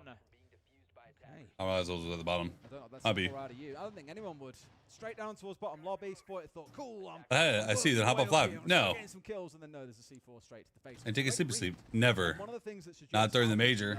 I'm fighting through. That was beautifully placed because they knew we can tuck you in. Like in the same way they were spraying through the smoke on towards where the blitz was coming in. Really? They had a good read onto it. That doesn't mean you can still overcome and stop them, unfortunately. So at 1 apiece, we'll see how the quarter ends out. looking in towards the Mozzie coming out from Solosov here as well. Of course, looking to deny away the information. And on the other side, their response to yeah, I think it's interesting. Of course, there's always value in the Solid Snake. It's just interesting to bring it along in round 3. I just want to have a look back to round 1 and see if we saw it, because it's one of them that I think we're back with chicken. You might actually attract the ban onto the Solid Snake for the next We had one in our part. game earlier. Yeah, you might now attract the ban in round 4 if you do particularly well, and you've only got that one use out of it. So it's one of them, do you maybe keep it in the bank until round 4? So you think, oh, they're not playing it, don't ban it out, and then you can bring it along and get 3 solid rounds out of it. I don't know. But look, we know the value of the operator. The scanner, enables him to be able to clear large areas quickly. Solo doesn't really need too much drone support, especially a player like Ambi who can go in and win those fights as well. Up on top floor, something that Falcons are going to have to be very aware of, but they also need to be aware of the push in, and it is Solid. Overseas our lives. In from Archives, manages to find himself a beauty to take Canadian. Oh man, SR. Having a rough game. That continues. Ambi. The Oh, class of Ambi. loss, but here goes Ambi on that Solid Snake. Uses there for the trade. 3v1. Oh, another banned Seems to snake. know everything Rebellion are going to bring at them. It's almost like they've sat there at the start of the day ahead of the You tournament. got more followers. Fair chance we face Shopify Rebellion later. We know we want to qualify. Let's prep everything we could possibly come into. It's a brilliant read, a brilliant swing coming out as well. That's done all the damage. You've been going ahead to SenVale's channel. He's recruiting followers. Even he can recover this one despite the strong end to the round that Rebellion had in round 2. Yeah, it's gonna That's be, funny as hell. They know exactly where he is as well, of course. That sound cue from the barbed wire will have Sitting told on the him mirror. that. Playing into mirrors, like everything is stacked against him. Not impossible, but unlikely. Nah, it's gonna be rough. Fair to say. Look, I think at the minute I'm loving what I'm seeing, because we're just getting good rounds from both teams. That's why we've got a 2-1. It's not been down to mistakes. It's not really been down to big problems. It's just that they've both come out and won rounds, and we're getting a really competitive matchup. I think this is largely kind of what we would expect. Falcons, Bank was their map pick. It's not one that we see Shopify Rebellion necessarily excel on. So You got some chicken? W. got a good grasp So it of worked. everything that they're going to throw at them. I didn't grade what up. A good understanding of the map and a good understanding of how it's. This is a BO3, so we're locked in for a bit. All's kind of even. Hot minute. Really. I know Falcons are 2-1 up on the leaderboard. Well, Potato Man. But, I don't think Shopify Rebellion will be too concerned. I think Falcons have done really good counter prep from what we've seen so far. Those last 2 rounds especially looks like they were ready and prepped for anything Rebellion were trying to do. But let's see how band, see if the snake does get taken offline. Headache for them? No. Yo, L with a T1, let's go! W. Hell yeah. The GOAT. Oh, baby. Yeah, exactly that. Can be a serious problem, so wanting no more of that. Solid Snake will still be available with the Doka be going. We're not going to see it. Well, we might see it, but we're not seeing it picked out immediately yet. And it surprises me a little bit. 40% charm drop. Given I will be live every time with all the droppy drops. I feel like Solid Snake could actually be a really solid pickup. It'd be such a good pickup for this site. He's perfect for it. Just get him straight in. He may give us free bags. If he repels across CEO windows with his scanner, he can see that the majority of CEO meat and janitor are clear. Get in there, take top floor quickly, move down, pressure onto staff very quickly, and I feel Joining the SenVale journey, boss. Ain't no way. Box is recruiting followers for the journey. So we'll keep a little bit of the journey for the free chicken. Yes. How effective he is with that Solid Snake, but otherwise we have chicken. I mean, keep an eye on Rexon as well. We are share with our family. Walk in by ATMs by the looks of things at the minute.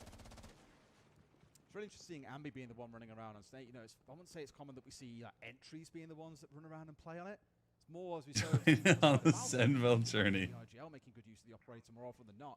I think part of it comes down to the gun, the fact that it will be a great entry with the F2, but also because you're quite at the front line of what's going on inside of a round. Of course, being able to make use of that gadget at any moment is 100% going to let you move forward with more confidence, but also get you into better positions to make use of that gadget in the first place. Now seeing things being opened up here. I think off towards his side. There's some actually very, very close inside of elevators. Not quite sure he knows about it. The fact that Falcons lose this? Maybe have seen him Well, you still get points if a team qualifies in general. So I have Falcons and Shopify also both qualifying.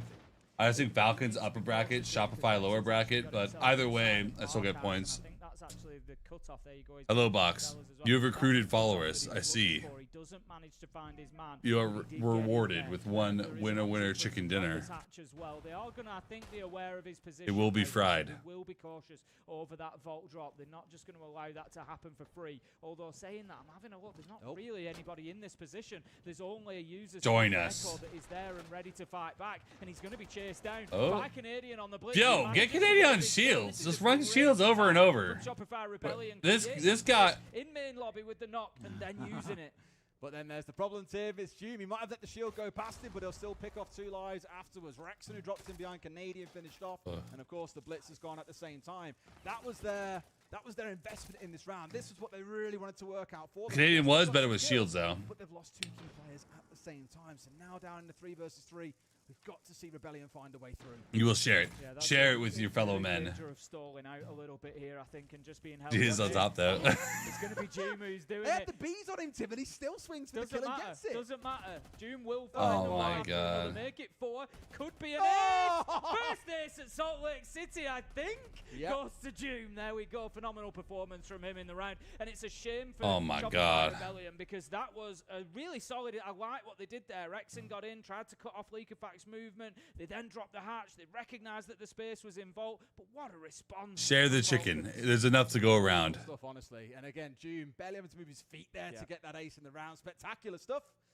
With those 5 kills, puts himself at the top of the leaderboard, surprising no one. Spread the gospel, everyone. Spread the gospel. I imagine Super's thinking, everyone deserves a seat at our table and chicken on their plate. Hear this one, Tim? No, unfortunately. Doesn't look that way. Not for tacticals, just at the half, just at the half. There we go, there you go. We were both very expectant there. Super's got a headset back. I believe his headset was faulty earlier. So I was like, Super's got his headset back. Cool. We can't listen into this one. But we will be getting the chance at halftime. Oh, now pass to the chicken. Good man. That was, like I said, I actually feel for Shopify Rebellion a little bit there because I feel like the attack was well worked. It was something a little bit different on a site that gets attacked a lot, through server, through square. Didn't go into that, recognize the space in vault, got down there. Canadian did a great job of getting the kill onto users, taking the echo out. But how do you legislate for a player like Doom? That's the problem. He's just got that superstar power where he's able to kind of turn it on. Like you say, he's getting kills whilst he's tracked by the Grim Bees. It's such a difficulty dealing with a player like that. And Shopify Rebellion, you could you could forgive them for coming away from that round thinking, he's on top though. This should be 2-2. This should absolutely be 2-2, but for Doom. That damn Doom, Tim. That damn Doom. Everyone take your fair share and pass it around. Just maybe. Well, 3-1 to Falcons. And Rebellion, as you saw, have had their tack timeouts. Not too surprised there. Super, I imagine, thinking, well, if this carries on the way it's going and we go down 4-1, 5-1, it is going to be a very miserable second half. We saw how Falcons attacked earlier on against A-Star. This map will be over and done with. So they desperately need to find, ideally, 2. Do you have code for any other pack? Accept 1. I have some redacted packs. I don't know if they work. We can try them. So next time I do a pack giveaway, I'll give them some. I'll give you guys each a redacted pack as well.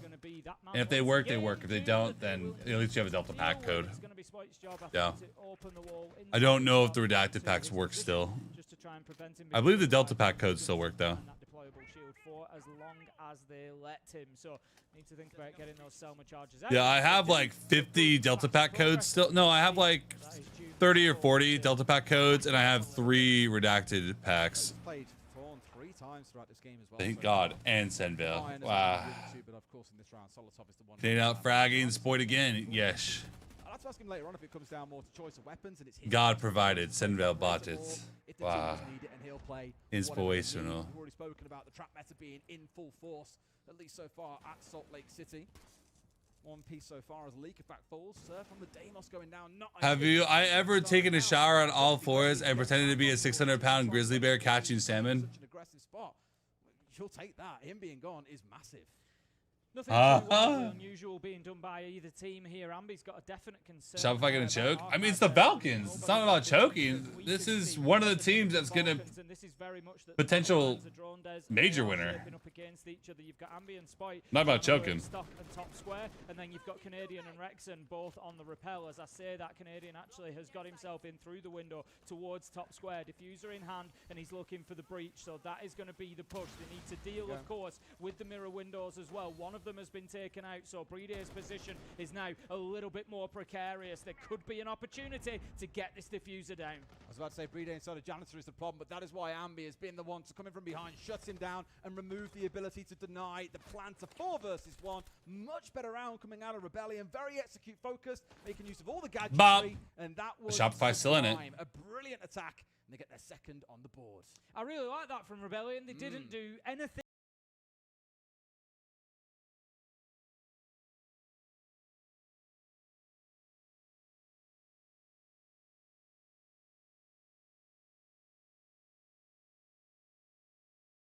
Rexon on there, but he was on the windows most of the time. And type in a number 1 through 4. Until the end of the game, but Ambi was just able type in a number 1 through 4.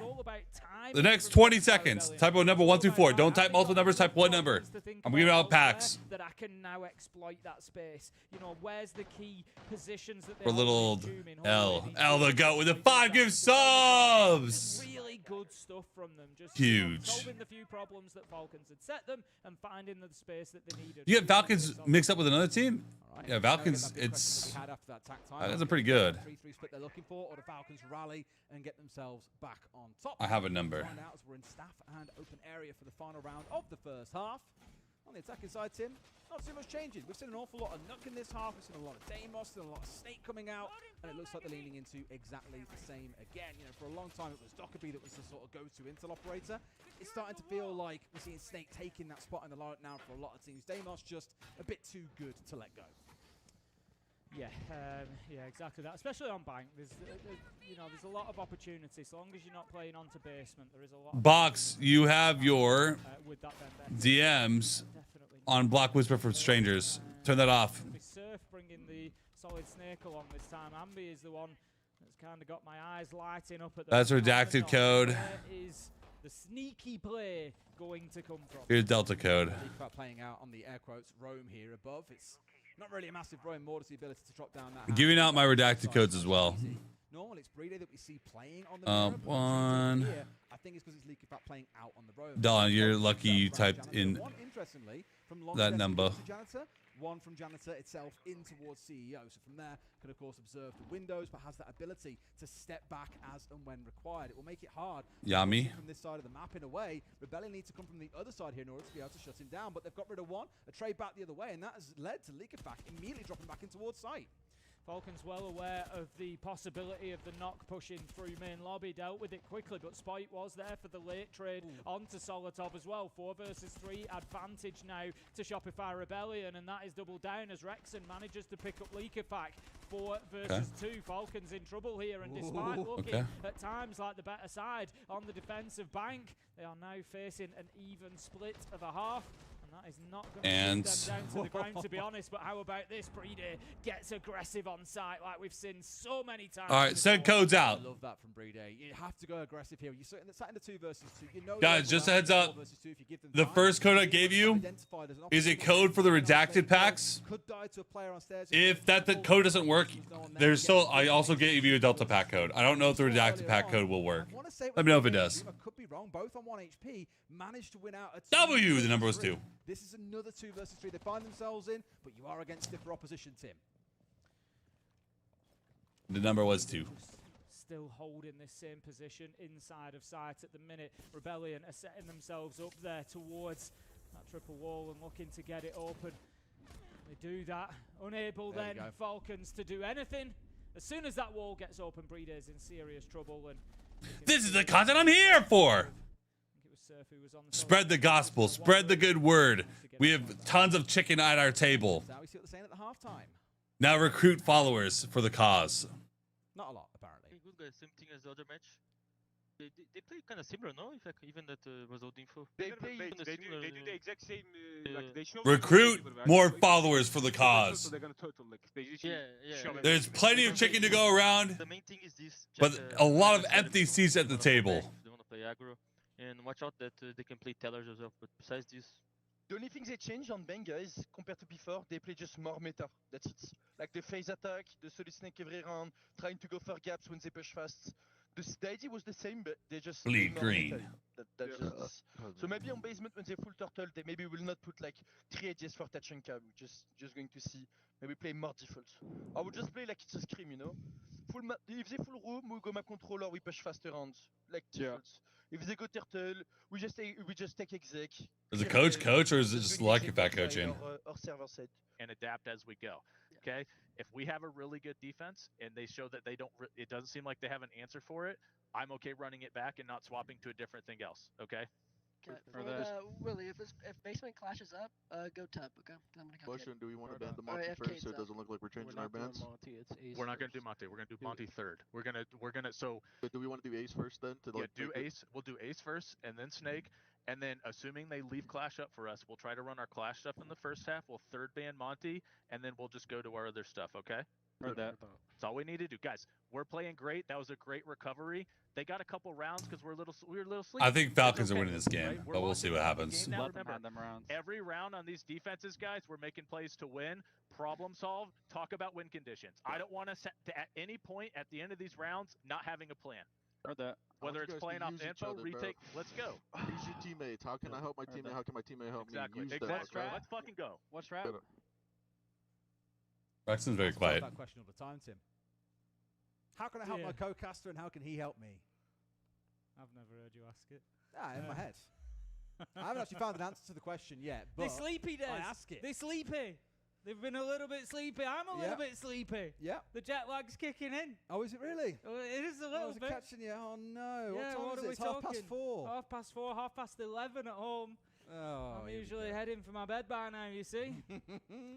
So I feel you, Rebellion. But we heard if you're going to wake up, now is the time. Falcons are saying it a little bit earlier in their attack timeouts as well. They were speaking of, Likifat was the one to say, like, look, again, we're not nervous, but something's happening there. It's first game, shake it off. It's first day.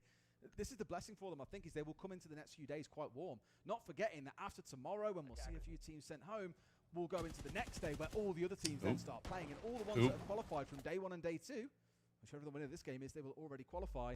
They're in a spot where they're warm, they're ready, they've had their little warm-up, they've had a chance to play around, of course, in a couple of games and figure things out and get themselves in the groove.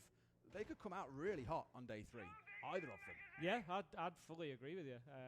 I'm very much enjoying this game so far. The fact that it's 3-3 at the half as well, I think is testament to how close it's been. Both teams have had good rounds, that they've won. We've had some really solid siege on both sides.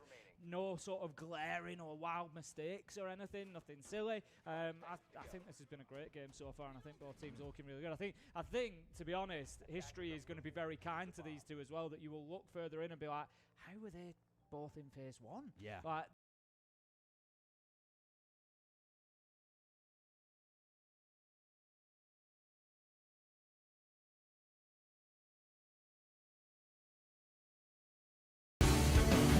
Wow. L with another 5 gift subs. You know what? Drop numbers 1 through 5. We'll give out some more codes. Fuck it. 1 through 5, everybody. 1 through 5 for the next like 20, 30 seconds. I'm gonna pick numbers. Come on. Oh, the redacted codes works? Nice. Huge. You watch these streets for a minute. Here's your flowers. I appreciate you, man. You a goat. Appreciate it, man. Thank you for recruiting more people to the Chicken Legion. That was cheeky. There is more.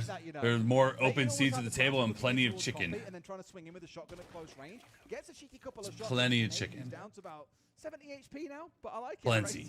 Very cool. This is good quick work from Falcons as well. They've taken a lot of the map over. We're only a minute 15 into the round. They're now going to start pressuring onto server as well. There's Canadian has. I say 125, 124. Blue stairs, you can see the bottom of your I don't fucking screen remember. there. I'm gonna So pick a Lex is number. just trying I'm to picking a secure number Wrexham 125. Inside a server, we see I the don't first remember. of those toxic babe canisters being deployed off as well. Second one has, I don't know if that's the second one detonated or the second one is now I have a being thrown number. out. But he's got one left in pocket, so still holding him at I'll bay, give it a but second. It doesn't really matter too much for Falcons because they've done all that early stuff so quickly. Canadian is Come join the really stack. great in position, I feel, for the other side. We're watching Probe Week. Acknowledge and say, right, rotate off. This is going to be a nightmare to break through. They've already lost a lot of time, so in a way, Wrexham has kind of got the benefit of the smoking, wasting time, and then they haven't had to worry about them fighting without utility because the rest of them have just backed away and gone for a different hit instead. Really the one I'm looking towards inside the lobby. Watch where he goes because, of course, with the diffuser in back pocket, he's the one most well positioned to make something happen. Yeah, nobody's really focusing on that area at the minute. He drops down, and the couple of kills that come in for Surf and Spite, that actually 25. really frees Okay. Rebellion up to be able to focus towards. And the number was 5. Like you said, they've just got nothing to deal with the. You can't type 1 through 5. That's cheating. Canadian onto Solotov, uses, brings it back to a 2v3, 30 That's seconds cheating, left to man. go. This is still doable, Des. They've managed to recover Breedy. away, but they've got full control of the other side of the map here, and now they've got to try and push their way back through. No idea this is going on, but they pulled off an absolute blinder, Tim, into a 2 versus 2. Breeder has gone into the vault, and like you say, it's just an absolute heist, isn't it? He's managed to get himself 2 kills and put the diffuser down, and now they've got Canadian who has to flip to his weapon, does so and finds the kill, and all of a sudden it's Rebellion with the advantage. Wow. And they managed to secure the round, Wrexham with the final kill. And it is a solid Wow. defense. I love what Falcons did, but it always felt Everyone like more choose of a Hail food. Mary, Either- whereas Rebellion were solidly in control for a lot of that round. Just a wild round overall, wasn't it? I Don't know about one. That's why I'm giving it away. No, Frag said it did work. He said it works. He got a redacted code. Falcons to scatter. They sort of said to Solotov, sorry, mate. Got to deal with the clash by yourself there, I'm afraid. And Canadian did a great job of wasting time. He got the So it kill. probably First did into the work? second once he rotated in towards Garage. And I just Oh, think does the pack code didn't work? Brilliant recovery, because I really thought Falcons would have that one nailed down. Oh. They're now ahead for the first time in this game, Tim, up 4-3. At what point do Falcons start panicking? Maybe you can only get 1 code from me. Well, that's the thing, isn't it? Like I So if said, you win multiple because times, you might have to give that code away. But you guys can give it away to whoever you want. You guys make the call on that. If it doesn't work for you, give it away to somebody else. Fuck it. your opportunities against this team. Give it to a friend. Give it to another guy looking for chicken. You know? Whoever looking for chicken, bro. It's not a high preference. Put up a seat at our table, So man. This is going to be huge for them if they can come away, and it just feels at the minute like Burgers are the goat? vibe in the team, Wrong answer. It just seems brilliant. Chicken. Like, they seem very calm, very collected, very focused, and I think it's The most showing creative in person will Surfer. get the code. I really like what I'm seeing out of Shopify Rebellion. 100%. What's your favorite food and why is it chicken related? One round there that came down to it, and that could have been an either way 2 versus 2. It's just that Rebellion played it far better in the moments. Now we're going to find ourselves, well, not starting out on the top floor, but that's where the defense is going to get set up. We are inside a staff and open area for this round, but more than anything, it's about the players up on top floor. 3 of them, to be precise, looking in towards the castle, the Ella, and the Thorn. So we saw this again coming out of Falcons earlier on against A-Star, wasting a hell of a lot of time. A good 2 minutes have gone by. They got 2 kills while they're up there. It was the stuff of dreams, and of course the nightmare for the other side. I want to win code, bro. Against the same setup, but they're not the ones defending it. They're the ones attacking it. Going to get that long angle open. That's going to give the option to control the elevator's position for users. He'll be able to do that from the windows, but I don't think that Shopify Rebellion are going to be too worried about that. Ambi's playing a little bit deeper. He's with Rexon inside of meeting. We've got the Dockerby. You know what? Here's a quiz. Back, looking for Test your a nose. bit of a play up blue stairs maybe later in the Oh, Ambi. It's going to be Solotov picking up Ambi. It's that top floor clearance coming in from Falcons. Rexon now all alone. He's in janitor, and he's going to have to try and hold his position for a little bit longer. Yeah. Probably get it right. Gets the code. From the outside, and really, it's onto how much more can they get away with here. Like, you've wasted a good chunk of time. Rexon's dropped. And Guys, everyone get ready. The waiting arms of Leakifak, who's Lock there in. and waiting for Code on the the line. freebie picked up, and it's a 5v3 with half a round to play. Surely, This is where Falcons can find themselves Free code. around and seeing it over the line. Yeah, we didn't know whether Leakerfact would be a blue stairs or a main stairs push. He's Downstairs. chosen perfectly. Gets himself up marble, manages to find an easy one onto Spoit. 5 versus 3. Falcons need to convert this round. This is a great opportunity for them now. And we can see Leakerfact Loki getting slammed. Been pushed back to site to try and hold on to it now. They're just going to have to hold their angles and bide their time, but there's a minute left. The clock is against them, really. And not really much utility for either side available to play with. Like Leakerfact's gone through both of those phone calls and clearing out the map. It's something that Falcons have always done very, very well, even pre-Snake. Make really good use of Deimos and Dockerby together to clear their way through the map here, swapping out the Deimos for looking in towards the Grim Bees instead. Fantastic, of course, for controlling parts of the site, but also for forcing players to move up on that top floor, and that's exactly what they have got away with. Know there's one inside of Archives. You can see the yellow pin coming out on your screen. They know that he's there. Doesn't mean you can always get the kill for free, though, Tim. No, absolutely not. Nope. You can know where they are, but it's whether you can find the line. Canadian to take down Doom. Wow, Zen. Now. Nice. Rebellion holding on, but it's maybe just a little bit too late. Surf manages to find users, but it's a 1v3. He's got about 8 seconds to survive. Can't do more than one as Leakerfact cuts him down. And that's going to be Falcons leveling things up. And this one continues to be close at 4-4. Leakerfact playing that round beautifully. I can only imagine gelling his team through the whole thing as well. Let's do this to do another one. No, I think it was fine. Just patiently waiting. Zen did it quick. Angles, waiting for players to drop into his waiting arms and collecting them when they were forced to move by the rest of his team. So very, very well thought through. Yeah, I'll do a quiz as well. I'm doing a quiz as well. If you get the answer to my quiz, I will also give you a pack. Giving another round over to Rebellion. That breaks their 3-round loss streak as they get one on the board. As you say, Tim, up to 4 apiece. I'm getting a feeling about this one that it might just be seeing us go all the way. Yeah, it's certainly giving that energy, isn't it, that we might just get a few extra rounds out of this one. And I think, to be honest, Shopify Rebellion will be happier with that than Falcons will be, given, sort of past histories on the map. Like you said, a lot of overtime usually the case for Rebellion. That's a tricky one. Good luck. To see them go to those extra rounds, but right now, I don't know if that's a tricky one. I had to pick one team that was going to. It's a tricky one. You guys are wrong. On the side of the North Americans right now. Yeah. I'd say after the lot of wrong answers here. 3 or 4 rounds, I was more Oh, there it is. Still 2. She doesn't eat healthy food. Just add something a little bit extra about them. They're really starting to shine. There you go. Building into the game and just feel like they've got Ball, you win. In the back of their heads now. There you go. There's your code. Nice and early. Last time round it was on the Dockerby. He came in through garage and worked his way up from there. Here, straight in towards basement site, and now trying to move his way up on towards square. Doing so quite successfully. His team taking quite a lot of Is she eating apples? Him being in a great Yeah, guys, this is someone that is going to be eating apples. Are you serious? Guys, this is gridlock in a normal life. This is gridlock.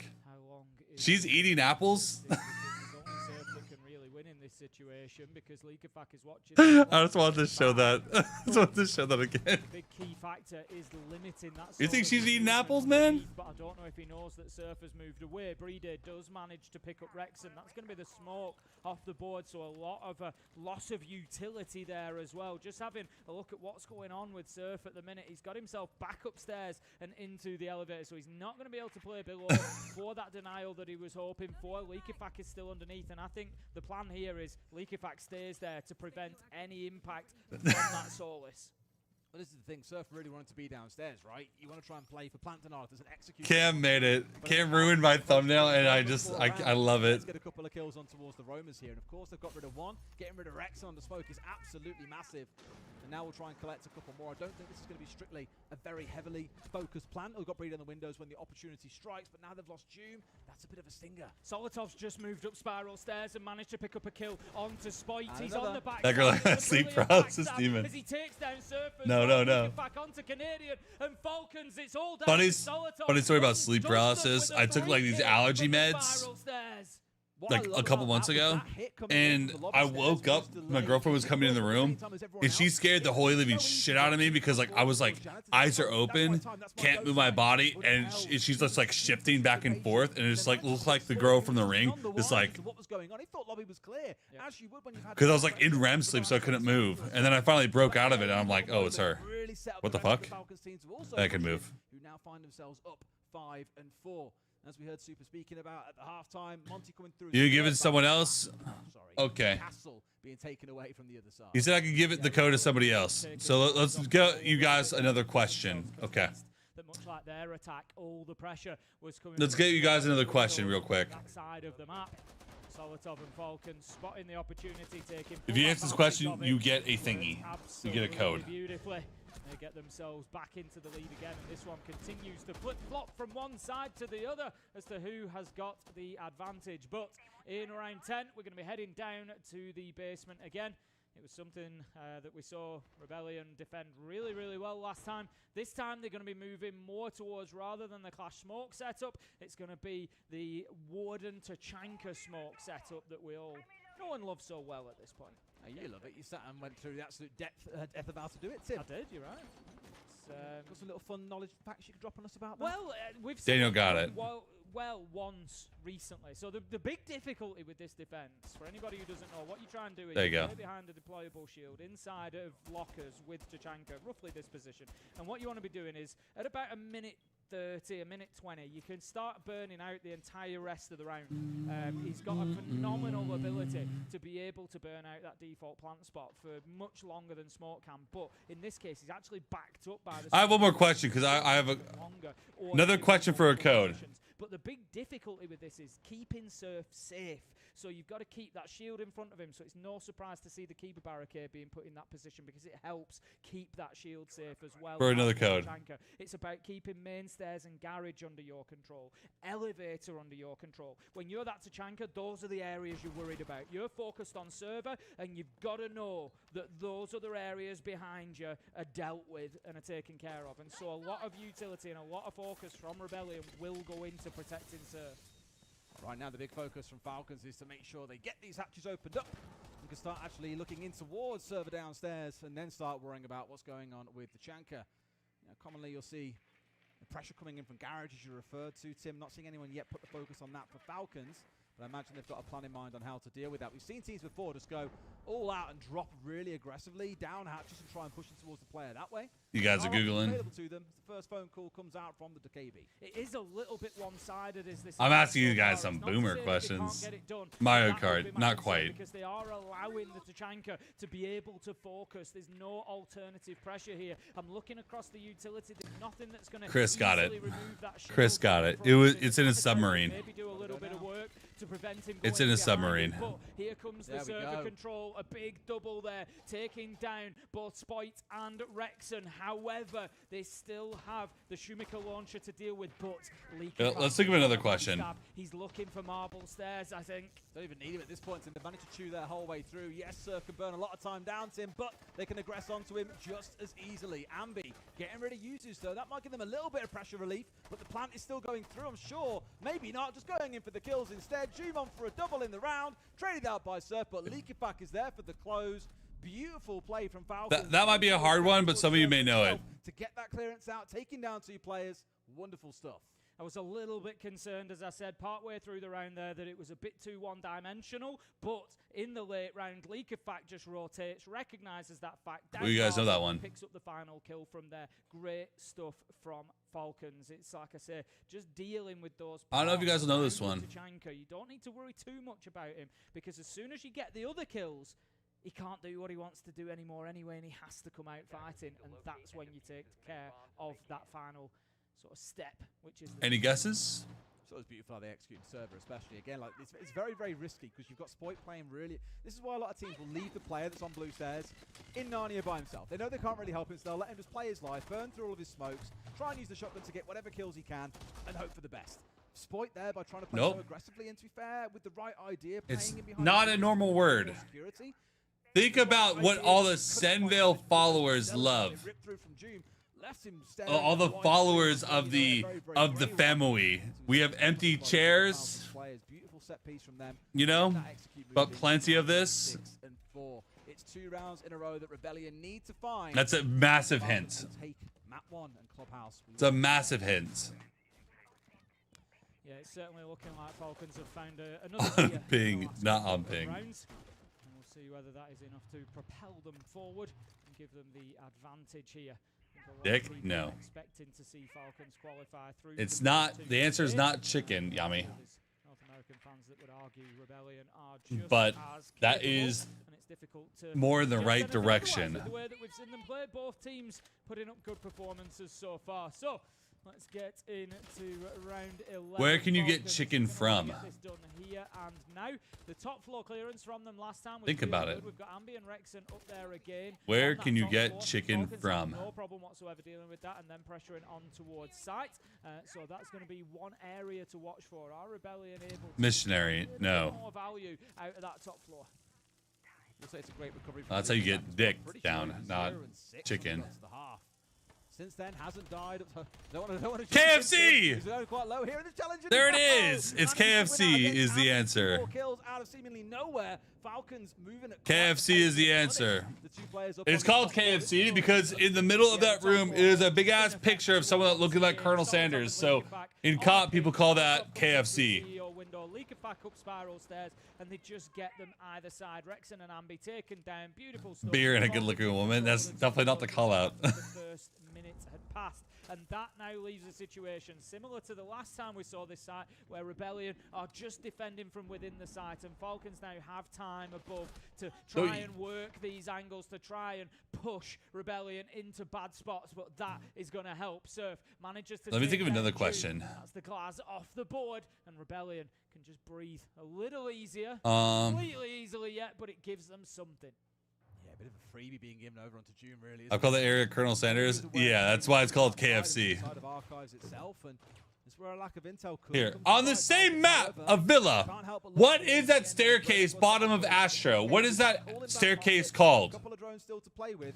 This one you guys probably should know, but I honestly don't think that everyone will know. Look to punish the players that are playing aggressively, and sure enough, there's a freebie from Solotov. This should now be far too easy for them in a 4 versus 2. Yeah, 30 seconds left to go. That's the one element that Falcons need to be careful of here is the clock. They don't want to give an opportunity. What is the staircase on Villa that's below Astro? The drone is going to see Spite inside a site. They'll know that he's playing the bomb chassis, but they are being What is that staircase called? Falcons, however, the Candelas come in. Leakerfact manages to find the kill, and now it's all up to Surf to try and hold on. He can't do it. Reloads at an unopportune What is the moment. comp call And a out? kill comes in, and that is going to be Falcons win. taking the first It was their map, so I mean that was kind of so bad for expected. Spite. So many times this game, he's died to a C4 coming out. He's died with a full white screen. Downtown Charlie Brown stairs. I like that answer, but that's not correct. Up at 7 and 4, a dominant first show. There says no. I'd say, I think they're shaking off a lot of the nerves they had. I think you guys are gonna struggle with this one. I thought this was like a common call out. And Solotov, and I'll tell you what, it's not just the players that are going to. This is a comp call out. Really think about it. Don't go anywhere. We'll be right back. Really think about it. I'm gonna give you guys a massive fucking hint. It's a country. That's all I'm saying.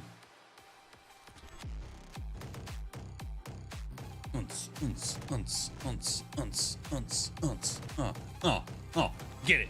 Get it. Pound Town. Yeah. You make your own callouts? Well, that doesn't. It's hard to make your own callouts. That's like I'm speaking my own language. Do you understand me?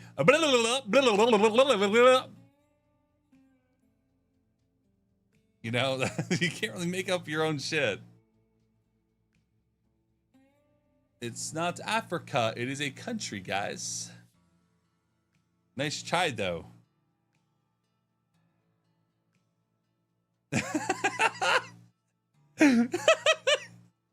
We're exposing the GED motherfuckers out here. It's not Africa, bro. It has nothing to do with Africa. Just stop. Some people call it sometimes. No, it's no country in Africa.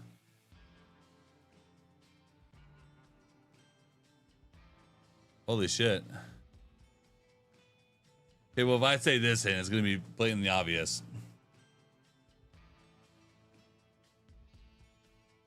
I'm actually not going to say it. I'm going to wait. I'm going to let you guys keep guessing. Some of you are getting closer.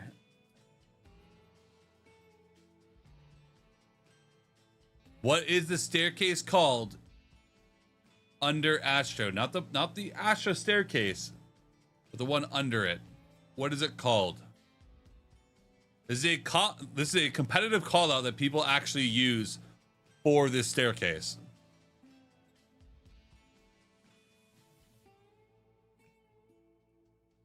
Oh shit, none of you said it, dude.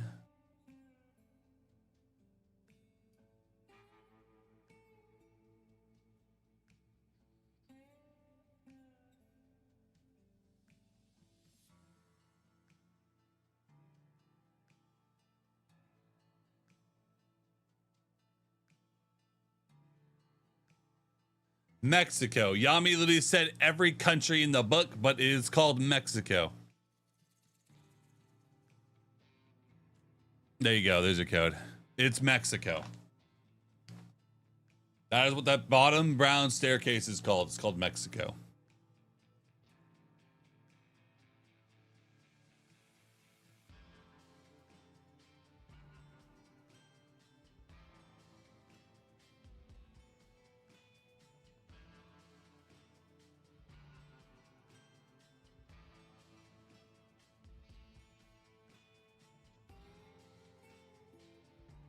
That because they're access tequila? I think it has something to do more about like it kind of feels like a tunnel you're like crawling through. I think it has racist implications, but that's literally what the call out is. I have one more question for you guys, and I think one person's definitely gonna know the answer to this. I don't know if all of you are gonna know. You know that balcony on Chalet? K9, what were people talking about potentially changing that call out to a couple years ago? Very, very shortly, but we hear, much like my loo break before. What were they potentially changing that name of that call out to? Instead of K9, what did people talk about changing it to? Exactly. But loo break, I don't know, whatever. Falcons players gone for quick break as well. So on the back, we will get into the game. So it gives us a chance to have a conversation about what went down on map 1. Because it was a game of ebbs and flows, really. It started out strong from Falcons. We saw a brilliant fight. I knew Cole would get it. Rebellion, and then in the second half, it all fell to tatters. That was way too easy. I knew Cole would get it because I know we've talked about this before. The answer is fluke. Because K9 was a pro player that was who that spot was named after because he used to play there or whatever. But then he's been posting a lot of crazy fucking takes on Twitter, so people are talking about changing the call out. But it didn't actually pick up because it's not really about that player anymore. It's just that's what it's called. Falcons play, generally speaking, but they played it twice at SI. I know that was with Shaiko, not June, but they played it twice at SI. They beat Furia and they beat Wildcard, 2 good teams. Yeah, because it was named after a pro player who had horrific takes on Twitter. I don't know. I look at it and a little bit concerned for it was going to get replaced. We can talk about, of course, the implications of what happens after this game. All right, I need to think of more trivia. Hold on. That looks like and how things are currently going. What else can I do? Top, but tomorrow, Tim, got some fun games coming up in Daystar versus. I want to do siege-related things. Up against, I believe, the loser of this game as well, and then Lost coming up against one as well. So lots to look forward to. Those are all. Side of things. Yeah. And for one, at least, I don't really know which way you can call it because we've seen some of the teams in the lower bracket actually playing pretty well. Daystar as a reference. 1, 2, 3. We have 3 BO3 tomorrow. So I think there's probably a world there where they could beat Lost if it came down to it. What's in the question? My sort of takeaway from day 1 of phase 1 is I'm actually pleasantly surprised by, and this isn't to down talk anybody, but I'm pleasantly surprised by the high bar that has been set by a number of teams here. I think of something that's not overly obvious. And it's setting us up for a brilliant phase 2 as well. And potentially some. No, it was a considered replacement. They drop down. They've got to then go and play against those in the lower bracket. They'll have a bit between their teams. What else? Quite know which way to go. It'd be really exciting to see. Either way, that'll be tomorrow, and then we have 3 days of phase 2. Yep. So we're going to our Swiss stage. Swiss is fantastic. I love Swiss. Because for those who haven't seen it before, you have to get 3 wins to make it out. If you lose 3, you're done. But your elimination games are always best of 3, so it's pretty exciting. Yeah, it's always brilliant. I just love the chaos. I love that. That's where you really start getting the upsets, is when you get into Swiss. Absolutely. And I believe Just think of like call out calls that are kind of weird. There we go. Let's take a look at our veto to remind ourselves where we are going. You're speaking about Club a second ago. Border is waiting for us. Yeah, let's look at these maps. Talk about that if we get there.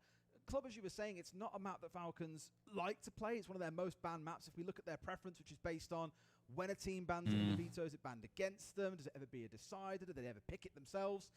They've never picked it themselves, Tim. It's always picked against them. But like you say, they've won it both times that teams have gone, yeah, they don't like that map. I don't know if these maps have any crazy callouts. It's one of our favorites, and no, they've shown they can throw down on that map and put on quite the What's pro call for games repel in Oregon? You know, I look at Shopify and the games window. You just say games window. It's obviously repel if they're on the window. 48%. You just say games window because games repel versus games window. Games window is a little bit easier to say. They are winning less than they are losing on both sides. And look, I don't know. I'm sure they've got a plan. I'm sure they've come in there, you know, and they've picked it for a reason. Who was a professional player that played with? I think with the way that Falcons, if Falcons can carry that energy. Canadian. What was the team called? Particularly with, I'm thinking like the. What was the team called, and who was the player? That was like the old Bolo. Not Bolo, but the Bolo before Bolo that played with Canadian. Momentum and energy. Then yeah, I think this could be tough for Shopify Rebellion. But on the flip side of that, I don't want to make it all doom and gloom for them. You have to name the team and the player. A lot of the siege has been solid. This might be easy for some people. Seems to have been very focused. Name the team and the player. I'm not going to say anything's right until you get both. The team and the player. No, I mean, based on the first map, again, they've shown that they can fight their way through. Might need a little bit more of a guiding hand by Super, their coach. On the other side of things, at least for what we've seen so far, Falcons look far more comfortable. Team and the player. That was considered like the like Bolo before Bolo. Gesturing, and I was like, "What's he on about?" Don't worry about it. You're just pulling funny faces, mate. Nah, MVK is only known for going 0 and 27. Have looked more the comfortable team, and yeah, at the minute I would I wouldn't give them a huge advantage. I'd go maybe 60-40, but I fancy them to take it. I think it all comes down to how much of Shopify Rebellion prepared. Wow, I thought you guys might know him. Is that why we're seeing it brought out? Because they're just very confident that we've got their number here. He's one of the first people I've played with that was a pro on PC ranked. Really taking advantage of it. Code doesn't work. I mean, I can give you another code. I don't know if it's going to work though. I spoke about it like back on bank, and as you were referencing a second ago, that code will work. A few moments there you go. Like Falcons just knew what was coming out of Rebellion. They'd recognized the attack. They've seen it before. Like, cool. Here's how we respond. We spray that. We throw a C4 there. We do this. We do that. They always had some idea about what was coming out. It was one of the first pros I played with when I swapped over to PC. Well, again, given that we've seen this map played 9 times by Shopify Rebellion over the last 6 months. You guys are saying all the names. A lot of tape to go and study, and admittedly, not tons on the other side. Only from back at SI on Falcons is what they'll have to work with. So it does feel like at least the European side might. Yeah, close, but players now on your screens, so just getting themselves a little bit prepped up, a little bit of chat before we dig into things. Coaches stepping in and having a few words and comments before we do get ourselves into game. So thanks for bearing with us. We shouldn't be too far off. Tim, you know what? We're at that point. You guys are close. About Siege at this point. Let's talk about Salt Lake. Salt Lake's been beautiful. Salt Lake is absolutely beautiful. I don't think Canadian was actually on this team. Now that I look at it, but I thought he was for at least a little bit. We were on the way to the venue, you know, heading over it, and we sort of came onto like I don't know, it was a road. I think it was like a highway. We come on, and maybe this question was too hard. Laid out like behind you. I think another thing. No one got it. I'm gonna tell you the answer. Just do another code. We didn't. The answer was Mo Digga. Above sea level, that 4,000 feet, wasn't over it? 4,000 feet above sea level, which, you know, where I come from, it's like 400 feet above sea level. It's so absolutely, yeah. I just didn't even realize, you know, coming out here. But the city is absolutely beautiful. It's all right. Let me think of another question. By mountains, realistically, aren't they, I guess. Yeah, it's fantastic. Stu, 25 degrees Celsius outside, and you look at the mountains, and they're snow covered still. Yeah, and I was like, what? Crazy. Yeah. But then I also know Salt Lake's like a really big like ski place as well. Like during the winter, loads of people come here to ski. And I'm like, well, take your pick of the mountains. There's about 20. They had the Paralympic Winter Games here. Yes. I think. Year one, what was an exploit that people could do on defense to win the round instantly? So yeah, very. What was the exploit? What did they do? Lots of different stuff going on. What did surprise me a little bit? They left the scenes shortly after Team of Canadian. I might, yeah, that's why I was like, I realized I might have had the timeline wrong a little bit, but turns out there's only like 300,000 people that live here. Okay. Which surprised me. Like I was in Vegas a week and a half ago, that was like 3 million people. So the question is, what was the exploit in year one that the other team could win very easily because of this exploit? They don't. I get an idea in my head of like what does a couple of million people look like. There's a couple answers, but there's one answer I'm looking for specifically. Than what we have in our cities in Yeah. the UK. I don't know, Okay, it's Cole fine, got it's it. just bigger here and we like being all cramped up and cozy in the UK. They can hop out of windows in prep phase, run out to the spawns in prep phase, and nitro your ass as you spawn in. Shopify Rebellion. If Falcons win, they go through to phase 2. And if Rebellion lose, they find themselves dropping down to the lower bracket where they'll have to fight for their place in the tournament on just day 2 tomorrow in a best of 3. Let's get into these bands then. Let's see what we get. Anything out of the ordinary, or is it going to be now? Going outside of prep phase sucked. This shit was miserable. I'm going to have the Monty and the Kaid, so yep, no surprises there. And I don't think I'm interested. I think we'll maybe have. Could be the Bandit alongside the Kaid just to make that upstairs as difficult as You give it away. possible. I mean, people are going to enter that code in regardless because you just typed it in chat, so it's fine. So it's always, I think it's always an interesting double ban. Is this obviously? But did I give Cole the? I did. Okay. It's about making it more possible to breach, and you know, for the top floor, for example, here it makes it a lot more difficult to defend. But You can give out the codes however you desire. And the trade-off here It's up to you guys. 3 rounds. Azami is available. Mirror is available. You know, you've got these big. All right, one more code. Can be real sort of problems. You've got Thorn. You've got Goyo. You've got so much denial and traps that you're going to have to play into. So something to. That question might be too on easy. the attacking side. Rebellion. What was the easiest rank? Oh, sorry, easiest season to get champion? What was the easiest season to get champion in? We have to look at their attack and say. People are gonna answer this one probably fucking fast. Are you able to take advantage of that? What was the easiest season in the game to get champion the in? rest of the utility that you have to play into. So if you're going to take you know, Bandit and Kaid, If you need a code, you can't claim more after that. That's fine. You guys can just give the codes out to your friends or for your alts or whatever you guys want to do with it. Code's yours. You can use it however you choose. Top floor, Tim. We've seen the mute jammers going down, rotations set up, reinforcements going down up there. They're looking to burn as much time as they possibly can while Brede gets those final couple of Goyo canisters down inside the basement itself. The answer is Solar Raid. Hold off any would-be aggressors from pushing their way down dirt or any potential rushes. If you have multiple codes, feel free to have your own trivia sessions in chat and give out codes to each other. Instead, going back to ye old faithful, Deimos and Doc. The answer is Solar Raid. Solar Raid basically did placements and you started champion. Like, it was a joke. Here, of course, looking to make use of it on the downstairs. It was a massive joke. But they need to clear out this top floor first. I'm seeing here, what, 3 different players all. If you have multiple codes, you can give them out to people randomly if you want, or you can ask people things yourself. I need to go to the bathroom now. Be right back. A hell of a lot of time. I go pee. Users present just outside in logistics. Needs to be dealt with. Needs to be cleared.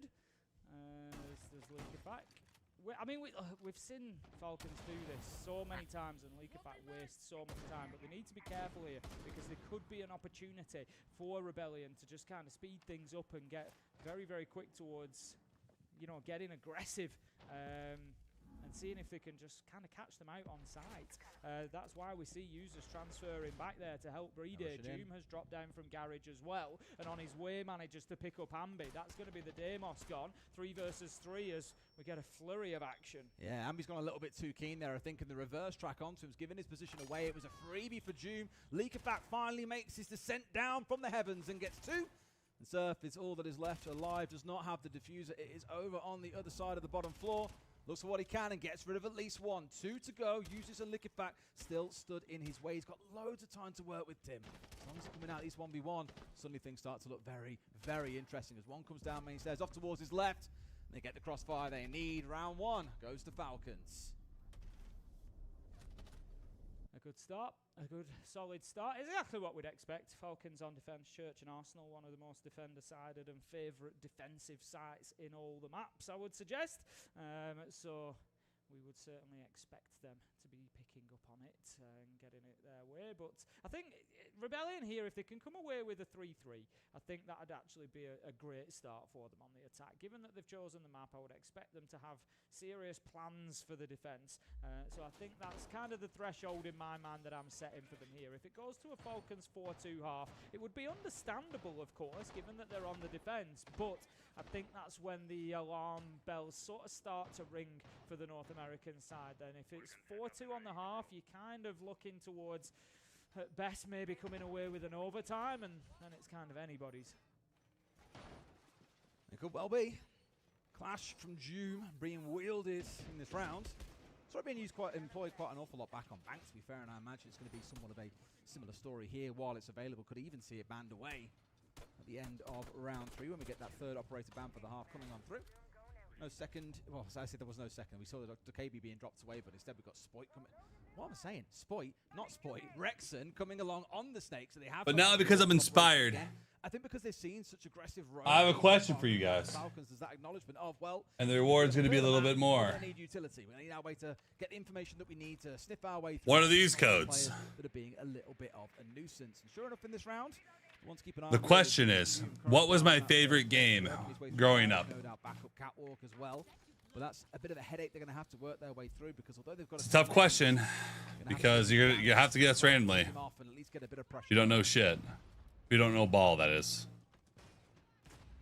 Well, I thought Canadian was going to drop logistics then and get really aggressive, but he hasn't done for the time being. He's going to drop himself away and get onto the drones instead. I have to type this fucking code out, though. It's annoying. From Rebellion. We've got walls being opened. We've got pressure being applied. We've got defenders being moved around. The only thing that I would say that I'm a little bit concerned about in terms of the North American side is there's no pressure whatsoever over to CCTV and Cash yet. Solotov is able to play on that window. You have to be specific. You can't just say the genre of games. You have to be very specific. Don't want to use those windows. They should be. I want the full name of the game. He's actually heading across here to try and pressure the Goyo now. Yeah, taking a massive risk. Full name of the game. Control of Cash CC. You really need that on side to be able to play on the south balcony, but sure enough, keeps himself alive. Drops down from there. Now in a kind of weird stalemate where all they've really got to work with is Jacuzzi. They'll need to retake control of the east side of this top floor if they want to make effective use of it. There's a couple of players. One of the first games I played, and it was my favorite, and I played it nonstop. It was the game that I liked trying to speed run. I've beaten it hundreds of times. But I'm afraid on the other side, Solotov's a bit How old are you? 34. And looks to rejoin his team. I've played it hundreds of times through the entire game. That's not even a joke. To be able to play on those windows, I'm just hoping for them that they haven't left it too late. You have to be very specific with the game. Towards the breaches, they are looking good at the minute. 45 seconds. If you say things like Battlefield, I'm going to ignore it because like things like you need to say Battlefield 4, Battlefield 3. You know, you gotta say the name of the game. Like the timer, users does manage to find one. It's actually the Razor Bloom that does the job. Ambi backing up the shield, manages to find two. Really nice attack from Shopify Rebellion. What I really like about it was they didn't actually then make use of the Cash CC side once they cleared it out. They rotated back under. I'll give you guys a hint. One hint. From Ambi. He was the one who pushed up red. Mario 64 is close. Forced the Goyo to run back towards site, then regroup. That's all I'm gonna say. I'm not even going to play for frags off each other and find say the rest of that. Wonderful stuff. And just like back on Bank, we saw one round go to Falcons. Now one. Some bangers in here though. Full thing square after 2. Yeah, keeping it very close and both looking good. Oh, one Sapphire. Fuck no. And so it goes on. Move to Cash and CCTV next of all. It's so wonderful. Not Mario Sunshine. That's really played off the shield for both of those kills as well. Absolutely wonderful. Brilliant stuff. Like I said, I was when it was 5 versus 3, I'm thinking, you know, maybe Falcon. If nobody gets it, I can change the question. I'm gonna give you guys like 20 more seconds. Some of you have been close, but you're not enunciating the entire game name. You don't know the entire game name. You're being very vague. So we're going to have quite a setup as well over on the master bedroom side. CCTV and Cash is going to be the whole, but we can see we've got Jacuzzi wall reinforced. We've got some reinforcements, partial reinforcement between master and gym. There's rotations opened up as well. And do I give it to Dolan, who spelled Ocarina A-O-C-U-R-A-N-A? Or did I give it to Andros? He spelled it correctly. It was Zelda Ocarina of Time. Which one do I give it to, you guys? Technically, Dolan had it right. But Andros typed it like a human. I'll let you guys say Andros or Dolan. What do you guys think? Who wins it? Lay of the land, sniffing out on where Andros or Dolan? And it is going to be the Azami up top with the support, of course, of those ADSs from Leakifak. You know what? Let's put them on blast. Let's start a poll. But then they've got to be able to make sure they capitalize and get rid of the Azami after fire up top. Who win? And they get in from the breach. Andros, spelled right. A swing on the breach from Leakifak gets one, but again, Dolan, there is another GED, Rebellion. confirmed. Round 3 and pulling off what's been a beautiful Said, attack so far. Yeah, textbook take of Garage there. They get control. Canadian now using that space. 1 minute poll, go. I'll let you guys vote who wins. And he's going to be ready to get in. Vote. Try and put that plant down, but they do need to worry about Lounge, and worry about it they will, as Rexon manages to find Solotov. So pressure is now released from Rebellion. They can think about going in and getting a plant. They can think about finding the final kill. Breedy going to take a ton of damage there. Droned out as well. Flashbangs coming in. They're probably worded that too funny that people are going to vote Dolan. Dolan didn't have it right. Oh, man. Shopify know that they don't need to. Okay. Instead, just apply the track and try and create a situation for a bit of space where Canadian can put the diffuser down. Rex. I have to type it all out. It's fucking annoying. Kill, and that is a very solid round of attacking Cash and CCTV. If you're not sure how to get it done on that site, go and have a watch of that round back. You've half stole what I was going to say. Yeah, I used the word in the round there. Textbook. It's how I can best describe it. It was a textbook attack. At least for those first 3 kills. They found the last 2. Of course, we started to see Falcons moving around, figuring things out a little bit there. Okay, how do we get our way back into this round? But it was absolutely sublime from Rebellion. Completely with you. If you want to see how to attack that site with your stack, that's one to go back and watch. The crucial thing, Tim, is they're up 2-1. Falcons have an attack timeout here because this game has not started the way that I imagined they envisioned. No, I would agree. I think, well, there you go, Dolan. You got it. Excuses, but it's a map that they don't usually play. I've said it. When I played Zelda, is it worth it? It was one of my favorite games. I used to try to speedrun that as like an 8-year-old, 9-year-old, to see how fast I could beat the game if I could beat it before I had to go to bed for the night. But Shopify Rebellion, I said as well, if you remember at the beginning, they must be coming in here with a clear plan. You know, there's a lot of confidence behind. Can we check? He just said Zelda. You were the first person to say Zelda Ocarina of Time. They certainly look like they have done exactly. Saying Zelda was not enough. Zelda's too vague. There's too many Zelda games. They've got the answers. They're moving around the map. Party the greater with a 3.8 GPA. On that bedroom attack where it was like, right, we've actually still got a problem with Solotov and Cash, so we're going to take the time now to deal with that. We're going to then come back to what we were doing. I'm going to give you guys another fucking tough one. Be aware that this game was old when I got a hold of it. What was my favorite game growing up that I got from a garage sale? I was already... The game was already old. I believe it's older than me, or might be the same age as me. I think it's older than me. But what game is this game? It is an older game. Let's just say none of you guessed it. I have one more code to give away. One more. So that being offline should mean that Rebellion can move that bit more fluidly. At the same time, Falcons have slowed things down there by getting rid of that solid snake. It does mean maybe you'll see more Dockery being brought out here to pair up. Still not Spore. Basic Spore is a good game, but I would have never consider it one of my favorites. Remember, I play Siege. I like tactical games. I'm gonna give you that. Age of Empires is a good game, but not the one I'm looking for. Street Fighter, that wasn't my thing. Splinter Cell, I didn't really know about that genre at that time. Chicken for everyone. Star Fox 64 is a banger game, but it wasn't older than me. It wasn't older than me. kind of surrounding him a little bit. They've got Spite towards Jacuzzi Wall. He's opened himself up a little bit of a hole there, and they have managed to force Leak Effect to drop away. So this is good. It's good from Rebellion. I said, what is my favorite game that I got from a garage sale? The game is older than me. It is older than me, but I loved it. It was one of my favorite games, other than Zelda Ocarina of Time.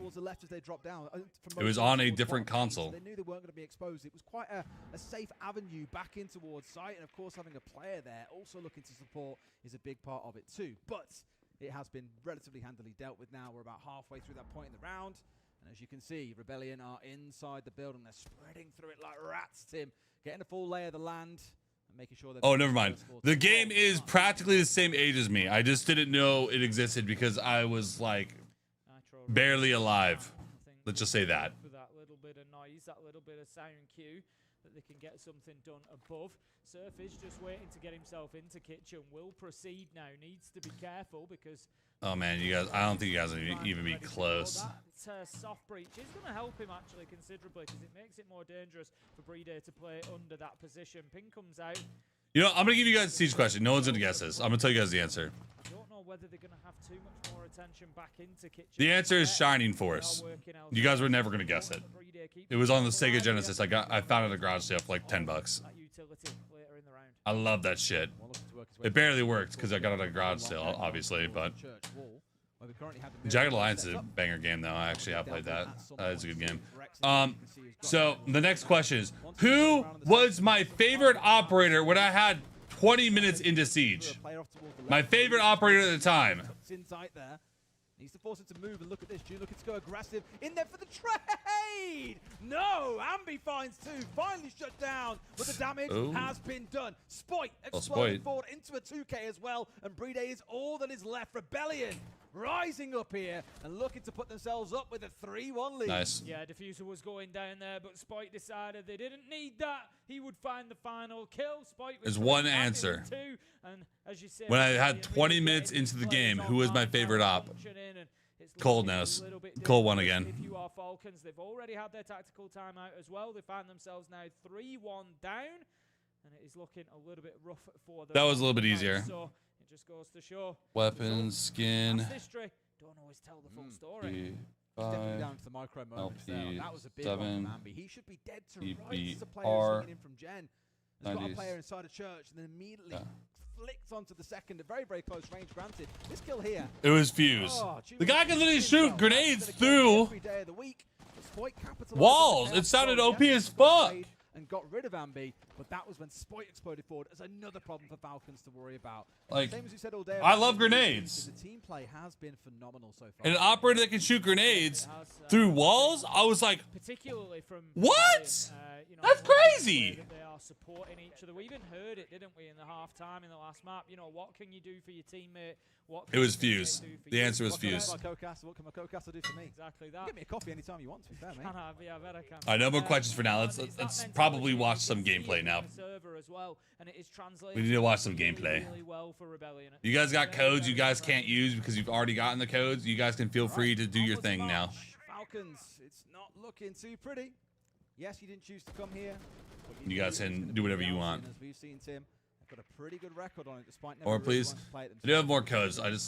We've already done 2. I'm going to give it a break for a second. Executes have been absolutely fantastic. They've dealt with all the problems before them. Textbook was used to describe them a little earlier on.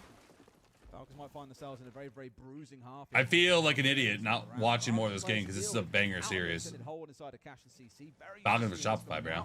Here we go, Rexon trying to round his way through. If he gets this cut off Tim and gets even a single kill, the other 2 players are in major jeopardy. I would agree the shield is going to start. Oh my god. Aggressive Canadian trying to take oh my god. This is just, it's uncomfortable to watch, let alone be on the receiving end of. I'm certain Falcons just having to scramble and do what they can to try and keep themselves alive here. Doom is going to get taken down. Users taking half health as he tries his best to escape. And that is going to be a successful push into Cash and CCTV. Spite with a double 4. The overcommit by Falcons is hilarious there. But you just have the feeling that nothing is going to stop the North American side at this moment in time. It's just overwhelming, isn't it? You looked at how much was being tossed inside a Cash there. The 3 players from Falcons that were present. they had a pretty miserable time. But to be fair, Solotov and Liquefact, they've planted their feet here. This could be a freebie. No, you had to get the kill. Between the two of them, they finally managed to secure it down and now can try and double back. But like that, Spoit has hopped inside a sight. He's on for a 3 in the round. His second 3K in a row and could yet look to make it 4. Liquefact into a 1v1 against Ambi, who has not stopped hitting shots all day. Today, won't be able to quite find any, but on site itself, Spoit and Canadian are getting the business done. The diffuser's going down, and this one is going to be a hard recovery. I fact killed 3 of them in that debacle. That was a crazy fucking round, dude. Well, I started watching. That construction door, so decided not to in the shower. Oh. He knows, but the cover is there. Canadian and managed to get onto the window just in time. I think Spoit stood in the shower. What are the codes for? Delta packs. The other codes were for I think they were invite attendee skins. Liquefact taken out. Shopify Rebellion getting themselves another attack. I said 3-3 was the bar for them here on attack. That's 4-1. They've improved on that. They could go even better now with a 5-1 half. And if that happens, I'm not sure there's a way back into it for Falcons. And there's been 3 separate players on the side of Shopify Rebellion. Shopify really relies on those hero plays. That wasn't really hero plays. That was a good team siege, though. 3K, Spoit with a 3K, Spoit with another 3K. Just a little bit. Falcons just got caught off. Quad kill in the round, but the one kill that you needed was the one you could. Have you played Pro R6? 4-1 to Rebellion. I've played T2. I'm not really a solo queue player. I've played in Basic Pro League, and I've played in T2. Brilliant on the attack. But as it stands, I feel like it might require Border to see this one over the line. What a bloodbath Border's going to be as well between these two. It's just going to be, we saw it already from Shopify Rebellion earlier in the day. But What's the guy not playing? He's the coach. Chaos if this goes to map 3. No, yeah, no, I 100% agree. Shopify really relies on the momentum of the hero plays to really do well. This is a best of 3 match. Anybody, whoever wins this, qualifies through to phase 2. That's it. They're done in phase 1. They don't have to play again until we get into that Swiss stage. So it is all on the line. It's exactly what both of these teams are going to be wanting. Nobody wants to go down into the jeopardy of that lower bracket. Absolutely. Can you imagine? Oh, like I said, against some of these teams that I think everyone looked at this bracket and saw Falcons Rebellion. Oh, those who are making it out of this easy. Is it going to be that easy? Both are playing really well, but I equally don't really fancy dropping down to play against some of the teams down there. In Falcons, Daystar earlier on today is a great example. Daystar played really well. They just lost a couple of 3v2s that, if they'd won, could have seen them getting over the line against Falcons. Now, I think for both of these teams, they'll be fully warmed into tomorrow, so it is a big ask for these teams in the lower bracket to be able to bring them down, but I certainly wouldn't count them out. Doom bringing down Canadian to start things out as the call rings on through. User's literally fighting for his life, making use of the impact to remove away the sense. That is beautiful because we've seen Rexon using it so much throughout this game. Liquefact is on one right now, dude. Way to deal with it at the same time. A 4v2, make it a 4v1. The Spoit has got it all to do, and he will not get away with it. Solotov. I don't know if I like a 4-2 split club. That was a church. It's very defender side of map. Yep. All the fighting done up on the top floor. I don't know. From Falcons. Cool though. There was Sens and I didn't even have like good headholds, so he couldn't beat me. Yeah, I don't know. So guys, it's what type two defense, but they're really boiling on defense, so just go around, okay? The main thing is just check fucking clash plays, you know. I think it's really easy when you are able to just check their comp, you know. You check their comp, you check their reinforcements, like it's so easy to play against them like this, you know. So if you can, in my opinion, their clash pace was boiling. Like their defense really boiling. Clash, if he's playing clash, I would actually love that shit. By the way, just for us to know if they have, you know, like the thing is, if we play like too slow, too default, we're going to lose because this is what they want. So in my opinion, like I said during when I did the prep, we either go fast to cut the rotate on the map control on basements, or we do the phase. On gym, we either fast around and try to find gaps, or we go default, but the early round, we make it like the early round is for the late round. Open jacuzzi wall, open this. To fight, okay? Don't leave people behind. Make plays to win the rounds. Make plays to win the game. That's the biggest thing, okay? I don't want anybody left behind unless we've got that advantage. We're helping each other as much as we can. Talk, especially for these basements on the fakes. Make sure that we're identifying how they're trying to finish. Oh, Rexon's cheating, bro. Rexon just changed out his anal beads. Rex is gonna go off. In Moto, does it look like it's like dirt? Like, make sure we're calming that, okay? Expect Monty. Expect Grim. He changed them out. All we got to do. Make plays to, wow. to continue to put bro, blatantly cheating. Hello? Continue to win. That's all we need to do. Try to make plays to win. Don't play scared, okay? Heard that. Yep. Go, boys. That was a great half. Yeah, great half, guys. Now we reset and we have another one. Yeah. Overall, though, like, yeah, keeping in mind they're not great at executing. Even if they have the cheese stuff, they're still not great at it. It's actually pretty clunky usually. Yeah, they're very reliant on like getting the picks and making you move and hitting the lurks and all that shit. Yeah, don't. Some really interesting comments coming out throughout that, to be fair, Tim, for me. Like, especially they're saying, have the confidence to make the plays. Often it's about reining players in and saying, no, don't try and be the hero. Like, play as a team and play off each other. But no, the kind of permission there from Super was get up in their face, disrupt them, slow them down, do what you can. To quote Demo, make the play, or the play makes you. Indeed. Sometimes. Timeless classic from probably 2018 I first heard that line. Yeah.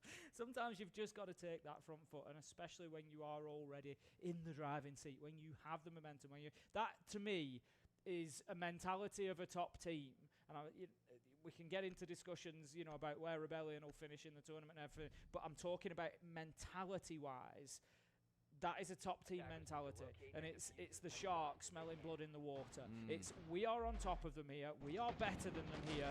Go and make your plays, go and win your plays. You're gonna roll over this one, and it is that mentality of sensing that a team's on the ropes a little bit and going for the big knockout. And I love it. We'll see if that carries over to the defensive half. That's exactly what we're jumping into.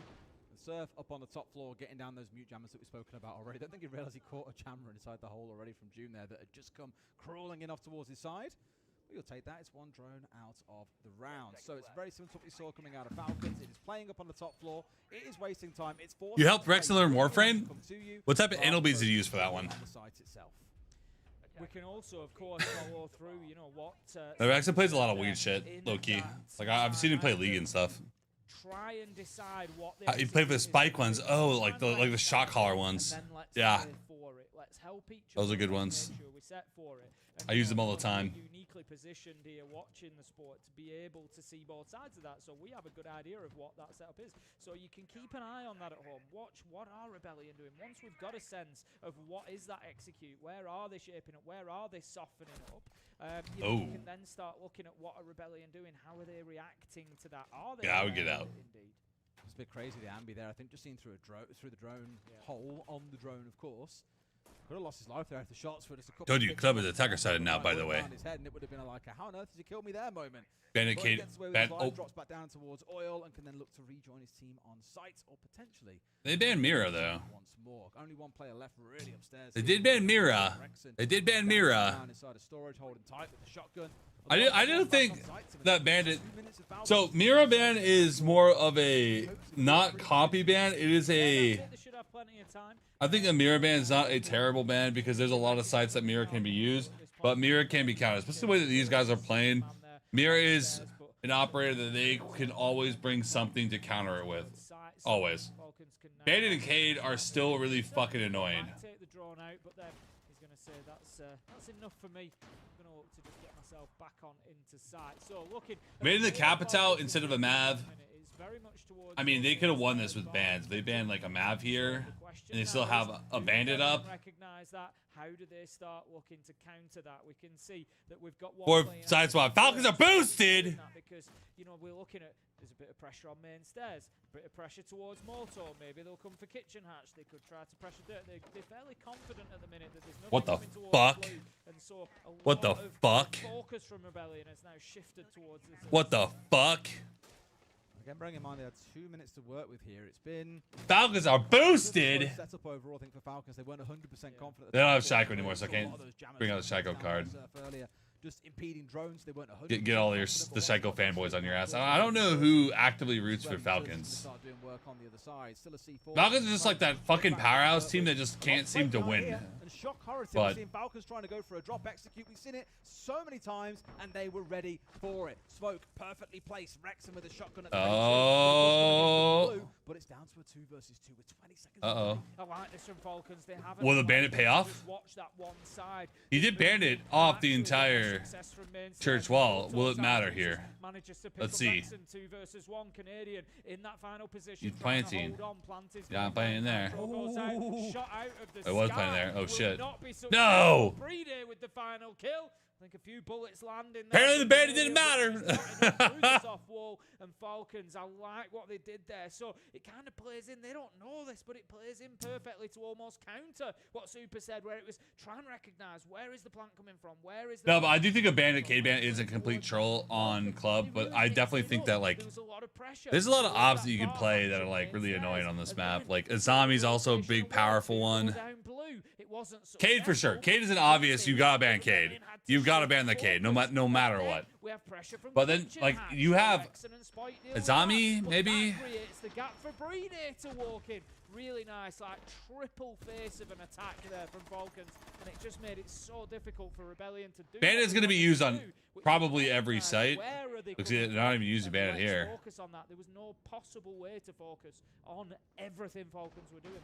Yeah. Heartbreaker, I think, for Canadian, who was so close there to forcing out the 1v1 and to use this, and with the plant going down, a very good chance that he comes out on top. There were only a few seconds left in the round. Unfortunately, just couldn't quite collect the closing man. As I said during the round as well, they knew that that was going to be the plan. Mav and must. Well, Mav also, in Pro League, it stalls out time because, I mean, you can Mav the wall pretty quick, though. I don't know. Ready. Still can't get it over the line, though. And that opens the door for Falcons to close that gap to just a single round. They get this one done, Tim. Like, ranked games are different because you can win a game based on whether you can keep a wall closed or not. These games don't normally go whether you can keep a wall closed or not. It turns into a bunch of crossfires and cutoffs and everything. There's a lot more to it than just keep wall closed. On that breach there. You know, how many more games are there today? I believe that this is the final game. Top floor clearance and about getting control of that so that you can use I believe the balcony and the windows to pressure directly on site. Now then, I'm not sure that drone was aware of Surf. Nitro goes out. Solotov was fleet-footed and managed to get himself out of the way. No damage taken. We're going to see Surf just disappear off into the bowels, but that's again something that Falcons need to deal with here. They're going to do that by way of a Deimos track. Yeah, it's going to force him at least to move away, which is the crucial part there. But they're still going to know he's in basement. They're going to have to keep an eye on him. Spoit with a freebie on towards Jima. I think just trying to pull off a bit of a play there. A solo pushing towards VIP, in towards construction, through the single wall. Juma's getting bent over.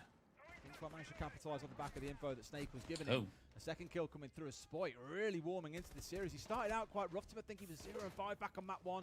Grew into things, really started to shine, and he's doing more of that now. Has just been Canadian getting Solotov. It's a 1 versus 4. This is much better coming out of Rebellion. Yeah, really good defense from them this time. Like you say, Spoit just absolutely alert and alive from the very first second of the round, and he's cut down 2 really important paths of attack for Falcons there to give them now Shopify a really good advantage. Going to try to get something going with Deimos, but Canadian is there to shut it down. Residue Cade is Azami mirror ban for club. Going to Rebellion, and they can play this game now. They've got themselves that advantage. I don't think a bandit ban is the worst thing in the world. It leaves them with a win. Like, I don't think that you're throwing bandit because you can open up whatever walls you want. I get it, but I think that you can bring things to deal with bandit easier than dealing with Azami or Mira. I don't think he's too bothered.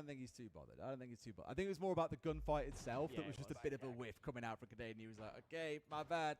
He's laughed in response. All is well and good, as you've probably come to expect by now. These guys have seen each other many a time. Admittedly not played against each other as much as you come to think, but only twice have Falcons and Shopify Rebellion faced off. I imagine back in the old days of, maybe not quite back in the SSG days. I think Spoit was trying to hide the fact they have a bandit. BDS days, a bunch of times they've faced off as well. Either way, we're into that crucial round now, Tim. Round 9. Rebellion take this one. They've got a 3-round lead, and it's hard to see how Falcons can battle their way back in.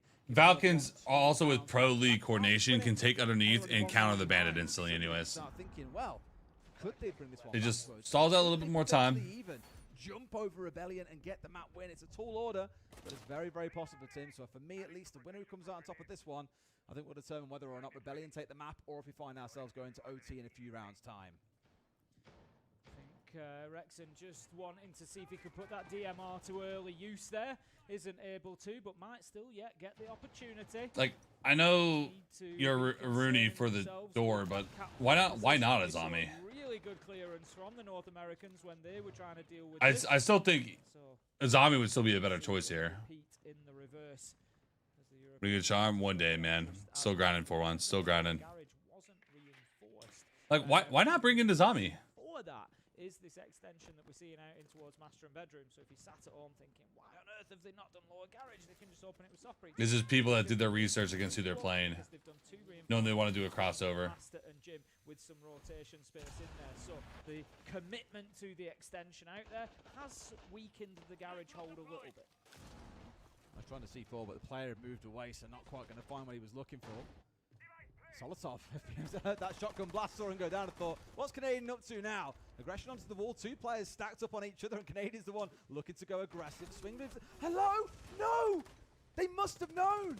They must have known there were 2 players in their team, but that was definitely a massive miscom that's only come back to bite Falcons. And this looks to be that 6-3 scoreline that we were talking about.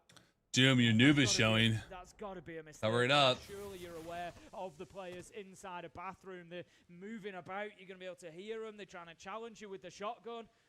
Not good from Falcons, really handing an opportunity to Rebellion here, who are more than happy to take it. As I often say, a mistake is only a mistake when the other team capitalizes on it, and that's exactly what Rebellion were able to do. We're going to have users just managing to recover that diffuser, but now I love this from Rebellion as well. They know that the damage is done, so what have they done? They've dipped themselves back towards site. You're not going to get anything easily here, users. Spoit is there ready on the door, finds his kill, and Shopify Rebellion move themselves up to map point.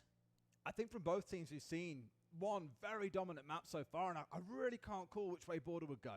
If Rebellion let this one slip now, it's an absolute disaster. I can't see why it happens. They've played this beautifully. As you heard Super saying at the half, brilliant first half, just keep it going, and that's exactly what they've done. Yes, they lost round 7, but those last 2 have looked absolutely sublime. Now we find ourselves with where are the calls? Coming on through. Where are the call-outs? Ban here that's going to really help Falcons out of this hole that they find themselves in. They take away the bandit, the other side. Am I crazy? Don't think it's going to be too much of a bother, but we have seen it for 2 of those 3 rounds. Otherwise, it was the Habana that we saw in the previous one, which I imagine now Brede will be stuck on for the remainder of this game. Yeah, I would agree with that. I think the remainder of this game could be short-lived, as it wouldn't surprise me at all to see Shopify Rebellion get this done here and now, given that they're in Church and Arsenal. Yep. You know, one of the strong. I'm not saying he needed to kill them, but like he didn't even engage them. He didn't even look that way. What must have happened there? They had, because one player swung on the jacuzzi side of that bathroom wall and knew that there were 2 players in there. He had loads of bullets flying at him. Surely the call must have come, 2 players in bathroom. But clearly it wasn't. Like, the call wasn't made. And it was just a little bit of a collapse. And I won't be surprised if Falcons in their own minds here are already writing that map off. That's a big error if you wanted to be able to get this done in 2. So for me, it is going to require the first. I like the changes that we see. You know, we don't often see. That was bad, bro. That was bad. That's called shaking.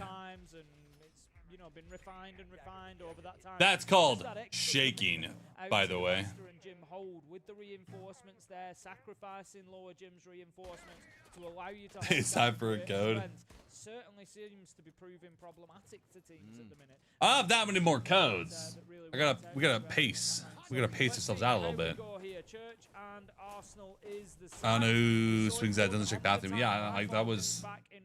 He's 2-8. Like I feel like he's just chalked a little bit. Stifle the Falcons' attack. If you remember last time around, it was about being multifaceted. It was about keeping Rebellion guessing, not letting them focus on any single point. You didn't eat enough Adderall.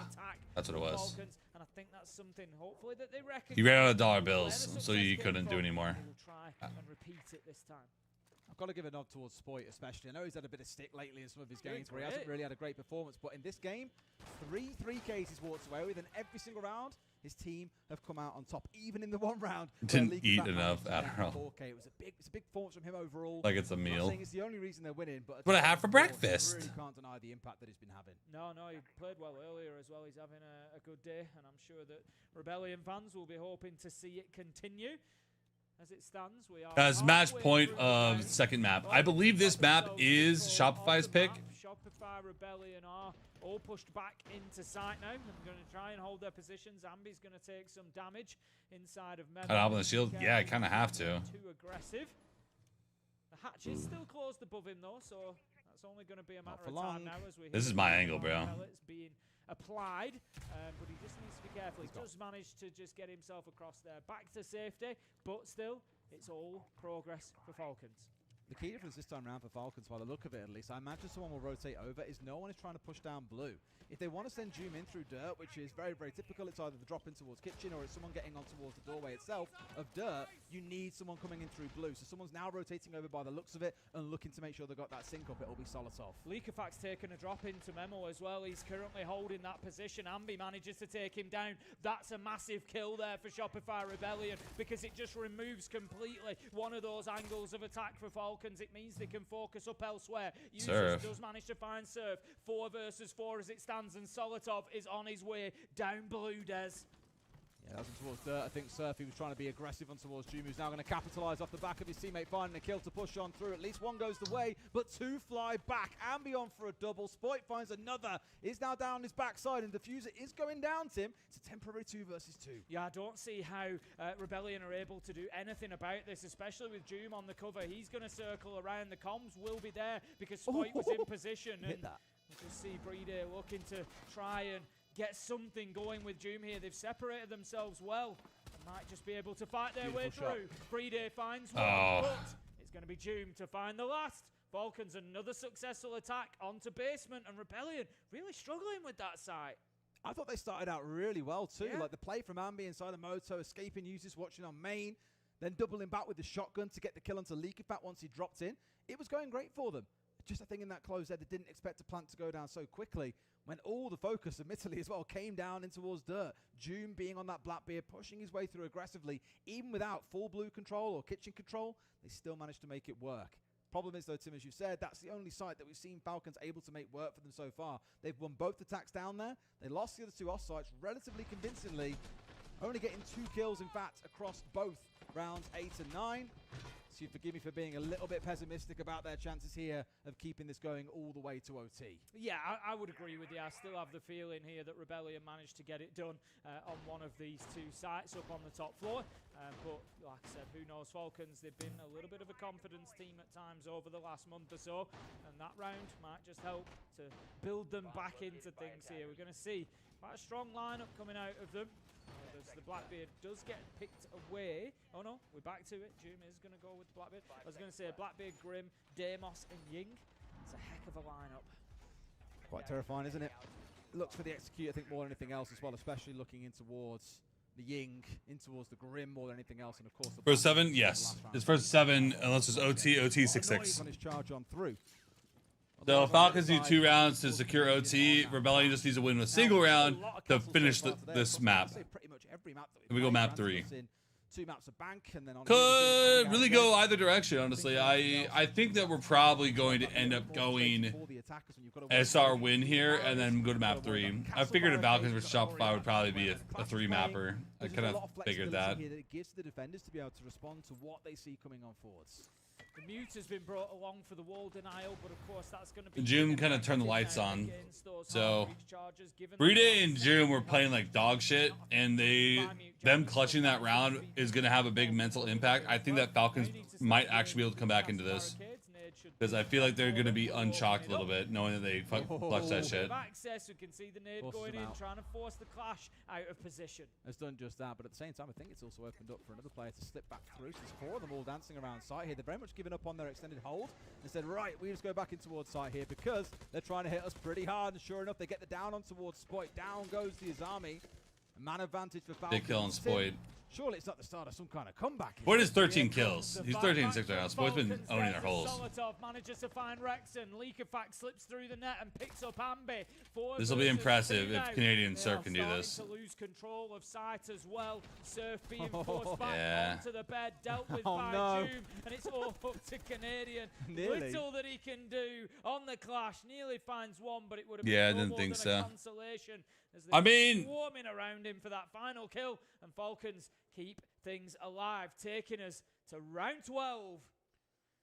Is there a chance they could take us to OT? Confidence team at the minute. I think that this is going to OT. Falcons don't look like a team that's going to not go OT right now. And just get his boys over. It's just Spoit has been putting them in their fucking places. Well, that it'd be a massive shame if they find themselves falling just short here and letting Falcons back into things. Once we get into OT, all bets are off. Yeah, I think this could be a really effective time for a timeout. I'd often be, one of the people kind of calling for it at an earlier point in the game rather than that round 12 where you kind of feel like the damage might be done at that point. But I think in this situation, we've got different strategies for tactical timeouts from coaches. We've heard it, we've spoken about it a lot, and one of them can often be just trying to give your team that next round. Coming in with very specific advice. This is what we're going to do. This is how we're going to play it. This is why it's going to work. And giving them a blueprint. We hear Romalio do it for G2 fantastically well.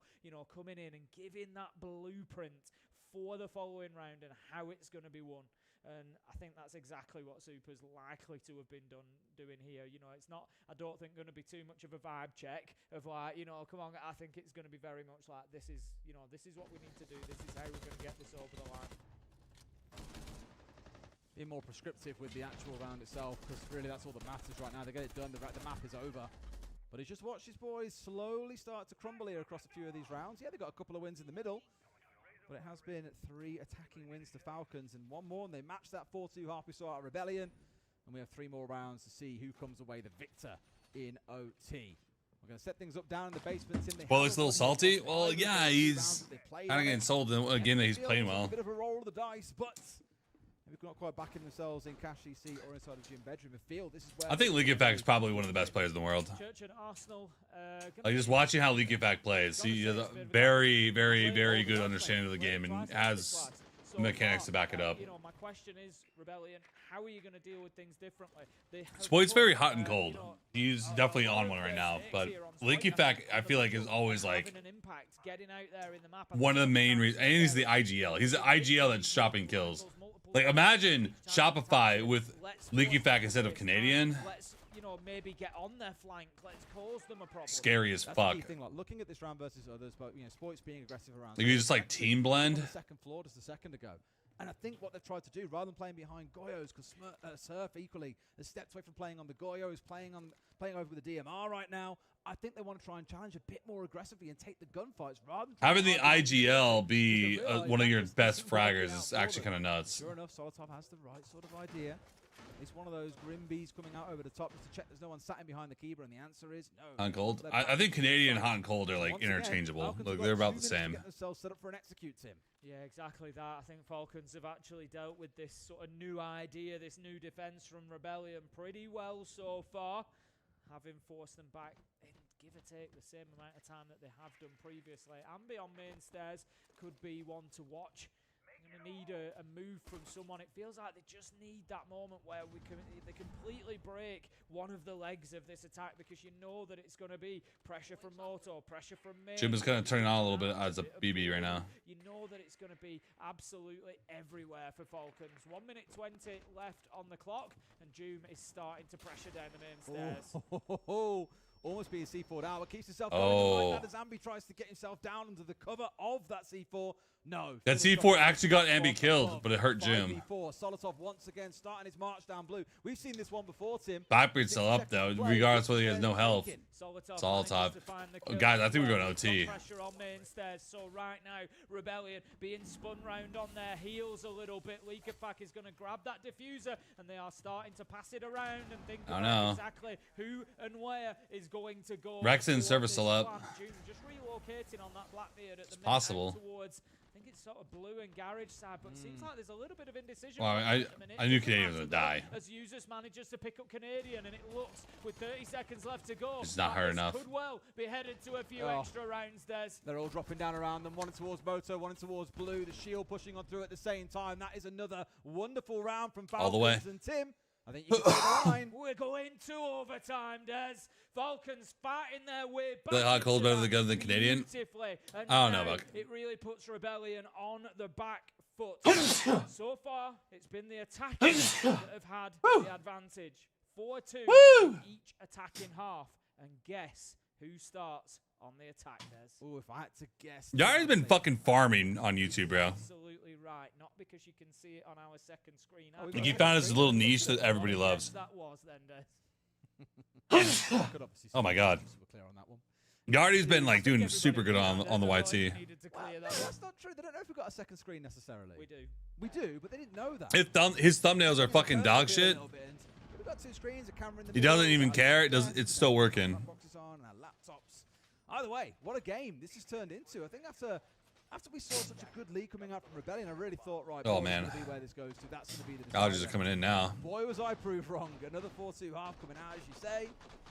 And it's Falcons on the attack. Now they're going to abandon playing downstairs. I don't blame them. It's in the block. You can't afford to ban Blackbeard on a map like Club. You just can't do it. You can't fucking do it. You've tried a bit more of an aggressive start with things like the Vigil on side. You've absolutely crumbled. Falcons just look far too good at attacking that site. So I think we'll see Gym and Bedroom here, and if Rebellion win it, probably Cash CC in round 15. If we go back downstairs, I'm done. I'm out.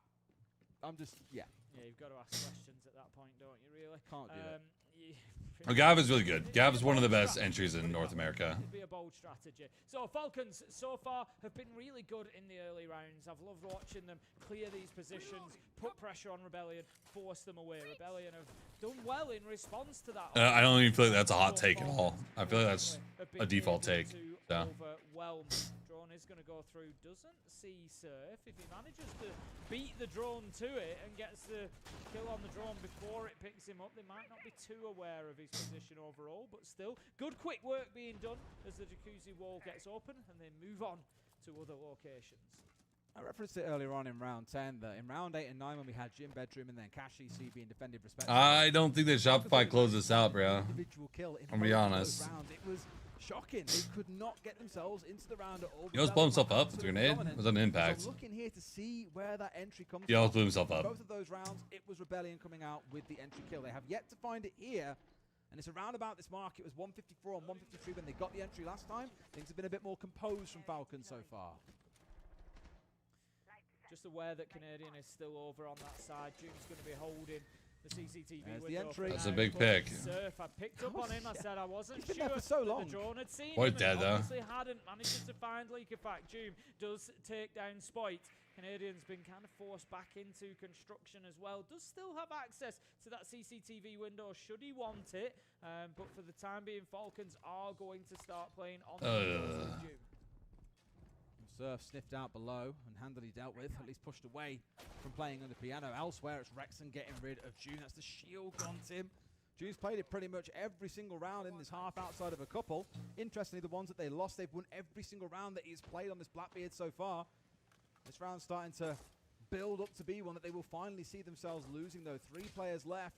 Basically everything being sent in through the jacuzzi breach except for 1 player on that south window. It's looking a little bit ropey. Yeah, to say that they're kind of shaping up almost like they're going to push in and get aggressive here. They really haven't done enough work to soften up this gym position. Rexon has taken a little bit of damage, but with 30 seconds left to go, is still in position. We hear the explosives come out. That was from Ambi underneath, I think. Right. But it is not going to be enough to get the job done. Here come Falcons, Des. 3v2. Don't look away. They could get this done. Another player on 1 HP picking up big kills. Tim, it just keeps on happening today, I swear. Surf underneath, hoping to find someone just walking in blind. But I think now they've got a good idea on where he is. Diffuser going down. Canadian has got to make an impact, but Bride's found him. This should have been a Rebellion round, but Falcons, they rose up. They're in a 3 versus 1, and they're going to take round 13. Who would have thought it? It looked at one point like Rebellion were just going to get this boxed off, send us through to map 3, and we would have had an absolute cliffhanger finish on Border. But oh man, oh man, oh man. The case as Falcons have dug deep 4 rounds in a row now, not only to bring themselves back into it, but Des, to put themselves in the lead since the first round. We're like barely halfway to getting the charm, a little bit over. 1-0 up. Oh wow. my days. That's all I can say, just wow. I'm shocked, one, they've had such a dominant lead on in this game. At one point, for a single that might be it. They've now lost 4 defenses. Solid top. Like Canadian just like, he's just a walking fucking freebie half the time, dude. Falcons have said thank you very much and strolled. Okay, good shield now though. They're going to go for their defense down in the basement. And long ago, back in that first half, they defended it successfully twice. They lost it once in round 4. And it came down to the player that I heaped praise on earlier on in Spoy, a big 3K to see his team over the line. Can he do it again? Or do Falcons see this one done here and now, take the 2-0 and secure themselves a spot in phase 2? 10 seconds left before insertion. 2 out of 3 they won previously. On Canadian so the odds on any other operator, Canadian on shields. We're going to have, I would imagine, top floor presence. No, I was going to say from Leakyfack as usual. It's going to be June. He's not even that good on shields. Let's be real. Ain't no spirits. So this is marking quite a big change for Falcons in terms of the strategy we've seen them using to try and hold on to this basement site. Doom has dropped himself back to blue stairs as well. There's only Solotov now remaining up on that top floor. He's moving back down main stairs. So Falcons certainly not wanting to engage too heavily to begin with. Why would you, right? Can disappear here away. They got the ping on through, but no, Solotov can't find his man. Spoit's good for 2, Tim. I mentioned it was a 3K last time, but you know what? I'll take 2. You've got a Clash, you've got an Azami, 2 massive operators to remove, and you've lost a striker in the process. Canadian good for another. This is looking pretty good, Rebellion. It really is an attacker-sided clubhouse, Tim. Only 4 defenses have been won out of, at least assuming this round goes the way that it should. They're playing so aggro, bro. Really going for a big risk versus reward. They're trying to fuck up their push. That won the day. He didn't get away with it. They're trying to fuck up the push before they even get to a push. It's not working. Couldn't get it done inside a kitchen, and now it's up to Brede and Doom to hold on. They've got themselves back to Spoy just dropped 2. That was good. 1 minute 45. All this has happened in the first minute and 50. Leak it back on Clash, having 13 kills is criminal as fuck. Why is Leak it back on Clash? I know he's the IGL, but come on, bro. 15 and 9 so far on Club. Get Brede on Clash. Great game for Rebellion and really Shit, Brede would probably play the Clash better. Almost certainly to 15. All right. Let's see what you can cook up here then, boys. This is surely the one to see out and over the line. But as that clock wears down, of course, it's just sort of said Rebellion. It's all, this is theirs for the win. They can't be losing a 4 versus 2 like this. But we've seen them lose a big man advantage prior. In fact, it's basically how we got here into OT in the first place.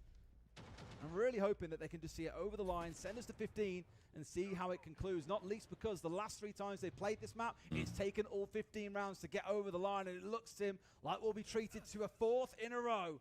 Brede all by himself. A track about to come online for Ambi in case it's required. This one feels done and dusted. There we go. Canadian with the close.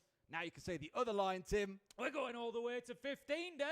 We've got an absolute humdinger. I get gunfight tip videos. Hey, I appreciate it, man. Hell yeah. So far. Great siege on all the way. 7-7. And now it comes down to just 1 round. Falcons have the opportunity to here and now close it out. I want Falcons to win for my predictions, but I kind of want Shopify to win so we can go map 3 and we can see a banger series. A good night's sleep after that result, but Shopify Rebellion are going to do everything in their power to prevent that. They want map 3, they want border, they want their opportunity to be the ones with that restful night after knowing that they've done what they needed to do here in phase 1. Okay. Where are we going? Sight is what I'm most interested to see. No. No. No. Really? Really? Tim, I don't know about this. I don't know. This feels like it could be a disaster waiting to happen. If not maybe, just maybe, for the fact they're hiding Canadian. A mute jammer down on the triple wall. Canadian tucked in behind the boxes. They have no idea that he's there. That clash could be a bit of an X factor for them. It depends how the other side responds to that and what they do when they see it. To me, at least, they are lacking a few tools to be able to deal with it, but nades have been plenty effective at forcing clashes to move so far today. We'll see. They got 6 of them in back pocket, Tim. I feel like they're well equipped to deal with it. They have 6 nades. Rebellion successfully hit it away.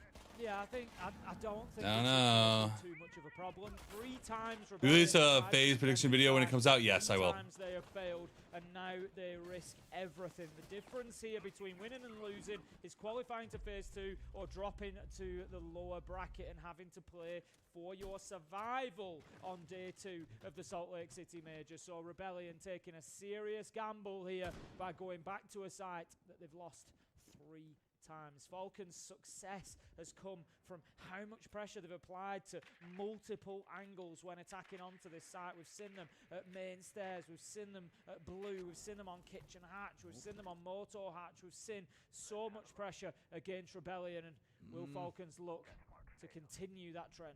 And we're following the same trend that we've seen before, Tim, where after 60 seconds, everyone is back on site for Rebellion, no matter what they brought along that might be able to roam off. It's been forced back downstairs. Admittedly, this time around aren't going quite as gung-ho as they were before when we had the Aruni DMR coming out, when we had the Vigil on side.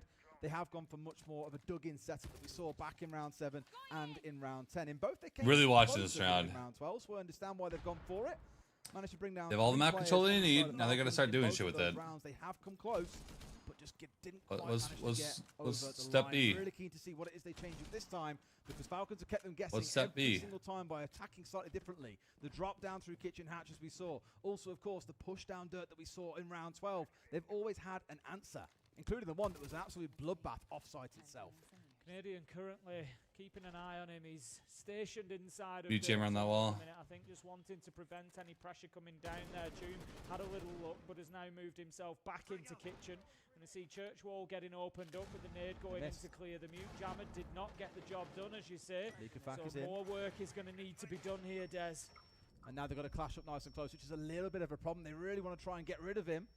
For now, tucks in and has support from a second player. But Oh! round from Leaky Fast. What? Who gets rid of Do that shit? The mute falling down. Not the end of the world, but a bit of a stinger. No smokes left, no C4s. This is Falcons for the taking, Tim. Yeah, Falcons now pushing with a shield of their own. Doom gets the job done in blue. 5 versus Boyd. 3. Pressure mounting. Man down. 5 versus Oh, 1. man. As a couple of quick kills come in, and Falcons are the victors. They fight back. With a Oh man, that first pick on Surf and then Spoit getting melee bashed. and qualify themselves through. Just a lot of stupid little individual plays that they're going for that just don't make sense. For many of us, Seth's words will ring in our ears. It was a great first half. Just keep on playing our game.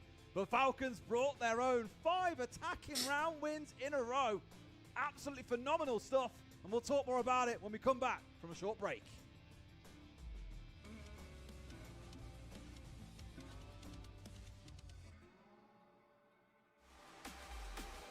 But so Spoit actually played pretty good, but was he part of the reason why they lost that last round? Yes.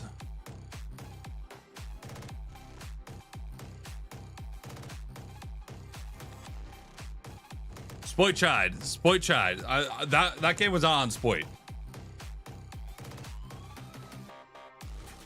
Like, what did the Clash even bring to the table that round? He was the last one fucking alive. Why did we go to the same site 4 times in a row? Follow your predictions. My predictions aren't not going to be 100% bulletproof. You're mostly fine, but like for my predictions, we're definitely going to get the gun skin, but like unless we're like 100% like on it, we're not getting the battle pass. So I don't think I'm getting the battle pass, but we can definitely still get the camera skin. That's all I kind of really want. Battle pass, you have to be right on 27 out of 31 points, and that's just absurd. Falcons gonna be fucking tonight. Oh yeah, they're getting in with each other. Hell yeah. What were Fett's predictions? Here's what Fett said. Did he post his predictions on Twitter or no? Knowing Fett, he probably made a short or something about it. Yeah, I don't know what Fett put, so I can't even comment on that.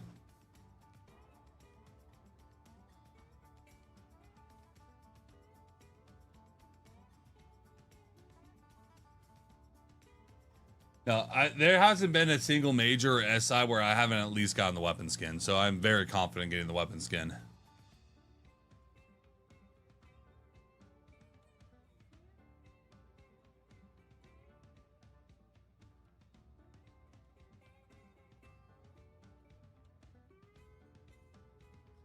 Lost, Falcon, Enterprise, and Daystar. Wait. Lost, Falcon, Enterprise, Daystar, and SR? That's 5 people. There's only 4. You can only put 4. There's only 4 though.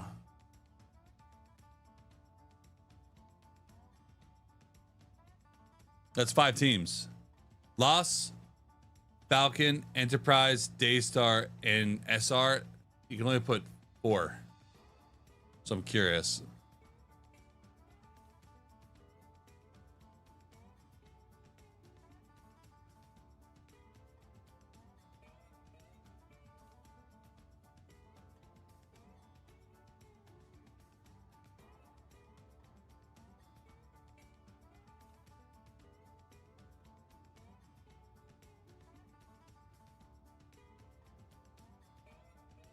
Follow the old one. Falcons, EG. No Daystar? Okay, so you said Falcons.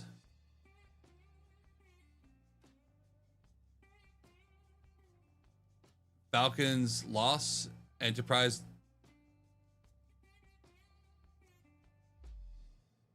And SR. But I don't know if we knew this would be over in just 2 maps. Team Falcons 1, the win, and I'm here probably 2, after this big win. 3, 4, 5, 6. You might have 6 points. What changed as you guys then made this crazy comeback in the back half? If you guys did Falcons loss, Enterprise, and SR, you're probably getting 6 points. I think I'm getting 4 points because I was convinced by someone to change out a team that I probably shouldn't have had in there. I put Falcons loss, Edward Gaming, and Shopify. Edward Gaming, I heard, was a very hot team, and I was like, you know, sure, why not? Enterprise is definitely the better bet after watching them play, and I'm pretty sure they moved on to the upper bracket. Now the question is, can Edward Gaming beat Loss or not? And then we'll see. You guys did the same thing. Because I think Enterprise may not make it. Seems like you guys have the edge. Oh, sorry, not Enterprise. Do you have a specific Loss. on them? What is it you know about this team that means you can so It depends on who plays who, because we need to see who plays who now. Firstly, we have a better veto. Well, Edward Gaming is not making it for one simple reason, and that's that they are going to end up playing Shopify. So that's cooked. So here's how the bracket works. That fucking blows donkey cock. Love that for me. I've been worried about this shit constantly, how this works. They go to here. Well, Shopify Rebellion, they go to the lower bracket, and Team Falcons, they move on to phase 2. SR will play Shopify goes like, how does that even make sense? This should go here. Loss should be like, I don't really get that. You have Loss versus 4 Angry Men. So I have 1 point, 3 points. And that polls just sound a little bit different, and in this case, I have 5 points, I believe. I mean, we said coming in we were a little bit concerned about. I think I'm gonna have 5 points. 1. Honestly, even if Edward Gaming beats Shopify, I'm so good on points. Either way, it doesn't matter to me on this game. That's funny. Loss needs to win here for me, just so I get 1 extra point. Take Leakerback's point. It is the best site, but when a team can also attack it extremely well, well, you saw the outcome. Yeah, so let's take a look at our bracket. I'm gonna have about 5 points. 5 out of 8, not bad for a good start. I'll take 5 points.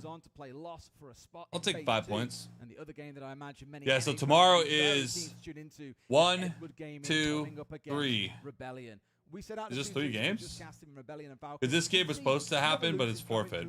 So 1, 2, 3. Very, very good throughout that series. So but there's just that thing in the back of my only mind. 3 BL. They're all BL3s as well, by the way. Can it be a real opportunity for Edward Gaming to shithouse the win here out of Rebellion and knock him out? It would be amazing. I don't remember a time where we haven't had an upset in the first stage of a major of S. There's always one team that you come away kind of scratch your head like, wow, we didn't expect that. Yeah. And look, I don't know. Maybe it's set up for that tomorrow. It's definitely not one to miss. I know that. It's kind of the upset of today. I'd say probably was Lost losing to Enterprise. What do you see your points count? I mean, you can count them like this.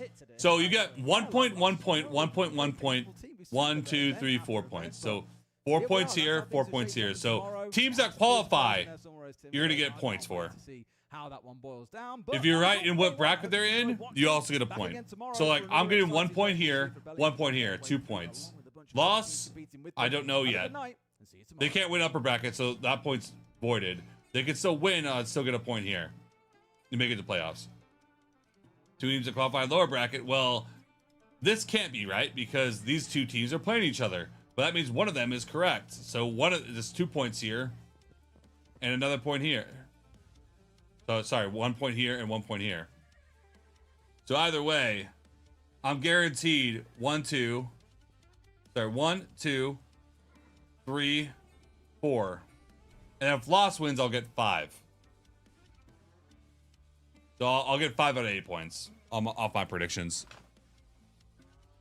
Do I speak Spanish? No, I don't. Should we go for it?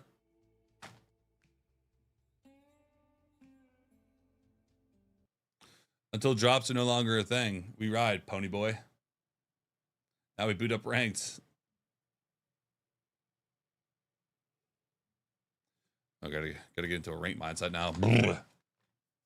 All right, World forfeit. Their visas got denied, so they got fucked.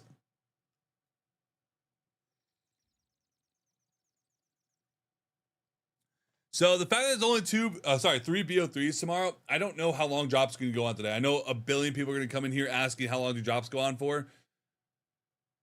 I don't know how long drops are going to go on for. I'm gonna start off with that note and just be like, they could end in the next 10 minutes. They could end in 3 or 4 hours from now.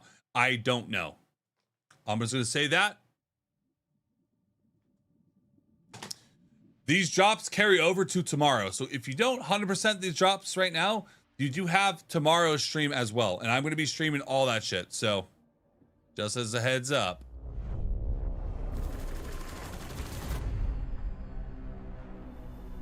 I start several hours before the event is going to be live, just so people have plenty of time to get in and get all their shit. Why am I on my main account? Yeah, I don't want to solo queue on this account. Any tip for grinding drops? Honestly, I mean, this is maybe, you know, whatever. You can take it as you will, but here's how I do it. I get on early, so people have several hours to get into my stream. So people have several hours to get into the stream to get ready for drops, and then you're going to have plenty of time to actually get said drops. So if you're here when my stream is like gearing up for the major to start, you will get drops. You will get drops. You'll get every single drop because I'll be live the entire time during the event. So you have a couple hours. I'll be in my Discord. I'll be posting and everything. And you will get your drops. Sometimes people say they're doing like a 24/7 stream thing, and a lot of times they aren't, and they're going to end it. And if they end it, then you're fucked. So that's why I'm like, I'm doing like a thing of just like, you know, start a little bit beforehand. We're to go until we're 100% sure that the drops are done for the night and onward for a little bit. But we're going to start with that. We're going to play a little bit of rank first. Solo queue main can't be that bad, right? Yeah, I'm swapped over to the ult. We are solo queuing the ult.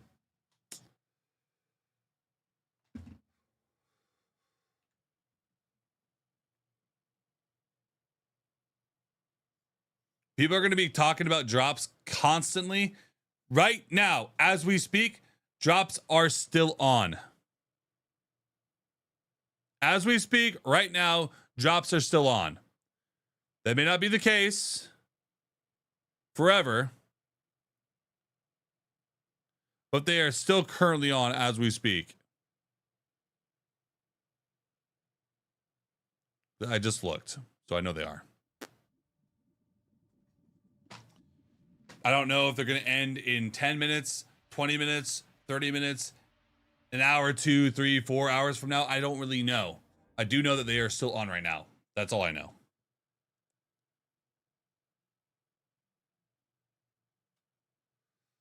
SR is not out. SR is still in. SR plays tomorrow in the losers bracket against EDG, Edward Gaming.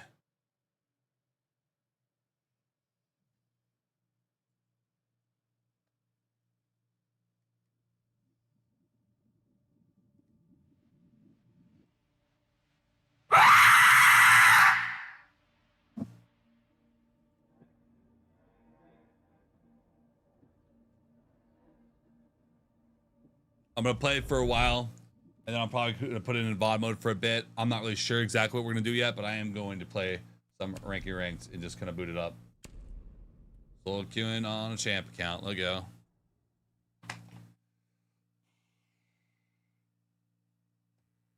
Let's get it.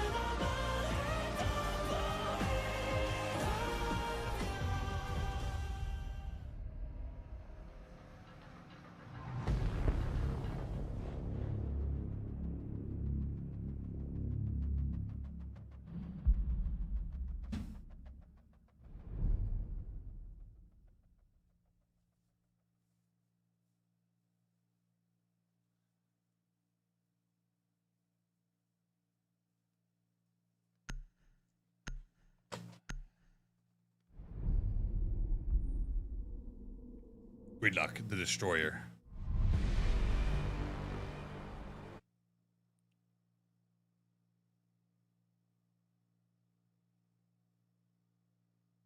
There we go. There we go. Doesn't work for half the people that have streamer mode name, bro. It barely even fucking functions. Pain.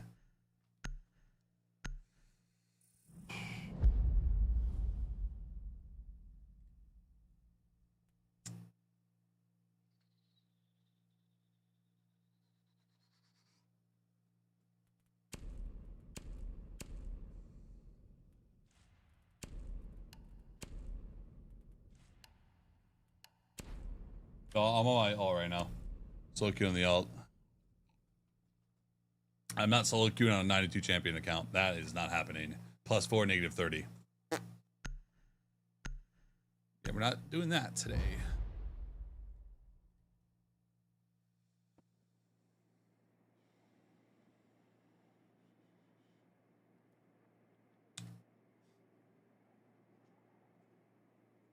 Guys, I heard if you follow, you get drops twice as fast. We need to locate a bomb. I heard if you sub, you get drops 4 times faster. Weird. For legality reasons, that's not true.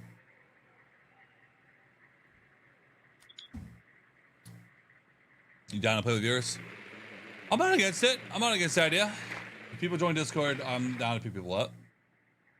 I don't know how long I'm going to go on for when drops end, because I don't know when drops going to end. So honestly, we're kind of waiting on that landmine to be like drops are actually officially over. So. Insertion in 10 seconds. But currently they're still on. 5 seconds before insertion. A bomb must be located and defused. Gotta get some more Zofia gameplay in.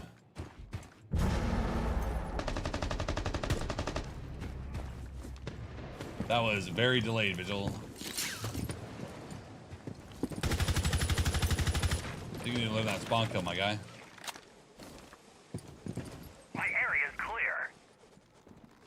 Okay, you got that angle? You got it.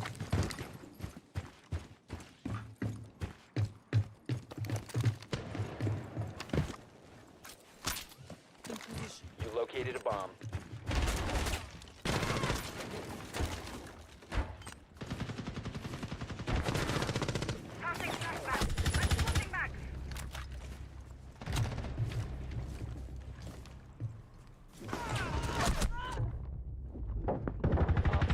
Operator standing.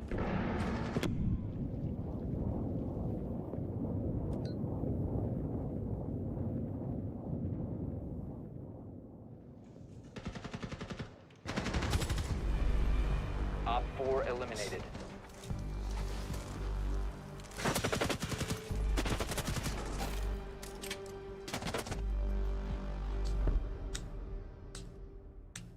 Not the cleanest round I've ever had, but you know, it worked. I don't mind a zombie ban. Was everyone looks tired? Listen, I may look tired and I may be tired, but at the end of the day, major events are the best time for a streamer to grind because it is the best way to get new people in your doors. Whether I'm tired or not, I'm gonna fight through it all. So I don't really give a fuck if I look tired, because if I look tired, I probably am. So I'm gonna deal with it. So you deal with it too. Is it good again with the buff? I think so. I think it's not bad. You would have to unban me from the Discord. What's your name in Discord? If I can find you quickly, I'll unban you. If I don't remember what someone got banned for, I don't really mind unbanning. I don't really care.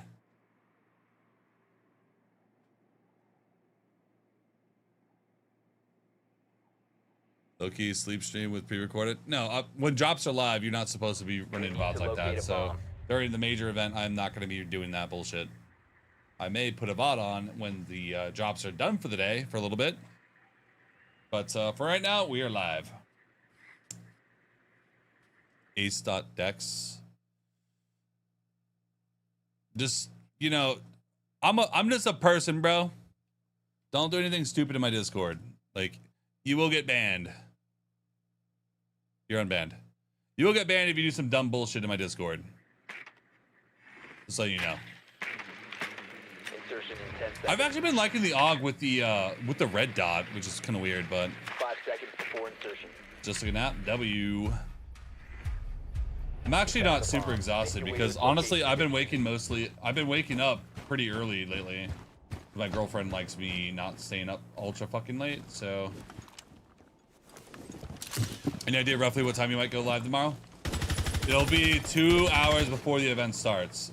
So if the event starts, let's say 9:30 my time, let's say the event starts at 12:30 p.m. EST, I would go live around 9 to 9:30 EST, something like that.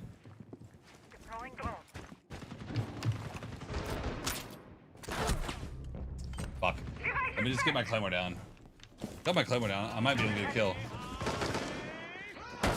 Yeah, Claymore's a dangerous spot, but most time when people hop out, they look to the left and they shoot it. When I put it on the right side, reloading. I'm a little bit more exposed when I put the Claymore down, but it's really hard for them to shoot that Claymore.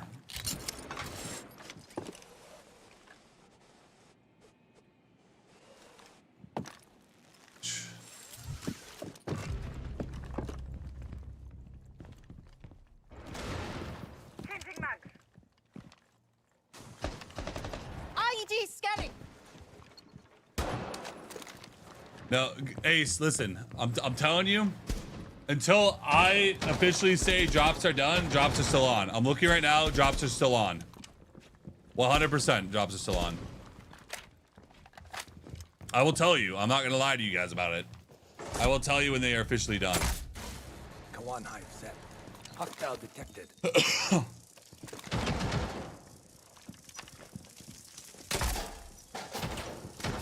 One hive set. Target acquired. But the thing about drops for like major events and stuff, I'm going to be completely honest with everything that's happening.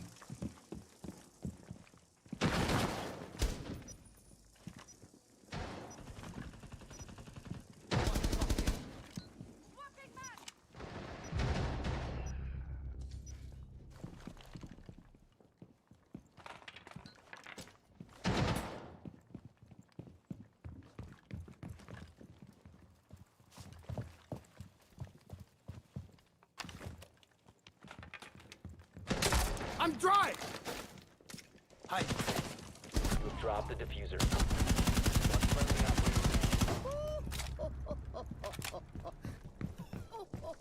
The diffuser is now secured. 15 seconds left. 10 seconds. Oh, Baby Ruth. Hello. Oh, Baby Ruth the raid. Let's go. Hope you had a good time watching the games. W Falcons. W Falcons. Now we just need SR to also win lower bracket, and we should be Bing chillin'. Bing chillin'.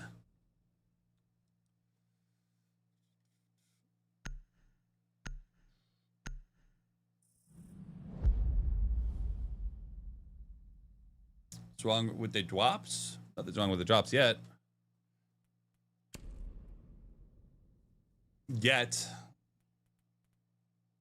Drops is still good. I'm checking every time I see people talking about it. Drops is still currently on for now. They're still on. How long will they be on? I do not know. I cannot answer that question. I don't know how long they'll be on. Whether they're on for the next 10 minutes, whether they're on for the next hour, whether they're on for the next 2 or 3 hours. I don't know. All those answers could be correct or wrong. I don't know shit. So all I know is that they're currently on as we speak right now. I looked and they're on. I'm not going to do this over and over, but I will do it for the one time just to show you guys. They're on right here. See, you can see the drops here. They're still counting for shit. Like, I almost got all my drops. W. Am I getting drops for watching myself? I think I am. That's kind of funny.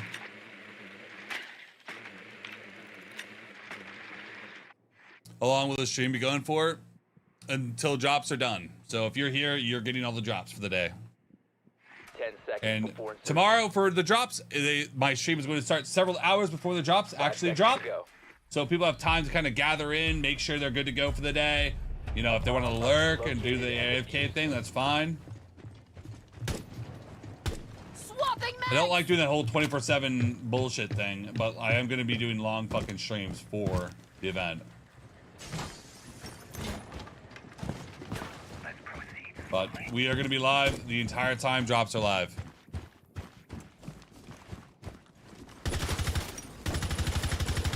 Until I say drops are done, don't listen to anybody else.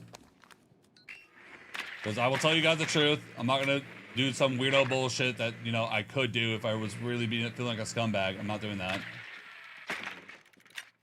Until I say it, drops are live.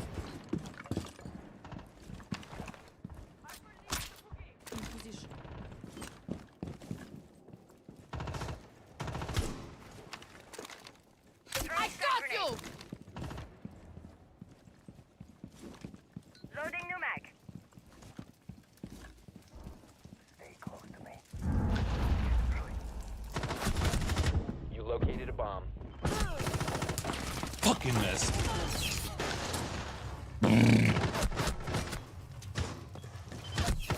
Oh, Ben, how you doing?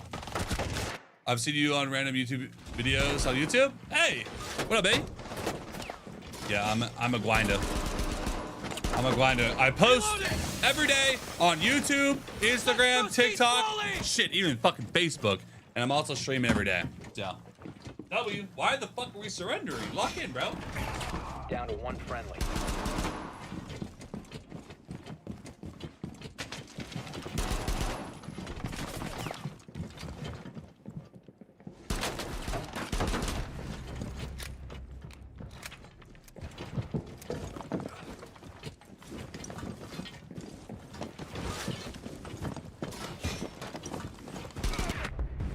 Op 4 eliminated all friendlies.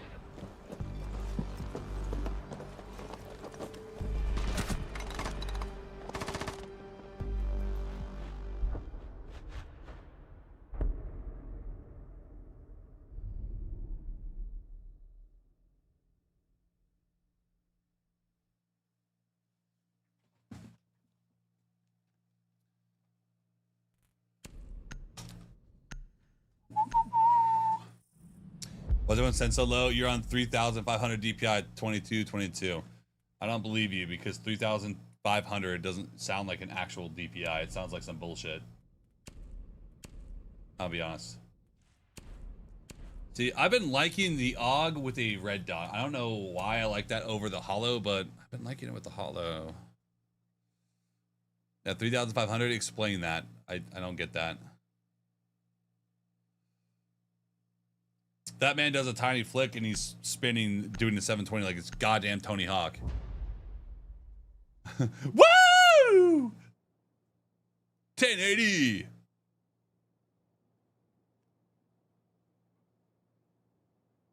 It's an actual DPI, is it?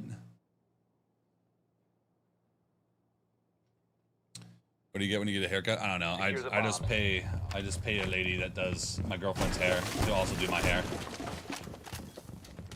And I'm kind of a fucking Neanderthal. I'm just like, give me a good haircut.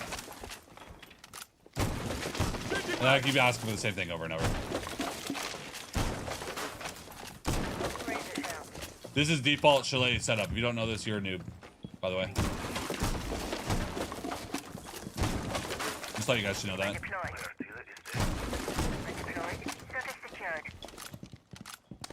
Adding some protection from 10 seconds. Yeah, we'll do some of this.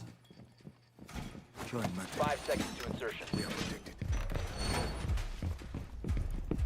Keep an eye out for Op 4 attempting to defuse your bombs. That might be too high.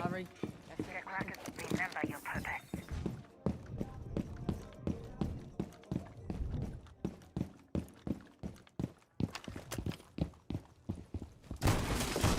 Reload!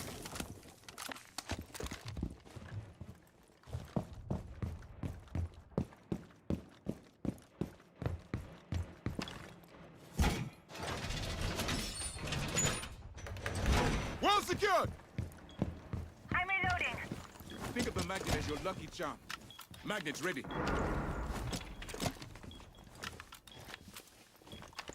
I will watch your grass. Changing mind. The defense online. We have company. Changing mags.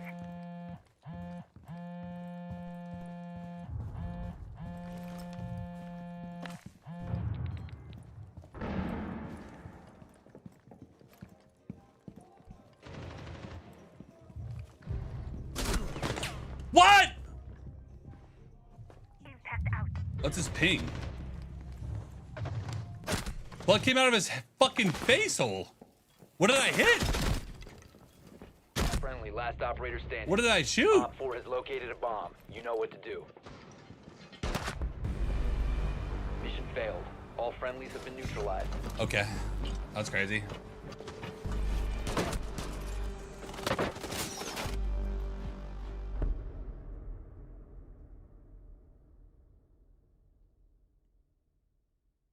I'm be honest, I don't know what I shot, but I don't know. I just expect to shoot someone in the head, they die. But you know, that's on me.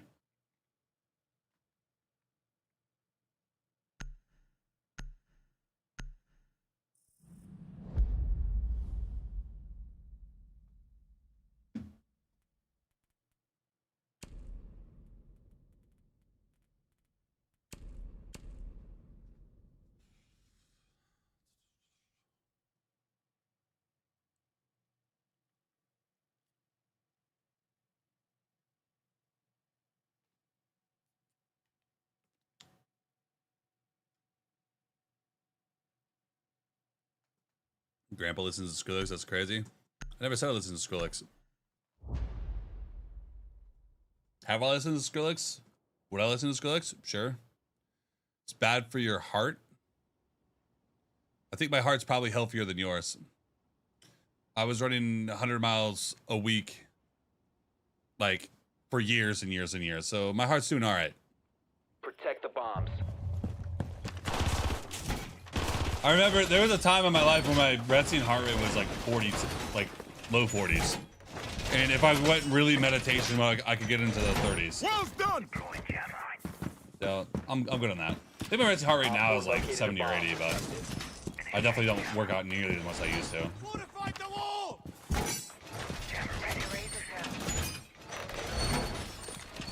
Watch that major was disappointment. I feel like it was normal. Oh yeah, bro, everyone's gonna run shields. 10 seconds remaining. Shields is just common. 5 seconds. Two are kind of strong, so. Located a bomb. Be ready for hostile action. Still not while sleeping. I mean, that makes sense. I mean, your heart rate's gonna be extreme. You're gonna be ultra zen mode while you're sleeping. Yeah. I meant mine was like in my 40s, just moving around.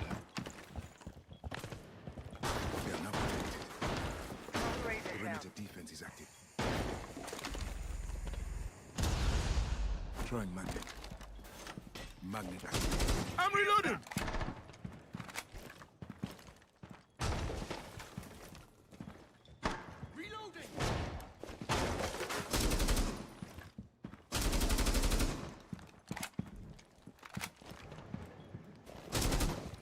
I'm gonna begin this guy. Who do you think wins Salt Lake City, Major? I think probably Face.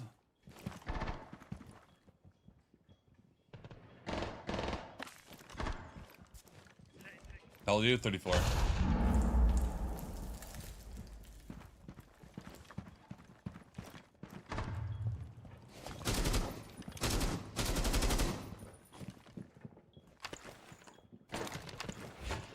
Think of the magnet as your lucky charm. Perimeter defense active. Moving max.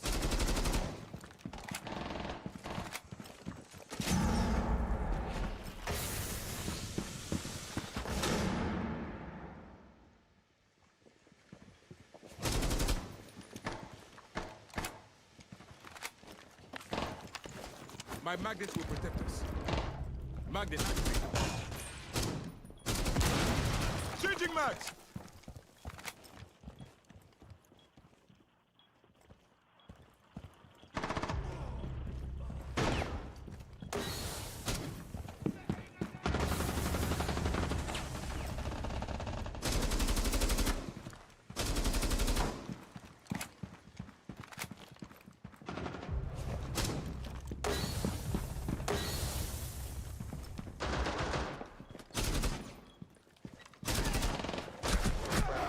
What the fuck?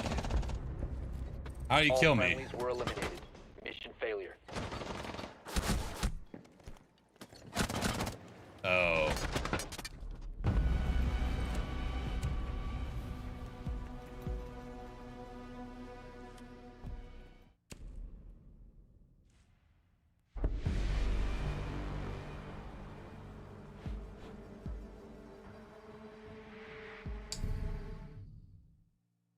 Defenders, protect your I bombs don't think I was from paying being attention to defused who by- I was playing against.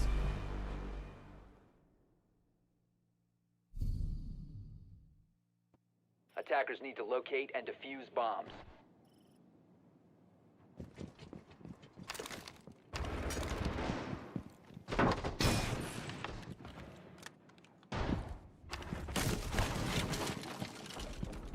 Pistol out the entire time. Nice.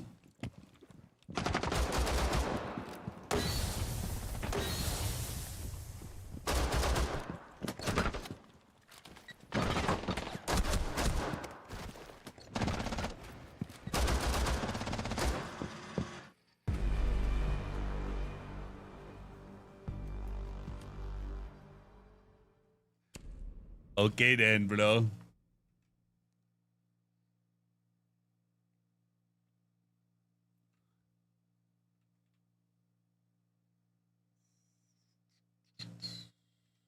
Let's see. I don't think I was paying attention to what I was playing against. That's on me.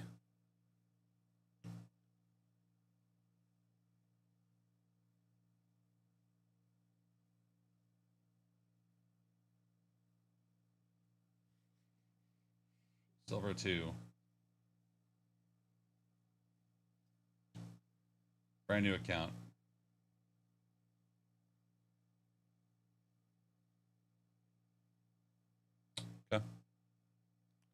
Okay.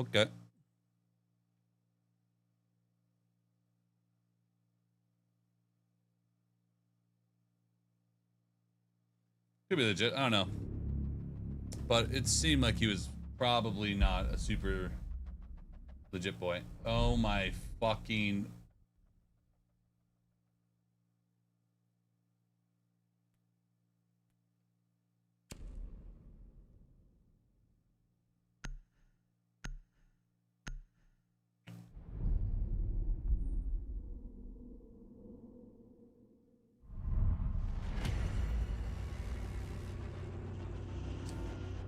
I actually don't think this guy cheats.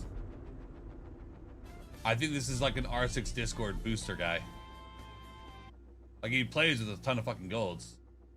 I thought he was a cheater for a second, but I think that this guy just boosts and make himself feel like a big shot. Chuck with the T1, what up, B? Are they cheating? I don't know. I don't know if they're cheating. It's questionable. Questionable. It felt like the game was very winnable. Yeah, I was able on 6. 30,000 easily. Probably more.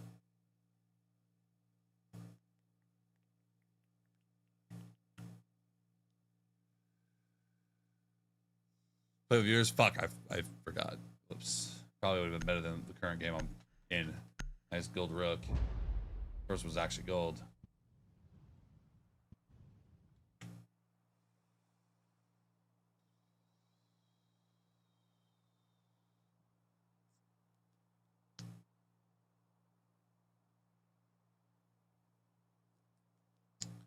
Yeah, but Secure the area. Keep the having a bombs good KD protected. doesn't send me you're a cheater. I go off a win rate as well. This guy's win rate, his KD is pretty high at champion, but his win rate is 50%, which means he loses a shit ton.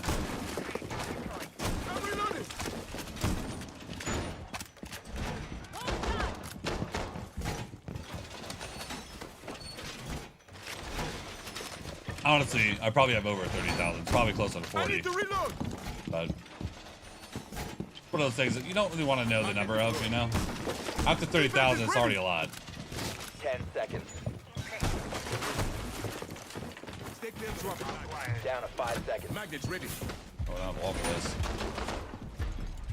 Bomb locations are secure. Uh-oh-y. Uh-oh-y. Well, it can't be from the left side, that's for damn sure. Raise the wire. In position.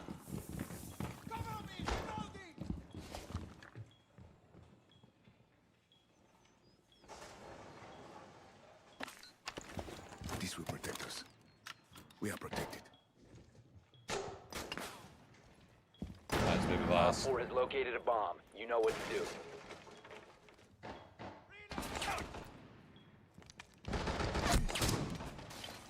Loading new magazine. Can't tell if he shot me or a guy. I don't know who shot me.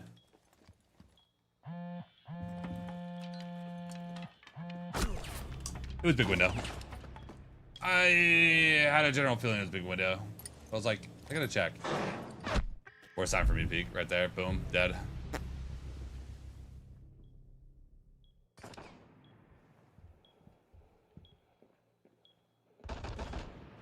Did she dog recoil? Yeah, they did. That's why I'm trying it out. I'm kind of fucking around with some stuff, seeing what works. Were the predictions accurate for today's play? I mean, predictions are never going to be fully accurate. My predictions were all right. They were okay. Last operator standing. Mission failed. All friendlies have been neutralized.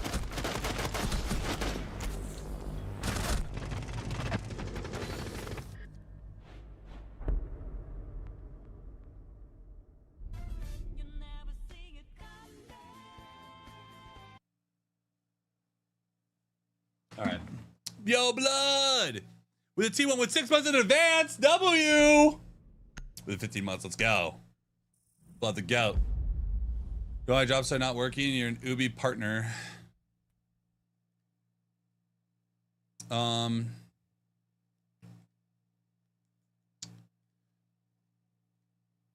have the R6 pack drops. I would just ask in the Discord. I can't really do much for you here, so I would just ask in the Discord. They'd probably just have to flip the switch. Man, he definitely shot me a big window. That's for damn sure. I don't know if I like the AUG for long range angle gunfights. Like, I'm still kind of playing around with the idea of WMI. I don't know if I'm a fan of it yet.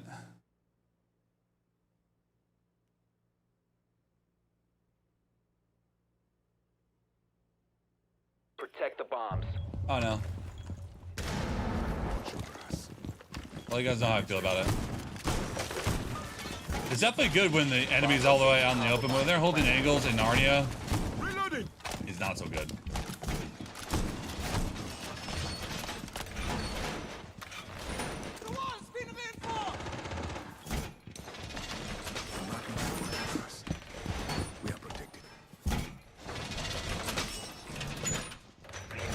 Reinforcing wall. 10 seconds. Loading new mag. Down to 5 seconds. Op 4 has located a bomb.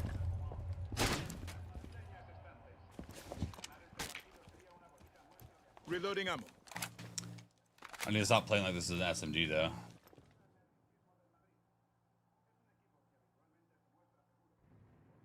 This is a gun that you swing people with. If that makes sense. This will protect us. Perimeter defense online.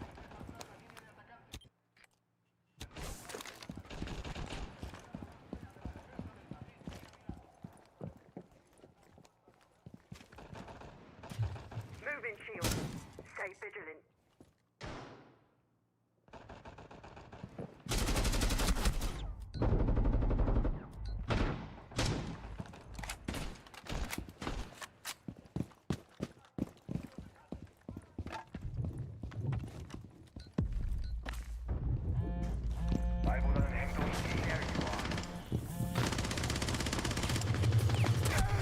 I want to heal, Doc. Heal me.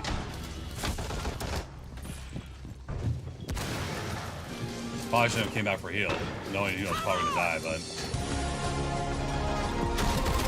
Well, basic for the gift sub. Let go.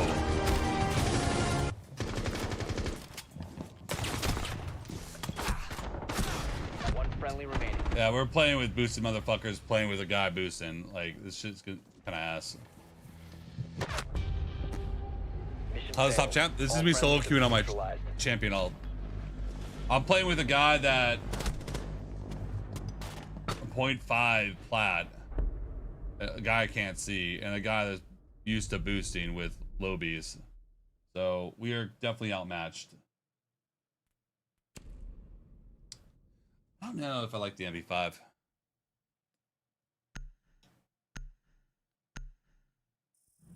It's definitely not an AUG map, though. Did almost kill the Deimos, but...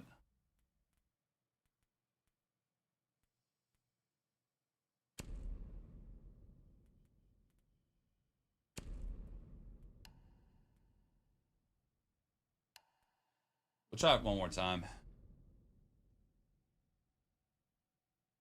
How long to improve this game? I mean, you can improve from every game that you play.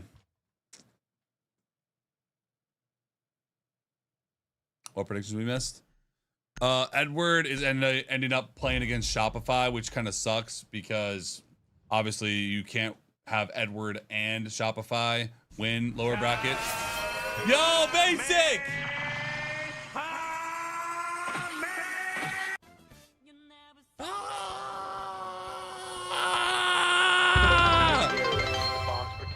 Sub right after. Hands, appreciate the pride, sub, man. He's really good. What do you mean? Yeah, we're playing solo queue. Hey, I'm not used to playing with my AUG. I'm just trying it out right now.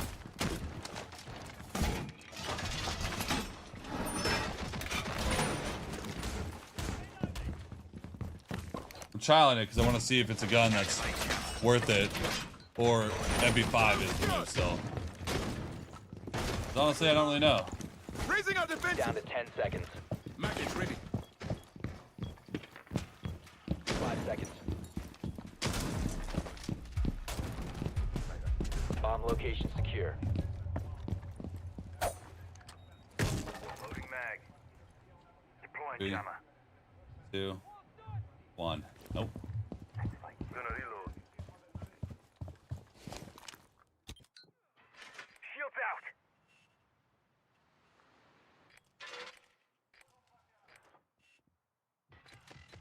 Oh, fuck no. Ying. They're here. Op 4 has located a bomb.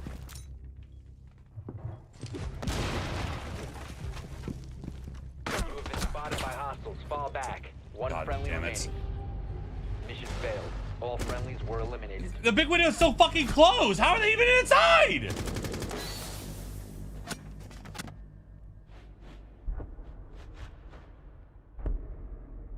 Of course he turns around because the castle's still on the window. How did they even get inside the building, inside of sight, when my entire team's inside? Oh, holy fucking boosted motherfuckers.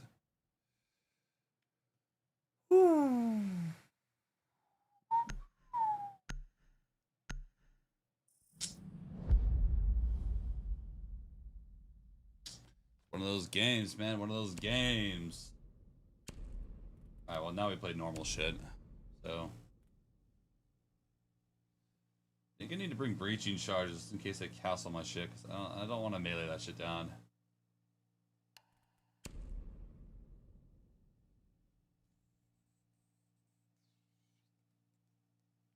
Sloku's a nightmare. How she goes. How she goes.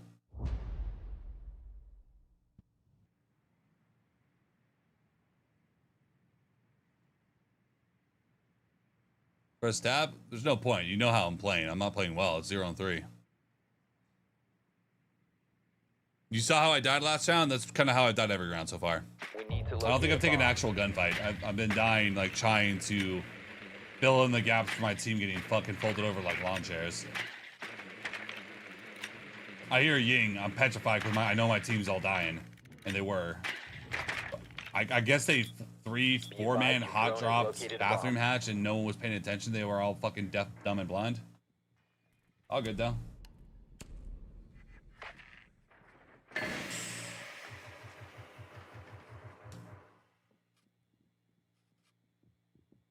I play with viewers. Well, I kind of want to solo queue for a little bit, Popcorn, just for a little bit. I was thinking about playing my viewers, but like I kind of just want to solo queue for just a smidgen more. If we can get a full stack of people in Discord ready to play, then I'm down. But like, if we don't have a full stack, I just want to keep rolling. Ready to push them out. Jesus Christ.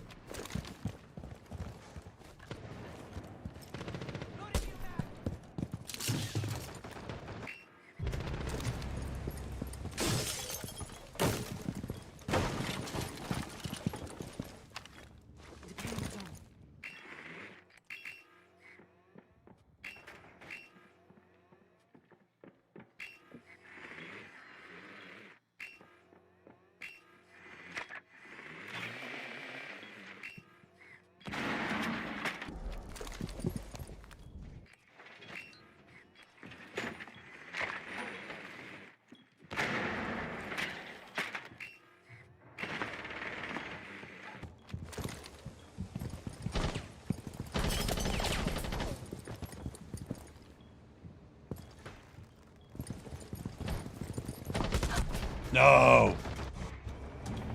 It's pretty fine in my window. That's fair. There's no aggression anywhere else, so I'm not really all just surprised.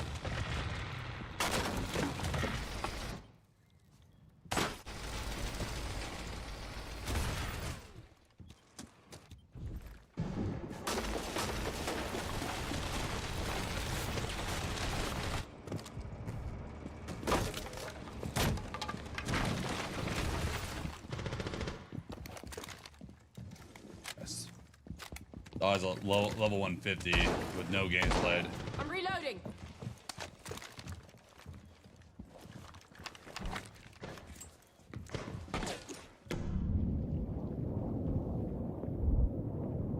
Subs for subs? No.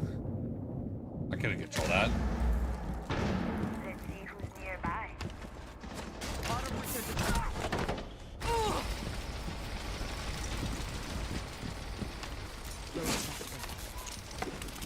Aqua door is not even open yet.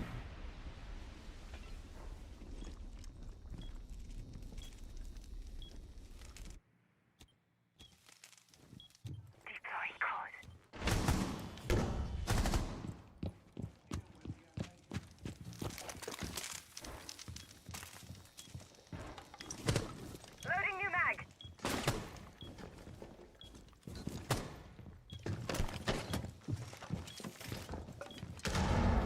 15 seconds.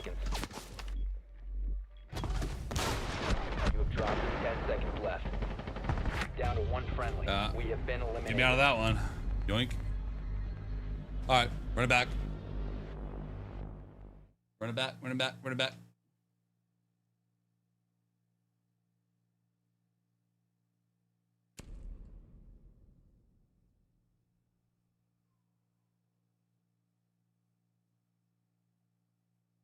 I need to just stop playing Wamai and just play actual shit. I'm trying to get more Wamai gameplay, but like I can't get it in when I have guys that got boosted to plat on my team. Pain. Of course they're baiting. They had 1.5 KD, the 1.7 KDs playing with plat players that have 0.5s. Of course they're baiting. That's how he plays the game. Of course. I'm just gonna play actual shit. I'm over it. I'll play Wamai if there's an opportunity to play Wamai, but other than that.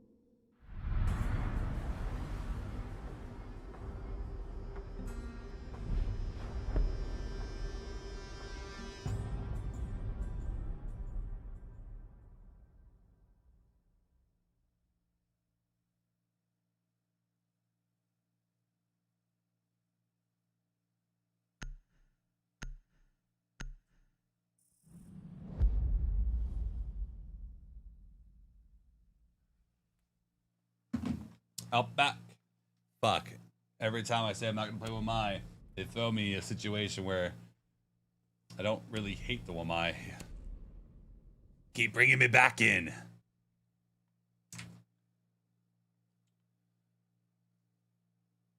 Why is this person still playing with cheaters?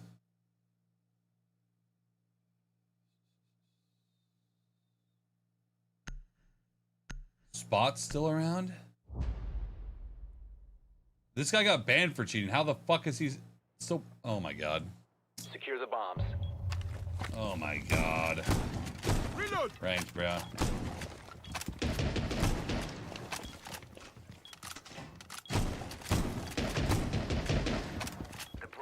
Can't wait for Legends Division. It'll be great. It'll be a fantastic time with Secure Boot. Don't have to worry about it. Changing mags.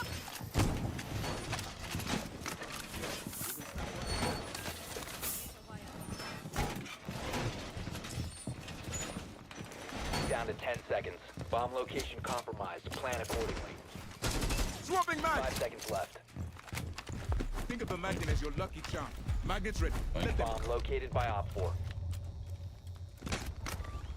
Deploying ADS.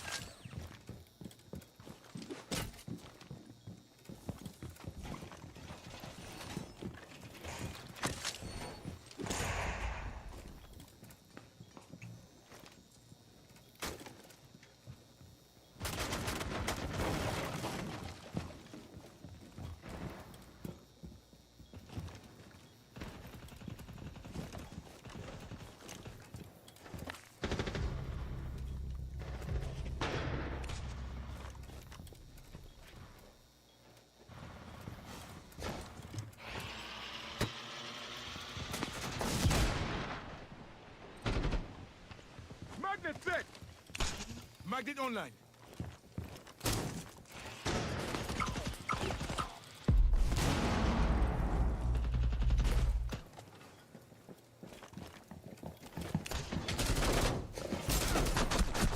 The operator remaining. They're already complaining about cheating, bro. Mission failed. All friendlies were eliminated.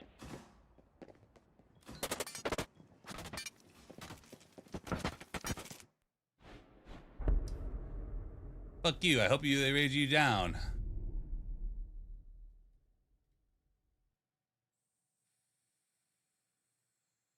Get a job. You're saying get a job when I have 400 viewers.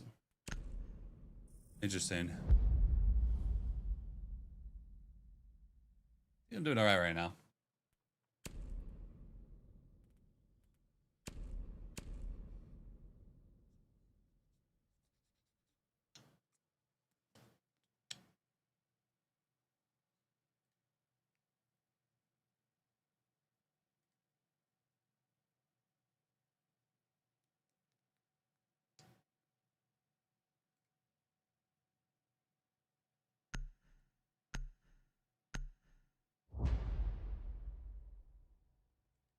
Notice I didn't really bother even banning the guy because he really didn't give a fuck about his opinion. The area. Keep the bombs protected. Whatever, bro. You're in my stream, I'm on yours. Remember that. You literally went onto Twitch, logged in, went onto my stream, waited through the ad to type that shit.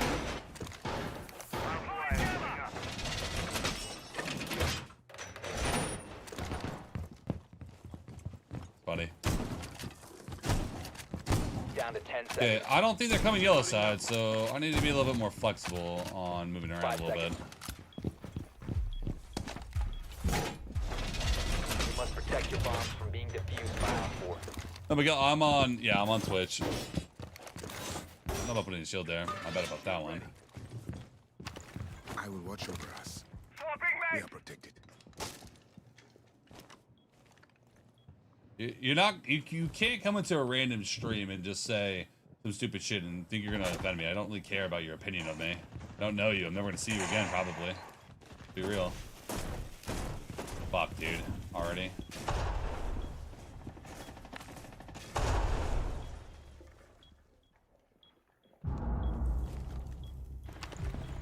We are now protected. Magnet ready! I need to reload! Giving them a shot. Op 4, last stop standing.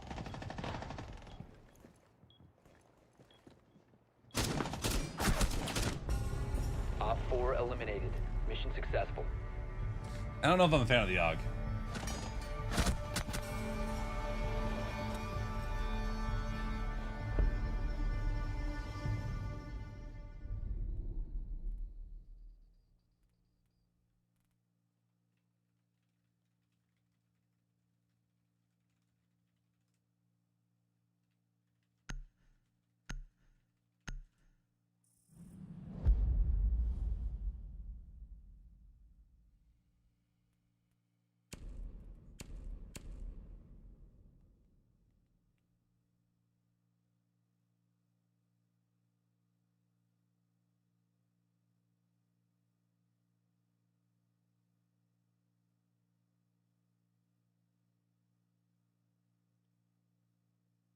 They don't buy in.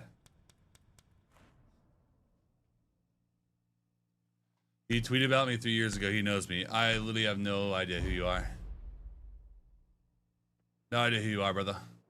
But here's a ban anyways. Secure the bombs. Do you think I know you from 3 years ago, bro?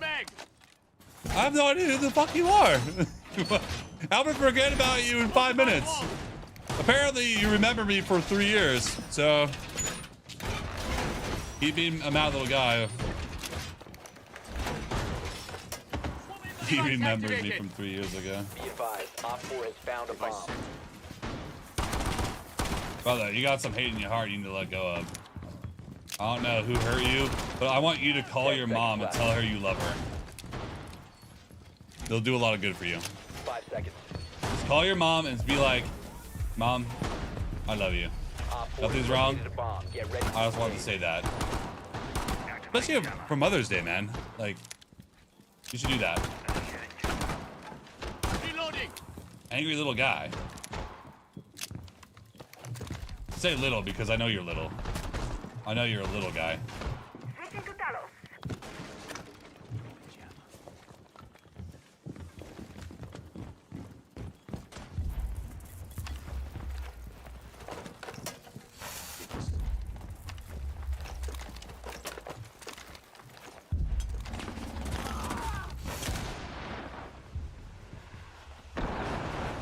That fucking sucks.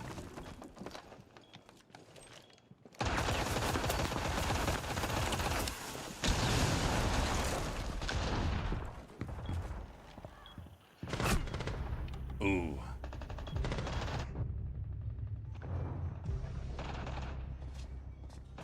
Yeah, okay, guy.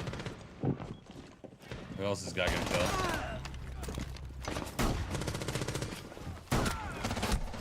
Oh! He has moves. He killed the cheater guy. Mission failed. All friendlies have been neutralized.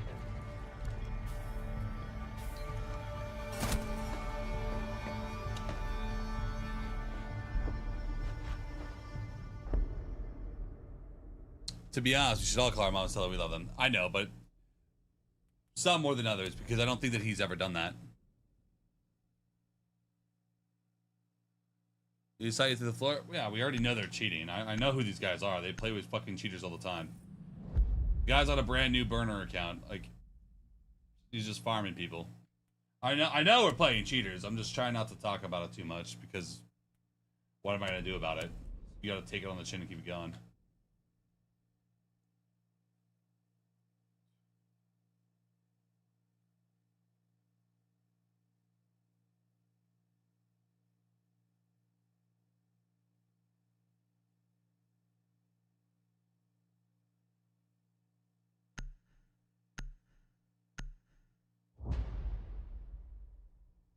He got banned, but he got unbanned. He got unbanned because he begged for it and somehow got unbanned.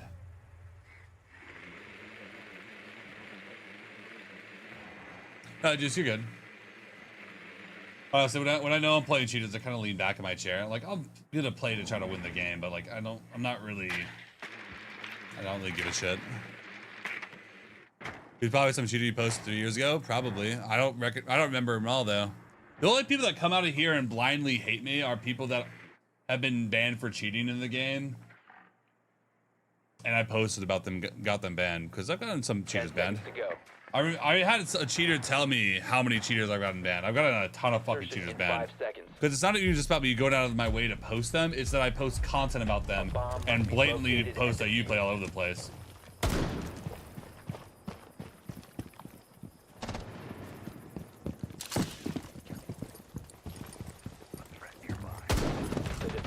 No longer in your possession. Oh, timing's crazy.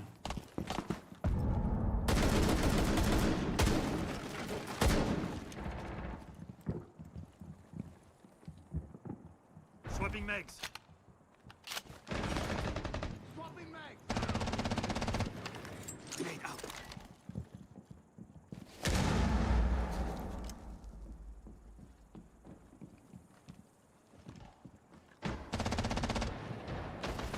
Has been recovered.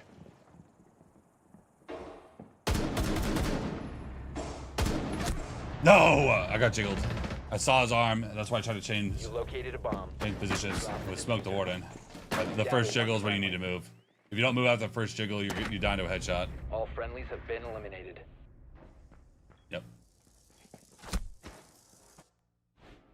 Yeah, because she just only get attention for a short time, the legit players forget about them. Yeah, I don't fucking remember, bro. Some guys fucking been like biting his fucking, like grinding his goddamn teeth, like, oh, SenVale for 3 years. It's because of my stream to talk shit.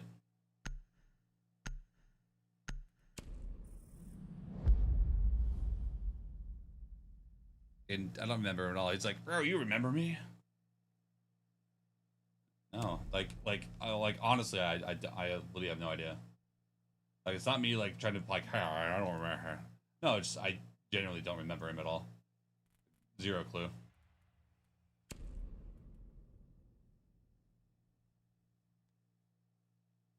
I don't have wall breach. I go Mav. Something. You know, I said she did a multiplayer game? Oh, you don't understand? Oh, I can explain that to you real quick, JP. Well, it's the guys that got picked last in kickball. It's the guys who had their first kiss when they were 23, or will be when they turn 23. They're usually children. It's the guys who get bad grades, have done nothing exceptional in their lives. It's the guys whose parents don't love them. It's the guys that act out to try to get attention. It's the guys who pull on pigtails when they're sitting behind them in class because they're too afraid to say how they really feel. It's those guys. 10 seconds. 5 seconds. That's fine. Can I get to an angle where I can kill that? You must locate and defuse a bomb.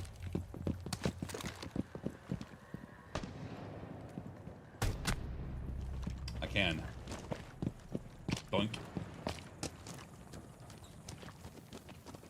We'll drop the diffuser. That's fair. Give me nade!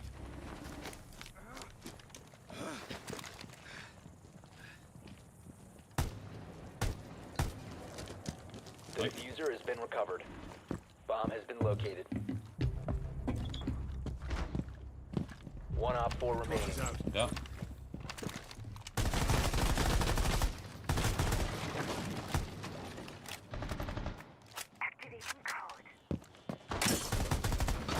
Oh, it's the garage.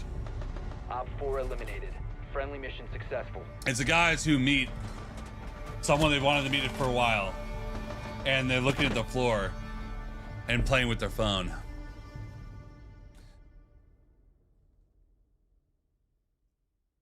Deep thoughts by fail? What do you mean? It's not deep thoughts. That's just how it is. Oh, ban the bandit, so we can open up a wall, maybe. That might be good, because they're gonna ban probably Maverick, and then the wall's gonna be closed. No, they just banned Oak. That's fair.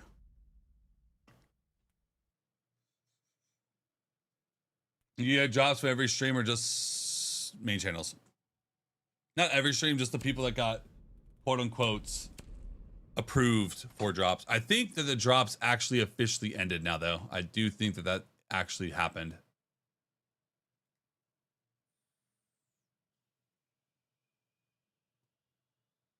They did.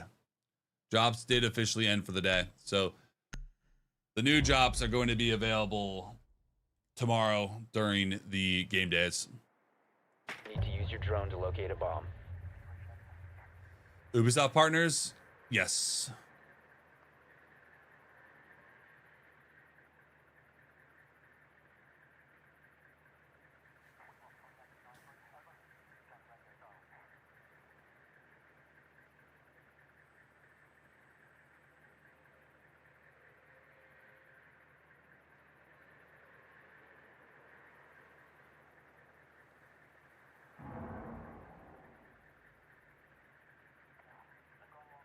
Seconds before insertion. 5 seconds. I've heard of Kibu arm sleeve. I've no idea what that is. These are the guys that see a girl they like and won't ever go up to them, and a non-cheater goes up to them. And then they, you know, I won't blow them too much. You must recover the diffuser.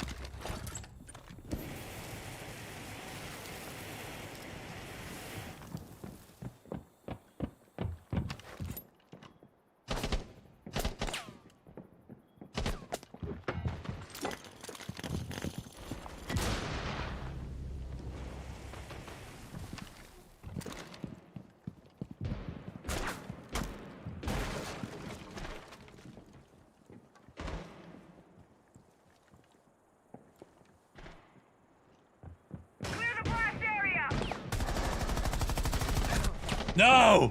Oh my god, there's 3 of them on that window. Oh, I'm sorry, Fat.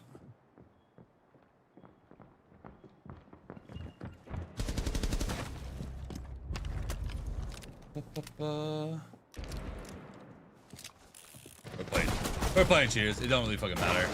Loading.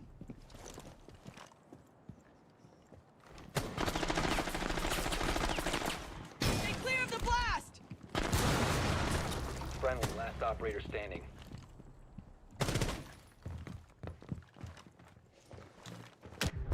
Boom. All friendlies have been eliminated. We lost to cheater boys. Do we go through and go find the guys that are cheating, or just not give a fuck? Because, like, bro, Ranked is fucking swarmed right now.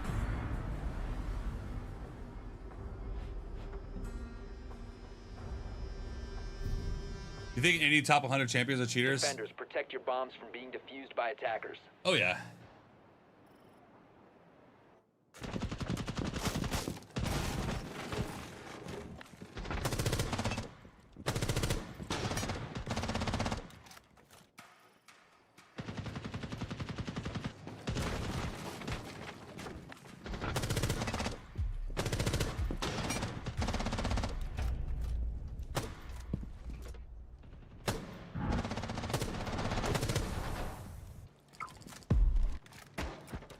Nothing yet. That can be... Defenders, protect your bombs from being That can be defused by explained slightly.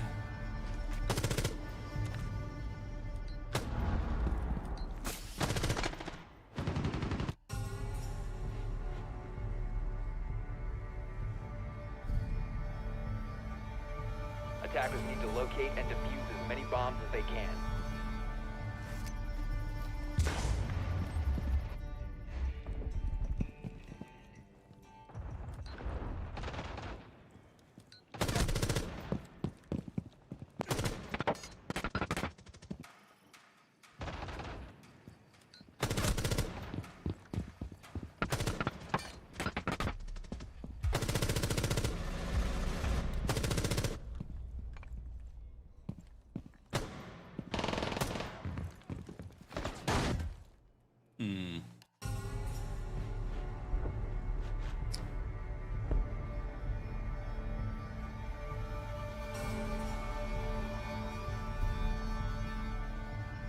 Attackers need to locate and defuse bombs.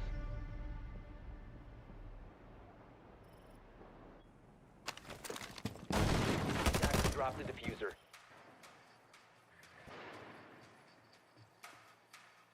Here's a guy bumping around on that roof.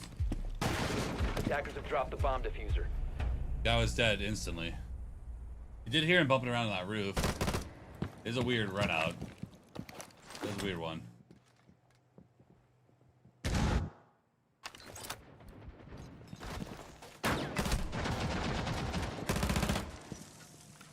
A bomb has been located. The attacker's bomb diffuser has been dropped. I don't know. Honestly, I don't know. It's one of those, I could see it going either way. Defenders, protect your bombs. Nothing that's like in 4K is like, yeah, we caught him. Need to go next.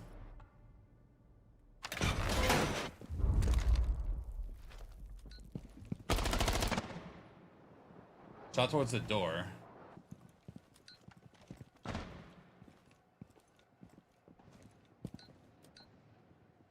Attackers have recovered their diffuser. Bomb has been located.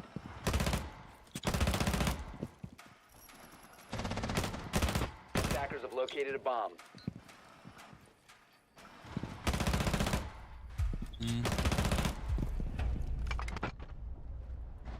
Eh.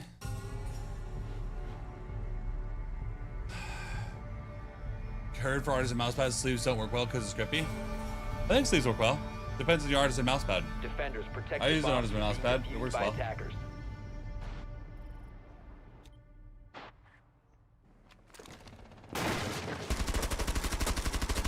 Attackers have dropped the bomb diffuser. Got on the same damn roof.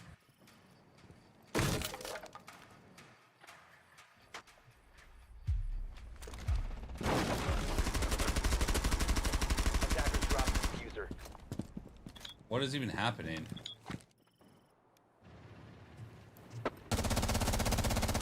The attacker's bomb diffuser has been dropped.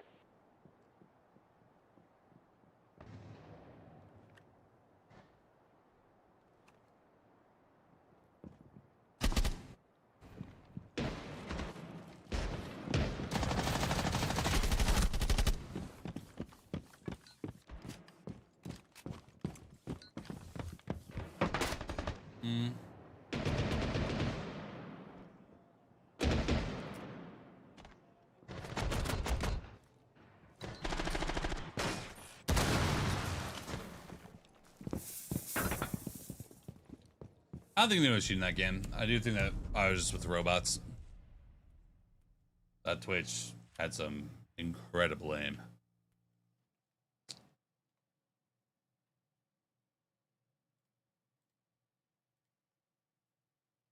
Let me do this. Already put down the F2. Yeah, it's like it. I thought maybe there was a cheat in the lobby because I saw who we were playing, and they are known for playing with some weirdo motherfuckers that do cheat. But did I see in that game? No. I'm not gonna scream cheater, cheater, pumpkin eater.